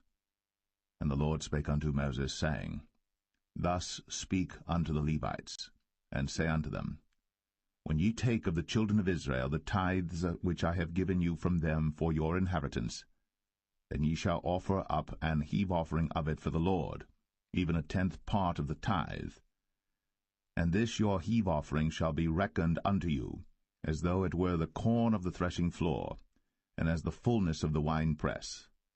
Thus ye also shall offer an heave offering unto the Lord of all your tithes, which ye receive of the children of Israel, and ye shall give thereof of the Lord's heave offering to Aaron the priest. Out of all your gifts ye shall offer every heave offering of the Lord, of all the best thereof, even the hallowed part thereof out of it. Therefore thou shalt say unto them, When ye have heaved the best thereof from it, then it shall be counted unto the Levites as the increase of the threshing floor, and as the increase of the winepress. And ye shall eat it in every place, ye and your households. For it is your reward for your service in the tabernacle of the congregation, and ye shall bear no sin by reason of it, when ye have heaved from it the best of it. Neither shall ye pollute the holy things of the children of Israel, lest ye die.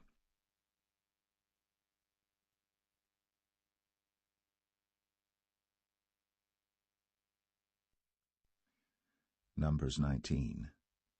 And the Lord spake unto Moses and unto Aaron, saying, This is the ordinance of the law which the Lord hath commanded, saying, Speak unto the children of Israel, that they bring thee a red heifer without spot, wherein is no blemish, and upon which never came yoke. And ye shall give her unto Eleazar the priest, that he may bring her forth without the camp, and one shall slay her before his face. And Eleazar the priest shall take of her blood with his finger, and sprinkle of her blood directly before the tabernacle of the congregation 7 times. And one shall burn the heifer in his sight, her skin and her flesh, and her blood, with her dung shall he burn. And the priest shall take cedar wood and hyssop, and scarlet, and cast it into the midst of the burning of the heifer. Then the priest shall wash his clothes, and he shall bathe his flesh in water, and afterward he shall come into the camp, and the priest shall be unclean until the even. And he that burneth her shall wash his clothes in water, and bathe his flesh in water, and shall be unclean until the even. And the man that is clean shall gather up the ashes of the heifer, and lay them up without the camp in a clean place. And it shall be kept for the congregation of the children of Israel for a water of separation. It is a purification for sin. And he that gathereth the ashes of the heifer shall wash his clothes, and be unclean until the even. And it shall be unto the children of Israel, and unto the stranger that sojourneth among them, for a statute for ever. He that toucheth the dead body of any man shall be unclean 7 days. He shall purify himself with it on the 3rd day, and on the 7th day he shall be clean. But if he purify not himself the 3rd day, then the 7th day he shall not be clean. Whosoever toucheth the dead body of any man that is dead, and purifieth not himself, defileth the tabernacle of the Lord, and that soul shall be cut off from Israel, because the water of separation was not sprinkled upon him. He shall be unclean, his uncleanness is yet upon him. This is the law when a man dieth in a tent. All that come into the tent, and all that is in the tent, shall be unclean 7 days. And every open vessel, which hath no covering bound upon it, is unclean. And whosoever toucheth one that is slain with a sword in the open fields, or a dead body, or a bone of a man, or a grave, shall be unclean 7 days. And for an unclean person they shall take of the ashes of the burnt heifer, of purification for sin, and running water shall be put thereto in a vessel. And a clean person shall take hyssop, and dip it in the water, and sprinkle it upon the tent, and upon all the vessels, and upon the persons that were there, and upon him that touched a bone, or one slain, or one dead, or a grave.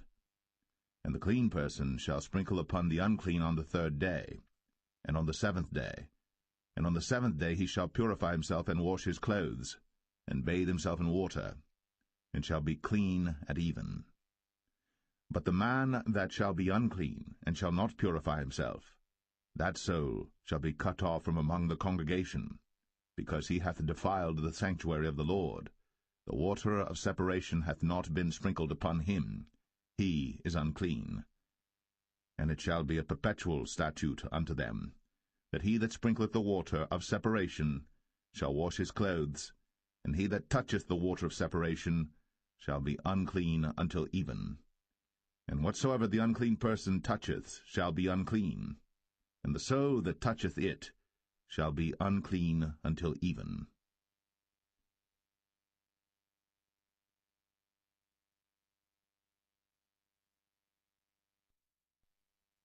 Numbers 20.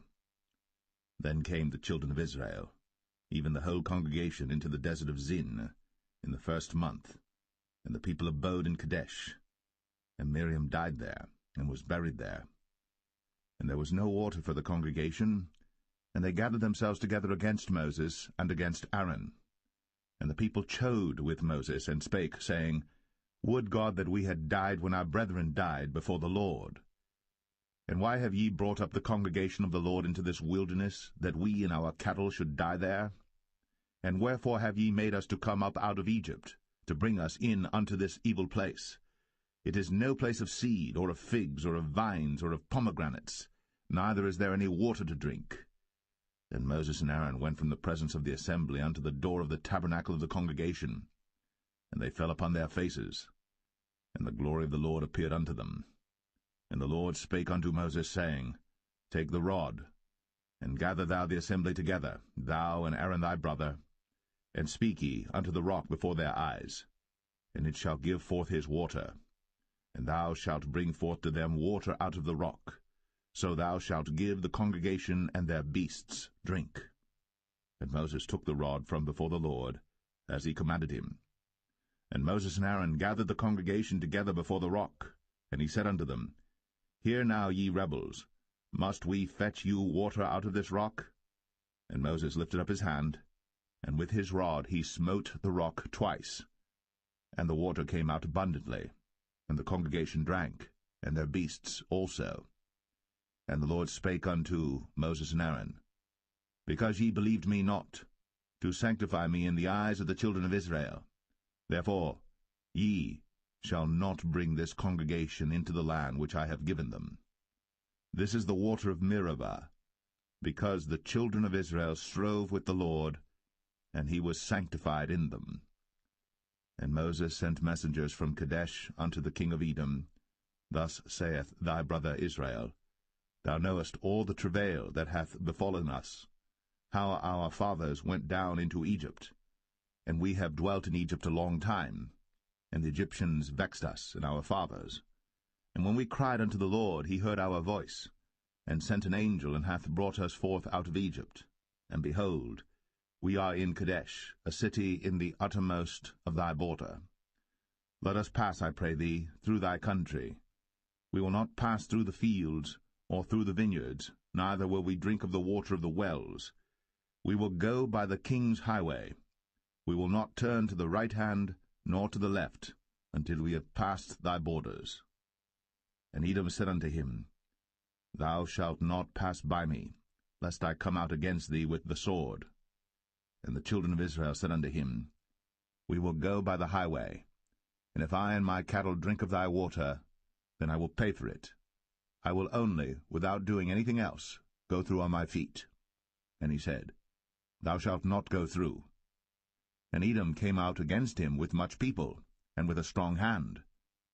Thus Edom refused to give Israel passage through his border, wherefore Israel turned away from him.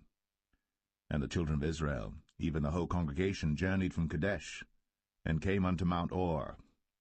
And the Lord spake unto Moses and Aaron in Mount Or, by the coast of the land of Edom, saying, Aaron shall be gathered unto his people, for he shall not enter into the land which I have given unto the children of Israel, because ye rebelled against my word at the water of Meribah.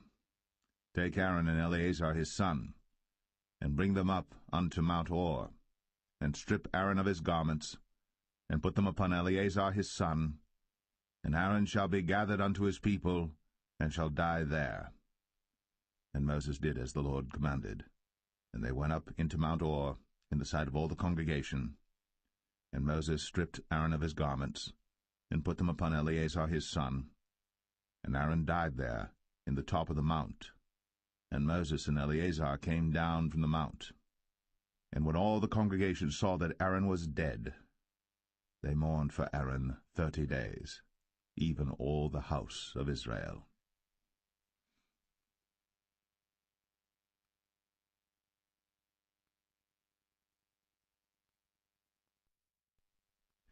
Numbers 21. And when King Arad, the Canaanite, which dwelt in the south, heard tell that Israel came by the way of the spies, then he fought against Israel, and took some of them prisoners. And Israel vowed a vow unto the Lord, and said, If thou wilt indeed deliver this people into my hand, then I will utterly destroy their cities. And the Lord hearkened to the voice of Israel, and delivered up the Canaanites, and they utterly destroyed them in their cities. And he called the name of the place Ormah. And they journeyed from Mount Or by the way of the Red Sea to compass the land of Edom. And the soul of the people was much discouraged because of the way. And the people spake against God, and against Moses. Wherefore have ye brought us up out of Egypt to die in the wilderness? For there is no bread, neither is there any water, and our soul loatheth this light bread. And the Lord sent fiery serpents among the people, and they bit the people, and much people of Israel died. Therefore the people came to Moses and said, We have sinned, for we have spoken against the Lord, and against thee. Pray unto the Lord that he take away the serpents from us. And Moses prayed for the people. And the Lord said unto Moses, Make thee a fiery serpent, and set it upon a pole. And it shall come to pass, that every one that is bitten, when he looketh upon it, shall live. And Moses made a serpent of brass, and put it upon a pole. And it came to pass, that if a serpent had bitten any man, when he beheld the serpent of brass, he lived. And the children of Israel set forward, and pitched in Oboth.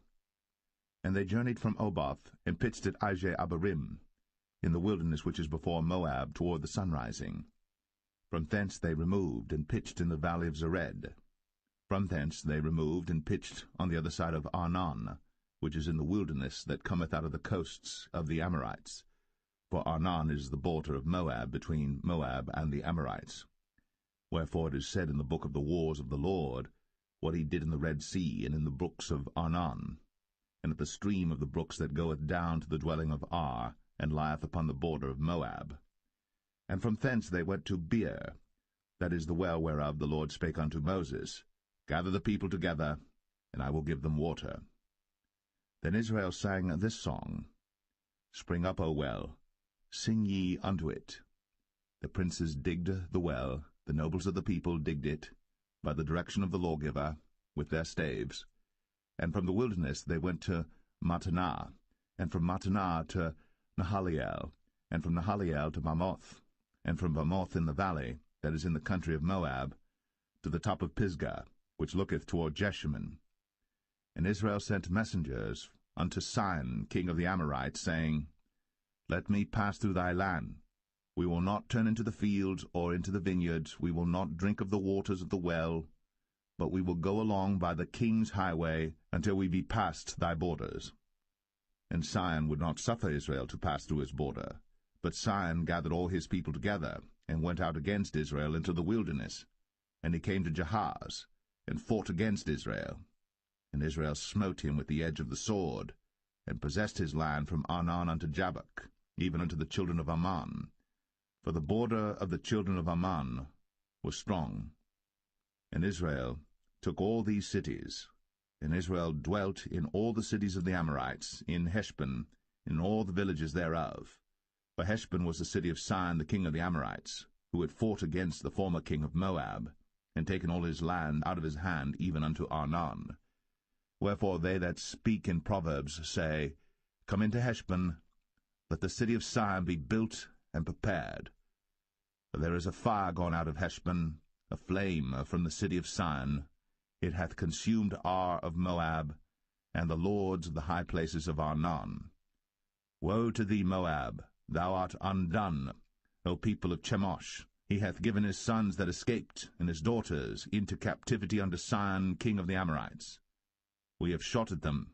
Heshbon is perished even unto Dibon, and we have laid them waste even unto Nephah, which reacheth unto Medeba. Thus Israel dwelt in the land of the Amorites. And Moses sent to spy out Jazer, and they took the villages thereof, and drove out the Amorites that were there. And they turned, and went up by the way of Bashan, and Og the king of Bashan went out against them, he and all his people, to the battle at Edrei. And the Lord said unto Moses, Fear him not, for I have delivered him into thy hand, and all his people and his land.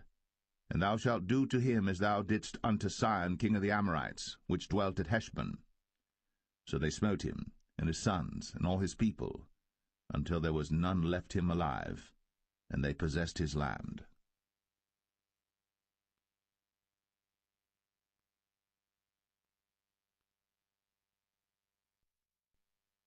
Numbers 22. And the children of Israel set forward, and pitched in the plains of Moab, on this side Jordan, by Jericho.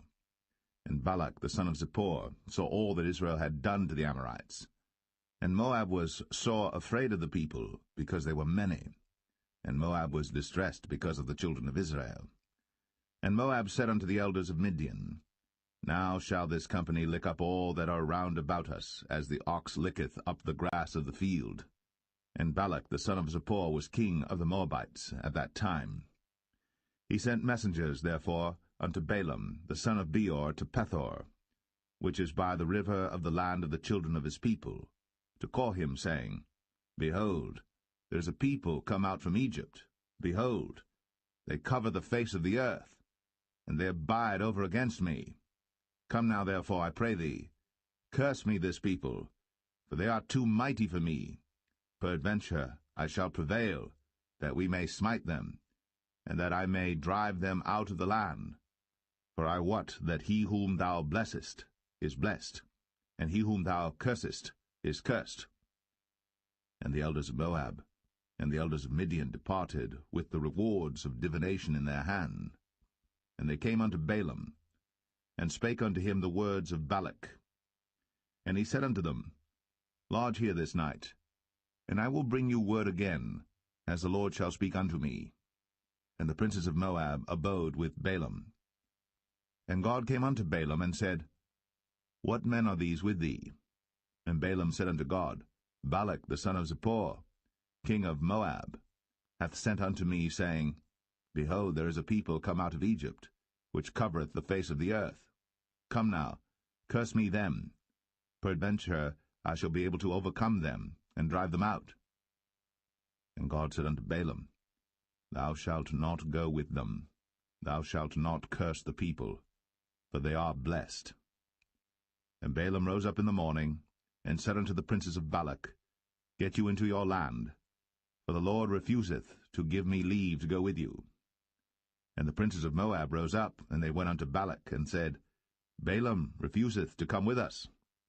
And Balak sent yet again princes, more and more honorable than they.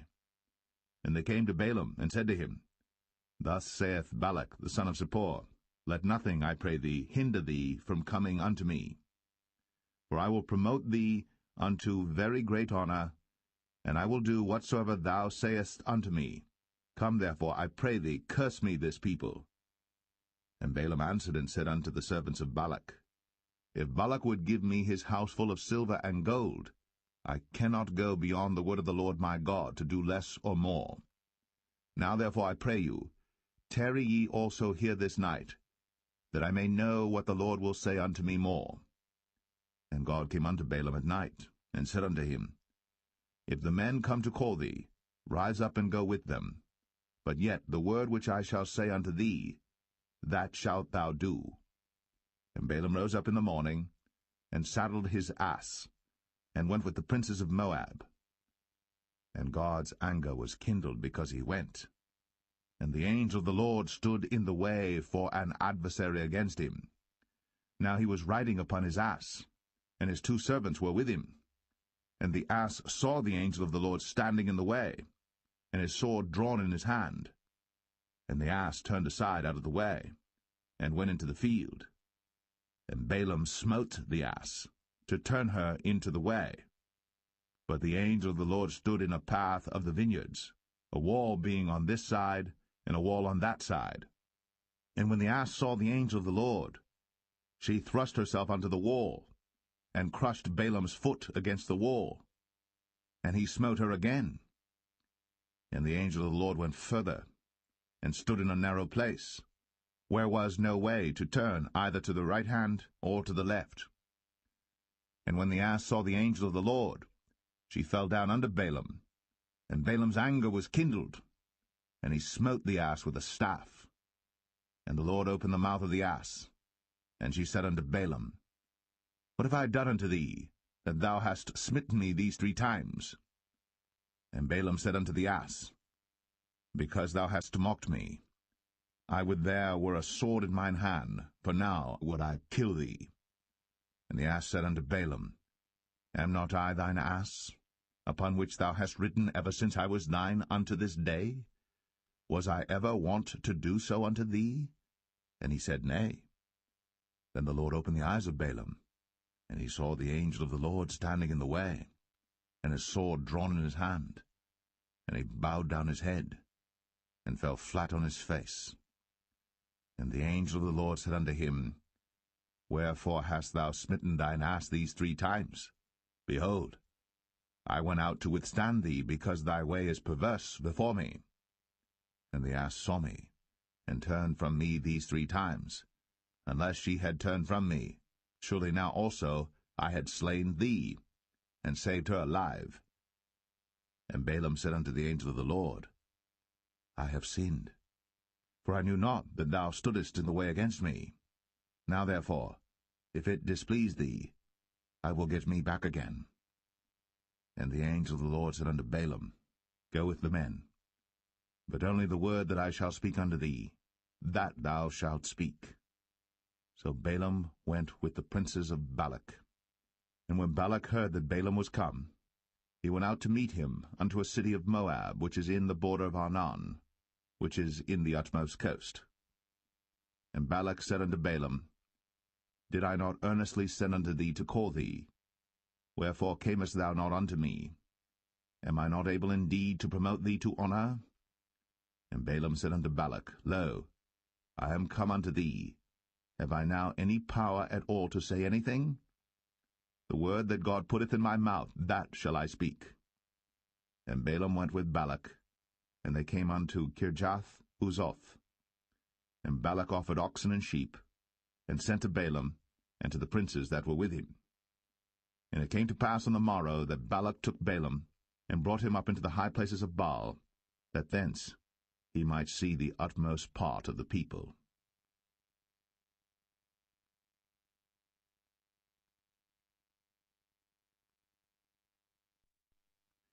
Numbers 23. And Balaam said unto Balak, Build me here 7 altars, and prepare me here 7 oxen and 7 rams. And Balak did as Balaam had spoken. And Balak and Balaam offered on every altar a bullock and a ram. And Balaam said unto Balak, Stand by thy burnt offering, and I will go. Peradventure the Lord will come to meet me, and whatsoever he showeth me, I will tell thee. And he went to an high place.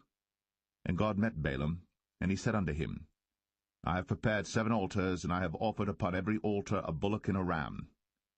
And the Lord put a word in Balaam's mouth, and said, Return unto Balak, and thus thou shalt speak. And he returned unto him, and lo, he stood by his burnt sacrifice, he and all the princes of Moab. And he took up his parable, and said, Balak the king of Moab hath brought me from Aram out of the mountains of the east, saying, Come, curse me, Jacob, and come, defy Israel. How shall I curse whom God hath not cursed? Or how shall I defy whom the Lord hath not defied? For from the top of the rocks I see him, and from the hills I behold him. Lo, the people shall dwell alone, and shall not be reckoned among the nations. Who can count the dust of Jacob, and the number of the 4th part of Israel? Let me die the death of the righteous, and let my last end be like his. And Balak said unto Balaam, What hast thou done unto me? I took thee to curse mine enemies, and behold, thou hast blessed them altogether. And he answered and said, Must I not take heed to speak that which the Lord hath put in my mouth? And Balak said unto him, Come, I pray thee, with me unto another place, from whence thou mayest see them. Thou shalt see but the utmost part of them, and shalt not see them all. And curse me them from thence. And he brought him into the field of Zophim, to the top of Pisgah, and built 7 altars, and offered a bullock and a ram on every altar. And he said unto Balak, Stand here by thy burnt offering, while I meet the Lord yonder. And the Lord met Balaam, and put a word in his mouth, and said, Go again unto Balak, and say thus. And when he came to him, behold, he stood by his burnt offering, and the princes of Moab with him. And Balak said unto him, What hath the Lord spoken? And he took up his parable, and said, Rise up, Balak, and hear. Hearken unto me, thou son of Zippor. God is not a man, that he should lie, neither the Son of Man, that he should repent. Hath he said, and shall he not do it? Or hath he spoken, and shall he not make it good? Behold, I have received commandment to bless, and he hath blessed, and I cannot reverse it. He hath not beheld iniquity in Jacob, neither hath he seen perverseness in Israel. The Lord his God is with him, and the shout of a king is among them. God brought them out of Egypt. He hath, as it were, the strength of an unicorn. Surely there is no enchantment against Jacob, neither is there any divination against Israel. According to this time it shall be said of Jacob and of Israel, What hath God wrought? Behold, the people shall rise up as a great lion, and lift up himself as a young lion. He shall not lie down until he eat of the prey, and drink the blood of the slain. And Balak said unto Balaam, Neither curse them at all, nor bless them at all. But Balaam answered, and said unto Balak, Told not I thee, saying, All that the Lord speaketh, that I must do? And Balak said unto Balaam, Come, I pray thee, I will bring thee unto another place. Peradventure it will please God that thou mayest curse me them from thence. And Balak brought Balaam unto the top of Peor, that looketh toward Jeshimon. Then Balaam said unto Balak, Build me here 7 altars, and prepare me here 7 bullocks and 7 rams. And Balak did as Balaam had said, and offered a bullock and a ram on every altar.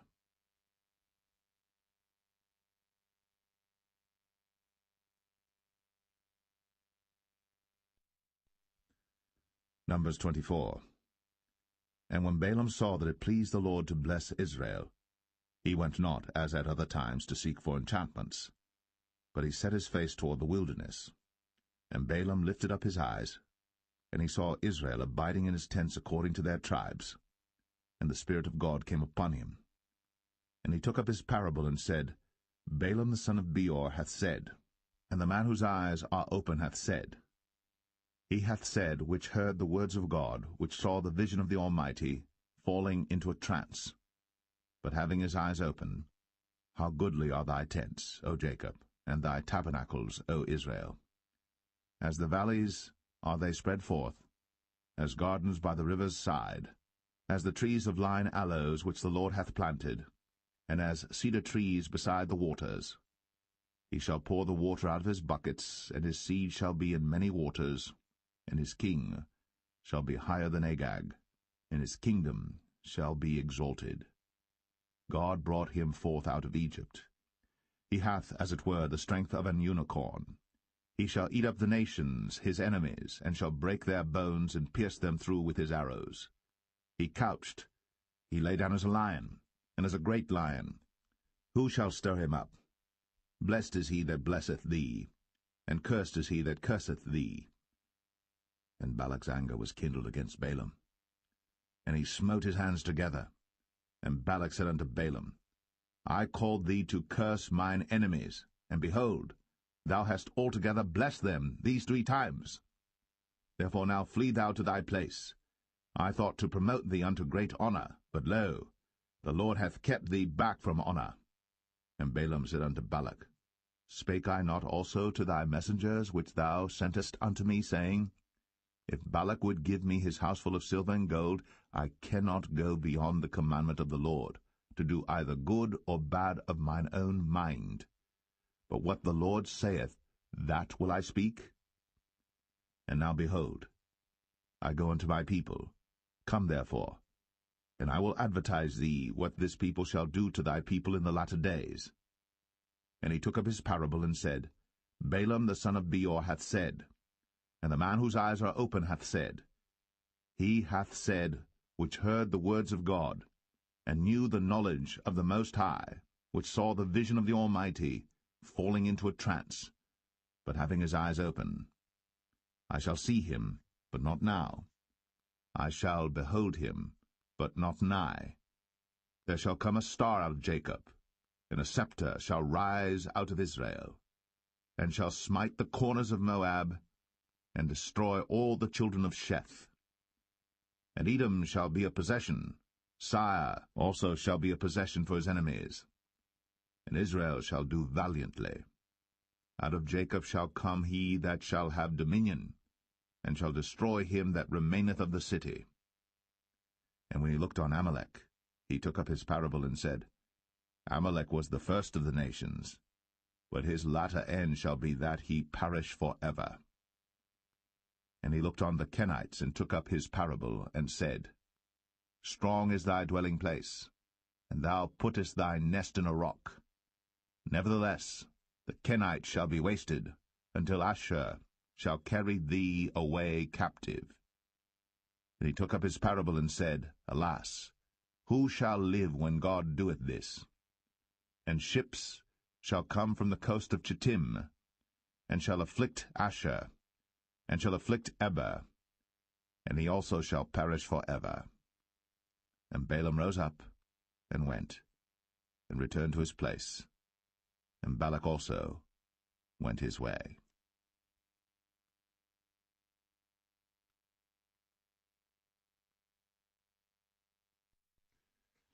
Numbers 25. And Israel abode in Shittim, and the people began to commit whoredom with the daughters of Moab. And they called the people unto the sacrifices of their gods, and the people did eat, and bowed down to their gods. And Israel joined himself unto Baal Peor, and the anger of the Lord was kindled against Israel. And the Lord said unto Moses, Take all the heads of the people, and hang them up before the Lord against the sun, that the fierce anger of the Lord may be turned away from Israel. And Moses said unto the judges of Israel, Slay ye every one his men that were joined unto Baal Peor. And behold, one of the children of Israel came and brought unto his brethren a Midianitish woman in the sight of Moses, and in the sight of all the congregation of the children of Israel, who were weeping before the door of the tabernacle of the congregation. And when Phinehas the son of Eleazar the son of Aaron the priest saw it, he rose up from among the congregation, and took a javelin in his hand, and he went after the man of Israel into the tent, and thrust both of them through, the man of Israel, and the woman through her belly. So the plague was stayed from the children of Israel. And those that died in the plague were 24,000. And the Lord spake unto Moses, saying, Phinehas the son of Eleazar, the son of Aaron the priest, hath turned my wrath away from the children of Israel, while he was zealous for my sake among them, that I consumed not the children of Israel in my jealousy. Wherefore say, Behold, I give unto him my covenant of peace, and he shall have it, and his seed after him, even the covenant of an everlasting priesthood, because he was zealous for his God, and made an atonement for the children of Israel.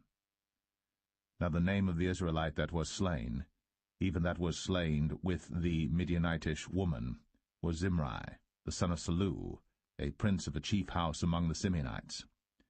And the name of the Midianitish woman that was slain was Cosbi, the daughter of Zur. He was head over a people, and of a chief house in Midian.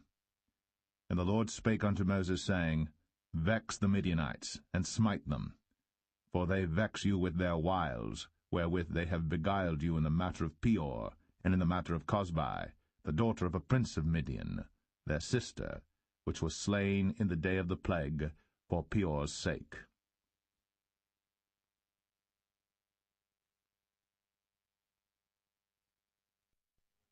Numbers 26. And it came to pass after the plague, that the Lord spake unto Moses and unto Eleazar the son of Aaron the priest, saying, Take the sum of all the congregation of the children of Israel, from 20 years old and upward, throughout their father's house, all that are able to go to war in Israel. And Moses and Eleazar the priest spake with them in the plains of Moab by Jordan near Jericho, saying, Take the sum of the people from 20 years old and upward, as the Lord commanded Moses and the children of Israel, which went forth out of the land of Egypt. Reuben, the eldest son of Israel, the children of Reuben, Hanok, of whom cometh the family of the Hanokites, of Palu, the family of the Paluites, of Hezron, the family of the Hezronites, of Carmi, the family of the Carmites. These are the families of the Reubenites, and they that were numbered of them were 40,003,730. And the sons of Palu, Eliab, and the sons of Eliab, Nemuel, and Dathan, and Abiram. This is that Dathan and Abiram which were famous in the congregation, who strove against Moses and against Aaron in the company of Korah, when they strove against the Lord. And the earth opened her mouth, and swallowed them up together with Korah, when that company died, what time the fire devoured 250 men, and they became a sign. Notwithstanding the children of Korah died not.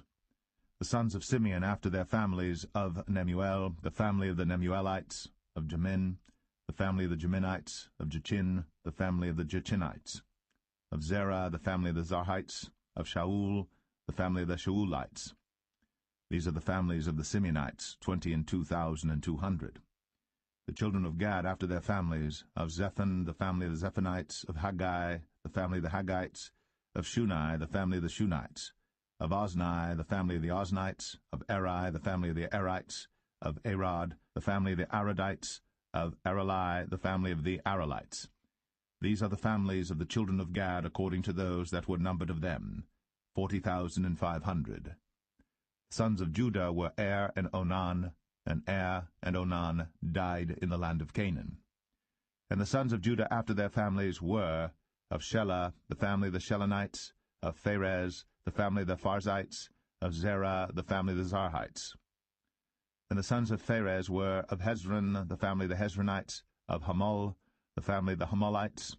These are the families of Judah according to those that were numbered of them, 16,500. Of the sons of Issachar after their families, of Tola, the family of the Tolaites, of Puah, the family of the Punites, of Jashub, the family of the Jashubites, of Shimron, the family of the Shimronites. These are the families of Issachar according to those that were numbered of them, 64,300. Of the sons of Zebulun after their families, of Sered, the family of the Sardites, of Elon, the family of the Elonites, of Jaleel, the family of the Jaleelites. These are the families of the Zebulunites, according to those that were numbered of them, 60,500. The sons of Joseph, after their families, were Manasseh and Ephraim. Of the sons of Manasseh, of Machir, the family of the Machirites, and Machir begat Gilead. Of Gilead come the family of the Gileadites. These are the sons of Gilead. Of Jezer, the family of the Jezerites, of Helek, the family of the Helekites, and of Azriel, the family of the Azrielites, and of Shechem, the family of the Shechemites, and of Shemida, the family of the Shemidites, and of Hepher, the family of the Hepherites. And Zelophehad, the son of Hepher, had no sons, but daughters. And the names of the daughters of Zelophehad were Mahlah and Noah, Hoglah, Milcah, and Tirzah. These are the families of Manasseh, and those that were numbered of them, 52,700. These are the sons of Ephraim after their families. Of Shuthelah, the family of the Shuthalites, of Becher, the family of the Bachrites, of Tahan, the family of the Tahanites. And these are the sons of Shuthelah, of Iran, the family of the Iranites. These are the families of the sons of Ephraim, according to those that were numbered of them, 32,500. These are the sons of Joseph after their families. The sons of Benjamin after their families, of Bela, the family of the Belites, of Ashbel, the family of the Ashbelites, of Ahiram, the family of the Ahiramites, of Shepham, the family of the Shuphamites, of Hupham, the family of the Huphamites. And the sons of Bela were Ard and Naaman, of Ard, the family of the Ardites, and of Naaman, the family of the Naamites. These are the sons of Benjamin after their families, and they that were numbered of them were 45,600. These are the sons of Dan after their families, of Shuham, the family of the Shuhamites. These are the families of Dan after their families.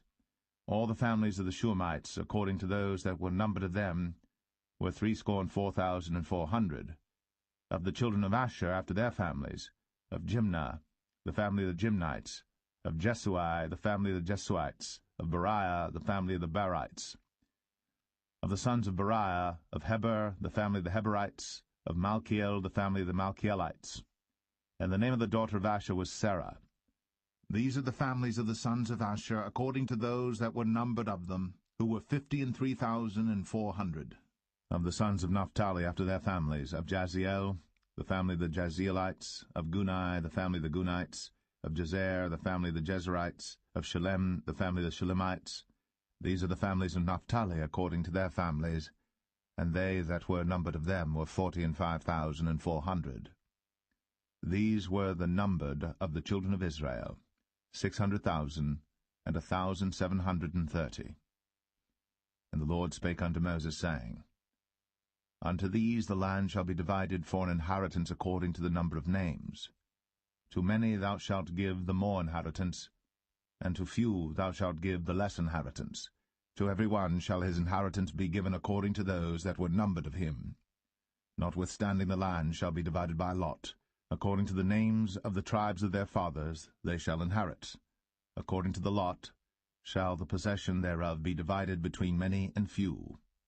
And these are they that were numbered of the Levites after their families. Of Gershon, the family of the Gershonites. Of Kohath, the family of the Kohathites. Of Merari, the family of the Merarites. These are the families of the Levites. The family of the Libnites, the family of the Hebronites, the family of the Mahlites, the family of the Mushites, the family of the Korathites. And Kohath begat Amram. And the name of Amram's wife was Jochebed, the daughter of Levi, whom her mother bare to Levi in Egypt. And she bare unto Amram Aaron and Moses, and Miriam their sister. And unto Aaron was born Nadab and Abihu, Eleazar and Ithamar. And Nadab and Abihu died when they offered strange fire before the Lord. And those that were numbered of them were 23,000, all males, from a month old and upward. But they were not numbered among the children of Israel, because there was no inheritance given them among the children of Israel. These are they that were numbered by Moses and Eleazar the priest, who numbered the children of Israel in the plains of Moab, by Jordan, near Jericho. But among these there was not a man of them whom Moses and Aaron the priest numbered, when they numbered the children of Israel in the wilderness of Sinai. For the Lord had said of them, They shall surely die in the wilderness. And there was not left a man of them, save Caleb the son of Jephunneh, and Joshua the son of Nun.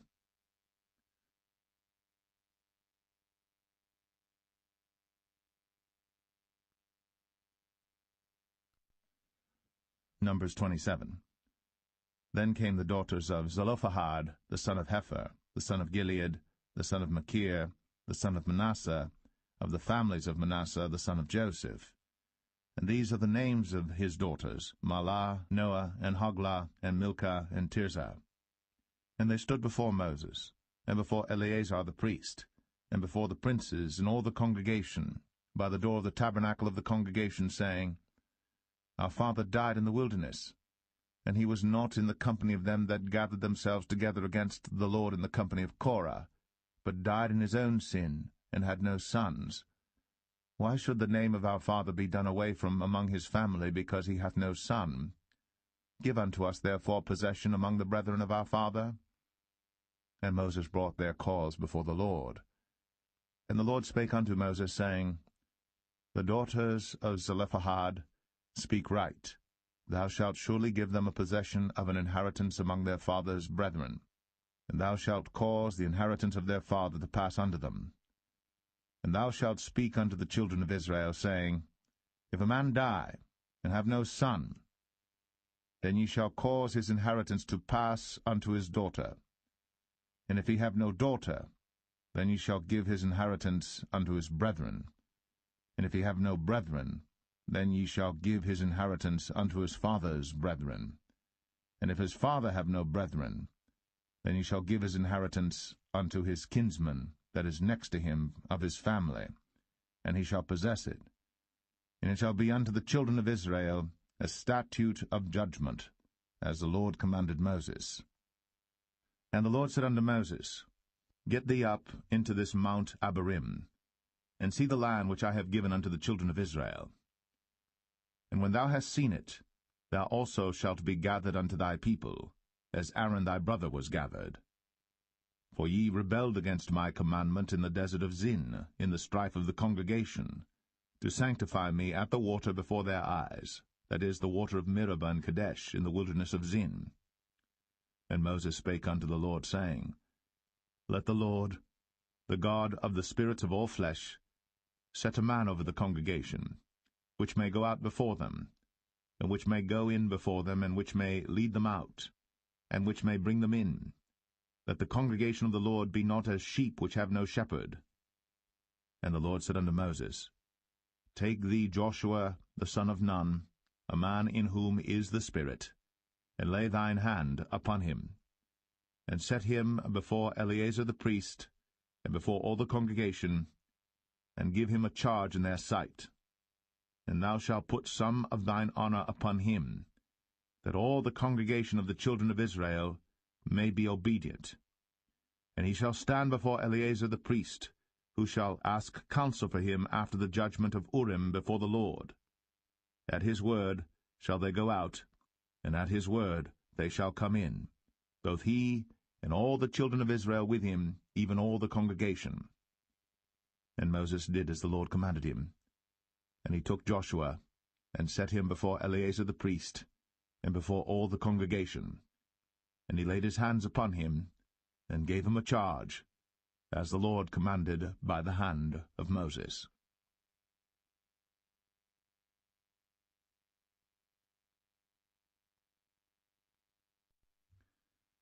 Numbers 28. And the Lord spake unto Moses, saying, Command the children of Israel, and say unto them, My offering, and my bread for my sacrifices made by fire for a sweet savour unto me, shall ye observe to offer unto me in their due season. And thou shalt say unto them, This is the offering made by fire, which ye shall offer unto the Lord, 2 lambs of the first year without spot day by day, for a continual burnt offering. The 1 lamb shalt thou offer in the morning, and the other lamb shalt thou offer at even, and 1/10 part of an ephah of flour for a meat offering, mingled with the 4th part of an hin of beaten oil. It is a continual burnt offering which was ordained in Mount Sinai for a sweet savour, a sacrifice made by fire unto the Lord. And the drink offering thereof shall be the 4th part of an hin for the 1 lamb. In the holy place shalt thou cause the strong wine to be poured unto the Lord for a drink offering. And the other lamb shalt thou offer at even, as the meat offering of the morning, and as the drink offering thereof. Thou shalt offer it, a sacrifice made by fire, of a sweet savour unto the Lord. And on the Sabbath day 2 lambs of the first year without spot, and 2/10 deals of flour for a meat offering mingled with oil, and the drink offering thereof.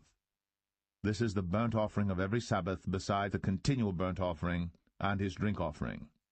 And in the beginnings of your months ye shall offer a burnt offering unto the Lord, 2 young bullocks and 1 ram, 7 lambs of the first year without spot, and 3/10 deals of flour for a meat offering mingled with oil for 1 bullock, and 2/10 deals of flour for a meat offering mingled with oil for 1 ram, and a several 10th deal of flour mingled with oil for a meat offering unto 1 lamb, for a burnt offering of a sweet savour, a sacrifice made by fire unto the Lord.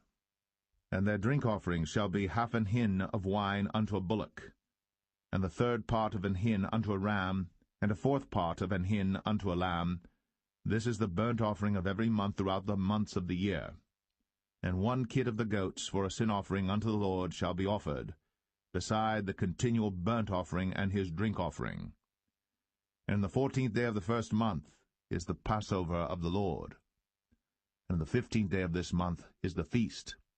7 days shall unleavened bread be eaten. In the 1st day shall be an holy convocation. Ye shall do no manner of servile work therein. But ye shall offer a sacrifice made by fire for a burnt offering unto the Lord, 2 young bullocks and 1 ram, and 7 lambs of the first year. They shall be unto you without blemish. And their meat offering shall be of flour mingled with oil. 3/10 deals shall ye offer for a bullock, and 2/10 deals for a ram. A several 10th deal shalt thou offer for every lamb, throughout the 7 lambs, and 1 goat for a sin offering, to make an atonement for you. Ye shall offer these beside the burnt offering in the morning, which is for a continual burnt offering. After this manner ye shall offer daily throughout the 7 days the meat of the sacrifice made by fire, of a sweet savour unto the Lord. It shall be offered beside the continual burnt offering, and his drink offering. And on the 7th day ye shall have an holy convocation. Ye shall do no servile work. Also in the day of the firstfruits, when ye bring a new meat offering unto the Lord, after your weeks be out, ye shall have an holy convocation. Ye shall do no servile work. But ye shall offer the burnt offering for a sweet savour unto the Lord, 2 young bullocks, 1 ram, 7 lambs of the first year, and their meat offering of flour mingled with oil, 3/10 deals unto 1 bullock, 2/10 deals unto 1 ram, a several tenth deal unto 1 lamb, throughout the 7 lambs, and 1 kid of the goats to make an atonement for you. Ye shall offer them beside the continual burnt offering and his meat offering. They shall be unto you without blemish, and their drink offerings.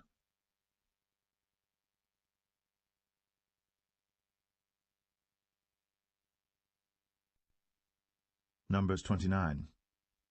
And in the 7th month, on the 1st day of the month, ye shall have an holy convocation. Ye shall do no servile work. It is a day of blowing the trumpets unto you. And ye shall offer a burnt offering for a sweet savour unto the Lord, 1 young bullock, 1 ram, and 7 lambs of the first year without blemish. And their meat offering shall be of flour mingled with oil, 3/10 deals for a bullock, and 2/10 deals for a ram, and 1/10 deal for 1 lamb throughout the 7 lambs, and 1 kid of the goats for a sin offering, to make an atonement for you, beside the burnt offering of the month, and his meat offering, and the daily burnt offering and his meat offering, and their drink offerings, according unto their manner, for a sweet savour, a sacrifice made by fire unto the Lord. And ye shall have on the 10th day of this 7th month an holy convocation, and ye shall afflict your souls. Ye shall not do any work therein. But ye shall offer a burnt offering unto the Lord for a sweet savour, 1 young bullock, 1 ram, and 7 lambs of the first year. They shall be unto you without blemish, and their meat offering shall be of flour mingled with oil, 3/10 deals to a bullock, and 2/10 deals to 1 ram, a several tenth deal for 1 lamb throughout the 7 lambs, 1 kid of the goats for a sin offering, beside the sin offering of atonement, and the continual burnt offering, and the meat offering of it, and their drink offerings. And on the 15th day of the 7th month ye shall have an holy convocation. Ye shall do no servile work, and ye shall keep a feast unto the Lord 7 days. And ye shall offer a burnt offering, a sacrifice made by fire, of a sweet savour unto the Lord, 13 young bullocks, 2 rams, and 14 lambs of the first year. They shall be without blemish. And their meat offering shall be of flour mingled with oil, 3/10 deals unto every bullock of the 13 bullocks, 2/10 deals to each ram of the 2 rams, and a several tenth deal to each lamb of the 14 lambs, and 1 kid of the goats for a sin offering, beside the continual burnt offering, his meat offering, and his drink offering. And on the 2nd day ye shall offer 12 young bullocks, 2 rams, 14 lambs of the first year without spot, and their meat offering and their drink offerings for the bullocks, for the rams, and for the lambs shall be according to their number, after the manner, and 1 kid of the goats for a sin offering, beside the continual burnt offering, and the meat offering thereof, and their drink offerings. And on the 3rd day 11 bullocks, 2 rams, 14 lambs of the first year without blemish, and their meat offering and their drink offerings for the bullocks, for the rams, and for the lambs shall be according to their number, after the manner, and 1 goat for a sin offering, beside the continual burnt offering, and his meat offering, and his drink offering. And on the 4th day 10 bullocks, 2 rams, and 14 lambs of the first year without blemish.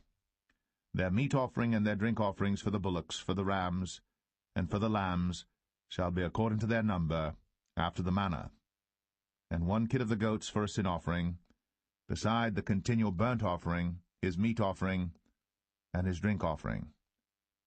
And on the 5th day 9 bullocks, 2 rams, and 14 lambs of the first year without spot, and their meat offering and their drink offerings for the bullocks, for the rams, and for the lambs shall be according to their number, after the manner, and 1 goat for a sin offering, beside the continual burnt offering, and his meat offering, and his drink offering.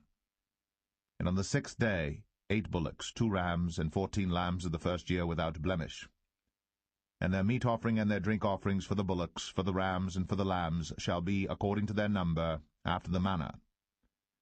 And 1 goat for a sin offering beside the continual burnt offering, his meat offering and his drink offering. And on the 7th day 7 bullocks, 2 rams, and 14 lambs of the first year without blemish. And their meat offering and their drink offerings for the bullocks, for the rams, and for the lambs shall be according to their number, after the manner. And 1 goat for a sin offering beside the continual burnt offering, his meat offering and his drink offering. On the 8th day ye shall have a solemn assembly. Ye shall do no servile work therein.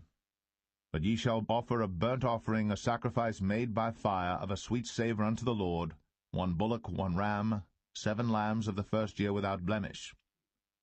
Their meat offering and their drink offerings for the bullock, for the ram, and for the lambs shall be according to their number, after the manner. And 1 goat for a sin offering beside the continual burnt offering, and his meat offering, and his drink offering. These things ye shall do unto the Lord in your set feasts, beside your vows, and your freewill offerings, for your burnt offerings, and for your meat offerings, and for your drink offerings, and for your peace offerings. And Moses told the children of Israel according to all that the Lord commanded Moses.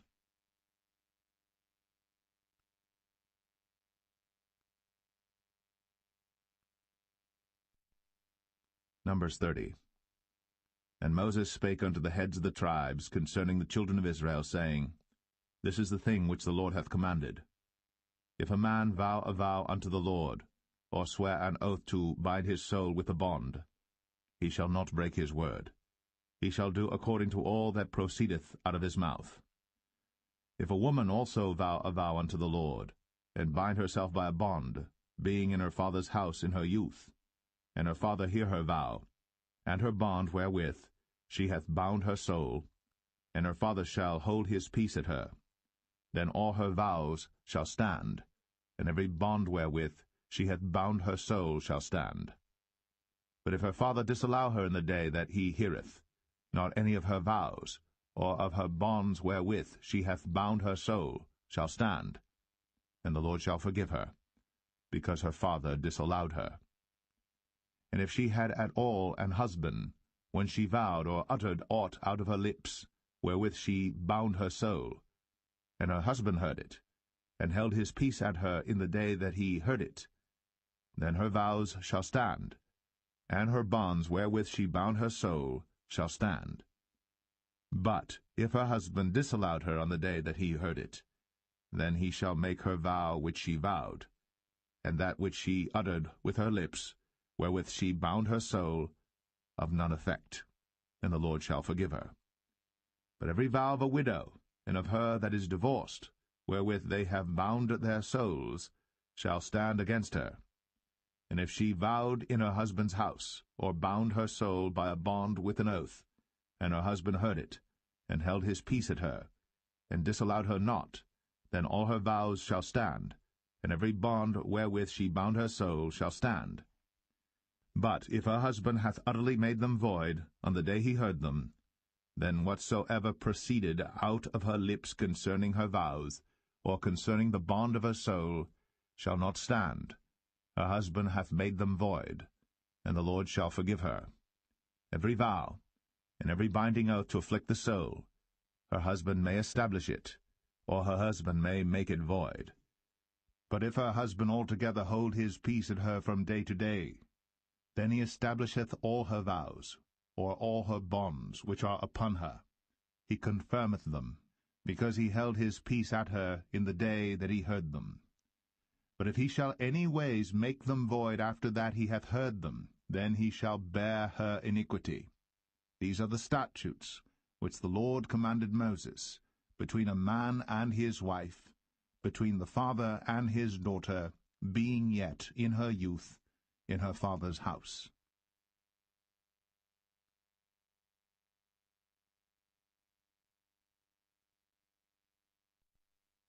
Numbers 31. And the Lord spake unto Moses, saying, Avenge the children of Israel of the Midianites. Afterward shalt thou be gathered unto thy people. And Moses spake unto the people, saying, arm some of yourselves unto the war, and let them go against the Midianites, and avenge the lord of Midian. Of every tribe 1,000 throughout all the tribes of Israel shall ye send to the war. So there were delivered out of the thousands of Israel 1,000 of every tribe, 12,000 armed for war. And Moses sent them to the war, 1,000 of every tribe, them and Phinehas the son of Eleazar the priest, to the war, with the holy instruments, and the trumpets to blow in his hand. And they warred against the Midianites, as the Lord commanded Moses. And they slew all the males, and they slew the kings of Midian, beside the rest of them that were slain, namely Evi, and Rechem, and Zur, and Hur, and Reba, 5 kings of Midian. Balaam also, the son of Beor, they slew with the sword. And the children of Israel took all the women of Midian captives, and their little ones, and took the spoil of all their cattle, and all their flocks, and all their goods. And they burnt all their cities wherein they dwelt, and all their goodly castles with fire. And they took all the spoil, and all the prey, both of men and of beasts. And they brought the captives, and the prey, and the spoil unto Moses, and Eleazar the priest, and unto the congregation of the children of Israel, unto the camp at the plains of Moab, which are by Jordan near Jericho. And Moses and Eleazar the priest, and all the princes of the congregation went forth to meet them without the camp. And Moses was wroth with the officers of the host, with the captains over thousands, and captains over hundreds, which came from the battle. And Moses said unto them, Have ye saved all the women alive? Behold, these caused the children of Israel, through the counsel of Balaam, to commit trespass against the Lord in the matter of Peor, and there was a plague among the congregation of the Lord. Now therefore kill every male among the little ones, and kill every woman that hath known man by lying with him. But all the women children that have not known a man by lying with him, keep alive for yourselves. And do ye abide without the camp 7 days, whosoever hath killed any person, and whosoever hath touched any slain, purify both yourselves and your captives on the 3rd day, and on the 7th day. And purify all your raiment, and all that is made of skins, and all work of goat's hair, and all things made of wood. And Eleazar the priest said unto the men of war, which went to the battle, This is the ordinance of the law which the Lord commanded Moses. Only the gold, and the silver, the brass, the iron, the tin, and the lead, everything that may abide the fire, ye shall make it go through the fire, and it shall be clean. Nevertheless it shall be purified with the water of separation, and all that abideth not the fire ye shall make go through the water. And ye shall wash your clothes on the 7th day, and ye shall be clean, and afterward ye shall come into the camp.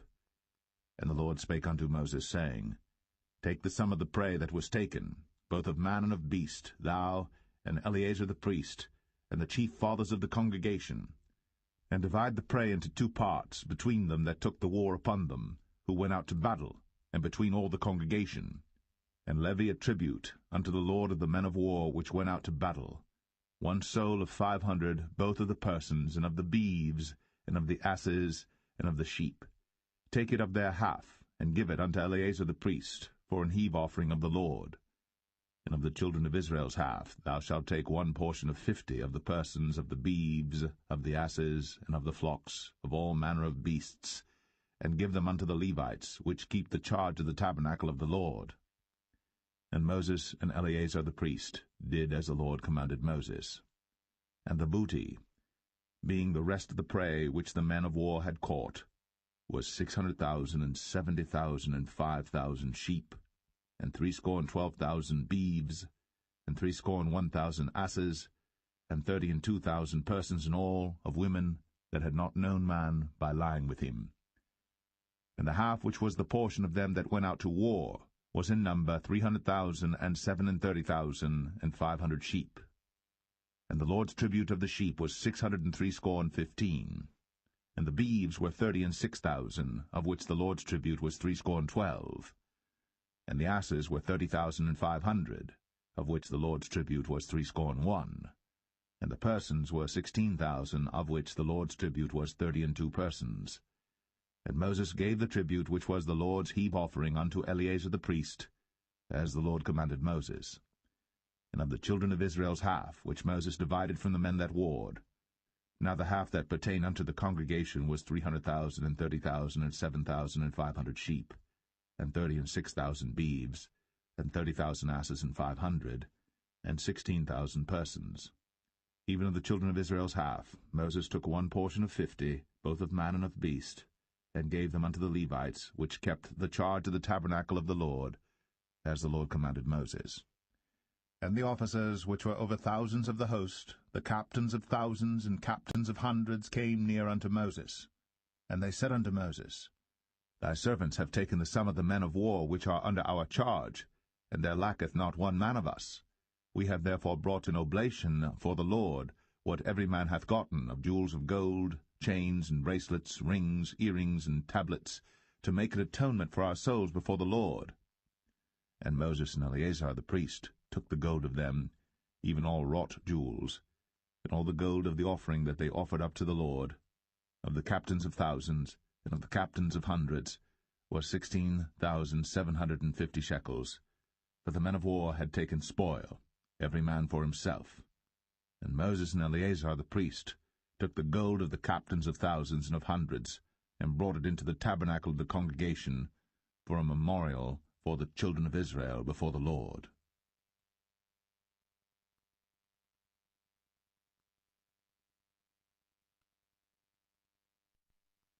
Numbers 32.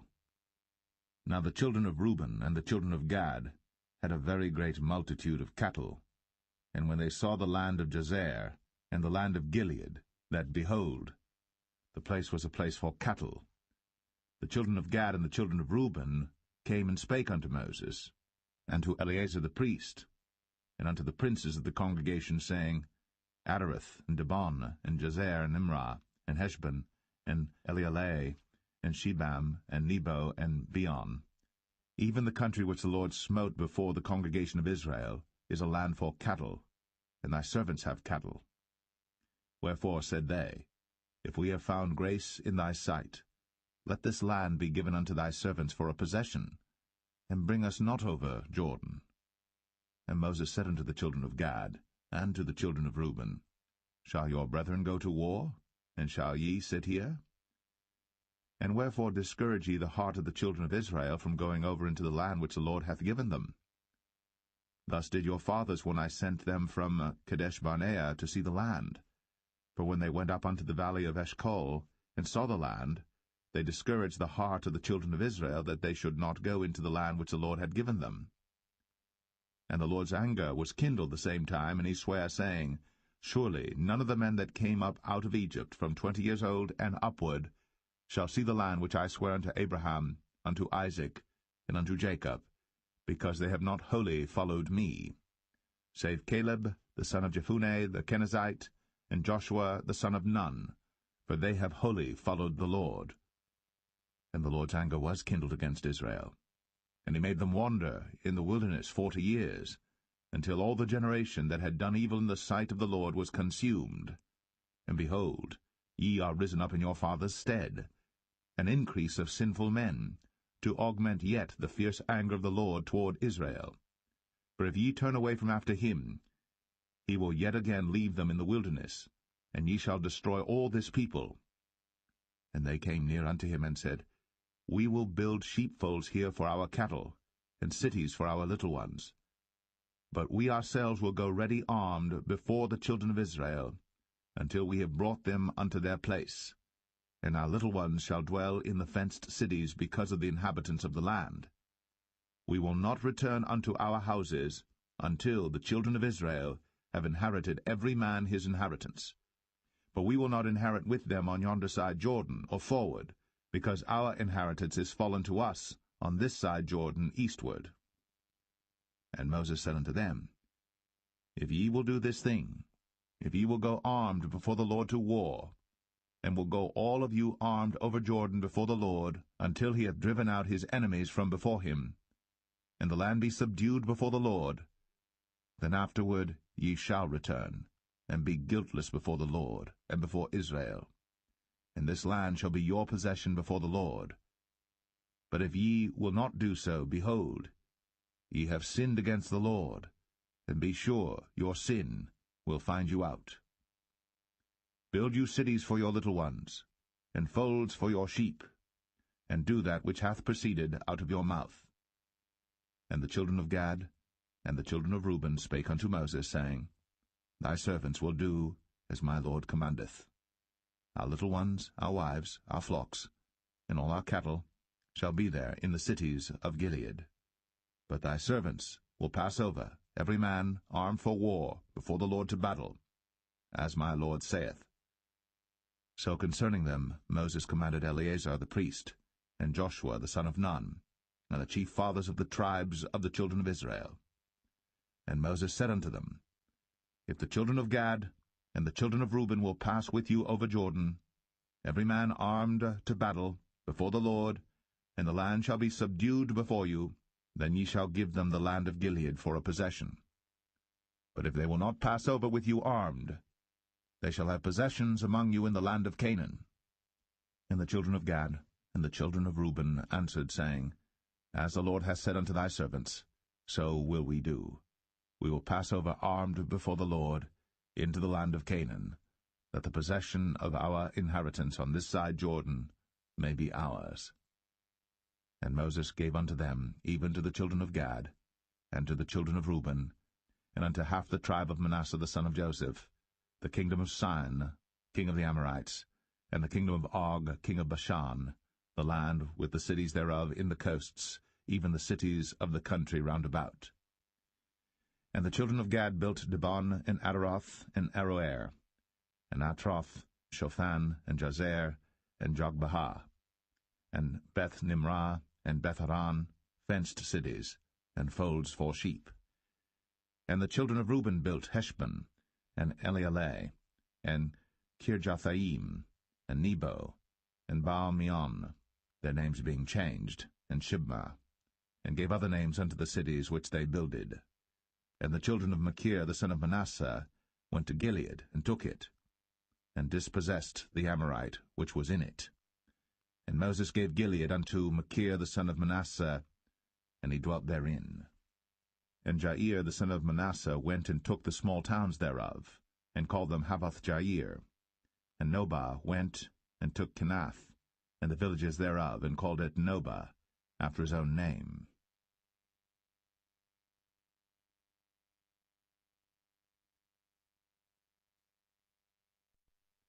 Numbers 33. These are the journeys of the children of Israel, which went forth out of the land of Egypt with their armies under the hand of Moses and Aaron. And Moses wrote their goings out according to their journeys by the commandment of the Lord. And these are their journeys according to their goings out. And they departed from Ramses in the 1st month, on the 15th day of the 1st month. On the morrow after the Passover the children of Israel went out with an high hand in the sight of all the Egyptians. For the Egyptians buried all their firstborn, which the Lord had smitten among them. Upon their gods also the Lord executed judgments. And the children of Israel removed from Ramses, and pitched in Succoth. And they departed from Succoth, and pitched in Etham, which is in the edge of the wilderness. And they removed from Etham, and turned again unto Pi-Hahiroth, which is before Baal-Zevon, and they pitched before Migdol. And they departed from before Pi-Hahiroth, and passed through the midst of the sea into the wilderness, and went 3 days' journey in the wilderness of Etham, and pitched in Marah. And they removed from Marah, and came unto Elim, and in Elim were 12 fountains of water, and 70 palm trees, and they pitched there. And they removed from Elim, and encamped by the Red Sea. And they removed from the Red Sea, and encamped in the wilderness of Sin. And they took their journey out of the wilderness of Sin, and encamped in Dophkah. And they departed from Dophkah, and encamped in Alush. And they removed from Alush, and encamped at Rephidim, where was no water for the people to drink. And they departed from Rephidim, and pitched in the wilderness of Sinai. And they removed from the desert of Sinai, and pitched at Kibroth-Hattaavah. And they departed from Kibroth-Hattaavah, and encamped at Hazeroth. And they departed from Hazeroth, and pitched in Rithmah. And they departed from Rithmah, and pitched at Rimmon-Perez. And they departed from Rimmon-Perez, and pitched in Libnah. And they removed from Libnah, and pitched at Rissah. And they journeyed from Rissah, and pitched in Kehelatha. And they went from Kehelatha, and pitched in Mount Shepher. And they removed from Mount Shepher, and encamped in Hadadah. And they removed from Hadadah, and pitched in Makheloth. And they removed from Makheloth, and encamped at Tahath. And they departed from Tahath, and pitched at Tara. And they removed from Tara, and pitched in Mithkah. And they went from Mithkah, and pitched in Hashmonah. And they departed from Hashmonah, and encamped at Moseroth. And they departed from Moseroth, and pitched in Bene Jaakan. And they removed from Bene Jaakan, and encamped at Hor-Haggidgad. And they went from Hor-Haggidgad, and pitched in Jotbathah. And they removed from Jotbathah, and encamped at Ebronah. And they departed from Ebronah, and encamped at Ezion-Geber. And they removed from Ezion-Geber, and pitched in the wilderness of Zin, which is Kadesh. And they removed from Kadesh, and pitched in Mount Or, in the edge of the land of Edom. And Aaron the priest went up into Mount Or at the commandment of the Lord, and died there, in the 40th year after the children of Israel were come out of the land of Egypt, in the 1st day of the 5th month. And Aaron was 123 years old when he died in Mount Or. And King Arad, the Canaanite, which dwelt in the south in the land of Canaan, heard of the coming of the children of Israel. And they departed from Mount Or, and pitched in Zalmonah. And they departed from Zalmonah, and pitched in Punon. And they departed from Punon, and pitched in Oboth. And they departed from Oboth, and pitched in Ije-Abarim in the border of Moab. And they departed from Aim, and pitched in Dibon-Gad. And they removed from Dibon-Gad, and encamped in Almon-Diblathaim. And they removed from Almon-Diblathaim, and pitched in the mountains of Abarim before Nebo. And they departed from the mountains of Abarim, and pitched in the plains of Moab by Jordan near Jericho. And they pitched by Jordan from Beth-Jeshimoth even unto Abel-Shittim in the plains of Moab. And the Lord spake unto Moses in the plains of Moab by Jordan near Jericho, saying, Speak unto the children of Israel, and say unto them, When ye are passed over Jordan into the land of Canaan, then ye shall drive out all the inhabitants of the land from before you, and destroy all their pictures, and destroy all their molten images, and quite pluck down all their high places. And ye shall dispossess the inhabitants of the land, and dwell therein, for I have given you the land to possess it.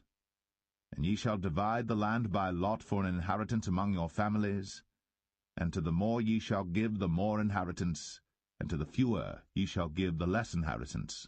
Every man's inheritance shall be in the place where his lot falleth. According to the tribes of your fathers ye shall inherit. But if ye will not drive out the inhabitants of the land from before you, then it shall come to pass that those which ye let remain of them shall be pricks in your eyes, and thorns in your sides, and shall vex you in the land wherein ye dwell. Moreover, it shall come to pass that I shall do unto you as I thought to do unto them.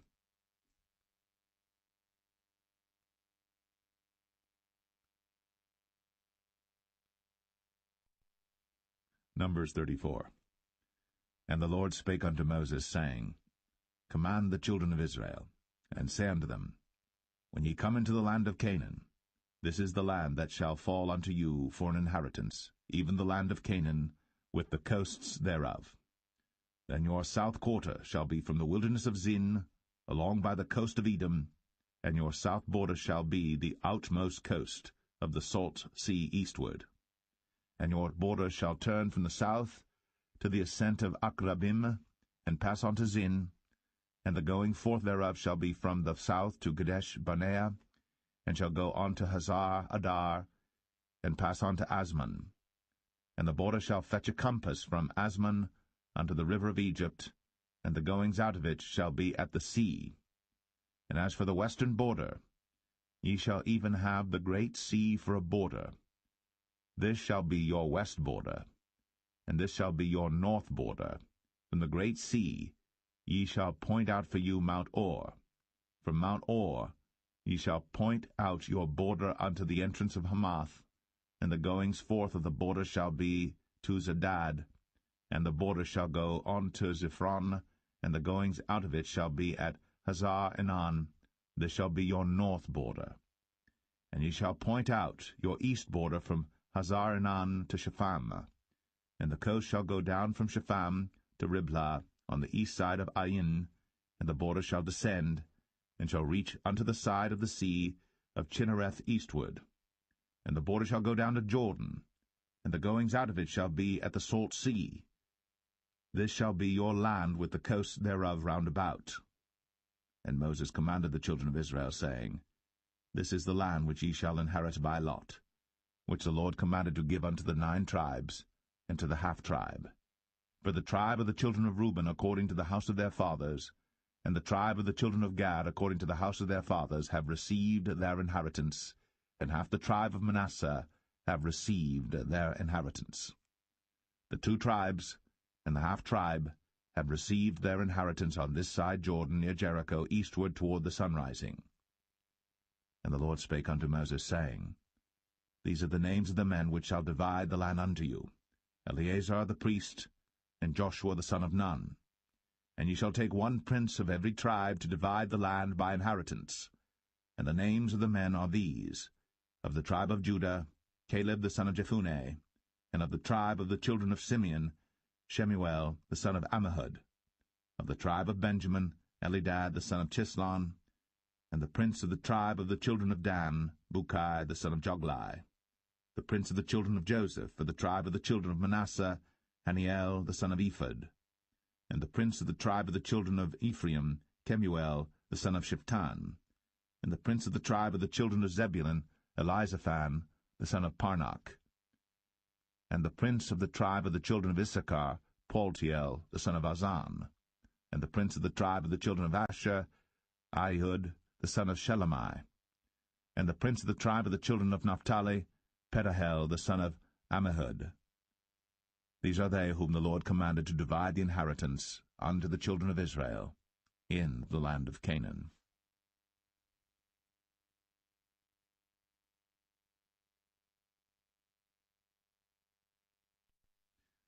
Numbers 35. And the Lord spake unto Moses in the plains of Moab by Jordan near Jericho, saying, Command the children of Israel, that they give unto the Levites of the inheritance of their possession cities to dwell in. And ye shall give also unto the Levites suburbs for the cities round about them. And the cities shall they have to dwell in, and the suburbs of them shall be for their cattle, and for their goods, and for all their beasts.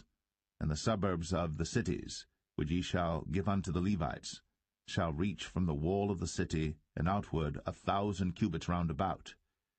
And ye shall measure from without the city on the east side 2,000 cubits, on the south side 2,000 cubits, on the west side 2,000 cubits, and on the north side 2,000 cubits.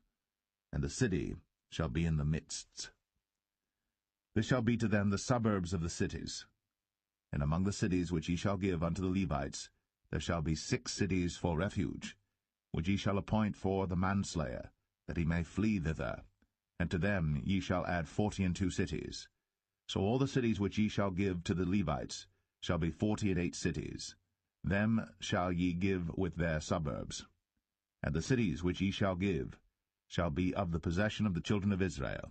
From them that have many ye shall give many, but from them that have few ye shall give few. Every one shall give of his cities unto the Levites according to his inheritance, which he inheriteth.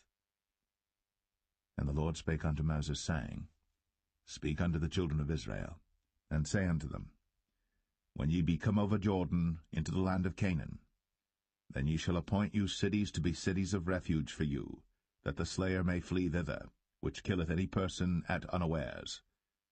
And they shall be unto you cities for refuge from the avenger, that the manslayer die not, until he stand before the congregation in judgment. And of these cities which ye shall give 6 cities shall ye have for refuge. Ye shall give 3 cities on this side Jordan, and 3 cities shall ye give in the land of Canaan, which shall be cities of refuge. These 6 cities shall be a refuge, both for the children of Israel, and for the stranger, and for the sojourner among them, that every one that killeth any person unawares may flee thither. And if he smite him with an instrument of iron, so that he die, he is a murderer. The murderer shall surely be put to death. And if he smite him with throwing a stone, wherewith he may die, and he die, he is a murderer. The murderer shall surely be put to death. Or if he smite him with an hand weapon of wood, wherewith he may die, and he die, he is a murderer. The murderer shall surely be put to death. The revenger of blood himself shall slay the murderer. When he meeteth him, he shall slay him. But if he thrust him of hatred, or hurl at him by laying of weight, that he die, or in enmity smite him with his hand, that he die, he that smote him shall surely be put to death, for he is a murderer. The revenger of blood shall slay the murderer, when he meeteth him.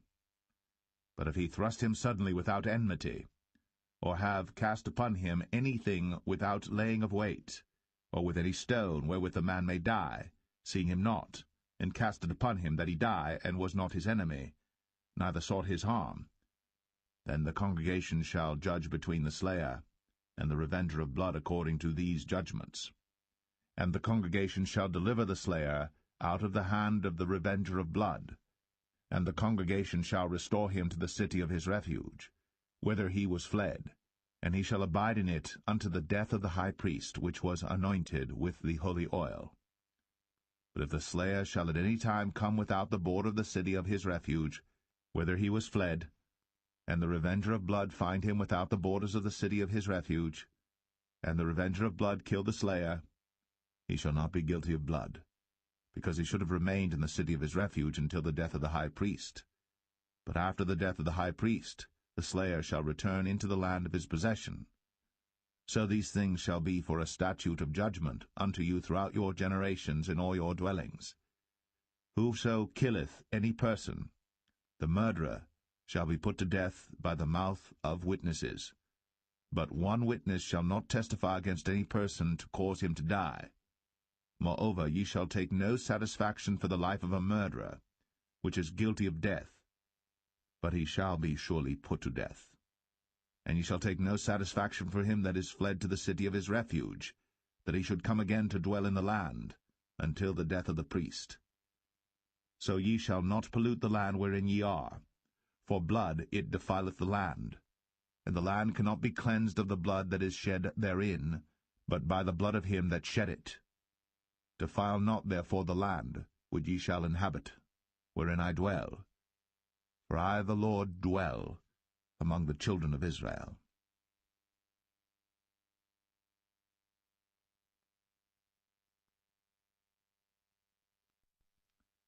Numbers 36. And the chief fathers of the families of the children of Gilead, the son of Machir, the son of Manasseh, of the families of the sons of Joseph, came near, and spake before Moses, and before the princes, the chief fathers of the children of Israel.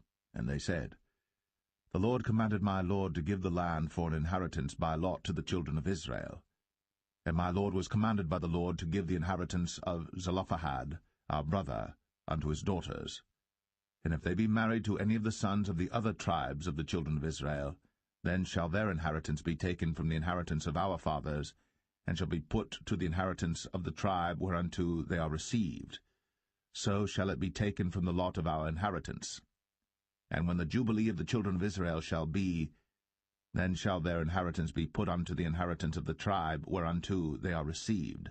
So shall their inheritance be taken away from the inheritance of the tribe of our fathers. And Moses commanded the children of Israel according to the word of the Lord, saying, The tribe of the sons of Joseph hath said well. This is the thing which the Lord doth command concerning the daughters of Zelophehad, saying, Let them marry to whom they think best, only to the family of the tribe of their father shall they marry. So shall not the inheritance of the children of Israel remove from tribe to tribe, for every one of the children of Israel shall keep himself to the inheritance of the tribe of his fathers.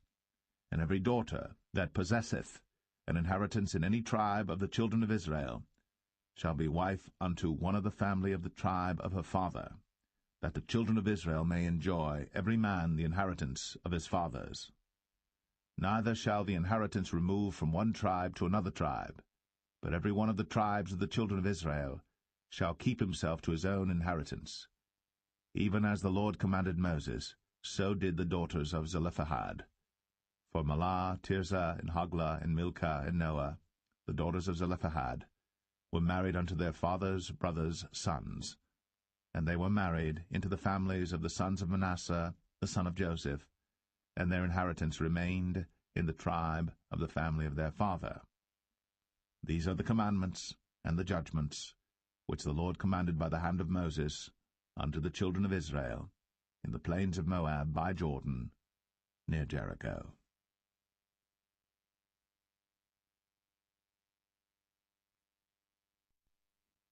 The Book of Deuteronomy, Chapter 1. These be the words which Moses spake unto all Israel on this side Jordan in the wilderness, in the plain over against the Red Sea, between Paran and Tophel, and Laban and Hazroth, and Dizahab. There are 11 days' journey from Oreb by the way of Mount Seir unto Kadesh Barnea. And it came to pass in the 40th year, in the 11th month, on the first day of the month, that Moses spake unto the children of Israel according unto all that the Lord had given him in commandment unto them.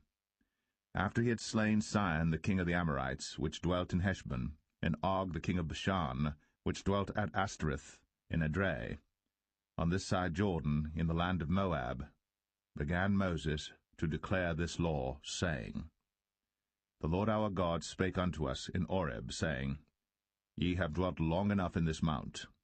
Turn you, and take your journey, and go to the mount of the Amorites, and unto all the places nigh thereunto, in the plain, in the hills, and in the vale, and in the south, and by the seaside to the land of the Canaanites, and unto Lebanon, unto the great river, the river Euphrates.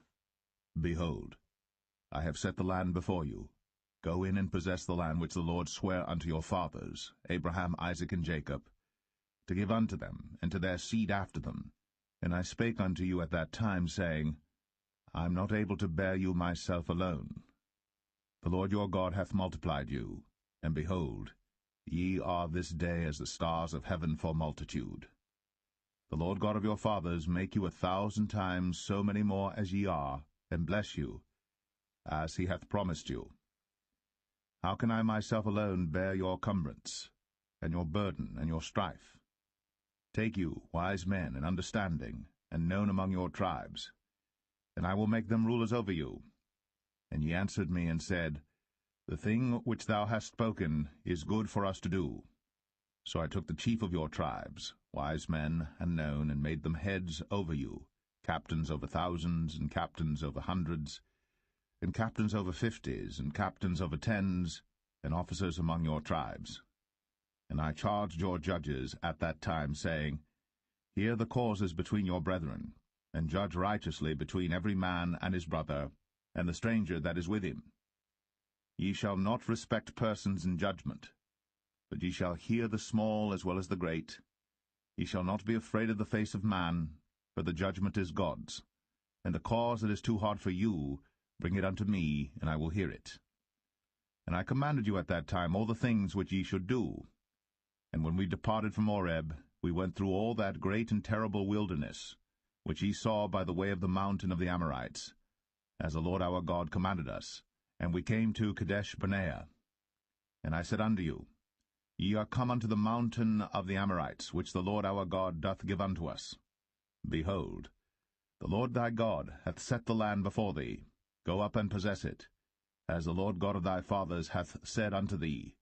Fear not, neither be discouraged. And ye came near unto me, every one of you, and said, We will send men before us, and they shall search us out the land, and bring us word again by what way we must go up, and into what cities we shall come. And the saying pleased me well. And I took 12 men of you, one of a tribe. And they turned and went up into the mountain, and came unto the valley of Eshcol, and searched it out. And they took of the fruit of the land in their hands, and brought it down unto us, and brought us word again, and said, It is a good land which the Lord our God doth give us. Notwithstanding ye would not go up, but rebelled against the commandment of the Lord your God. And ye murmured in your tents, and said, Because the Lord hated us, he hath brought us forth out of the land of Egypt, to deliver us into the hand of the Amorites, to destroy us. Whither shall we go up? Our brethren have discouraged our heart, saying, The people is greater and taller than we. The cities are great, and walled up to heaven. And moreover, we have seen the sons of the Anakims there. Then I said unto you, Dread not, neither be afraid of them. The Lord your God, which goeth before you, he shall fight for you, according to all that he did for you in Egypt before your eyes.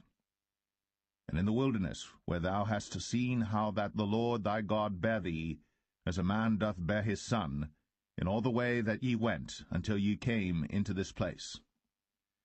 Yet in this thing ye did not believe the Lord your God, who went in the way before you, to search you out a place to pitch your tents in fire by night, to show you by what way ye should go, and in a cloud by day. And the Lord heard the voice of your words, and was wroth, and sware, saying, Surely there shall not one of these men of this evil generation see that good land, which I swear to give unto your fathers. Save Caleb the son of Jephunneh, he shall see it. And to him will I give the land that he hath trodden upon, and to his children, because he hath wholly followed the Lord. Also the Lord was angry with me for your sakes, saying, Thou also shalt not go in thither. But Joshua the son of Nun, which standeth before thee, he shall go in thither. Encourage him, for he shall cause Israel to inherit it. Moreover, your little ones, which he said should be a prey, and your children, which in that day had no knowledge between good and evil, they shall go in thither, and unto them will I give it, and they shall possess it. But as for you, turn you, and take your journey into the wilderness by the way of the Red Sea. Then ye answered and said unto me, We have sinned against the Lord. We will go up and fight, according to all that the Lord our God commanded us. And when ye had girded on every man his weapons of war, ye were ready to go up into the hill. And the Lord said unto me, Say unto them, Go not up, neither fight, for I am not among you, lest ye be smitten before your enemies. So I spake unto you, and ye would not hear, but rebelled against the commandment of the Lord, and went presumptuously up into the hill. And the Amorites which dwelt in that mountain came out against you, and chased you as bees do, and destroyed you in Seir, even unto Hormah. And ye returned and wept before the Lord. But the Lord would not hearken to your voice, nor give ear unto you. So ye abode in Kadesh many days, according unto the days that ye abode there.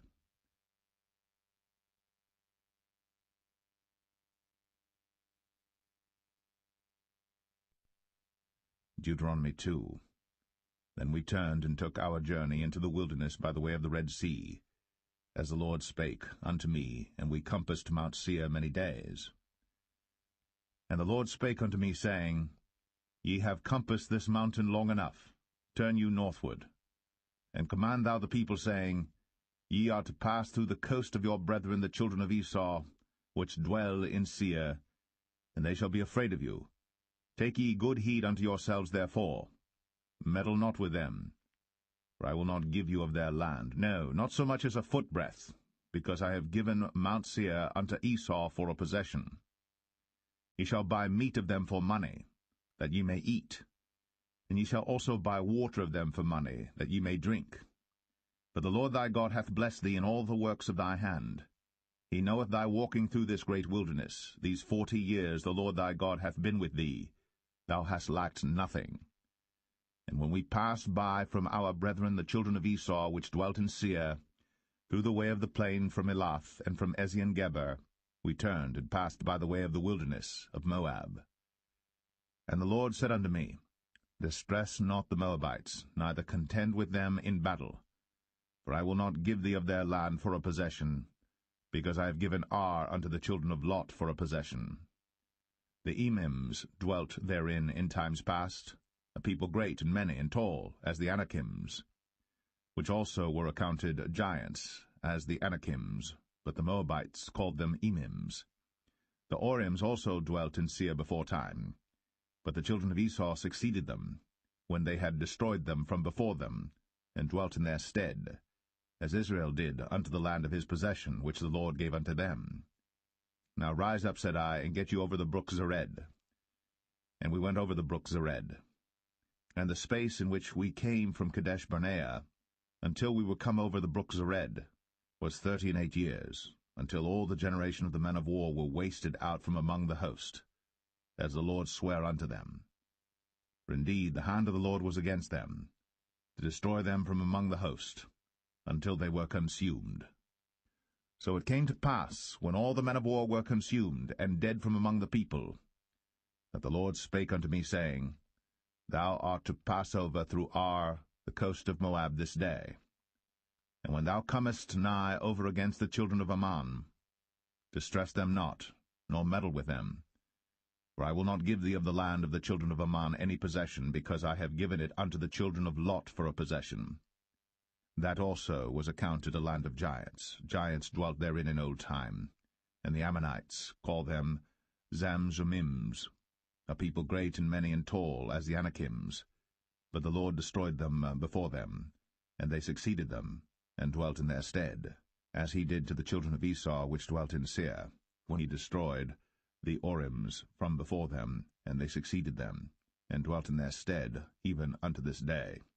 And the Avims, which dwelt in Hazarim, even unto Azar, the Caphtorims, which came forth out of Caphtor, destroyed them, and dwelt in their stead. Rise ye up, take your journey, and pass over the river Arnon.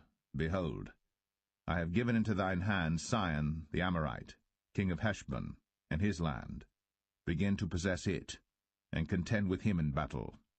This day will I begin to put the dread of thee, and the fear of thee, upon the nations that are under the whole heaven, who shall hear report of thee, and shall tremble, and be in anguish because of thee.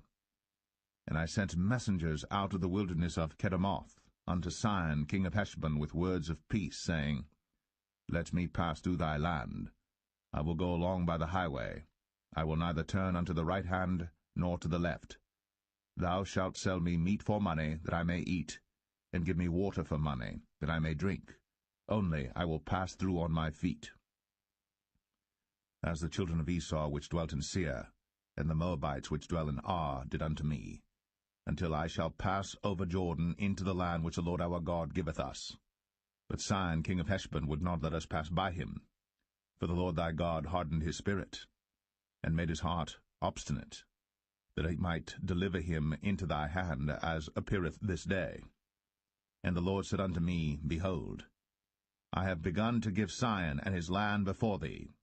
Begin to possess, that thou mayest inherit his land. Then Sihon came out against us, he and all his people, to fight at Jahaz. And the Lord our God delivered him before us, and we smote him, and his sons, and all his people. And we took all his cities at that time, and utterly destroyed the men, and the women, and the little ones of every city. We left none to remain. Only the cattle we took for a prey unto ourselves, and the spoil of the cities which we took, from Aroer, which is by the brink of the river of Arnon, and from the city that is by the river, even unto Gilead. There was not one city too strong for us. The Lord our God delivered all unto us. Only unto the land of the children of Ammon thou camest not, nor unto any place of the river Jabbok, nor unto the cities in the mountains, nor unto whatsoever the Lord our God forbade us.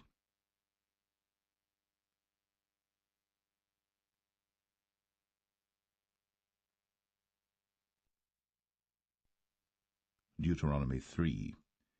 Then we turned, and went up the way to Bashan, and Og the king of Bashan came out against us, he and all his people, to battle at Edrei. And the Lord said unto me, Fear him not, for I will deliver him, and all his people, and his land, into thy hand. And thou shalt do unto him as thou didst unto Sihon king of the Amorites, which dwelt at Heshbon. So the Lord our God delivered into our hands Og also, the king of Bashan, and all his people, and we smote him, until none was left to him remaining. And we took all his cities at that time. There was not a city which we took not from them, 80 cities, all the region of Argob, the kingdom of Og and Bashan. All these cities were fenced with high walls, gates, and bars, beside unwalled towns a great many. And we utterly destroyed them, as we did unto Sihon king of Heshbon, utterly destroying the men, women, and children of every city. But all the cattle and the spoil of the cities we took for a prey to ourselves. And we took at that time out of the hand of the 2 kings of the Amorites the land that was on this side Jordan, from the river of Arnon unto Mount Hermon, which Hermon the Sidonians call Sirion, and the Amorites call it Shenir. All the cities of the plain, and all Gilead, and all Bashan, unto Salcha and Edrei, cities of the kingdom of Og and Bashan. For only Og king of Bashan remained of the remnant of giants. Behold, his bedstead was a bedstead of iron. Is it not in Rabbath of the children of Ammon? 9 cubits was the length thereof, and 4 cubits the breadth of it, after the cubit of a man. And this land which we possessed at that time, from Aroer, which is by the river Arnon, and half Mount Gilead, and the cities thereof, gave I unto the Reubenites and to the Gadites. And the rest of Gilead and all Bashan, being the kingdom of Og, gave I unto the half-tribe of Manasseh, all the region of Argob, with all Bashan which was called the land of giants. Jair the son of Manasseh took all the country of Argob, unto the coasts of Geshurai and Maacathai, and called them after his own name, Bashan Avoth Jair, unto this day. And I gave Gilead unto Machir, and unto the Reubenites and unto the Gadites I gave from Gilead even unto the river Arnon half the valley, and the border even unto the river Jabbok, which is the border of the children of Ammon. The plain also, and Jordan, and the coast thereof, from Chinnereth even unto the sea of the plain, even the salt sea, under Ashdoth-Pisgah eastward. And I commanded you at that time, saying, The Lord your God hath given you this land to possess it. Ye shall pass over armed before your brethren the children of Israel, all that are meet for the war. But your wives, and your little ones, and your cattle, for I know that ye have much cattle, shall abide in your cities which I have given you, until the Lord have given rest unto your brethren, as well as unto you, and until they also possess the land which the Lord your God hath given them beyond Jordan. And then shall ye return every man unto his possession, which I have given you. And I commanded Joshua at that time, saying, Thine eyes have seen all that the Lord your God hath done unto these 2 kings. So shall the Lord do unto all the kingdoms whither thou passest. Ye shall not fear them, for the Lord your God, he shall fight for you. And I besought the Lord at that time, saying, O Lord God, thou hast begun to show thy servant thy greatness, and thy mighty hand. For what God is there in heaven or in earth that can do according to thy works, and according to thy might? I pray thee, let me go over and see the good land that is beyond Jordan, that goodly mountain, and Lebanon. But the Lord was wroth with me for your sakes, and would not hear me. And the Lord said unto me, Let it suffice thee, speak no more unto me of this matter. Get thee up into the top of Pisgah, and lift up thine eyes westward, and northward, and southward, and eastward, and behold it with thine eyes. For thou shalt not go over this Jordan, but charge Joshua, and encourage him, and strengthen him, for he shall go over before this people, and he shall cause them to inherit the land, which thou shalt see. So we abode in the valley over against Beth-peor.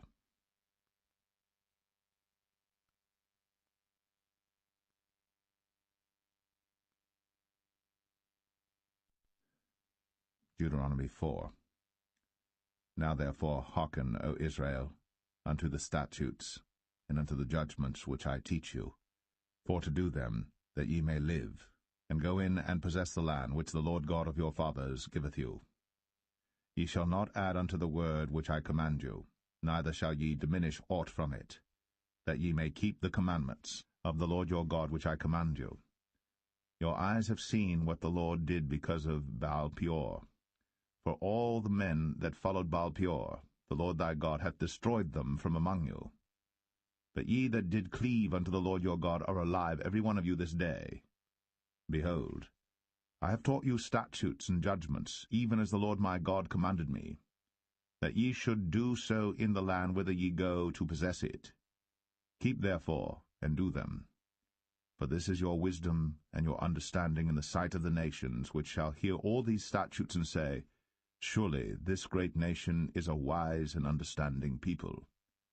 For what nation is there so great, who hath God so nigh unto them, as the Lord our God is in all things that we call upon him for?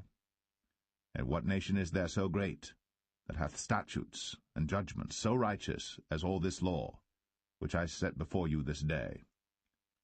Only take heed to thyself, and keep thy soul diligently, lest thou forget the things which thine eyes have seen, and lest they depart from thy heart all the days of thy life.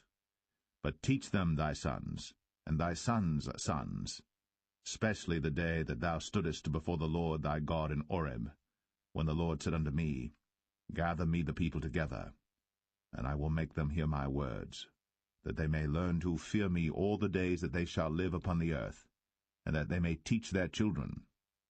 And ye came near and stood under the mountain, and the mountain burned with fire unto the midst of heaven, with darkness, clouds, and thick darkness. And the Lord spake unto you out of the midst of the fire. Ye heard the voice of the words, but saw no similitude, only ye heard a voice. And he declared unto you his covenant, which he commanded you to perform, even 10 commandments, and he wrote them upon 2 tables of stone. And the Lord commanded me at that time to teach you statutes and judgments, that ye might do them in the land whither ye go over to possess it. Take ye therefore good heed unto yourselves, for ye saw no manner of similitude on the day that the Lord spake unto you in Horeb out of the midst of the fire, lest ye corrupt yourselves, and make you a graven image, the similitude of any figure, the likeness of male or female, the likeness of any beast that is on the earth, the likeness of any winged fowl that flieth in the air, the likeness of anything that creepeth on the ground, the likeness of any fish that is in the waters beneath the earth. And lest thou lift up thine eyes unto heaven, and when thou seest the sun, and the moon, and the stars, even all the host of heaven, shouldst be driven to worship them and serve them, which the Lord thy God hath divided unto all nations under the whole heaven. But the Lord hath taken you, and brought you forth out of the iron furnace, even out of Egypt, to be unto him a people of inheritance, as ye are this day. Furthermore, the Lord was angry with me for your sakes, and sware that I should not go over Jordan, and that I should not go in unto that good land, which the Lord thy God giveth thee for an inheritance. But I must die in this land. I must not go over Jordan, but ye shall go over, and possess that good land.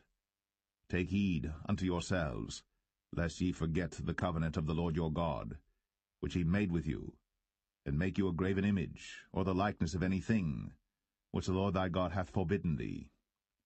For the Lord thy God is a consuming fire, even a jealous God. When thou shalt beget children, and children's children, and ye shall have remained long in the land, and shall corrupt yourselves, and make a graven image, or the likeness of any thing, and shall do evil in the sight of the Lord thy God, to provoke him to anger, I call heaven and earth to witness against you this day, that ye shall soon utterly perish from off the land whereunto ye go over Jordan to possess it. Ye shall not prolong your days upon it, but shall utterly be destroyed. And the Lord shall scatter you among the nations, and ye shall be left few in number among the heathen, whither the Lord shall lead you.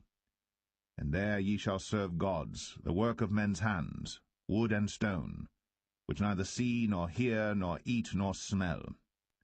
But if from thence thou shalt seek the Lord thy God, thou shalt find him, if thou seek him with all thy heart and with all thy soul. When thou art in tribulation, and all these things are come upon thee, even in the latter days, if thou turn to the Lord thy God, and shalt be obedient unto his voice. For the Lord thy God is a merciful God. He will not forsake thee, neither destroy thee, nor forget the covenant of thy fathers which he sware unto them.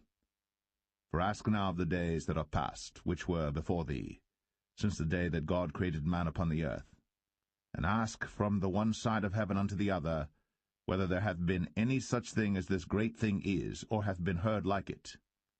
Did ever people hear the voice of God speaking out of the midst of the fire, as thou hast heard, and live? Or hath God assayed to go and take him a nation from the midst of another nation, by temptations, by signs, and by wonders, and by war, and by a mighty hand, and by a stretched out arm, and by great terrors, according to all that the Lord your God did for you in Egypt before your eyes? Unto thee it was shown, that thou mightest know that the Lord he is God, there is none else beside him. Out of heaven he made thee to hear his voice, that he might instruct thee, and upon earth he showed thee his great fire, and thou heardest his words out of the midst of the fire. And because he loved thy fathers, therefore he chose their seed after them, and brought thee out in his sight with his mighty power out of Egypt, to drive out nations from before thee greater and mightier than thou art, to bring thee in, to give thee their land for an inheritance, as it is this day. Know therefore this day, and consider it in thine heart, that the Lord he is God in heaven above, and upon the earth beneath there is none else. Thou shalt keep therefore his statutes and his commandments, which I command thee this day, that it may go well with thee, and with thy children after thee, and that thou mayest prolong thy days upon the earth, which the Lord thy God giveth thee for ever. Then Moses severed 3 cities on this side Jordan toward the sunrising, that the slayer might flee thither, which should kill his neighbor unawares, and hated him not in times past, and that fleeing unto one of these cities he might live, namely Bezer in the wilderness in the plain country of the Reubenites, and Ramoth in Gilead of the Gadites, and Golan in Bashan of the Manassites. And this is the law which Moses set before the children of Israel. These are the testimonies, and the statutes, and the judgments, which Moses spake unto the children of Israel, after they came forth out of Egypt. On this side Jordan, in the valley over against Beth-peor, in the land of Sihon king of the Amorites, who dwelt at Heshbon, whom Moses and the children of Israel smote, after they were come forth out of Egypt. And they possessed his land, and the land of Og king of Bashan, 2 kings of the Amorites, which were on this side Jordan toward the sunrising, from Aroer, which is by the bank of the river Arnon, even unto Mount Sion, which is Hermon, and all the plain on this side Jordan eastward, even unto the sea of the plain, unto the springs of Pisgah.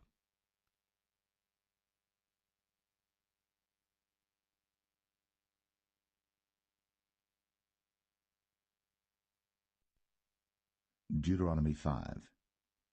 And Moses called all Israel, and said unto them, Hear, O Israel, the statutes and judgments which I speak in your ears this day, that ye may learn them, and keep and do them. The Lord our God made a covenant with us in Horeb. The Lord made not this covenant with our fathers, but with us, even us, who are all of us here alive this day. The Lord talked with you face to face, in the mount out of the midst of the fire. I stood between the Lord and you at that time, to show you the word of the Lord. For ye were afraid by reason of the fire, and went not up into the mount, saying, I am the Lord thy God, which brought thee out of the land of Egypt, from the house of bondage. Thou shalt have none other gods before me.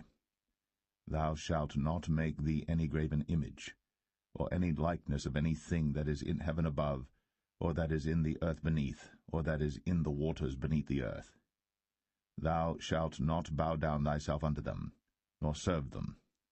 For I, the Lord thy God, am a jealous God, visiting the iniquity of the fathers upon the children unto the 3rd and 4th generation of them that hate me, and showing mercy unto thousands of them that love me and keep my commandments. Thou shalt not take the name of the Lord thy God in vain, for the Lord will not hold him guiltless that taketh his name in vain. Keep the Sabbath day to sanctify it, as the Lord thy God hath commanded thee. 6 days thou shalt labor, and do all thy work. But the 7th day is the Sabbath of the Lord thy God. In it thou shalt not do any work, thou, nor thy son, nor thy daughter, nor thy manservant, nor thy maidservant, nor thine ox, nor thine ass, nor any of thy cattle, nor thy stranger that is within thy gates, that thy manservant and thy maidservant may rest as well as thou. And remember that thou wast a servant in the land of Egypt, and that the Lord thy God brought thee out thence through a mighty hand, and by a stretched out arm. Therefore the Lord thy God commanded thee to keep the Sabbath day. Honor thy father and thy mother, as the Lord thy God hath commanded thee, that thy days may be prolonged, and that it may go well with thee in the land which the Lord thy God giveth thee. Thou shalt not kill, neither shalt thou commit adultery, neither shalt thou steal, neither shalt thou bear false witness against thy neighbor, neither shalt thou desire thy neighbor's wife, neither shalt thou covet thy neighbor's house, his manservant, or his maidservant, his ox, or his ass, or anything that is thy neighbor's. These words the Lord spake unto all your assembly in the mount out of the midst of the fire, of the cloud, and of the thick darkness, with a great voice. And he added no more. And he wrote them in 2 tables of stone, and delivered them unto me. And it came to pass, when ye heard the voice out of the midst of the darkness, for the mountain did burn with fire, that ye came near unto me, even all the heads of your tribes and your elders, and ye said, Behold, the Lord our God hath shown us his glory and his greatness, and we have heard his voice out of the midst of the fire. We have seen this day that God doth talk with man, and he liveth. Now therefore why should we die? For this great fire will consume us. If we hear the voice of the Lord our God any more, then we shall die. For who is there of all flesh that hath heard the voice of the living God speaking out of the midst of the fire, as we have, and lived? Go thou near, and hear all that the Lord our God shall say. And speak thou unto us all that the Lord our God shall speak unto thee, and we will hear it and do it. And the Lord heard the voice of your words, when ye spake unto me. And the Lord said unto me, I have heard the voice of the words of this people, which they have spoken unto thee. They have well said all that they have spoken. Oh, that there were such an heart in them, that they would fear me, and keep all my commandments always, that it might be well with them, and with their children for ever. Go say to them, Get you into your tents again. But as for thee, stand thou here by me, and I will speak unto thee all the commandments and the statutes and the judgments, which thou shalt teach them, that they may do them in the land which I give them to possess it. Ye shall observe to do therefore as the Lord your God hath commanded you. Ye shall not turn aside to the right hand or to the left. Ye shall walk in all the ways which the Lord your God hath commanded you, that ye may live, and that it may be well with you, and that ye may prolong your days in the land which ye shall possess.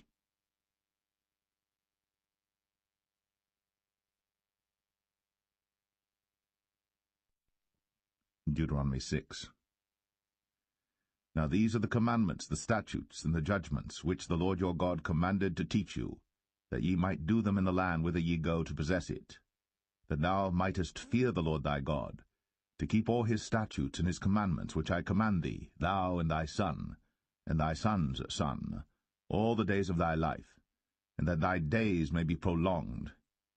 Hear therefore, O Israel, and observe to do it, that it may be well with thee, and that ye may increase mightily, as the Lord God of thy fathers hath promised thee, in the land that floweth with milk and honey. Hear, O Israel, the Lord our God is one Lord. And thou shalt love the Lord thy God with all thine heart, and with all thy soul, and with all thy might. And these words which I command thee this day shall be in thine heart, and thou shalt teach them diligently unto thy children, and shalt talk of them when thou sittest in thine house, and when thou walkest by the way, and when thou liest down, and when thou risest up. And thou shalt bind them for a sign upon thine hand, and they shall be as frontlets between thine eyes. And thou shalt write them upon the posts of thy house, and on thy gates. And it shall be, when the Lord thy God shall have brought thee into the land which he sware unto thy fathers, to Abraham, to Isaac, and to Jacob, to give thee great and goodly cities, which thou buildest not, and houses full of all good things, which thou fillest not, and wells digged, which thou diggest not, vineyards and olive trees, which thou plantest not. When thou shalt have eaten and be full, then beware, lest thou forget the Lord, which brought thee forth out of the land of Egypt, from the house of bondage. Thou shalt fear the Lord thy God, and serve him, and shalt swear by his name. Ye shall not go after other gods, of the gods of the people which are round about you. For the Lord thy God is a jealous God among you, lest the anger of the Lord thy God be kindled against thee, and destroy thee from off the face of the earth. Ye shall not tempt the Lord your God, as ye tempted him in Massah. Ye shall diligently keep the commandments of the Lord your God, and his testimonies, and his statutes, which he hath commanded thee. And thou shalt do that which is right and good in the sight of the Lord, that it may be well with thee, and that thou mayest go in and possess the good land which the Lord sware unto thy fathers, to cast out all thine enemies from before thee, as the Lord hath spoken. And when thy son asketh thee in time to come, saying, What mean the testimonies and the statutes and the judgments which the Lord our God hath commanded you? Then thou shalt say unto thy son, We were Pharaoh's bondmen in Egypt, and the Lord brought us out of Egypt with a mighty hand. And the Lord showed signs and wonders, great and sore, upon Egypt, upon Pharaoh, and upon all his household before our eyes. And he brought us out from thence, that he might bring us in, to give us the land which he sware unto our fathers. And the Lord commanded us to do all these statutes, to fear the Lord our God, for our good always, that he might preserve us alive, as it is at this day. And it shall be our righteousness, if we observe to do all these commandments before the Lord our God, as he hath commanded us.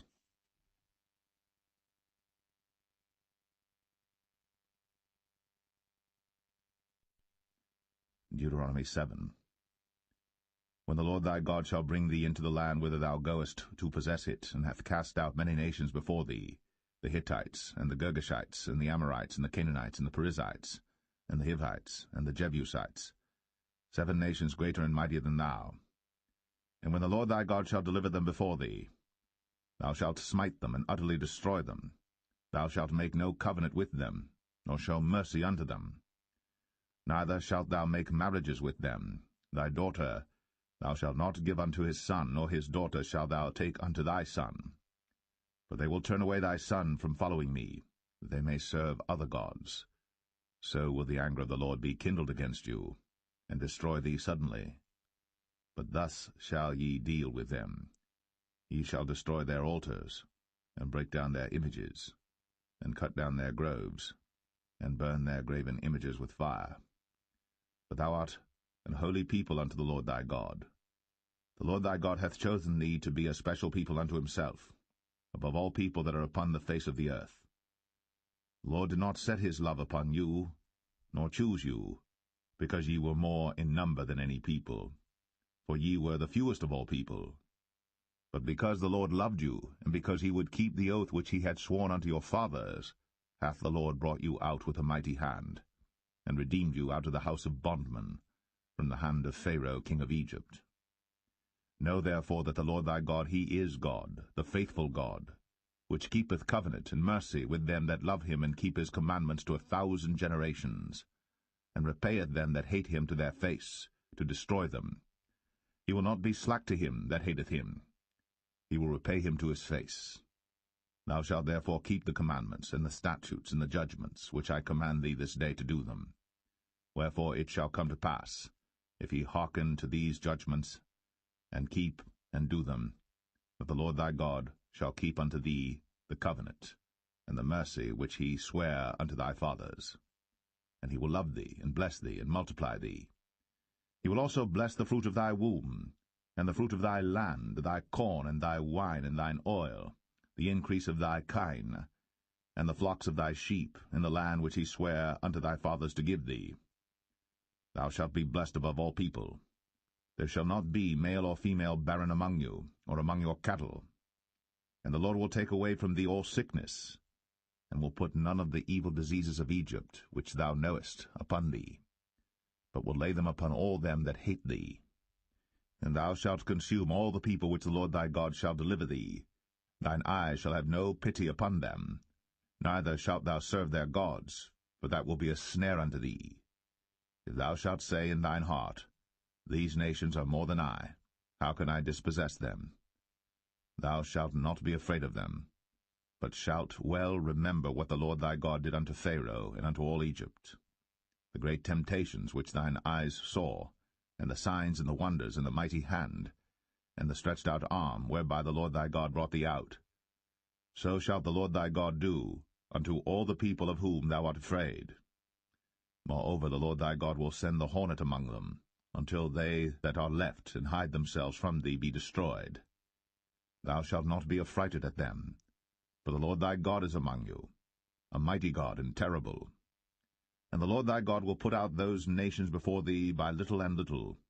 Thou mayest not consume them at once, lest the beasts of the field increase upon thee. But the Lord thy God shall deliver them unto thee, and shall destroy them with a mighty destruction until they be destroyed. And he shall deliver their kings into thine hand, and thou shalt destroy their name from under heaven. There shall no man be able to stand before thee until thou have destroyed them. The graven images of their gods shall ye burn with fire. Thou shalt not desire the silver or gold that is on them, nor take it unto thee, lest thou be snared therein, for it is an abomination to the Lord thy God. Neither shalt thou bring an abomination into thine house, lest thou be a cursed thing like it. But thou shalt utterly detest it, and thou shalt utterly abhor it, for it is a cursed thing.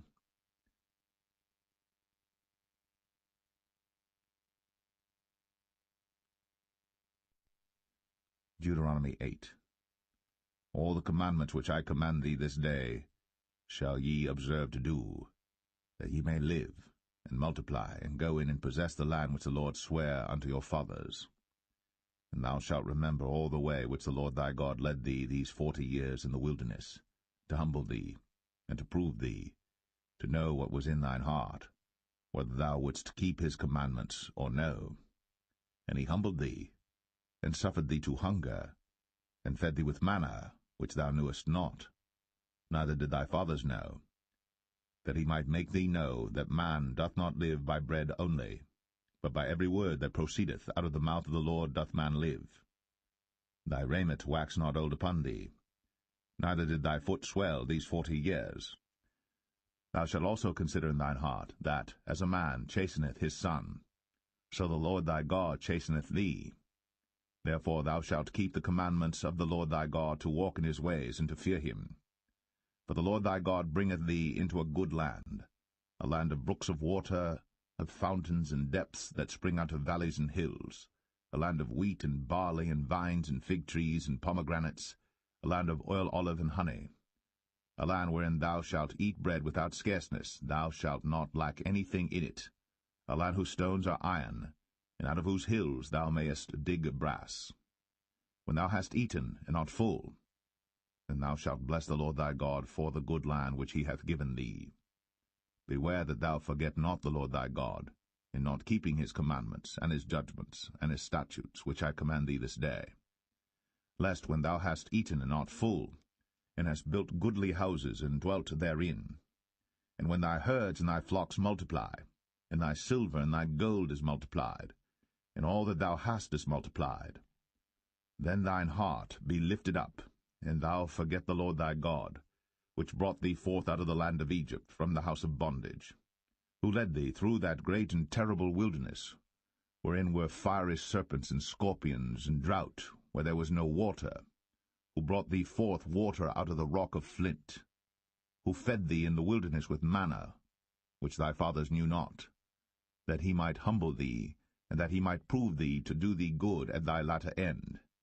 And thou say in thine heart, My power and the might of mine hand hath gotten me this wealth. But thou shalt remember the Lord thy God, for it is he that giveth thee power to get wealth, that he may establish his covenant which he sware unto thy fathers, as it is this day. And it shall be, if thou do at all forget the Lord thy God, and walk after other gods, and serve them, and worship them, I testify against you this day, that ye shall surely perish. As the nations which the Lord destroyeth before your face, so shall ye perish, because ye would not be obedient unto the voice of the Lord your God.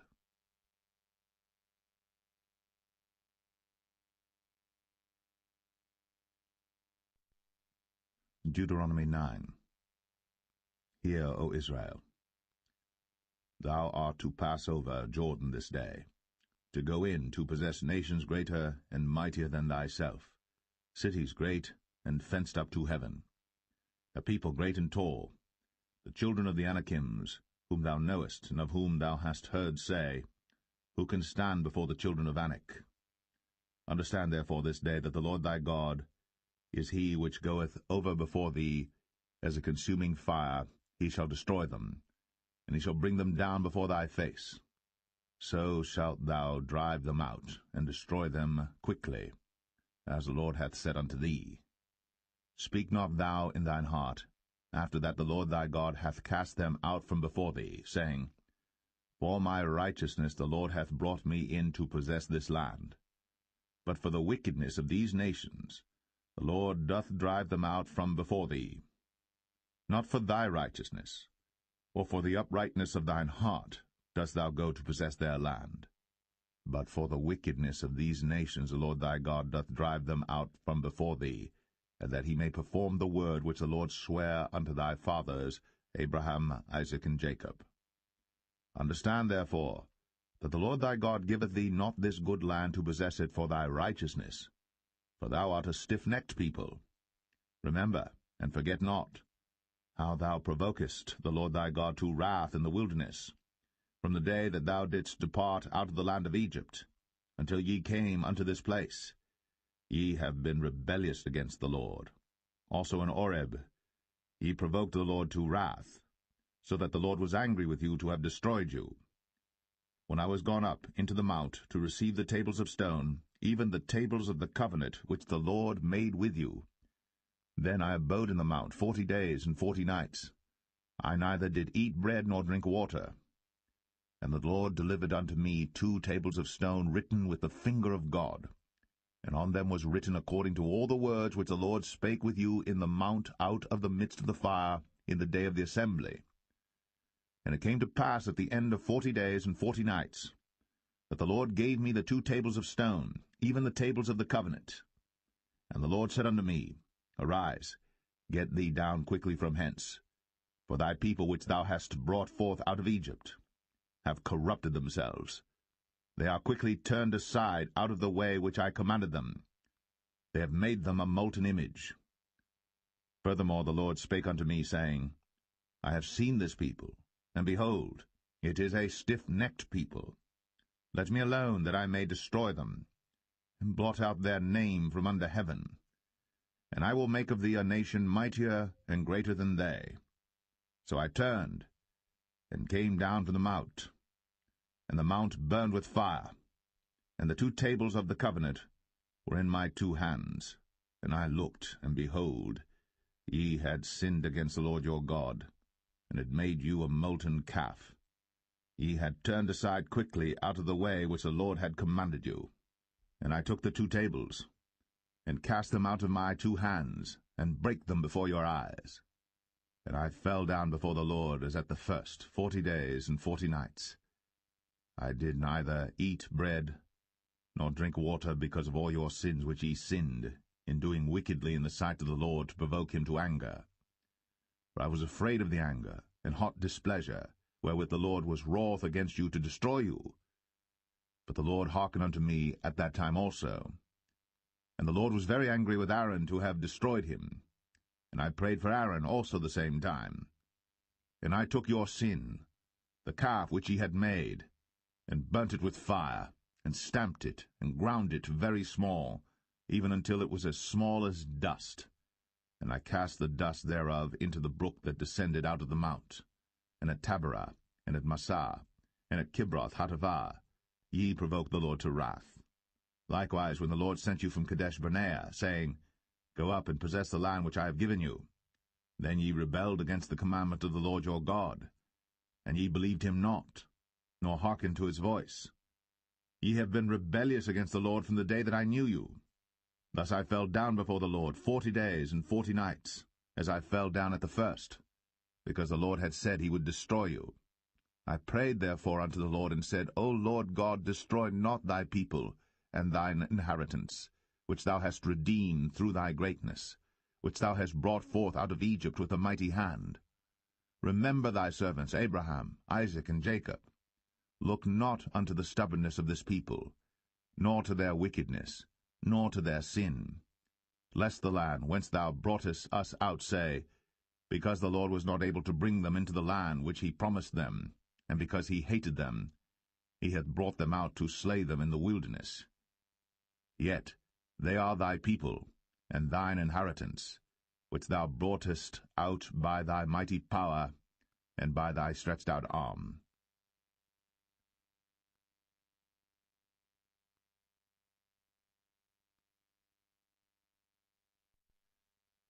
Deuteronomy 10.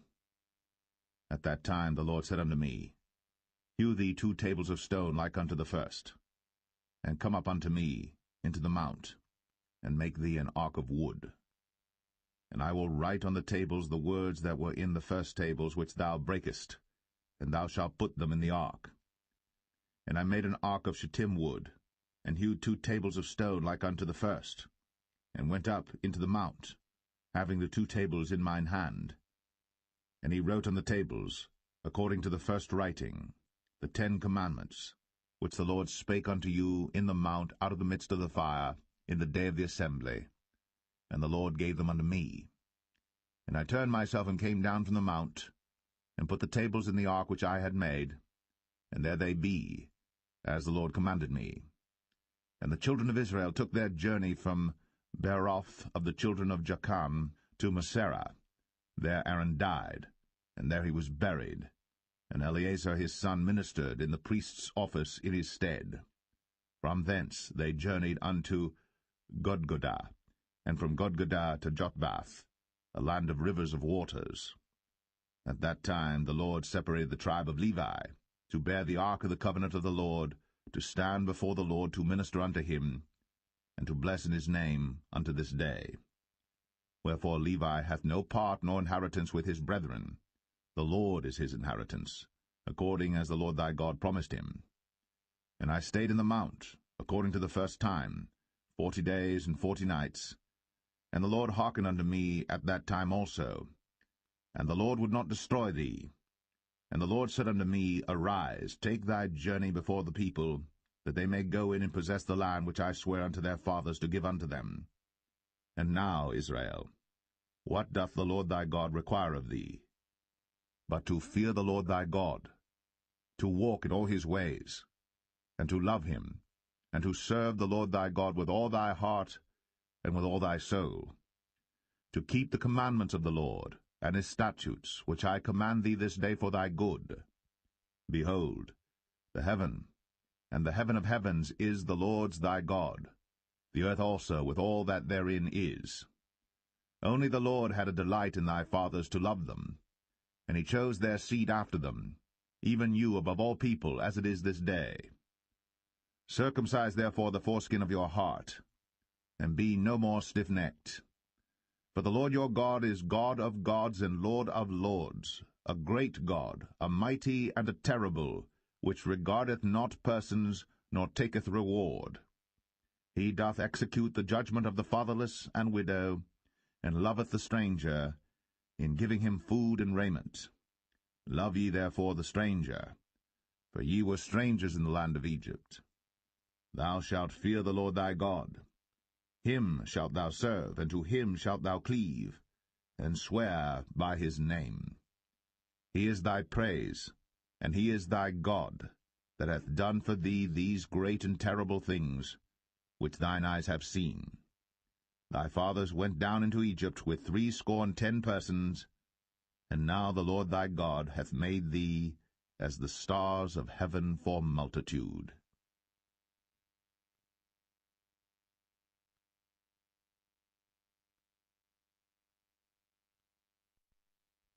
Deuteronomy 11.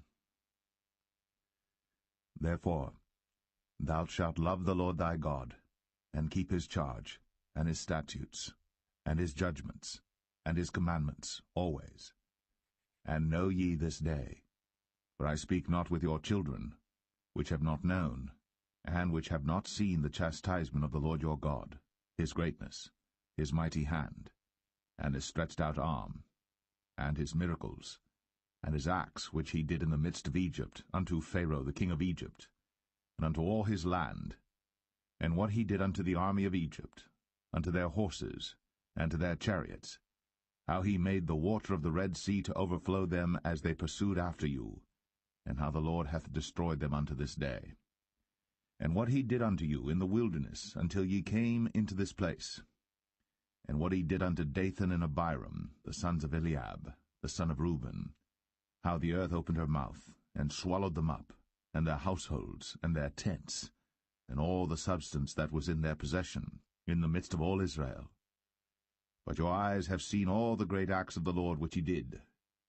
Therefore shall ye keep all the commandments which I command you this day, that ye may be strong, and go in and possess the land, whither ye go to possess it, and that ye may prolong your days in the land, which the Lord sware unto your fathers to give unto them and to their seed, a land that floweth with milk and honey. For the land whither thou goest in to possess it is not as the land of Egypt, from whence ye came out, where thou sowedst thy seed, and waterest it with thy foot, as a garden of herbs.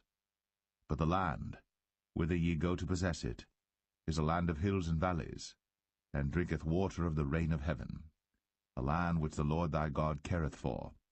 The eyes of the Lord thy God are always upon it, from the beginning of the year even unto the end of the year.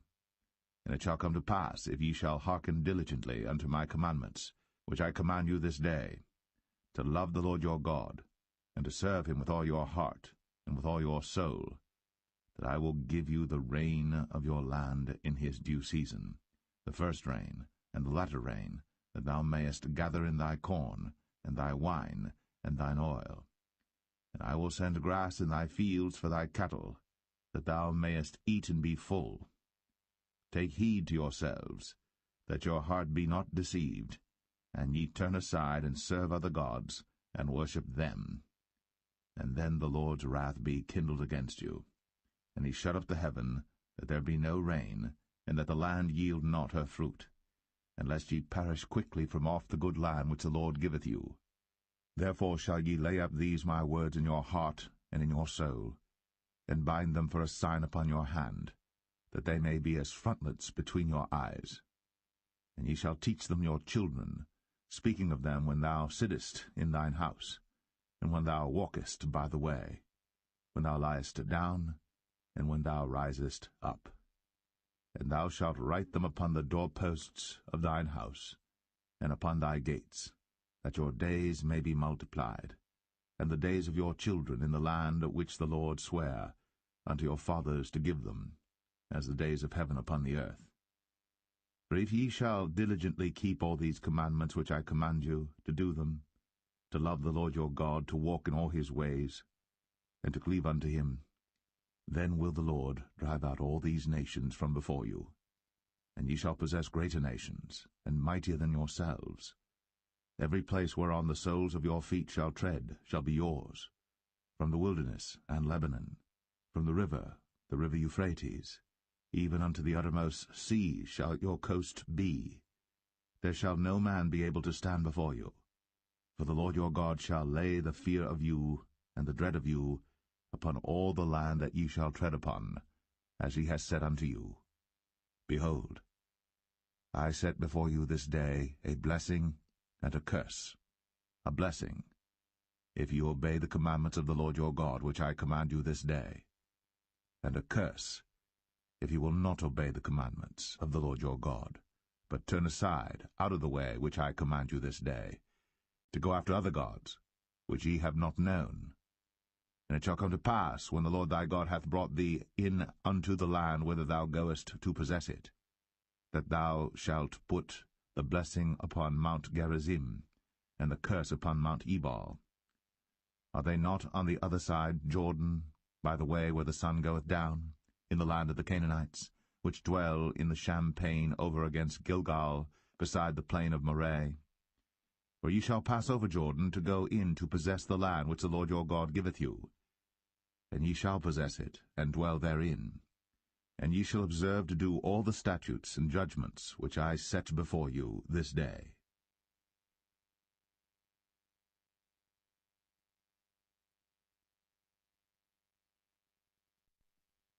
Deuteronomy 12.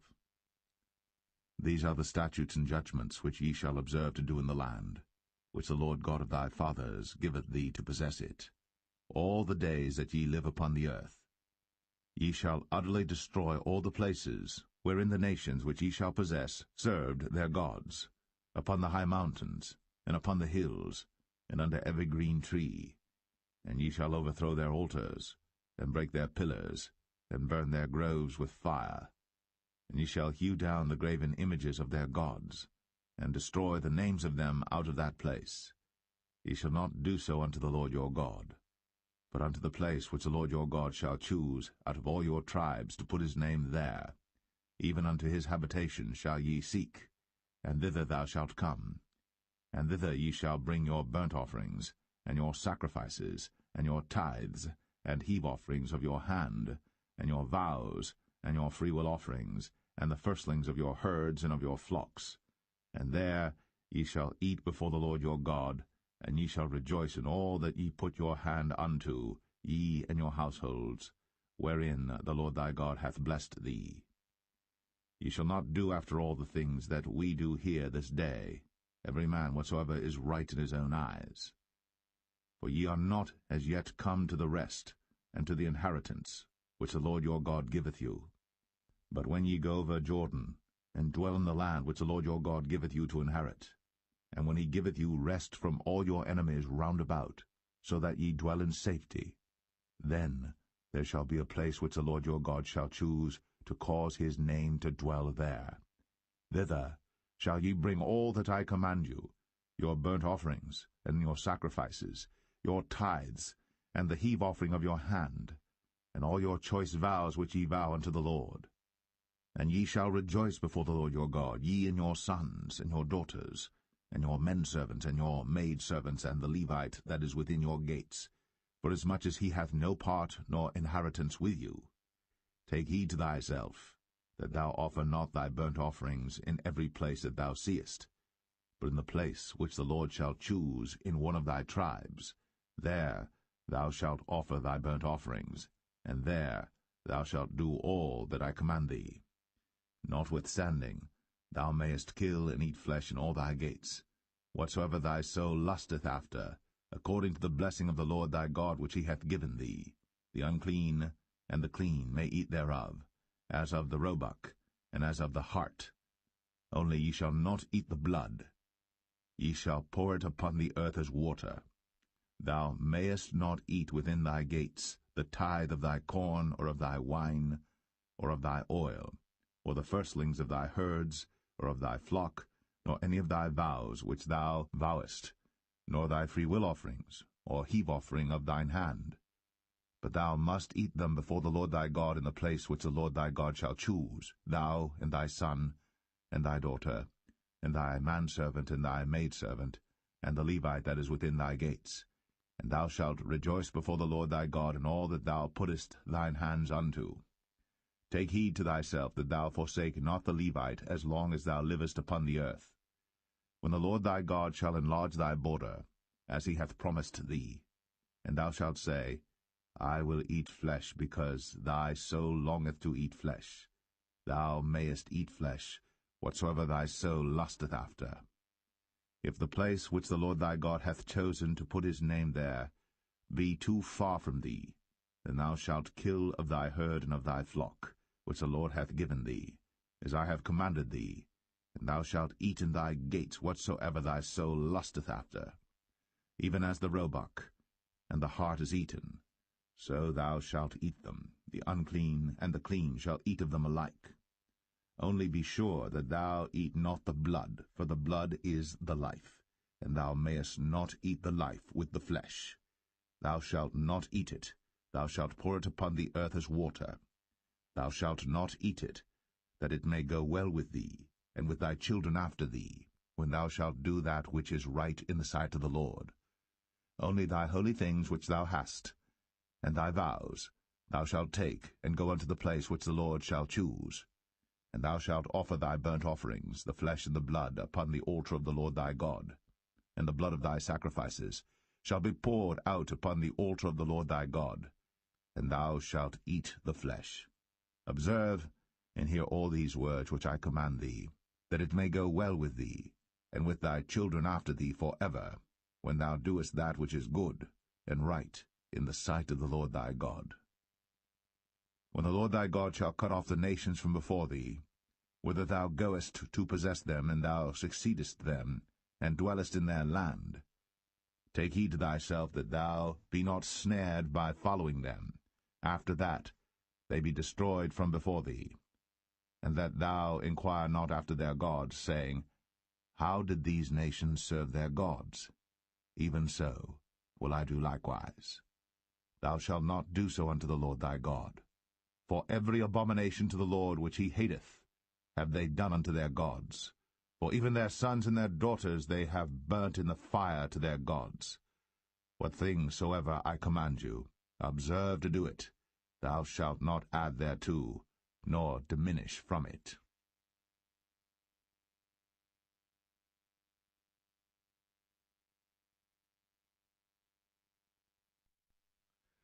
Deuteronomy 13. If there arise among you a prophet, or a dreamer of dreams, and giveth thee a sign or a wonder, and the sign or the wonder come to pass, whereof he spake unto thee, saying, Let us go after other gods, which thou hast not known, and let us serve them. Thou shalt not hearken unto the words of that prophet, or that dreamer of dreams. For the Lord your God proveth you, to know whether ye love the Lord your God with all your heart, and with all your soul. Ye shall walk after the Lord your God, and fear him, and keep his commandments, and obey his voice. And ye shall serve him, and cleave unto him. And that prophet, or that dreamer of dreams, shall be put to death, because he hath spoken to turn you away from the Lord your God, which brought you out of the land of Egypt, and redeemed you out of the house of bondage, to thrust thee out of the way, which the Lord thy God commanded thee to walk in. So shalt thou put the evil away from the midst of thee. If thy brother, the son of thy mother, or thy son, or thy daughter, or the wife of thy bosom, or thy friend, which is as thine own soul, entice thee secretly, saying, Let us go and serve other gods, which thou hast not known, thou nor thy fathers, namely of the gods of the people which are round about you, nigh unto thee, or far off from thee, from the one end of the earth even unto the other end of the earth. Thou shalt not consent unto him, nor hearken unto him, neither shall thine eye pity him, neither shalt thou spare, neither shalt thou conceal him. But thou shalt surely kill him. Thine hand shall be first upon him to put him to death, and afterwards the hand of all the people.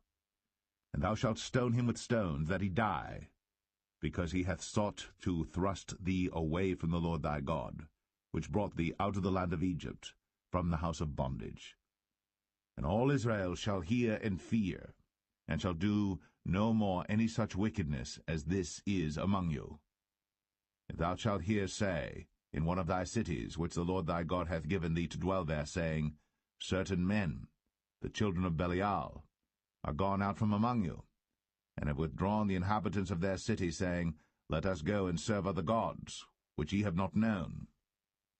Then shalt thou inquire and make search, and ask diligently, and behold, if it be truth, and the thing certain, that such abomination is wrought among you, thou shalt surely smite the inhabitants of that city with the edge of the sword, destroying it utterly, and all that is therein, and the cattle thereof, with the edge of the sword.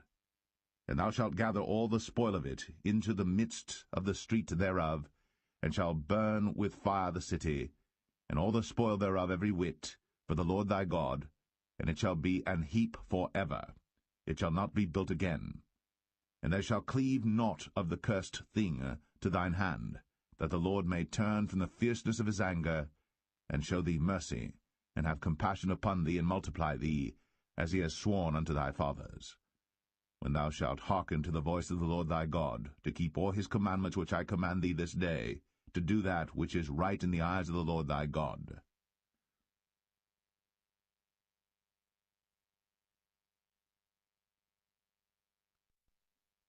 Deuteronomy 14. Ye are the children of the Lord your God. Ye shall not cut yourselves, nor make any baldness between your eyes for the dead. For thou art an holy people unto the Lord thy God, and the Lord hath chosen thee to be a peculiar people unto himself, above all the nations that are upon the earth. Thou shalt not eat any abominable thing. These are the beasts which ye shall eat, the ox, the sheep, and the goat, the hart, and the roebuck, and the fallow deer, and the wild goat, and the pygarg, and the wild ox, and the chamois. And every beast that parteth the hoof, and cleaveth the cleft into 2 claws, and cheweth the cud among the beasts, that ye shall eat. Nevertheless these ye shall not eat of them that chew the cud, or of them that divide the cloven hoof, as the camel, and the hare, and the coney. For they chew the cud, but divide not the hoof, therefore they are unclean unto you. And the swine, because it divideth the hoof, yet cheweth not the cud, it is unclean unto you. Ye shall not eat of their flesh, nor touch their dead carcass. These ye shall eat of all that are in the waters, all that have fins and scales shall ye eat.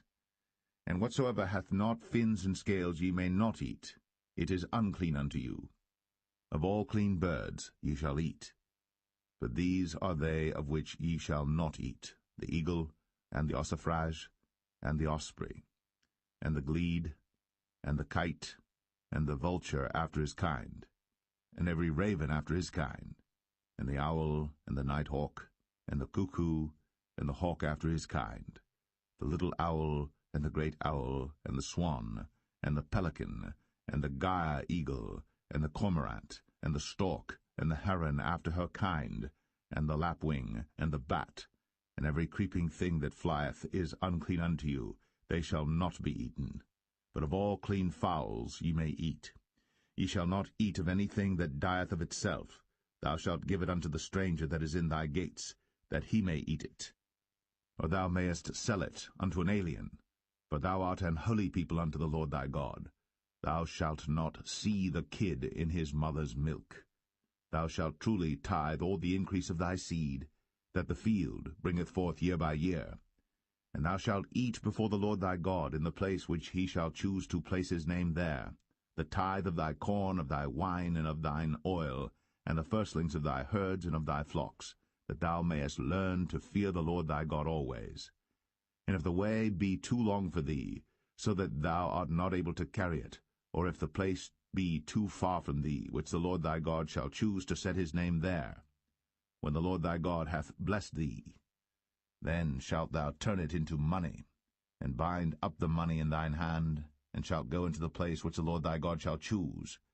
And thou shalt bestow that money for whatsoever thy soul lusteth after, for oxen, or for sheep, or for wine, or for strong drink, or for whatsoever thy soul desireth, and thou shalt eat there before the Lord thy God, and thou shalt rejoice, thou and thine household.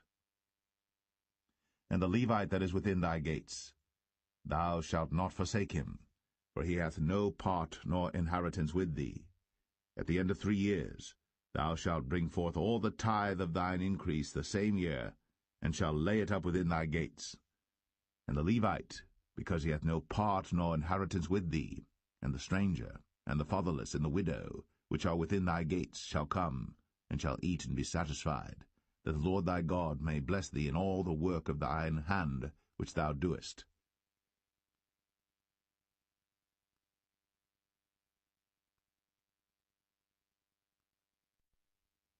Deuteronomy 15. At the end of every 7 years thou shalt make a release, and this is the manner of the release. Every creditor that lendeth aught unto his neighbor shall release it. He shall not exact it of his neighbor, or of his brother, because it is called the Lord's release. Of a foreigner thou mayest exact it again, but that which is thine with thy brother thine hand shall release, save when there shall be no poor among you. For the Lord shall greatly bless thee in the land which the Lord thy God giveth thee for an inheritance to possess it. Only if thou carefully hearken unto the voice of the Lord thy God, to observe to do all these commandments which I command thee this day. For the Lord thy God blesseth thee, as he promised thee, and thou shalt lend unto many nations, but thou shalt not borrow, and thou shalt reign over many nations, but they shall not reign over thee. If there be among you a poor man, of one of thy brethren within any of thy gates in thy land which the Lord thy God giveth thee, thou shalt not harden thine heart, nor shut thine hand from thy poor brother, but thou shalt open thine hand wide unto him, and shalt surely lend him sufficient for his need in that which he wanteth. Beware that there be not a thought in thy wicked heart, saying, The 7th year, the year of release, is at hand, and thine eye be evil against thy poor brother, and thou givest him naught, and he cry unto the Lord against thee, and it be sin unto thee. Thou shalt surely give him, and thine heart shall not be grieved when thou givest unto him, because that for this thing the Lord thy God shall bless thee in all thy works, and in all that thou puttest thine hand unto. For the poor shall never cease out of the land.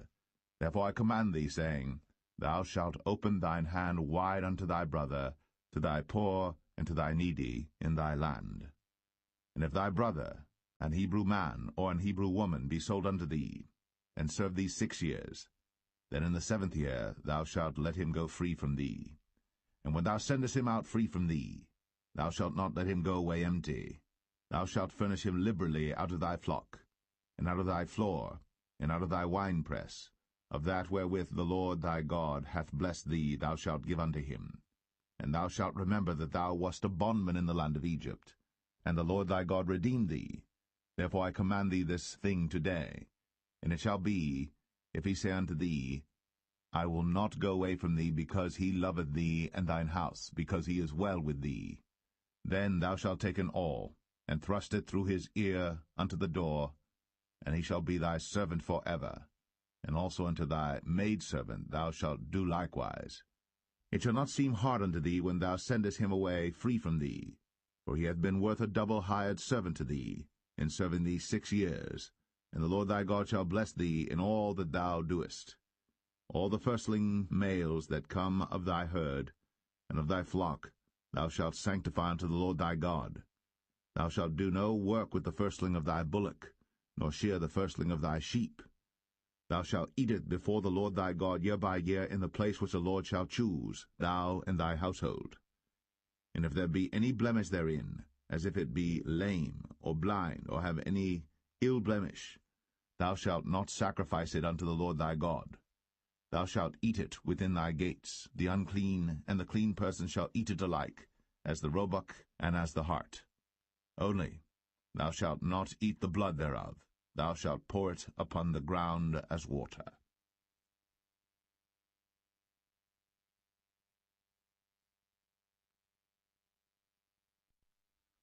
Deuteronomy 16. Observe the month of Abib, and keep the Passover unto the Lord thy God. For in the month of Abib the Lord thy God brought thee forth out of Egypt by night. Thou shalt therefore sacrifice the Passover unto the Lord thy God, of the flock and the herd, in the place which the Lord shall choose to place his name there. Thou shalt eat no leavened bread with it. 7 days shalt thou eat unleavened bread therewith, even the bread of affliction. For thou camest forth out of the land of Egypt in haste, that thou mayest remember the day when thou camest forth out of the land of Egypt all the days of thy life. And there shall be no leavened bread seen with thee in all thy coast 7 days, neither shall there any thing of the flesh, which thou sacrificedst the first day at even, remain all night until the morning. Thou mayest not sacrifice the Passover within any of thy gates, which the Lord thy God giveth thee. But at the place which the Lord thy God shall choose to place his name in, there thou shalt sacrifice the Passover at even, at the going down of the sun, at the season that thou camest forth out of Egypt. And thou shalt roast and eat it in the place which the Lord thy God shall choose, and thou shalt turn in the morning, and go unto thy tents. 6 days thou shalt eat unleavened bread, and on the 7th day shall be a solemn assembly to the Lord thy God. Thou shalt do no work therein. 7 weeks shalt thou number unto thee. Begin to number the 7 weeks from such time as thou beginnest to put the sickle to the corn. And thou shalt keep the feast of weeks unto the Lord thy God with a tribute of a freewill offering of thine hand, which thou shalt give unto the Lord thy God, according as the Lord thy God hath blessed thee. And thou shalt rejoice before the Lord thy God, thou, and thy son, and thy daughter, and thy manservant, and thy maidservant, and the Levite that is within thy gates, and the stranger, and the fatherless, and the widow that are among you, in the place which the Lord thy God hath chosen to place his name there. And thou shalt remember that thou wast a bondman in Egypt, and thou shalt observe and do these statutes. Thou shalt observe the feast of tabernacles 7 days. After that thou hast gathered in thy corn and thy wine. And thou shalt rejoice in thy feast, thou and thy son, and thy daughter, and thy manservant, and thy maidservant, and the Levite, the stranger, and the fatherless, and the widow, that are within thy gates. 7 days shalt thou keep a solemn feast unto the Lord thy God in the place which the Lord shall choose, because the Lord thy God shall bless thee in all thine increase, in all the works of thine hands. Therefore thou shalt surely rejoice. 3 times in a year shall all thy males appear before the Lord thy God in the place which he shall choose, in the feast of unleavened bread, in the feast of weeks, in the feast of tabernacles, and they shall not appear before the Lord empty. Every man shall give as he is able, according to the blessing of the Lord thy God which he hath given thee. Judges and officers shalt thou make thee in all thy gates, which the Lord thy God giveth thee throughout thy tribes, and they shall judge the people with just judgment. Thou shalt not wrest judgment. Thou shalt not respect persons, neither take a gift, for a gift doth blind the eyes of the wise, and pervert the words of the righteous. That which is altogether just shalt thou follow, that thou mayest live, and inherit the land which the Lord thy God giveth thee. Thou shalt not plant thee a grove of any trees near unto the altar of the Lord thy God, which thou shalt make thee. Neither shalt thou set thee up any image which the Lord thy God hateth.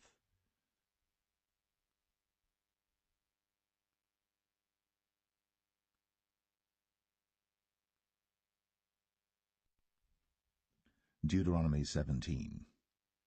Thou shalt not sacrifice unto the Lord thy God any bullock or sheep wherein is blemish, or any evil favouredness, for that is an abomination unto the Lord thy God.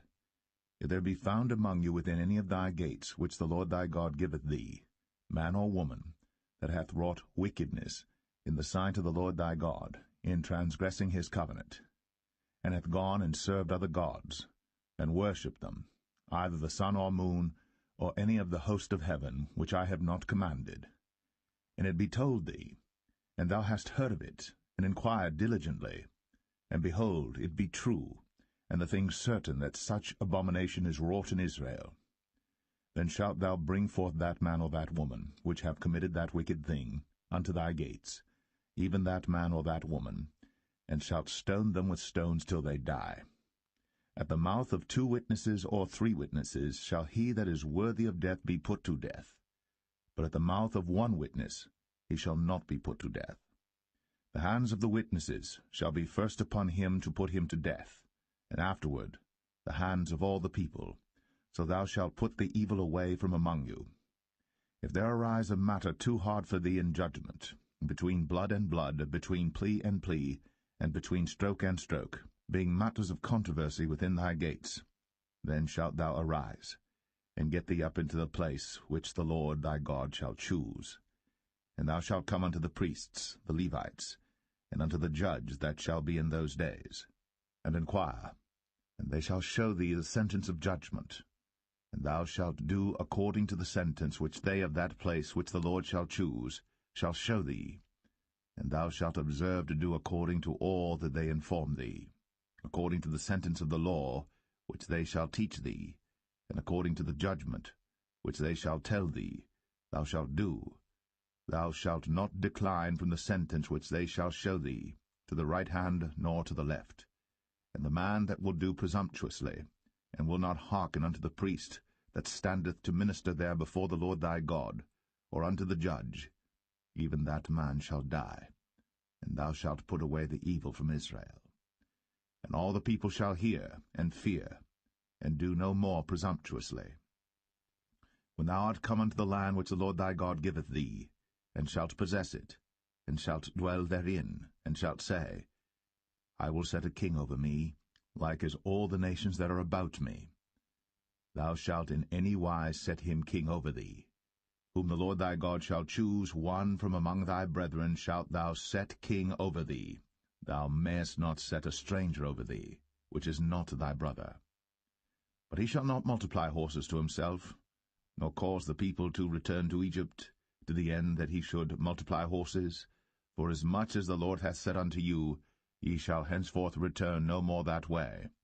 Neither shall he multiply wives to himself, that his heart turn not away. Neither shall he greatly multiply to himself silver and gold.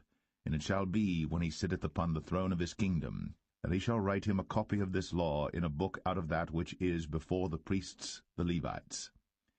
And it shall be with him, and he shall read therein all the days of his life, that he may learn to fear the Lord his God, to keep all the words of this law and these statutes to do them, that his heart be not lifted up above his brethren, and that he turn not aside from the commandment to the right hand or to the left, to the end that he may prolong his days in his kingdom, he and his children, in the midst of Israel.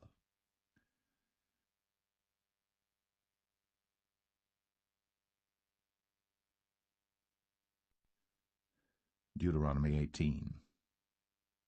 The priests, the Levites, and all the tribe of Levi, shall have no part nor inheritance with Israel. They shall eat the offerings of the Lord made by fire, and his inheritance. Therefore shall they have no inheritance among their brethren. The Lord is their inheritance, as he hath said unto them. And this shall be the priest's due from the people from them that offer a sacrifice, whether it be ox or sheep. And they shall give unto the priest the shoulder, and the 2 cheeks, and the maw. The firstfruit also of thy corn, of thy wine, and of thine oil, and the first of the fleece of thy sheep, shalt thou give him. For the Lord thy God hath chosen him out of all thy tribes, to stand to minister in the name of the Lord, him and his sons for ever. And if a Levite come from any of thy gates out of all Israel, where he sojourned, and come with all the desire of his mind unto the place which the Lord shall choose, then he shall minister in the name of the Lord his God, as all his brethren the Levites do, which stand there before the Lord. They shall have like portions to eat, beside that which cometh of the sale of his patrimony. When thou art come into the land which the Lord thy God giveth thee, thou shalt not learn to do after the abominations of those nations. There shall not be found among you any one that maketh his son or his daughter to pass through the fire, or that useth divination, or an observer of times, or an enchanter, or a witch, or a charmer, or a consulter with familiar spirits, or a wizard, or a necromancer. For all that do these things are an abomination unto the Lord. And because of these abominations the Lord thy God doth drive them out from before thee. Thou shalt be perfect with the Lord thy God. For these nations which thou shalt possess hearkened unto observers of times, and unto diviners. But as for thee, the Lord thy God hath not suffered thee so to do. The Lord thy God will raise up unto thee a prophet from the midst of thee, of thy brethren, like unto me. Unto him ye shall hearken, according to all that thou desirest of the Lord thy God in Horeb, in the day of the assembly, saying, Let me not hear again the voice of the Lord my God, neither let me see this great fire any more, that I die not. And the Lord said unto me, They have well spoken that which they have spoken. I will raise them up a prophet from among their brethren, like unto thee, and will put my words in his mouth, and he shall speak unto them all that I shall command him. And it shall come to pass, that whosoever will not hearken unto my words which he shall speak in my name, I will require it of him. But the prophet, which shall presume to speak a word in my name, which I have not commanded him to speak, or that shall speak in the name of other gods, even that prophet shall die. And if thou say in thine heart, How shall we know the word which the Lord hath not spoken? When a prophet speaketh in the name of the Lord, if the thing follow not, nor come to pass, that is the thing which the Lord hath not spoken, but the prophet hath spoken it presumptuously, thou shalt not be afraid of him.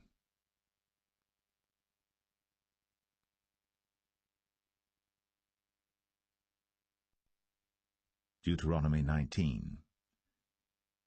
when the Lord thy God hath cut off the nations, whose land the Lord thy God giveth thee, and thou succeedest them, and dwellest in their cities and in their houses, thou shalt separate 3 cities for thee in the midst of thy land, which the Lord thy God giveth thee to possess it. Thou shalt prepare thee a way, and divide the coasts of thy land, which the Lord thy God giveth thee to inherit, into 3 parts, that every slayer may flee thither. And this is the case of the slayer, which shall flee thither, that he may live, whoso killeth his neighbour ignorantly, whom he hated not in time past.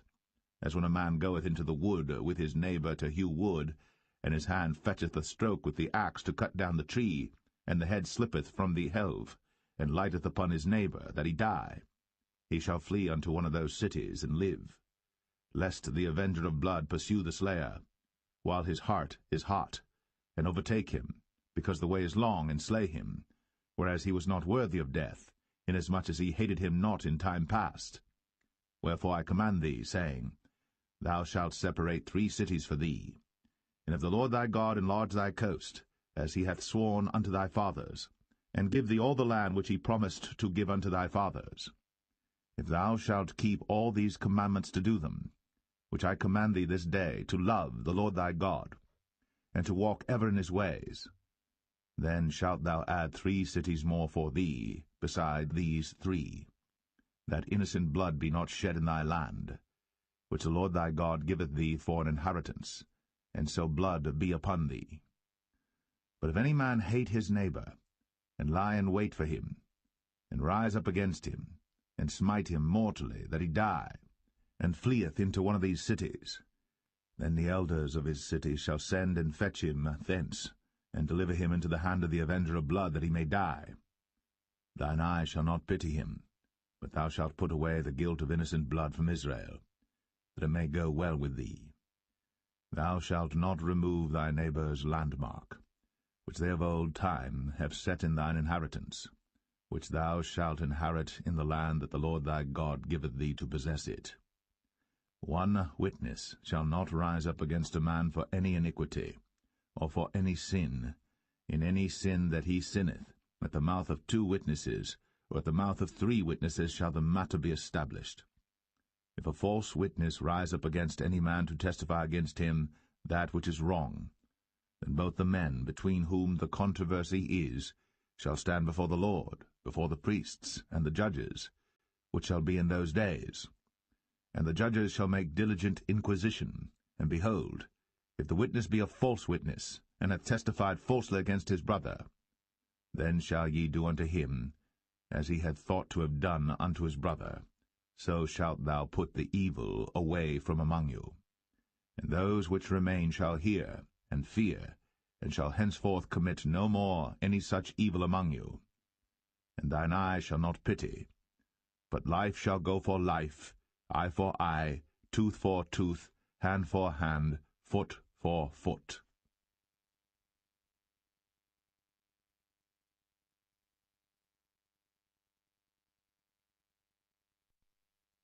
Deuteronomy 20. When thou goest out to battle against thine enemies, and seest horses and chariots and a people more than thou, be not afraid of them, for the Lord thy God is with thee, which brought thee up out of the land of Egypt. And it shall be, when you are come nigh unto the battle, that the priest shall approach and speak unto the people, and shall say unto them, Hear, O Israel, ye approach this day unto battle against your enemies. Let not your hearts faint, fear not, and do not tremble, neither be ye terrified because of them. For the Lord your God is he that goeth with you, to fight for you against your enemies, to save you. And the officers shall speak unto the people, saying, What man is there that hath built a new house, and hath not dedicated it? Let him go and return to his house, lest he die in the battle, and another man dedicate it. And what man is he that hath planted a vineyard, and hath not yet eaten of it? Let him also go and return unto his house, lest he die in the battle, and another man eat of it. And what man is there that hath betrothed a wife, and hath not taken her? Let him go and return unto his house, lest he die in the battle, and another man take her. And the officers shall speak further unto the people, And they shall say, What man is there that is fearful and faint-hearted? Let him go, and return unto his house, lest his brethren's heart faint as well as his heart. And it shall be, when the officers have made an end of speaking unto the people, that they shall make captains of the armies to lead the people. When thou comest nigh unto a city to fight against it, then proclaim peace unto it. And it shall be, if it make thee answer of peace, and open unto thee, then it shall be that all the people that is found therein shall be tributaries unto thee, and they shall serve thee. And if it will make no peace with thee, but will make war against thee, then thou shalt besiege it. And when the Lord thy God hath delivered it into thine hands, thou shalt smite every male thereof with the edge of the sword. But the women, and the little ones, and the cattle, and all that is in the city, even all the spoil thereof, shalt thou take unto thyself, and thou shalt eat the spoil of thine enemies, which the Lord thy God hath given thee. Thus shalt thou do unto all the cities which are very far off from thee, which are not of the cities of these nations, but of the cities of these people, which the Lord thy God doth give thee for an inheritance. Thou shalt save alive nothing that breatheth, but thou shalt utterly destroy them, namely, the Hittites, and the Amorites, the Canaanites, and the Perizzites, the Hivites, and the Jebusites, as the Lord thy God hath commanded thee, that they teach you not to do after all their abominations which they have done unto their gods.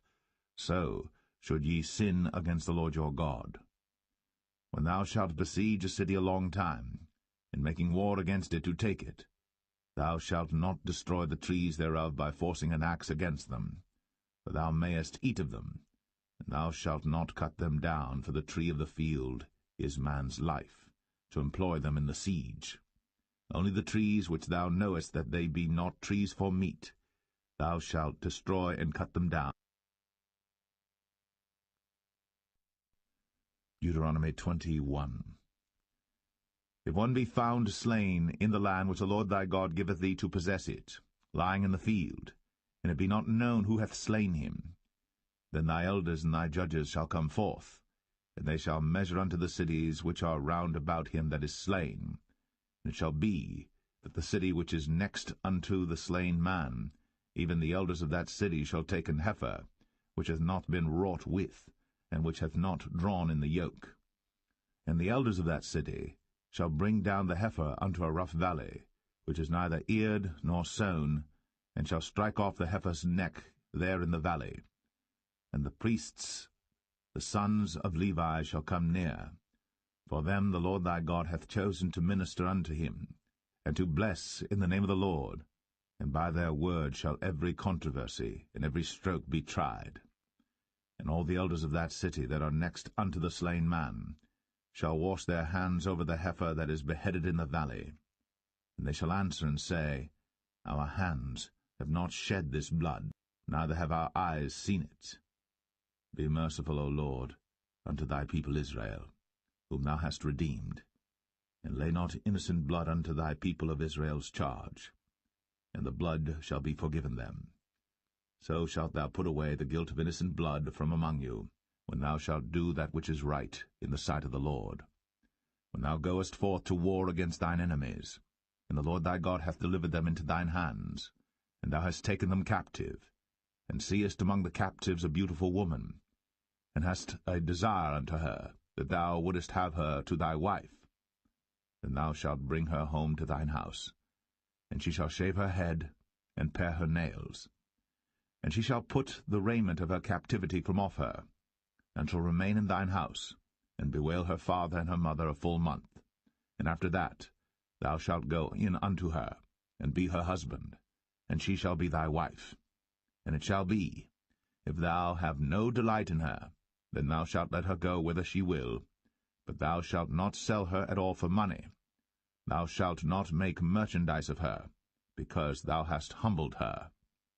If a man have 2 wives, one beloved, and another hated, and they have borne him children, both the beloved and the hated, and if the firstborn son be hers that was hated, then it shall be, when he maketh his sons to inherit that which he hath, that he may not make the son of the beloved firstborn before the son of the hated, which is indeed the firstborn.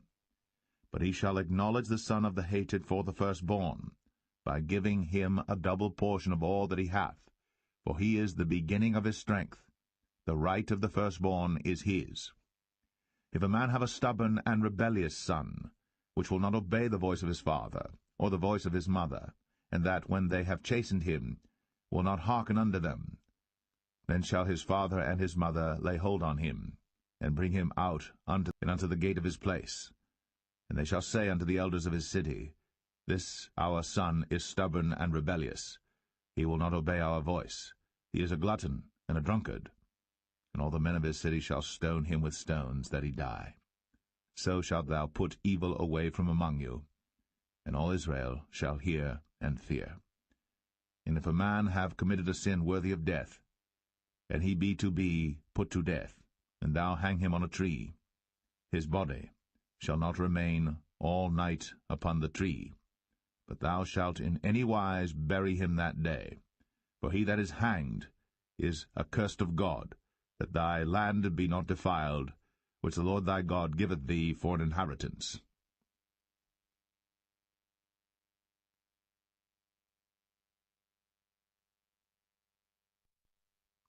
Deuteronomy 22. Thou shalt not see thy brother's ox or his sheep go astray, and hide thyself from them. Thou shalt in any case bring them again unto thy brother. And if thy brother be not nigh unto thee, or if thou know him not, then thou shalt bring it unto thine own house, and it shall be with thee until thy brother seek after it, and thou shalt restore it to him again. In like manner shalt thou do with his ass, and so shalt thou do with his raiment, and with all lost thing of thy brother's, which he hath lost, and thou hast found, shalt thou do likewise. Thou mayest not hide thyself. Thou shalt not see thy brother's ass or his ox fall down by the way, and hide thyself from them. Thou shalt surely help him to lift them up again.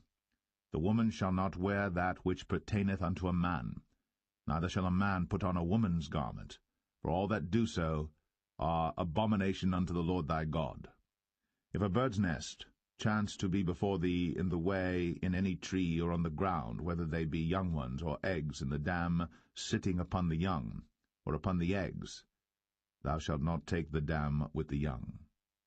But thou shalt in any wise let the dam go, and take the young to thee, that it may be well with thee, and that thou mayest prolong thy days. When thou buildest a new house, and thou shalt make a battlement for thy roof, that thou bring not blood upon thine house, if any man fall from thence. Thou shalt not sow thy vineyard with divers seeds, lest the fruit of thy seed, which thou hast thy vineyard, be defiled. Thou shalt not plow with an ox and an ass together.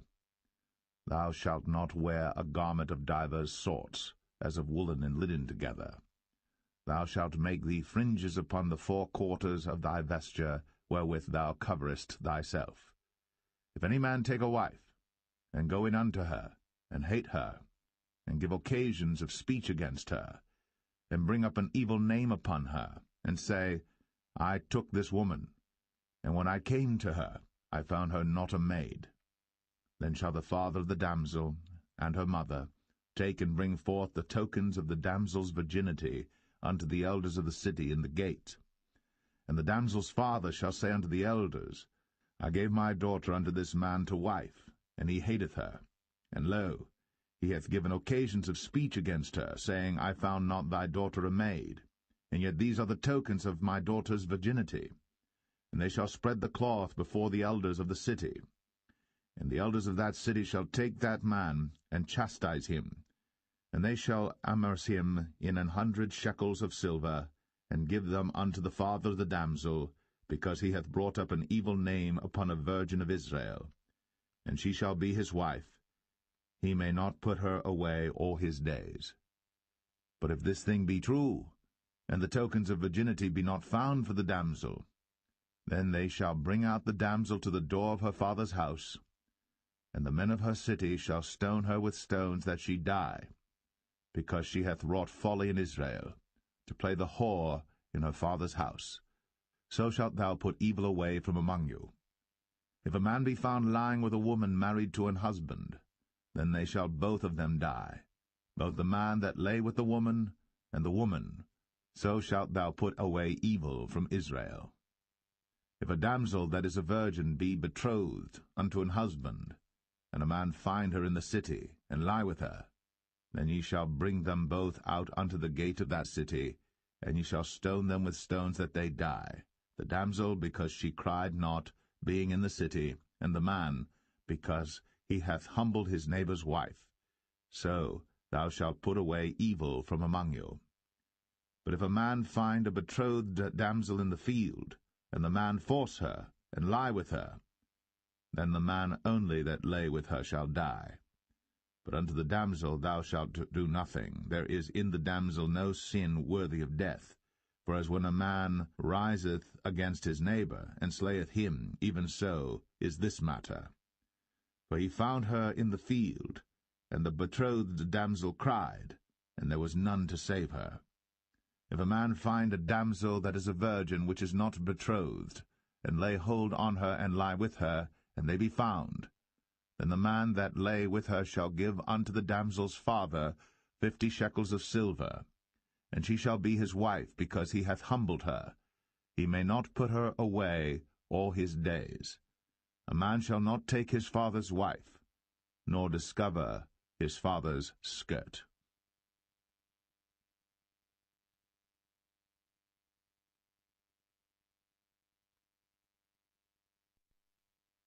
Deuteronomy 23. He that is wounded in the stones, or hath his privy member cut off, shall not enter into the congregation of the Lord. A bastard shall not enter into the congregation of the Lord. Even to his 10th generation shall he not enter into the congregation of the Lord.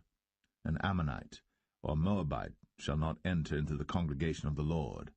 Even to their 10th generation shall they not enter into the congregation of the Lord forever. Because they met you not with bread and with water in the way when ye came forth out of Egypt, and because they hired against thee Balaam the son of Beor of Pethor of Mesopotamia to curse thee. Nevertheless the Lord thy God would not hearken unto Balaam, but the Lord thy God turned the curse into a blessing unto thee, because the Lord thy God loved thee. Thou shalt not seek their peace nor their prosperity all thy days forever. Thou shalt not abhor an Edomite, for he is thy brother.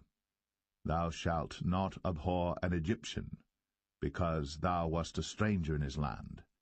The children that are begotten of them shall enter into the congregation of the Lord in their 3rd generation. When the host goeth forth against thine enemies, then keep thee from every wicked thing. If there be among you any man that is not clean by reason of uncleanness, that chanceth him by night, then shall he go abroad out of the camp. He shall not come within the camp.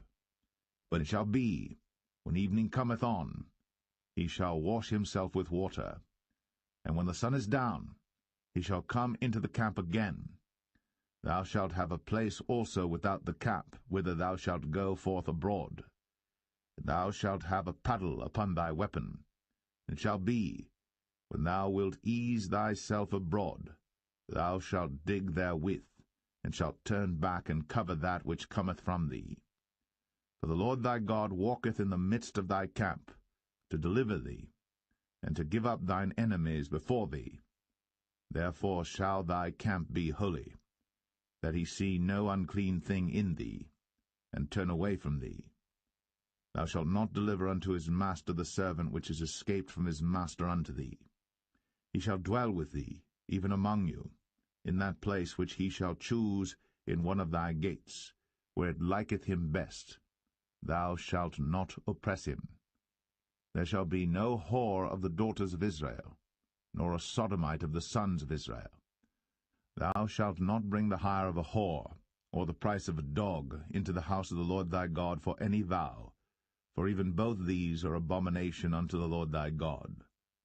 Thou shalt not lend upon usury to thy brother, usury of money, usury of victuals, usury of anything that is lent upon usury. Unto a stranger thou mayest lend upon usury, but unto thy brother thou shalt not lend upon usury, that the Lord thy God may bless thee in all that thou settest thine hand to in the land whither thou goest to possess it.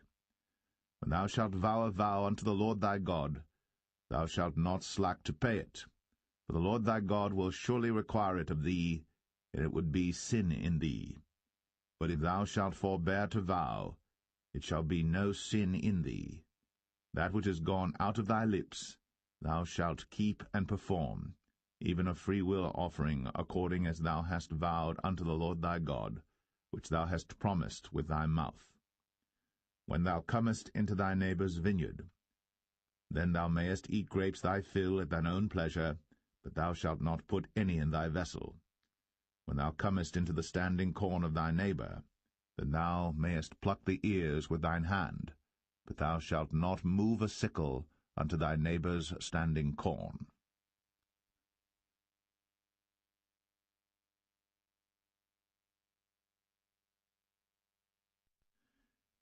Deuteronomy 24. When a man hath taken a wife, and married her, and it come to pass that she find no favour in his eyes, because he hath found some uncleanness in her, then let him write her a bill of divorcement, and give it in her hand, and send her out of his house. And when she is departed out of his house, she may go and be another man's wife. And if the latter husband hate her, and write her a bill of divorcement, and giveth it in her hand, and sendeth her out of his house, or if the latter husband die, which took her to be his wife, her former husband, which sent her away, may not take her again to be his wife. After that she is defiled, for that is abomination before the Lord. And thou shalt not cause the land to sin, which the Lord thy God giveth thee for an inheritance. When a man hath taken a new wife, he shall not go out to war, neither shall he be charged with any business, but he shall be free at home 1 year, and shall cheer up his wife which he hath taken. No man shall take the nether or the upper millstone to pledge, for he taketh a man's life to pledge. If a man be found stealing any of his brethren of the children of Israel, and maketh merchandise of him, or selleth him, then that thief shall die, and thou shalt put evil away from among you. Take heed in the plague of leprosy, that thou observe diligently, and do according to all that the priests the Levites shall teach you. As I commanded them, so ye shall observe to do. Remember what the Lord thy God did unto Miriam by the way, after that ye were come forth out of Egypt. When thou dost lend thy brother any thing, thou shalt not go into his house to fetch his pledge. Thou shalt stand abroad, and the man to whom thou dost lend shall bring out the pledge abroad unto thee. And if the man be poor, thou shalt not sleep with his pledge. In any case, thou shalt deliver him the pledge again when the sun goeth down, that he may sleep in his own raiment, and bless thee, and it shall be righteousness unto thee before the Lord thy God. Thou shalt not oppress an hired servant that is poor and needy, whether he be of thy brethren, or of thy strangers that are in thy land within thy gates. At his day thou shalt give him his hire, neither shall the sun go down upon it, for he is poor, and setteth his heart upon it, lest he cry against thee unto the Lord, and it be sin unto thee. The fathers shall not be put to death for the children, neither shall the children be put to death for the fathers. Every man shall be put to death for his own sin. Thou shalt not pervert the judgment of the stranger, nor of the fatherless, nor take a widow's raiment to pledge. But thou shalt remember that thou wast a bondman in Egypt, and the Lord thy God redeemed thee thence. Therefore I command thee to do this thing. When thou cuttest down thine harvest in thy field, and hast forgot a sheaf in the field, thou shalt not go again to fetch it. It shall be for the stranger, for the fatherless, and for the widow, that the Lord thy God may bless thee in all the work of thine hands. When thou beatest thine olive tree, thou shalt not go over the boughs again. It shall be for the stranger, for the fatherless, and for the widow. When thou gatherest the grapes of thy vineyard, thou shalt not glean it afterward. It shall be for the stranger, for the fatherless, and for the widow.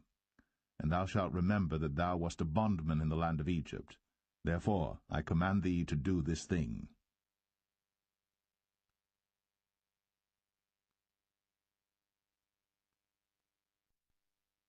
Deuteronomy 25. If there be controversy between men, and they come unto judgment, that the judges may judge them, then they shall justify the righteous, and condemn the wicked.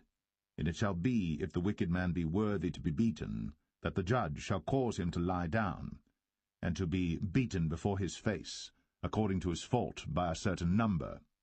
40 stripes he may give him, and not exceed, lest if he should exceed, and beat him above these with many stripes, then thy brother should seem vile unto thee. Thou shalt not muzzle the ox when he treadeth out the corn. If brethren dwell together, and one of them die, and have no child, the wife of the dead shall not marry without unto a stranger. Her husband's brother shall go in unto her, and take her to him to wife, and perform the duty of an husband's brother unto her. And it shall be that the firstborn which she beareth shall succeed in the name of his brother which is dead, that his name be not put out of Israel. And if the man like not to take his brother's wife, then let his brother's wife go up to the gate unto the elders, and say, My husband's brother refuseth to raise up unto his brother a name in Israel.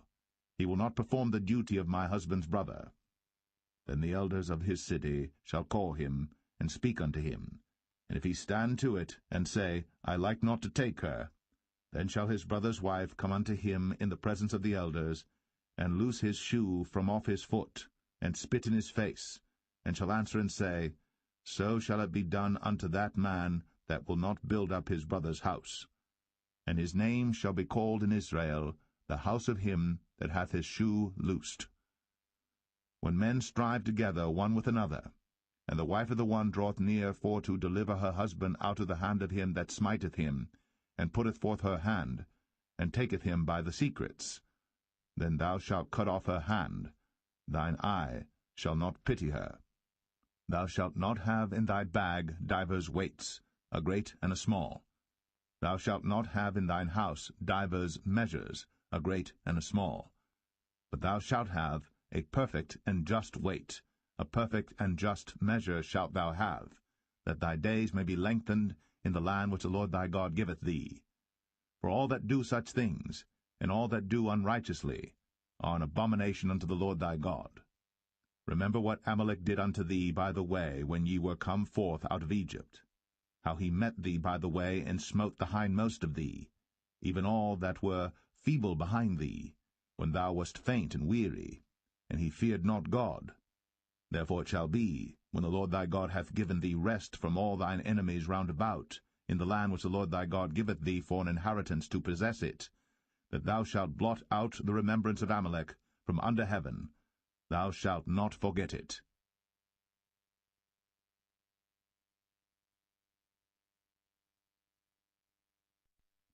Deuteronomy 26.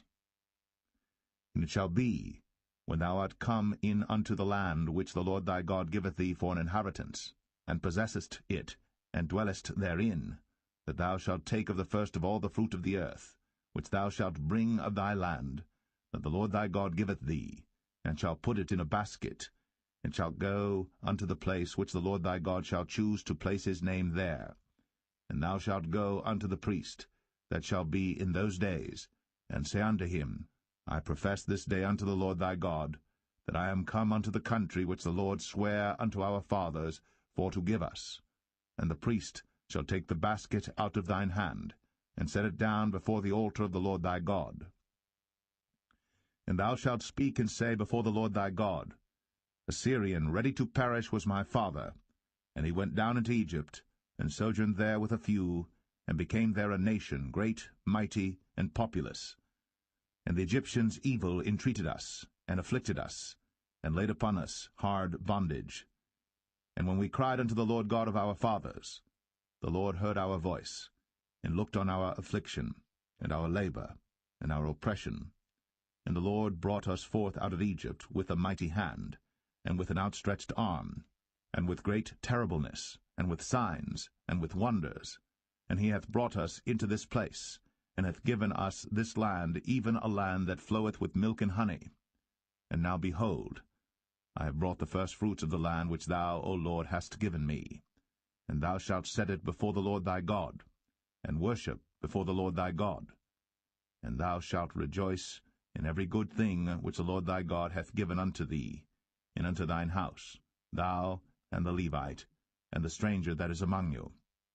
When thou hast made an end of tithing all the tithes of thine increase the 3rd year, which is the year of tithing, and hast given it unto the Levite, the stranger, the fatherless, and the widow, that they may eat within thy gates and be filled, then thou shalt say before the Lord thy God, I have brought away the hallowed things out of mine house, and also have given them unto the Levite, and unto the stranger, to the fatherless, and to the widow, according to all thy commandments which thou hast commanded me.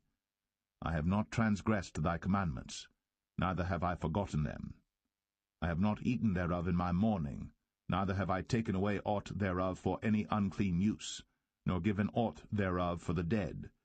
But I have hearkened to the voice of the Lord my God, and have done according to all that thou hast commanded me. Look down from thy holy habitation from heaven, and bless thy people Israel, and the land which thou hast given us, as thou swarest unto our fathers, a land that floweth with milk and honey. This day the Lord thy God hath commanded thee to do these statutes and judgments. Thou shalt therefore keep and do them with all thine heart, and with all thy soul. Thou hast avouched the Lord this day to be thy God, and to walk in his ways, and to keep his statutes, and his commandments, and his judgments, and to hearken unto his voice. And the Lord hath avouched thee this day to be his peculiar people, as he hath promised thee, and that thou shouldest keep all his commandments, and to make thee high above all nations which he hath made, in praise, and in name, and in honor, and that thou mayest be an holy people unto the Lord thy God, as he hath spoken.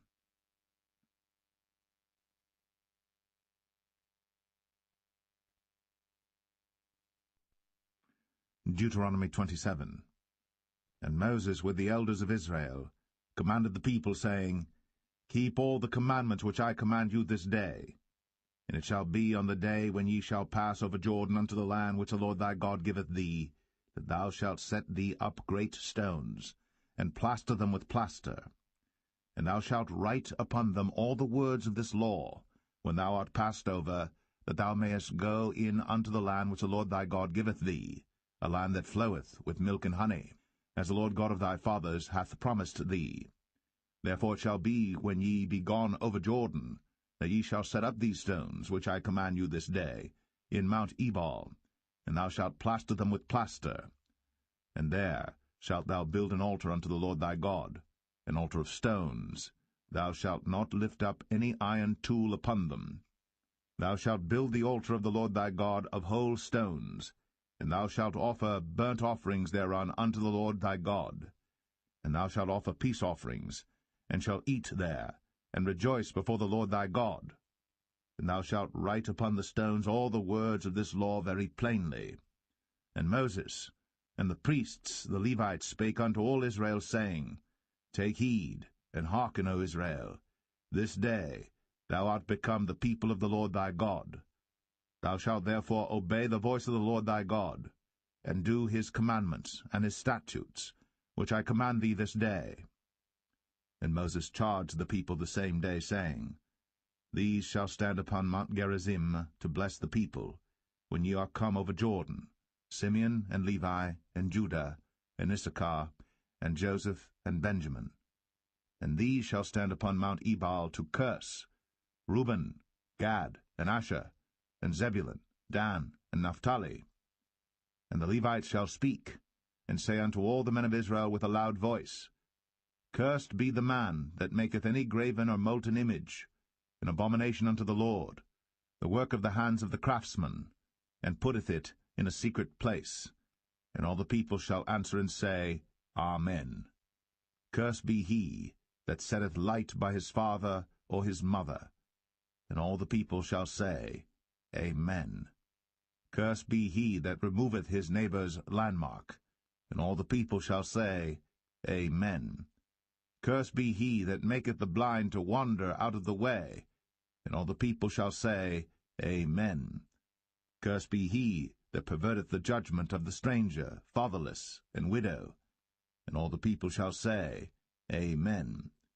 Cursed be he that lieth with his father's wife, because he uncovereth his father's skirt.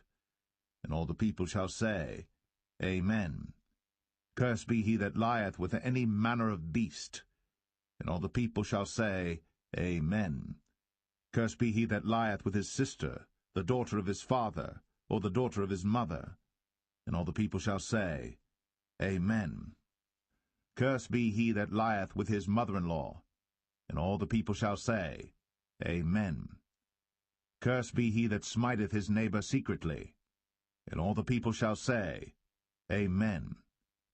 Cursed be he that taketh reward to slay an innocent person. And all the people shall say, Amen. Cursed be he that confirmeth not all the words of this law to do them. And all the people shall say, Amen.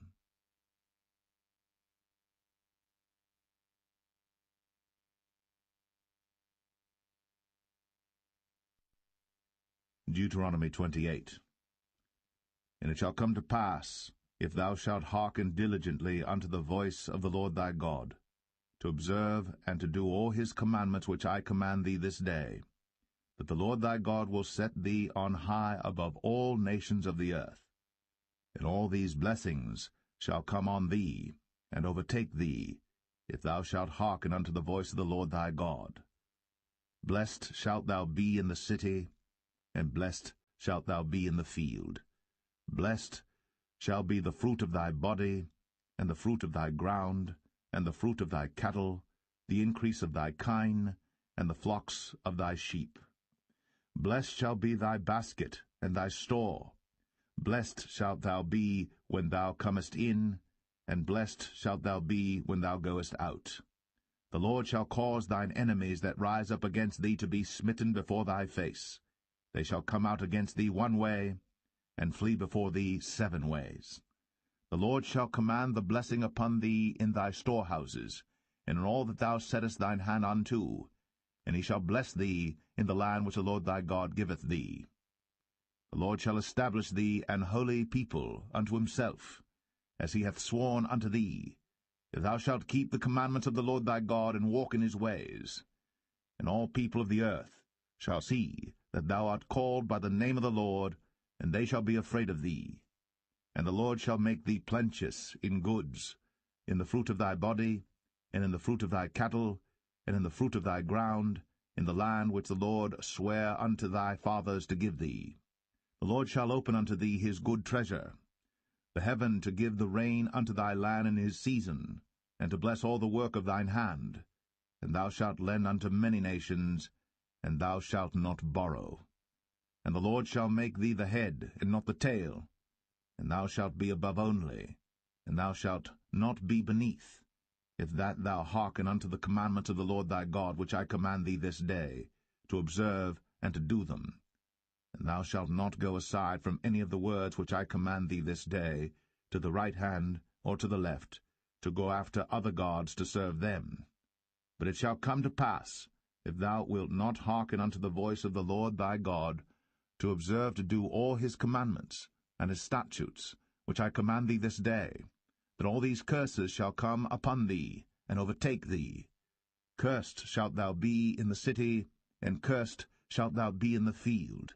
Cursed shall be thy basket and thy store. Cursed shall be the fruit of thy body, and the fruit of thy land, the increase of thy kine, and the flocks of thy sheep. Cursed shalt thou be when thou comest in, and cursed shalt thou be when thou goest out. The Lord shall send upon thee cursing, vexation, and rebuke, in all that thou settest thine hand unto for to do, until thou be destroyed, and until thou perish quickly, because of the wickedness of thy doings, whereby thou hast forsaken me. The Lord shall make the pestilence cleave unto thee, until he have consumed thee from off the land, whither thou goest to possess it. The Lord shall smite thee with a consumption, and with a fever, and with an inflammation, and with an extreme burning, and with a sword, and with blasting, and with mildew, and they shall pursue thee until thou perish. And thy heaven that is over thy head shall be brass, and the earth that is under thee shall be iron. The Lord shall make the rain of thy land powder and dust. From heaven shall it come down upon thee, until thou be destroyed. The Lord shall cause thee to be smitten before thine enemies. Thou shalt go out one way against them, and flee 7 ways before them, and shalt be removed into all the kingdoms of the earth. And thy carcass shall be meat unto all fowls of the air, and unto the beasts of the earth, and no man shall fray them away. The Lord will smite thee with the botch of Egypt, and with the emerods, and with the scab, and with the itch, whereof thou canst not be healed. The Lord shall smite thee with madness, and blindness, and astonishment of heart. And thou shalt grope at noonday, as the blind gropeth in darkness, and thou shalt not prosper in thy ways, and thou shalt be only oppressed and spoiled evermore, and no man shall save thee. Thou shalt betroth a wife, and another man shall lie with her. Thou shalt build an house, and thou shalt not dwell therein. Thou shalt plant a vineyard, and shalt not gather the grapes thereof. Thine ox shall be slain before thine eyes, and thou shalt not eat thereof. Thine ass shall be violently taken away from before thy face, and shall not be restored to thee. Thy sheep shall be given unto thine enemies, and thou shalt have none to rescue them. Thy sons and thy daughters shall be given unto another people, and thine eyes shall look, and fail with longing for them all the day long, and there shall be no might in thine hand. The fruit of thy land and all thy labours shall a nation which thou knowest not eat up, and thou shalt be only oppressed and crushed always, so that thou shalt be mad for the sight of thine eyes which thou shalt see. The Lord shall smite thee in the knees, and in the legs, with a sore botch that cannot be healed, from the sole of thy foot unto the top of thy head.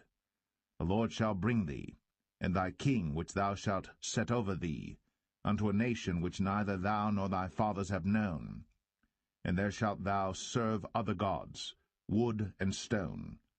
And thou shalt become an astonishment, a proverb, and a byword among all nations whither the Lord shall lead thee. Thou shalt carry much seed out into the field, and shalt gather but little in, for the locust shall consume it. Thou shalt plant vineyards, and dress them, but shalt neither drink of the wine, nor gather the grapes, for the worms shall eat them. Thou shalt have olive trees throughout all thy coasts, but thou shalt not anoint thyself with the oil, for thine olive shall cast his fruit. Thou shalt beget sons and daughters, but thou shalt not enjoy them, for they shall go into captivity. All thy trees and fruit of thy land shall the locusts consume. The stranger that is within thee shall get up above thee very high, and thou shalt come down very low. He shall lend to thee, and thou shalt not lend to him. He shall be the head, and thou shalt be the tail. Moreover, all these curses shall come upon thee, and shall pursue thee, and overtake thee, till thou be destroyed, because thou hearkenest not unto the voice of the Lord thy God, to keep his commandments and his statutes, which he commanded thee. And they shall be upon thee for a sign, and for a wonder, and upon thy seed for ever, because thou servest not the Lord thy God with joyfulness, and with gladness of heart, for the abundance of all things. Therefore shalt thou serve thine enemies which the Lord shall send against thee, in hunger, and in thirst, and in nakedness, and in want of all things. And he shall put a yoke of iron upon thy neck, until he have destroyed thee. The Lord shall bring a nation against thee from far, from the end of the earth, as swift as the eagle flieth, a nation whose tongue thou shalt not understand, a nation of fierce countenance, which shall not regard the person of the old, nor show favour to the young. And he shall eat the fruit of thy cattle, and the fruit of thy land, until thou be destroyed, which also shall not leave thee either corn, wine, or oil, or the increase of thy kine, or flocks of thy sheep, until he have destroyed thee.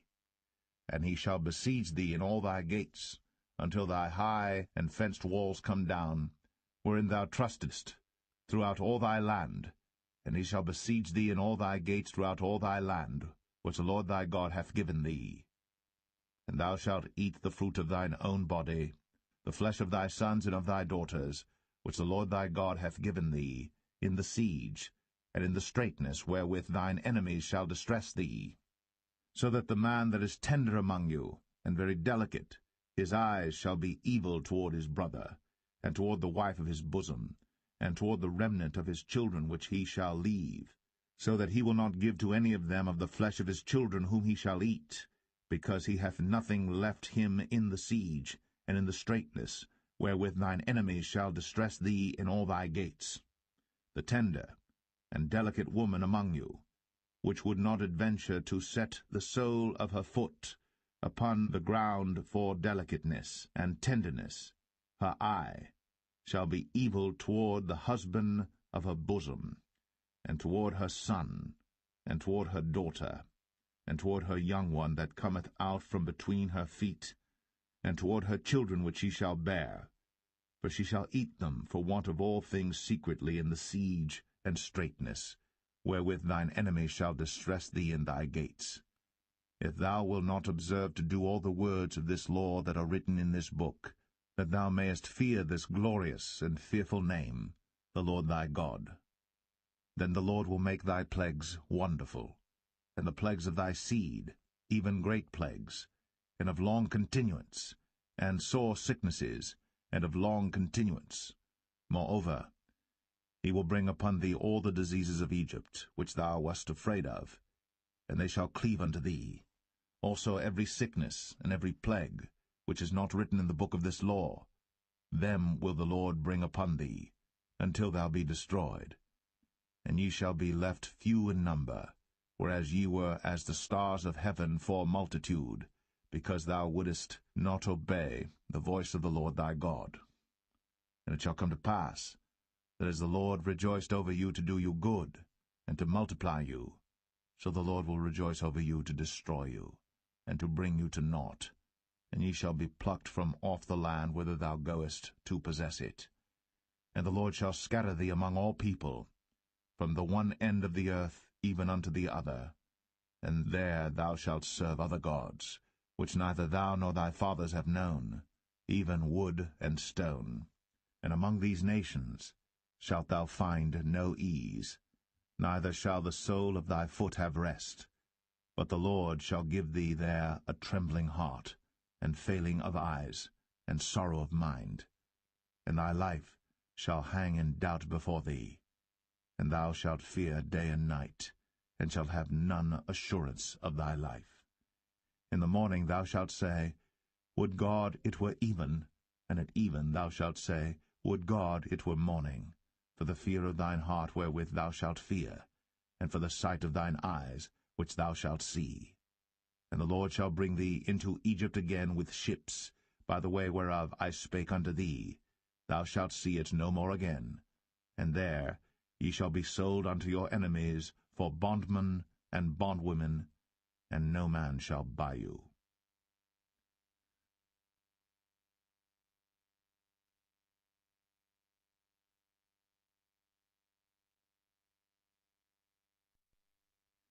Deuteronomy 29. These are the words of the covenant, which the Lord commanded Moses to make with the children of Israel, in the land of Moab, beside the covenant which he made with them in Horeb. And Moses called unto all Israel, and said unto them, Ye have seen all that the Lord did before your eyes in the land of Egypt unto Pharaoh, and unto all his servants, and unto all his land, the great temptations which thine eyes have seen, the signs, and those great miracles. Yet the Lord hath not given you an heart to perceive, and eyes to see, and ears to hear, unto this day. And I have led you 40 years in the wilderness. Your clothes are not waxen old upon you, and thy shoe is not waxen old upon thy foot. Ye have not eaten bread, neither have ye drunk wine or strong drink, that ye might know that I am the Lord your God. And when ye came unto this place, Sihon the king of Heshbon, and Og the king of Bashan, came out against us unto battle, and we smote them. And we took their land, and gave it for an inheritance unto the Reubenites, and to the Gadites, and to the half-tribe of Manasseh. Keep therefore the words of this covenant, and do them, that ye may prosper in all that ye do. Ye stand this day, all of you, before the Lord your God, your captains of your tribes, your elders, and your officers, with all the men of Israel, your little ones, your wives, and thy stranger that is in thy camp, from the hewer of thy wood unto the drawer of thy water, that thou shouldest enter into covenant with the Lord thy God, and into his oath, which the Lord thy God maketh with thee this day, that he may establish thee today for a people unto himself, and that he may be unto thee a God, as he hath said unto thee, and as he hath sworn unto thy fathers, to Abraham, to Isaac, and to Jacob. Neither with you only do I make this covenant and this oath, but with him that standeth here with us this day before the Lord our God, and also with him that is not here with us this day. For ye know how we have dwelt in the land of Egypt, and how we came through the nations which ye passed by. And ye have seen their abominations, and their idols, wood and stone, silver and gold, which were among them, lest there should be among you man or woman or family or tribe, whose heart turneth away this day from the Lord our God, to go and serve the gods of these nations, lest there should be among you a root that beareth gall and wormwood. And it come to pass, when he heareth the words of this curse, that he bless himself in his heart, saying, I shall have peace, though I walk in the imagination of mine heart, to add drunkenness to thirst. The Lord will not spare him, but then the anger of the Lord in his jealousy shall smoke against that man, and all the curses that are written in this book shall lie upon him. And the Lord shall blot out his name from under heaven. And the Lord shall separate him unto evil out of all the tribes of Israel, according to all the curses of the covenant that are written in this book of the law, so that the generation to come of your children that shall rise up after you, and the stranger that shall come from a far land, shall say, when they see the plagues of that land, and the sicknesses which the Lord hath laid upon it, and that the whole land thereof is brimstone and salt and burning, that it is not sown, nor beareth, nor any grass groweth therein, like the overthrow of Sodom and Gomorrah, Admah, and Zeboim, which the Lord overthrew in his anger and in his wrath. Even all nations shall say, Wherefore hath the Lord done thus unto this land? What meaneth the heat of this great anger? Then men shall say, Because they have forsaken the covenant of the Lord God of their fathers, which he made with them when he brought them forth out of the land of Egypt. For they went and served other gods, and worshipped them, gods whom they knew not, and whom he had not given unto them. And the anger of the Lord was kindled against this land, to bring upon it all the curses that are written in this book. And the Lord rooted them out of their land in anger, and in wrath, and in great indignation, and cast them into another land, as it is this day. The secret things belong unto the Lord our God, but those things which are revealed belong unto us, and to our children forever, that we may do all the words of this law.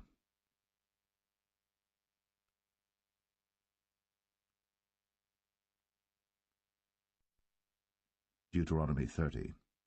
And it shall come to pass, when all these things are come upon thee, the blessing and the curse, which I have set before thee, and thou shalt call them to mind among all the nations whither the Lord thy God hath driven thee, and shalt return unto the Lord thy God, and shalt obey his voice according to all that I command thee this day, thou and thy children, with all thine heart, and with all thy soul, that then the Lord thy God will turn thy captivity, and have compassion upon thee, and will return and gather thee from all the nations whither the Lord thy God hath scattered thee. If any of thine be driven out unto the utmost parts of heaven, from thence will the Lord thy God gather thee, and from thence will he fetch thee. And the Lord thy God will bring thee into the land which thy fathers possessed, and thou shalt possess it. And he will do thee good, and multiply thee above thy fathers. And the Lord thy God will circumcise thine heart, and the heart of thy seed, to love the Lord thy God with all thine heart, and with all thy soul, that thou mayest live.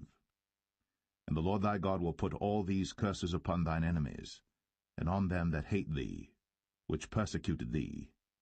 And thou shalt return and obey the voice of the Lord, and do all his commandments which I command thee this day.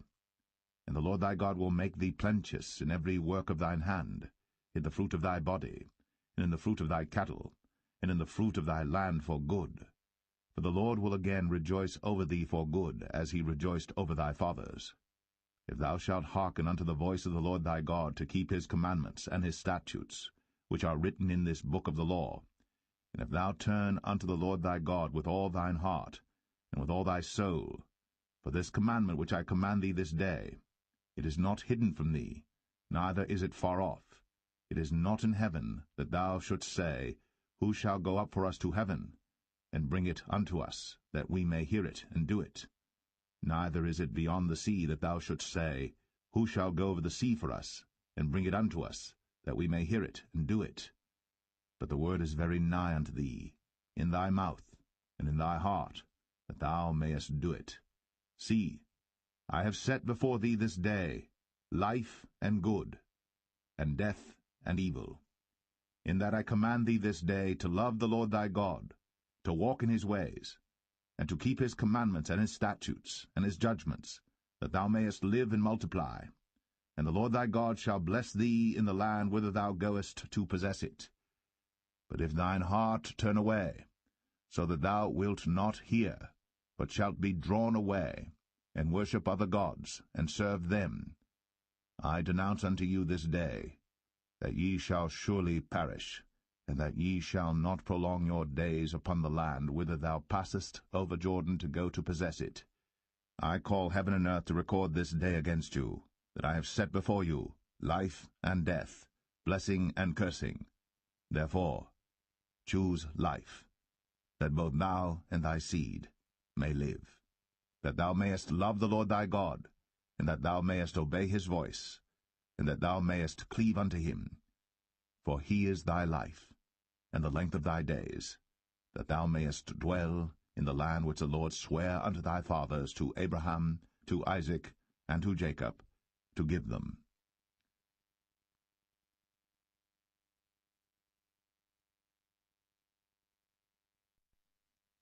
Deuteronomy 31. And Moses went and spake these words unto all Israel. And he said unto them, I am 120 years old this day. I can no more go out and come in. Also the Lord hath said unto me, Thou shalt not go over this Jordan. The Lord thy God, he will go over before thee, and he will destroy these nations from before thee, and thou shalt possess them. And Joshua, he shall go over before thee, as the Lord hath said. And the Lord shall do unto them as he did to Sihon and to Og, kings of the Amorites, and unto the land of them whom he destroyed. And the Lord shall give them up before your face, that ye may do unto them according to all the commandments which I have commanded you. Be strong, and of a good courage, fear not, nor be afraid of them. For the Lord thy God, he it is that doth go with thee. He will not fail thee, nor forsake thee. And Moses called unto Joshua, and said unto him in the sight of all Israel, Be strong, and of a good courage, for thou must go with this people unto the land which the Lord hath sworn unto their fathers to give them. And thou shalt cause them to inherit it. And the Lord, he it is that doth go before thee. He will be with thee. He will not fail thee, neither forsake thee. Fear not, neither be dismayed. And Moses wrote this law, and delivered it unto the priests, the sons of Levi, which bear the ark of the covenant of the Lord, and unto all the elders of Israel. And Moses commanded them, saying, At the end of every 7 years, in the solemnity of the year of release, in the feast of tabernacles, when all Israel is come to appear before the Lord thy God in the place which he shall choose, thou shalt read this law before all Israel in their hearing. Gather the people together, men and women and children, and thy stranger that is within thy gates, that they may hear, and that they may learn, and fear the Lord your God, and observe to do all the words of this law, and that their children which have not known any thing may hear, and learn to fear the Lord your God, as long as ye live in the land whither ye go over Jordan to possess it. And the Lord said unto Moses, Behold, thy days approach that thou must die. Call Joshua, and present yourselves in the tabernacle of the congregation, that I may give him a charge. And Moses and Joshua went, and presented themselves in the tabernacle of the congregation. And the Lord appeared in the tabernacle in a pillar of a cloud, and the pillar of the cloud stood over the door of the tabernacle. And the Lord said unto Moses, Behold, thou shalt sleep with thy fathers, and this people will rise up and go a-whoring after the gods of the strangers of the land, whither they go to be among them, and will forsake me, and break my covenant which I have made with them. Then my anger shall be kindled against them in that day, and I will forsake them, and I will hide my face from them, and they shall be devoured, and many evils and troubles shall befall them, so that they will say in that day, Are not these evils come upon us, because our God is not among us? And I will surely hide my face in that day, for all the evils which they shall have wrought, in that they are turned unto other gods. Now therefore write ye this song for you, and teach it the children of Israel. Put it in their mouths, that this song may be a witness for me against the children of Israel. For when I shall have brought them into the land which I swear unto their fathers, that floweth with milk and honey, and they shall have eaten and filled themselves and waxen fat, then will they turn unto other gods, and serve them, and provoke me, and break my covenant. And it shall come to pass, when many evils and troubles are befallen them, that this song shall testify against them as a witness. For it shall not be forgotten out of the mouths of their seed. For I know their imagination which they go about, even now, before I have brought them into the land which I swear. Moses therefore wrote this song the same day, and taught it the children of Israel. And he gave Joshua the son of Nun a charge, and said, Be strong, and of a good courage, for thou shalt bring the children of Israel into the land which I swear unto them, and I will be with thee. And it came to pass, when Moses had made an end of writing the words of this law in a book, until they were finished, that Moses commanded the Levites which bear the ark of the covenant of the Lord, saying, Take this book of the law, and put it in the side of the ark of the covenant of the Lord your God, that it may be there for a witness against thee. For I know thy rebellion, and thy stiff neck. Behold, while I am yet alive with you this day, ye have been rebellious against the Lord. And how much more after my death? Gather unto me all the elders of your tribes, and your officers, that I may speak these words in their ears, and call heaven and earth to record against them. But I know that after my death ye will utterly corrupt yourselves, and turn aside from the way which I have commanded you. And evil will befall you in the latter days, because ye will do evil in the sight of the Lord, to provoke him to anger through the work of your hands. And Moses spake in the ears of all the congregation of Israel the words of this song, until they were ended.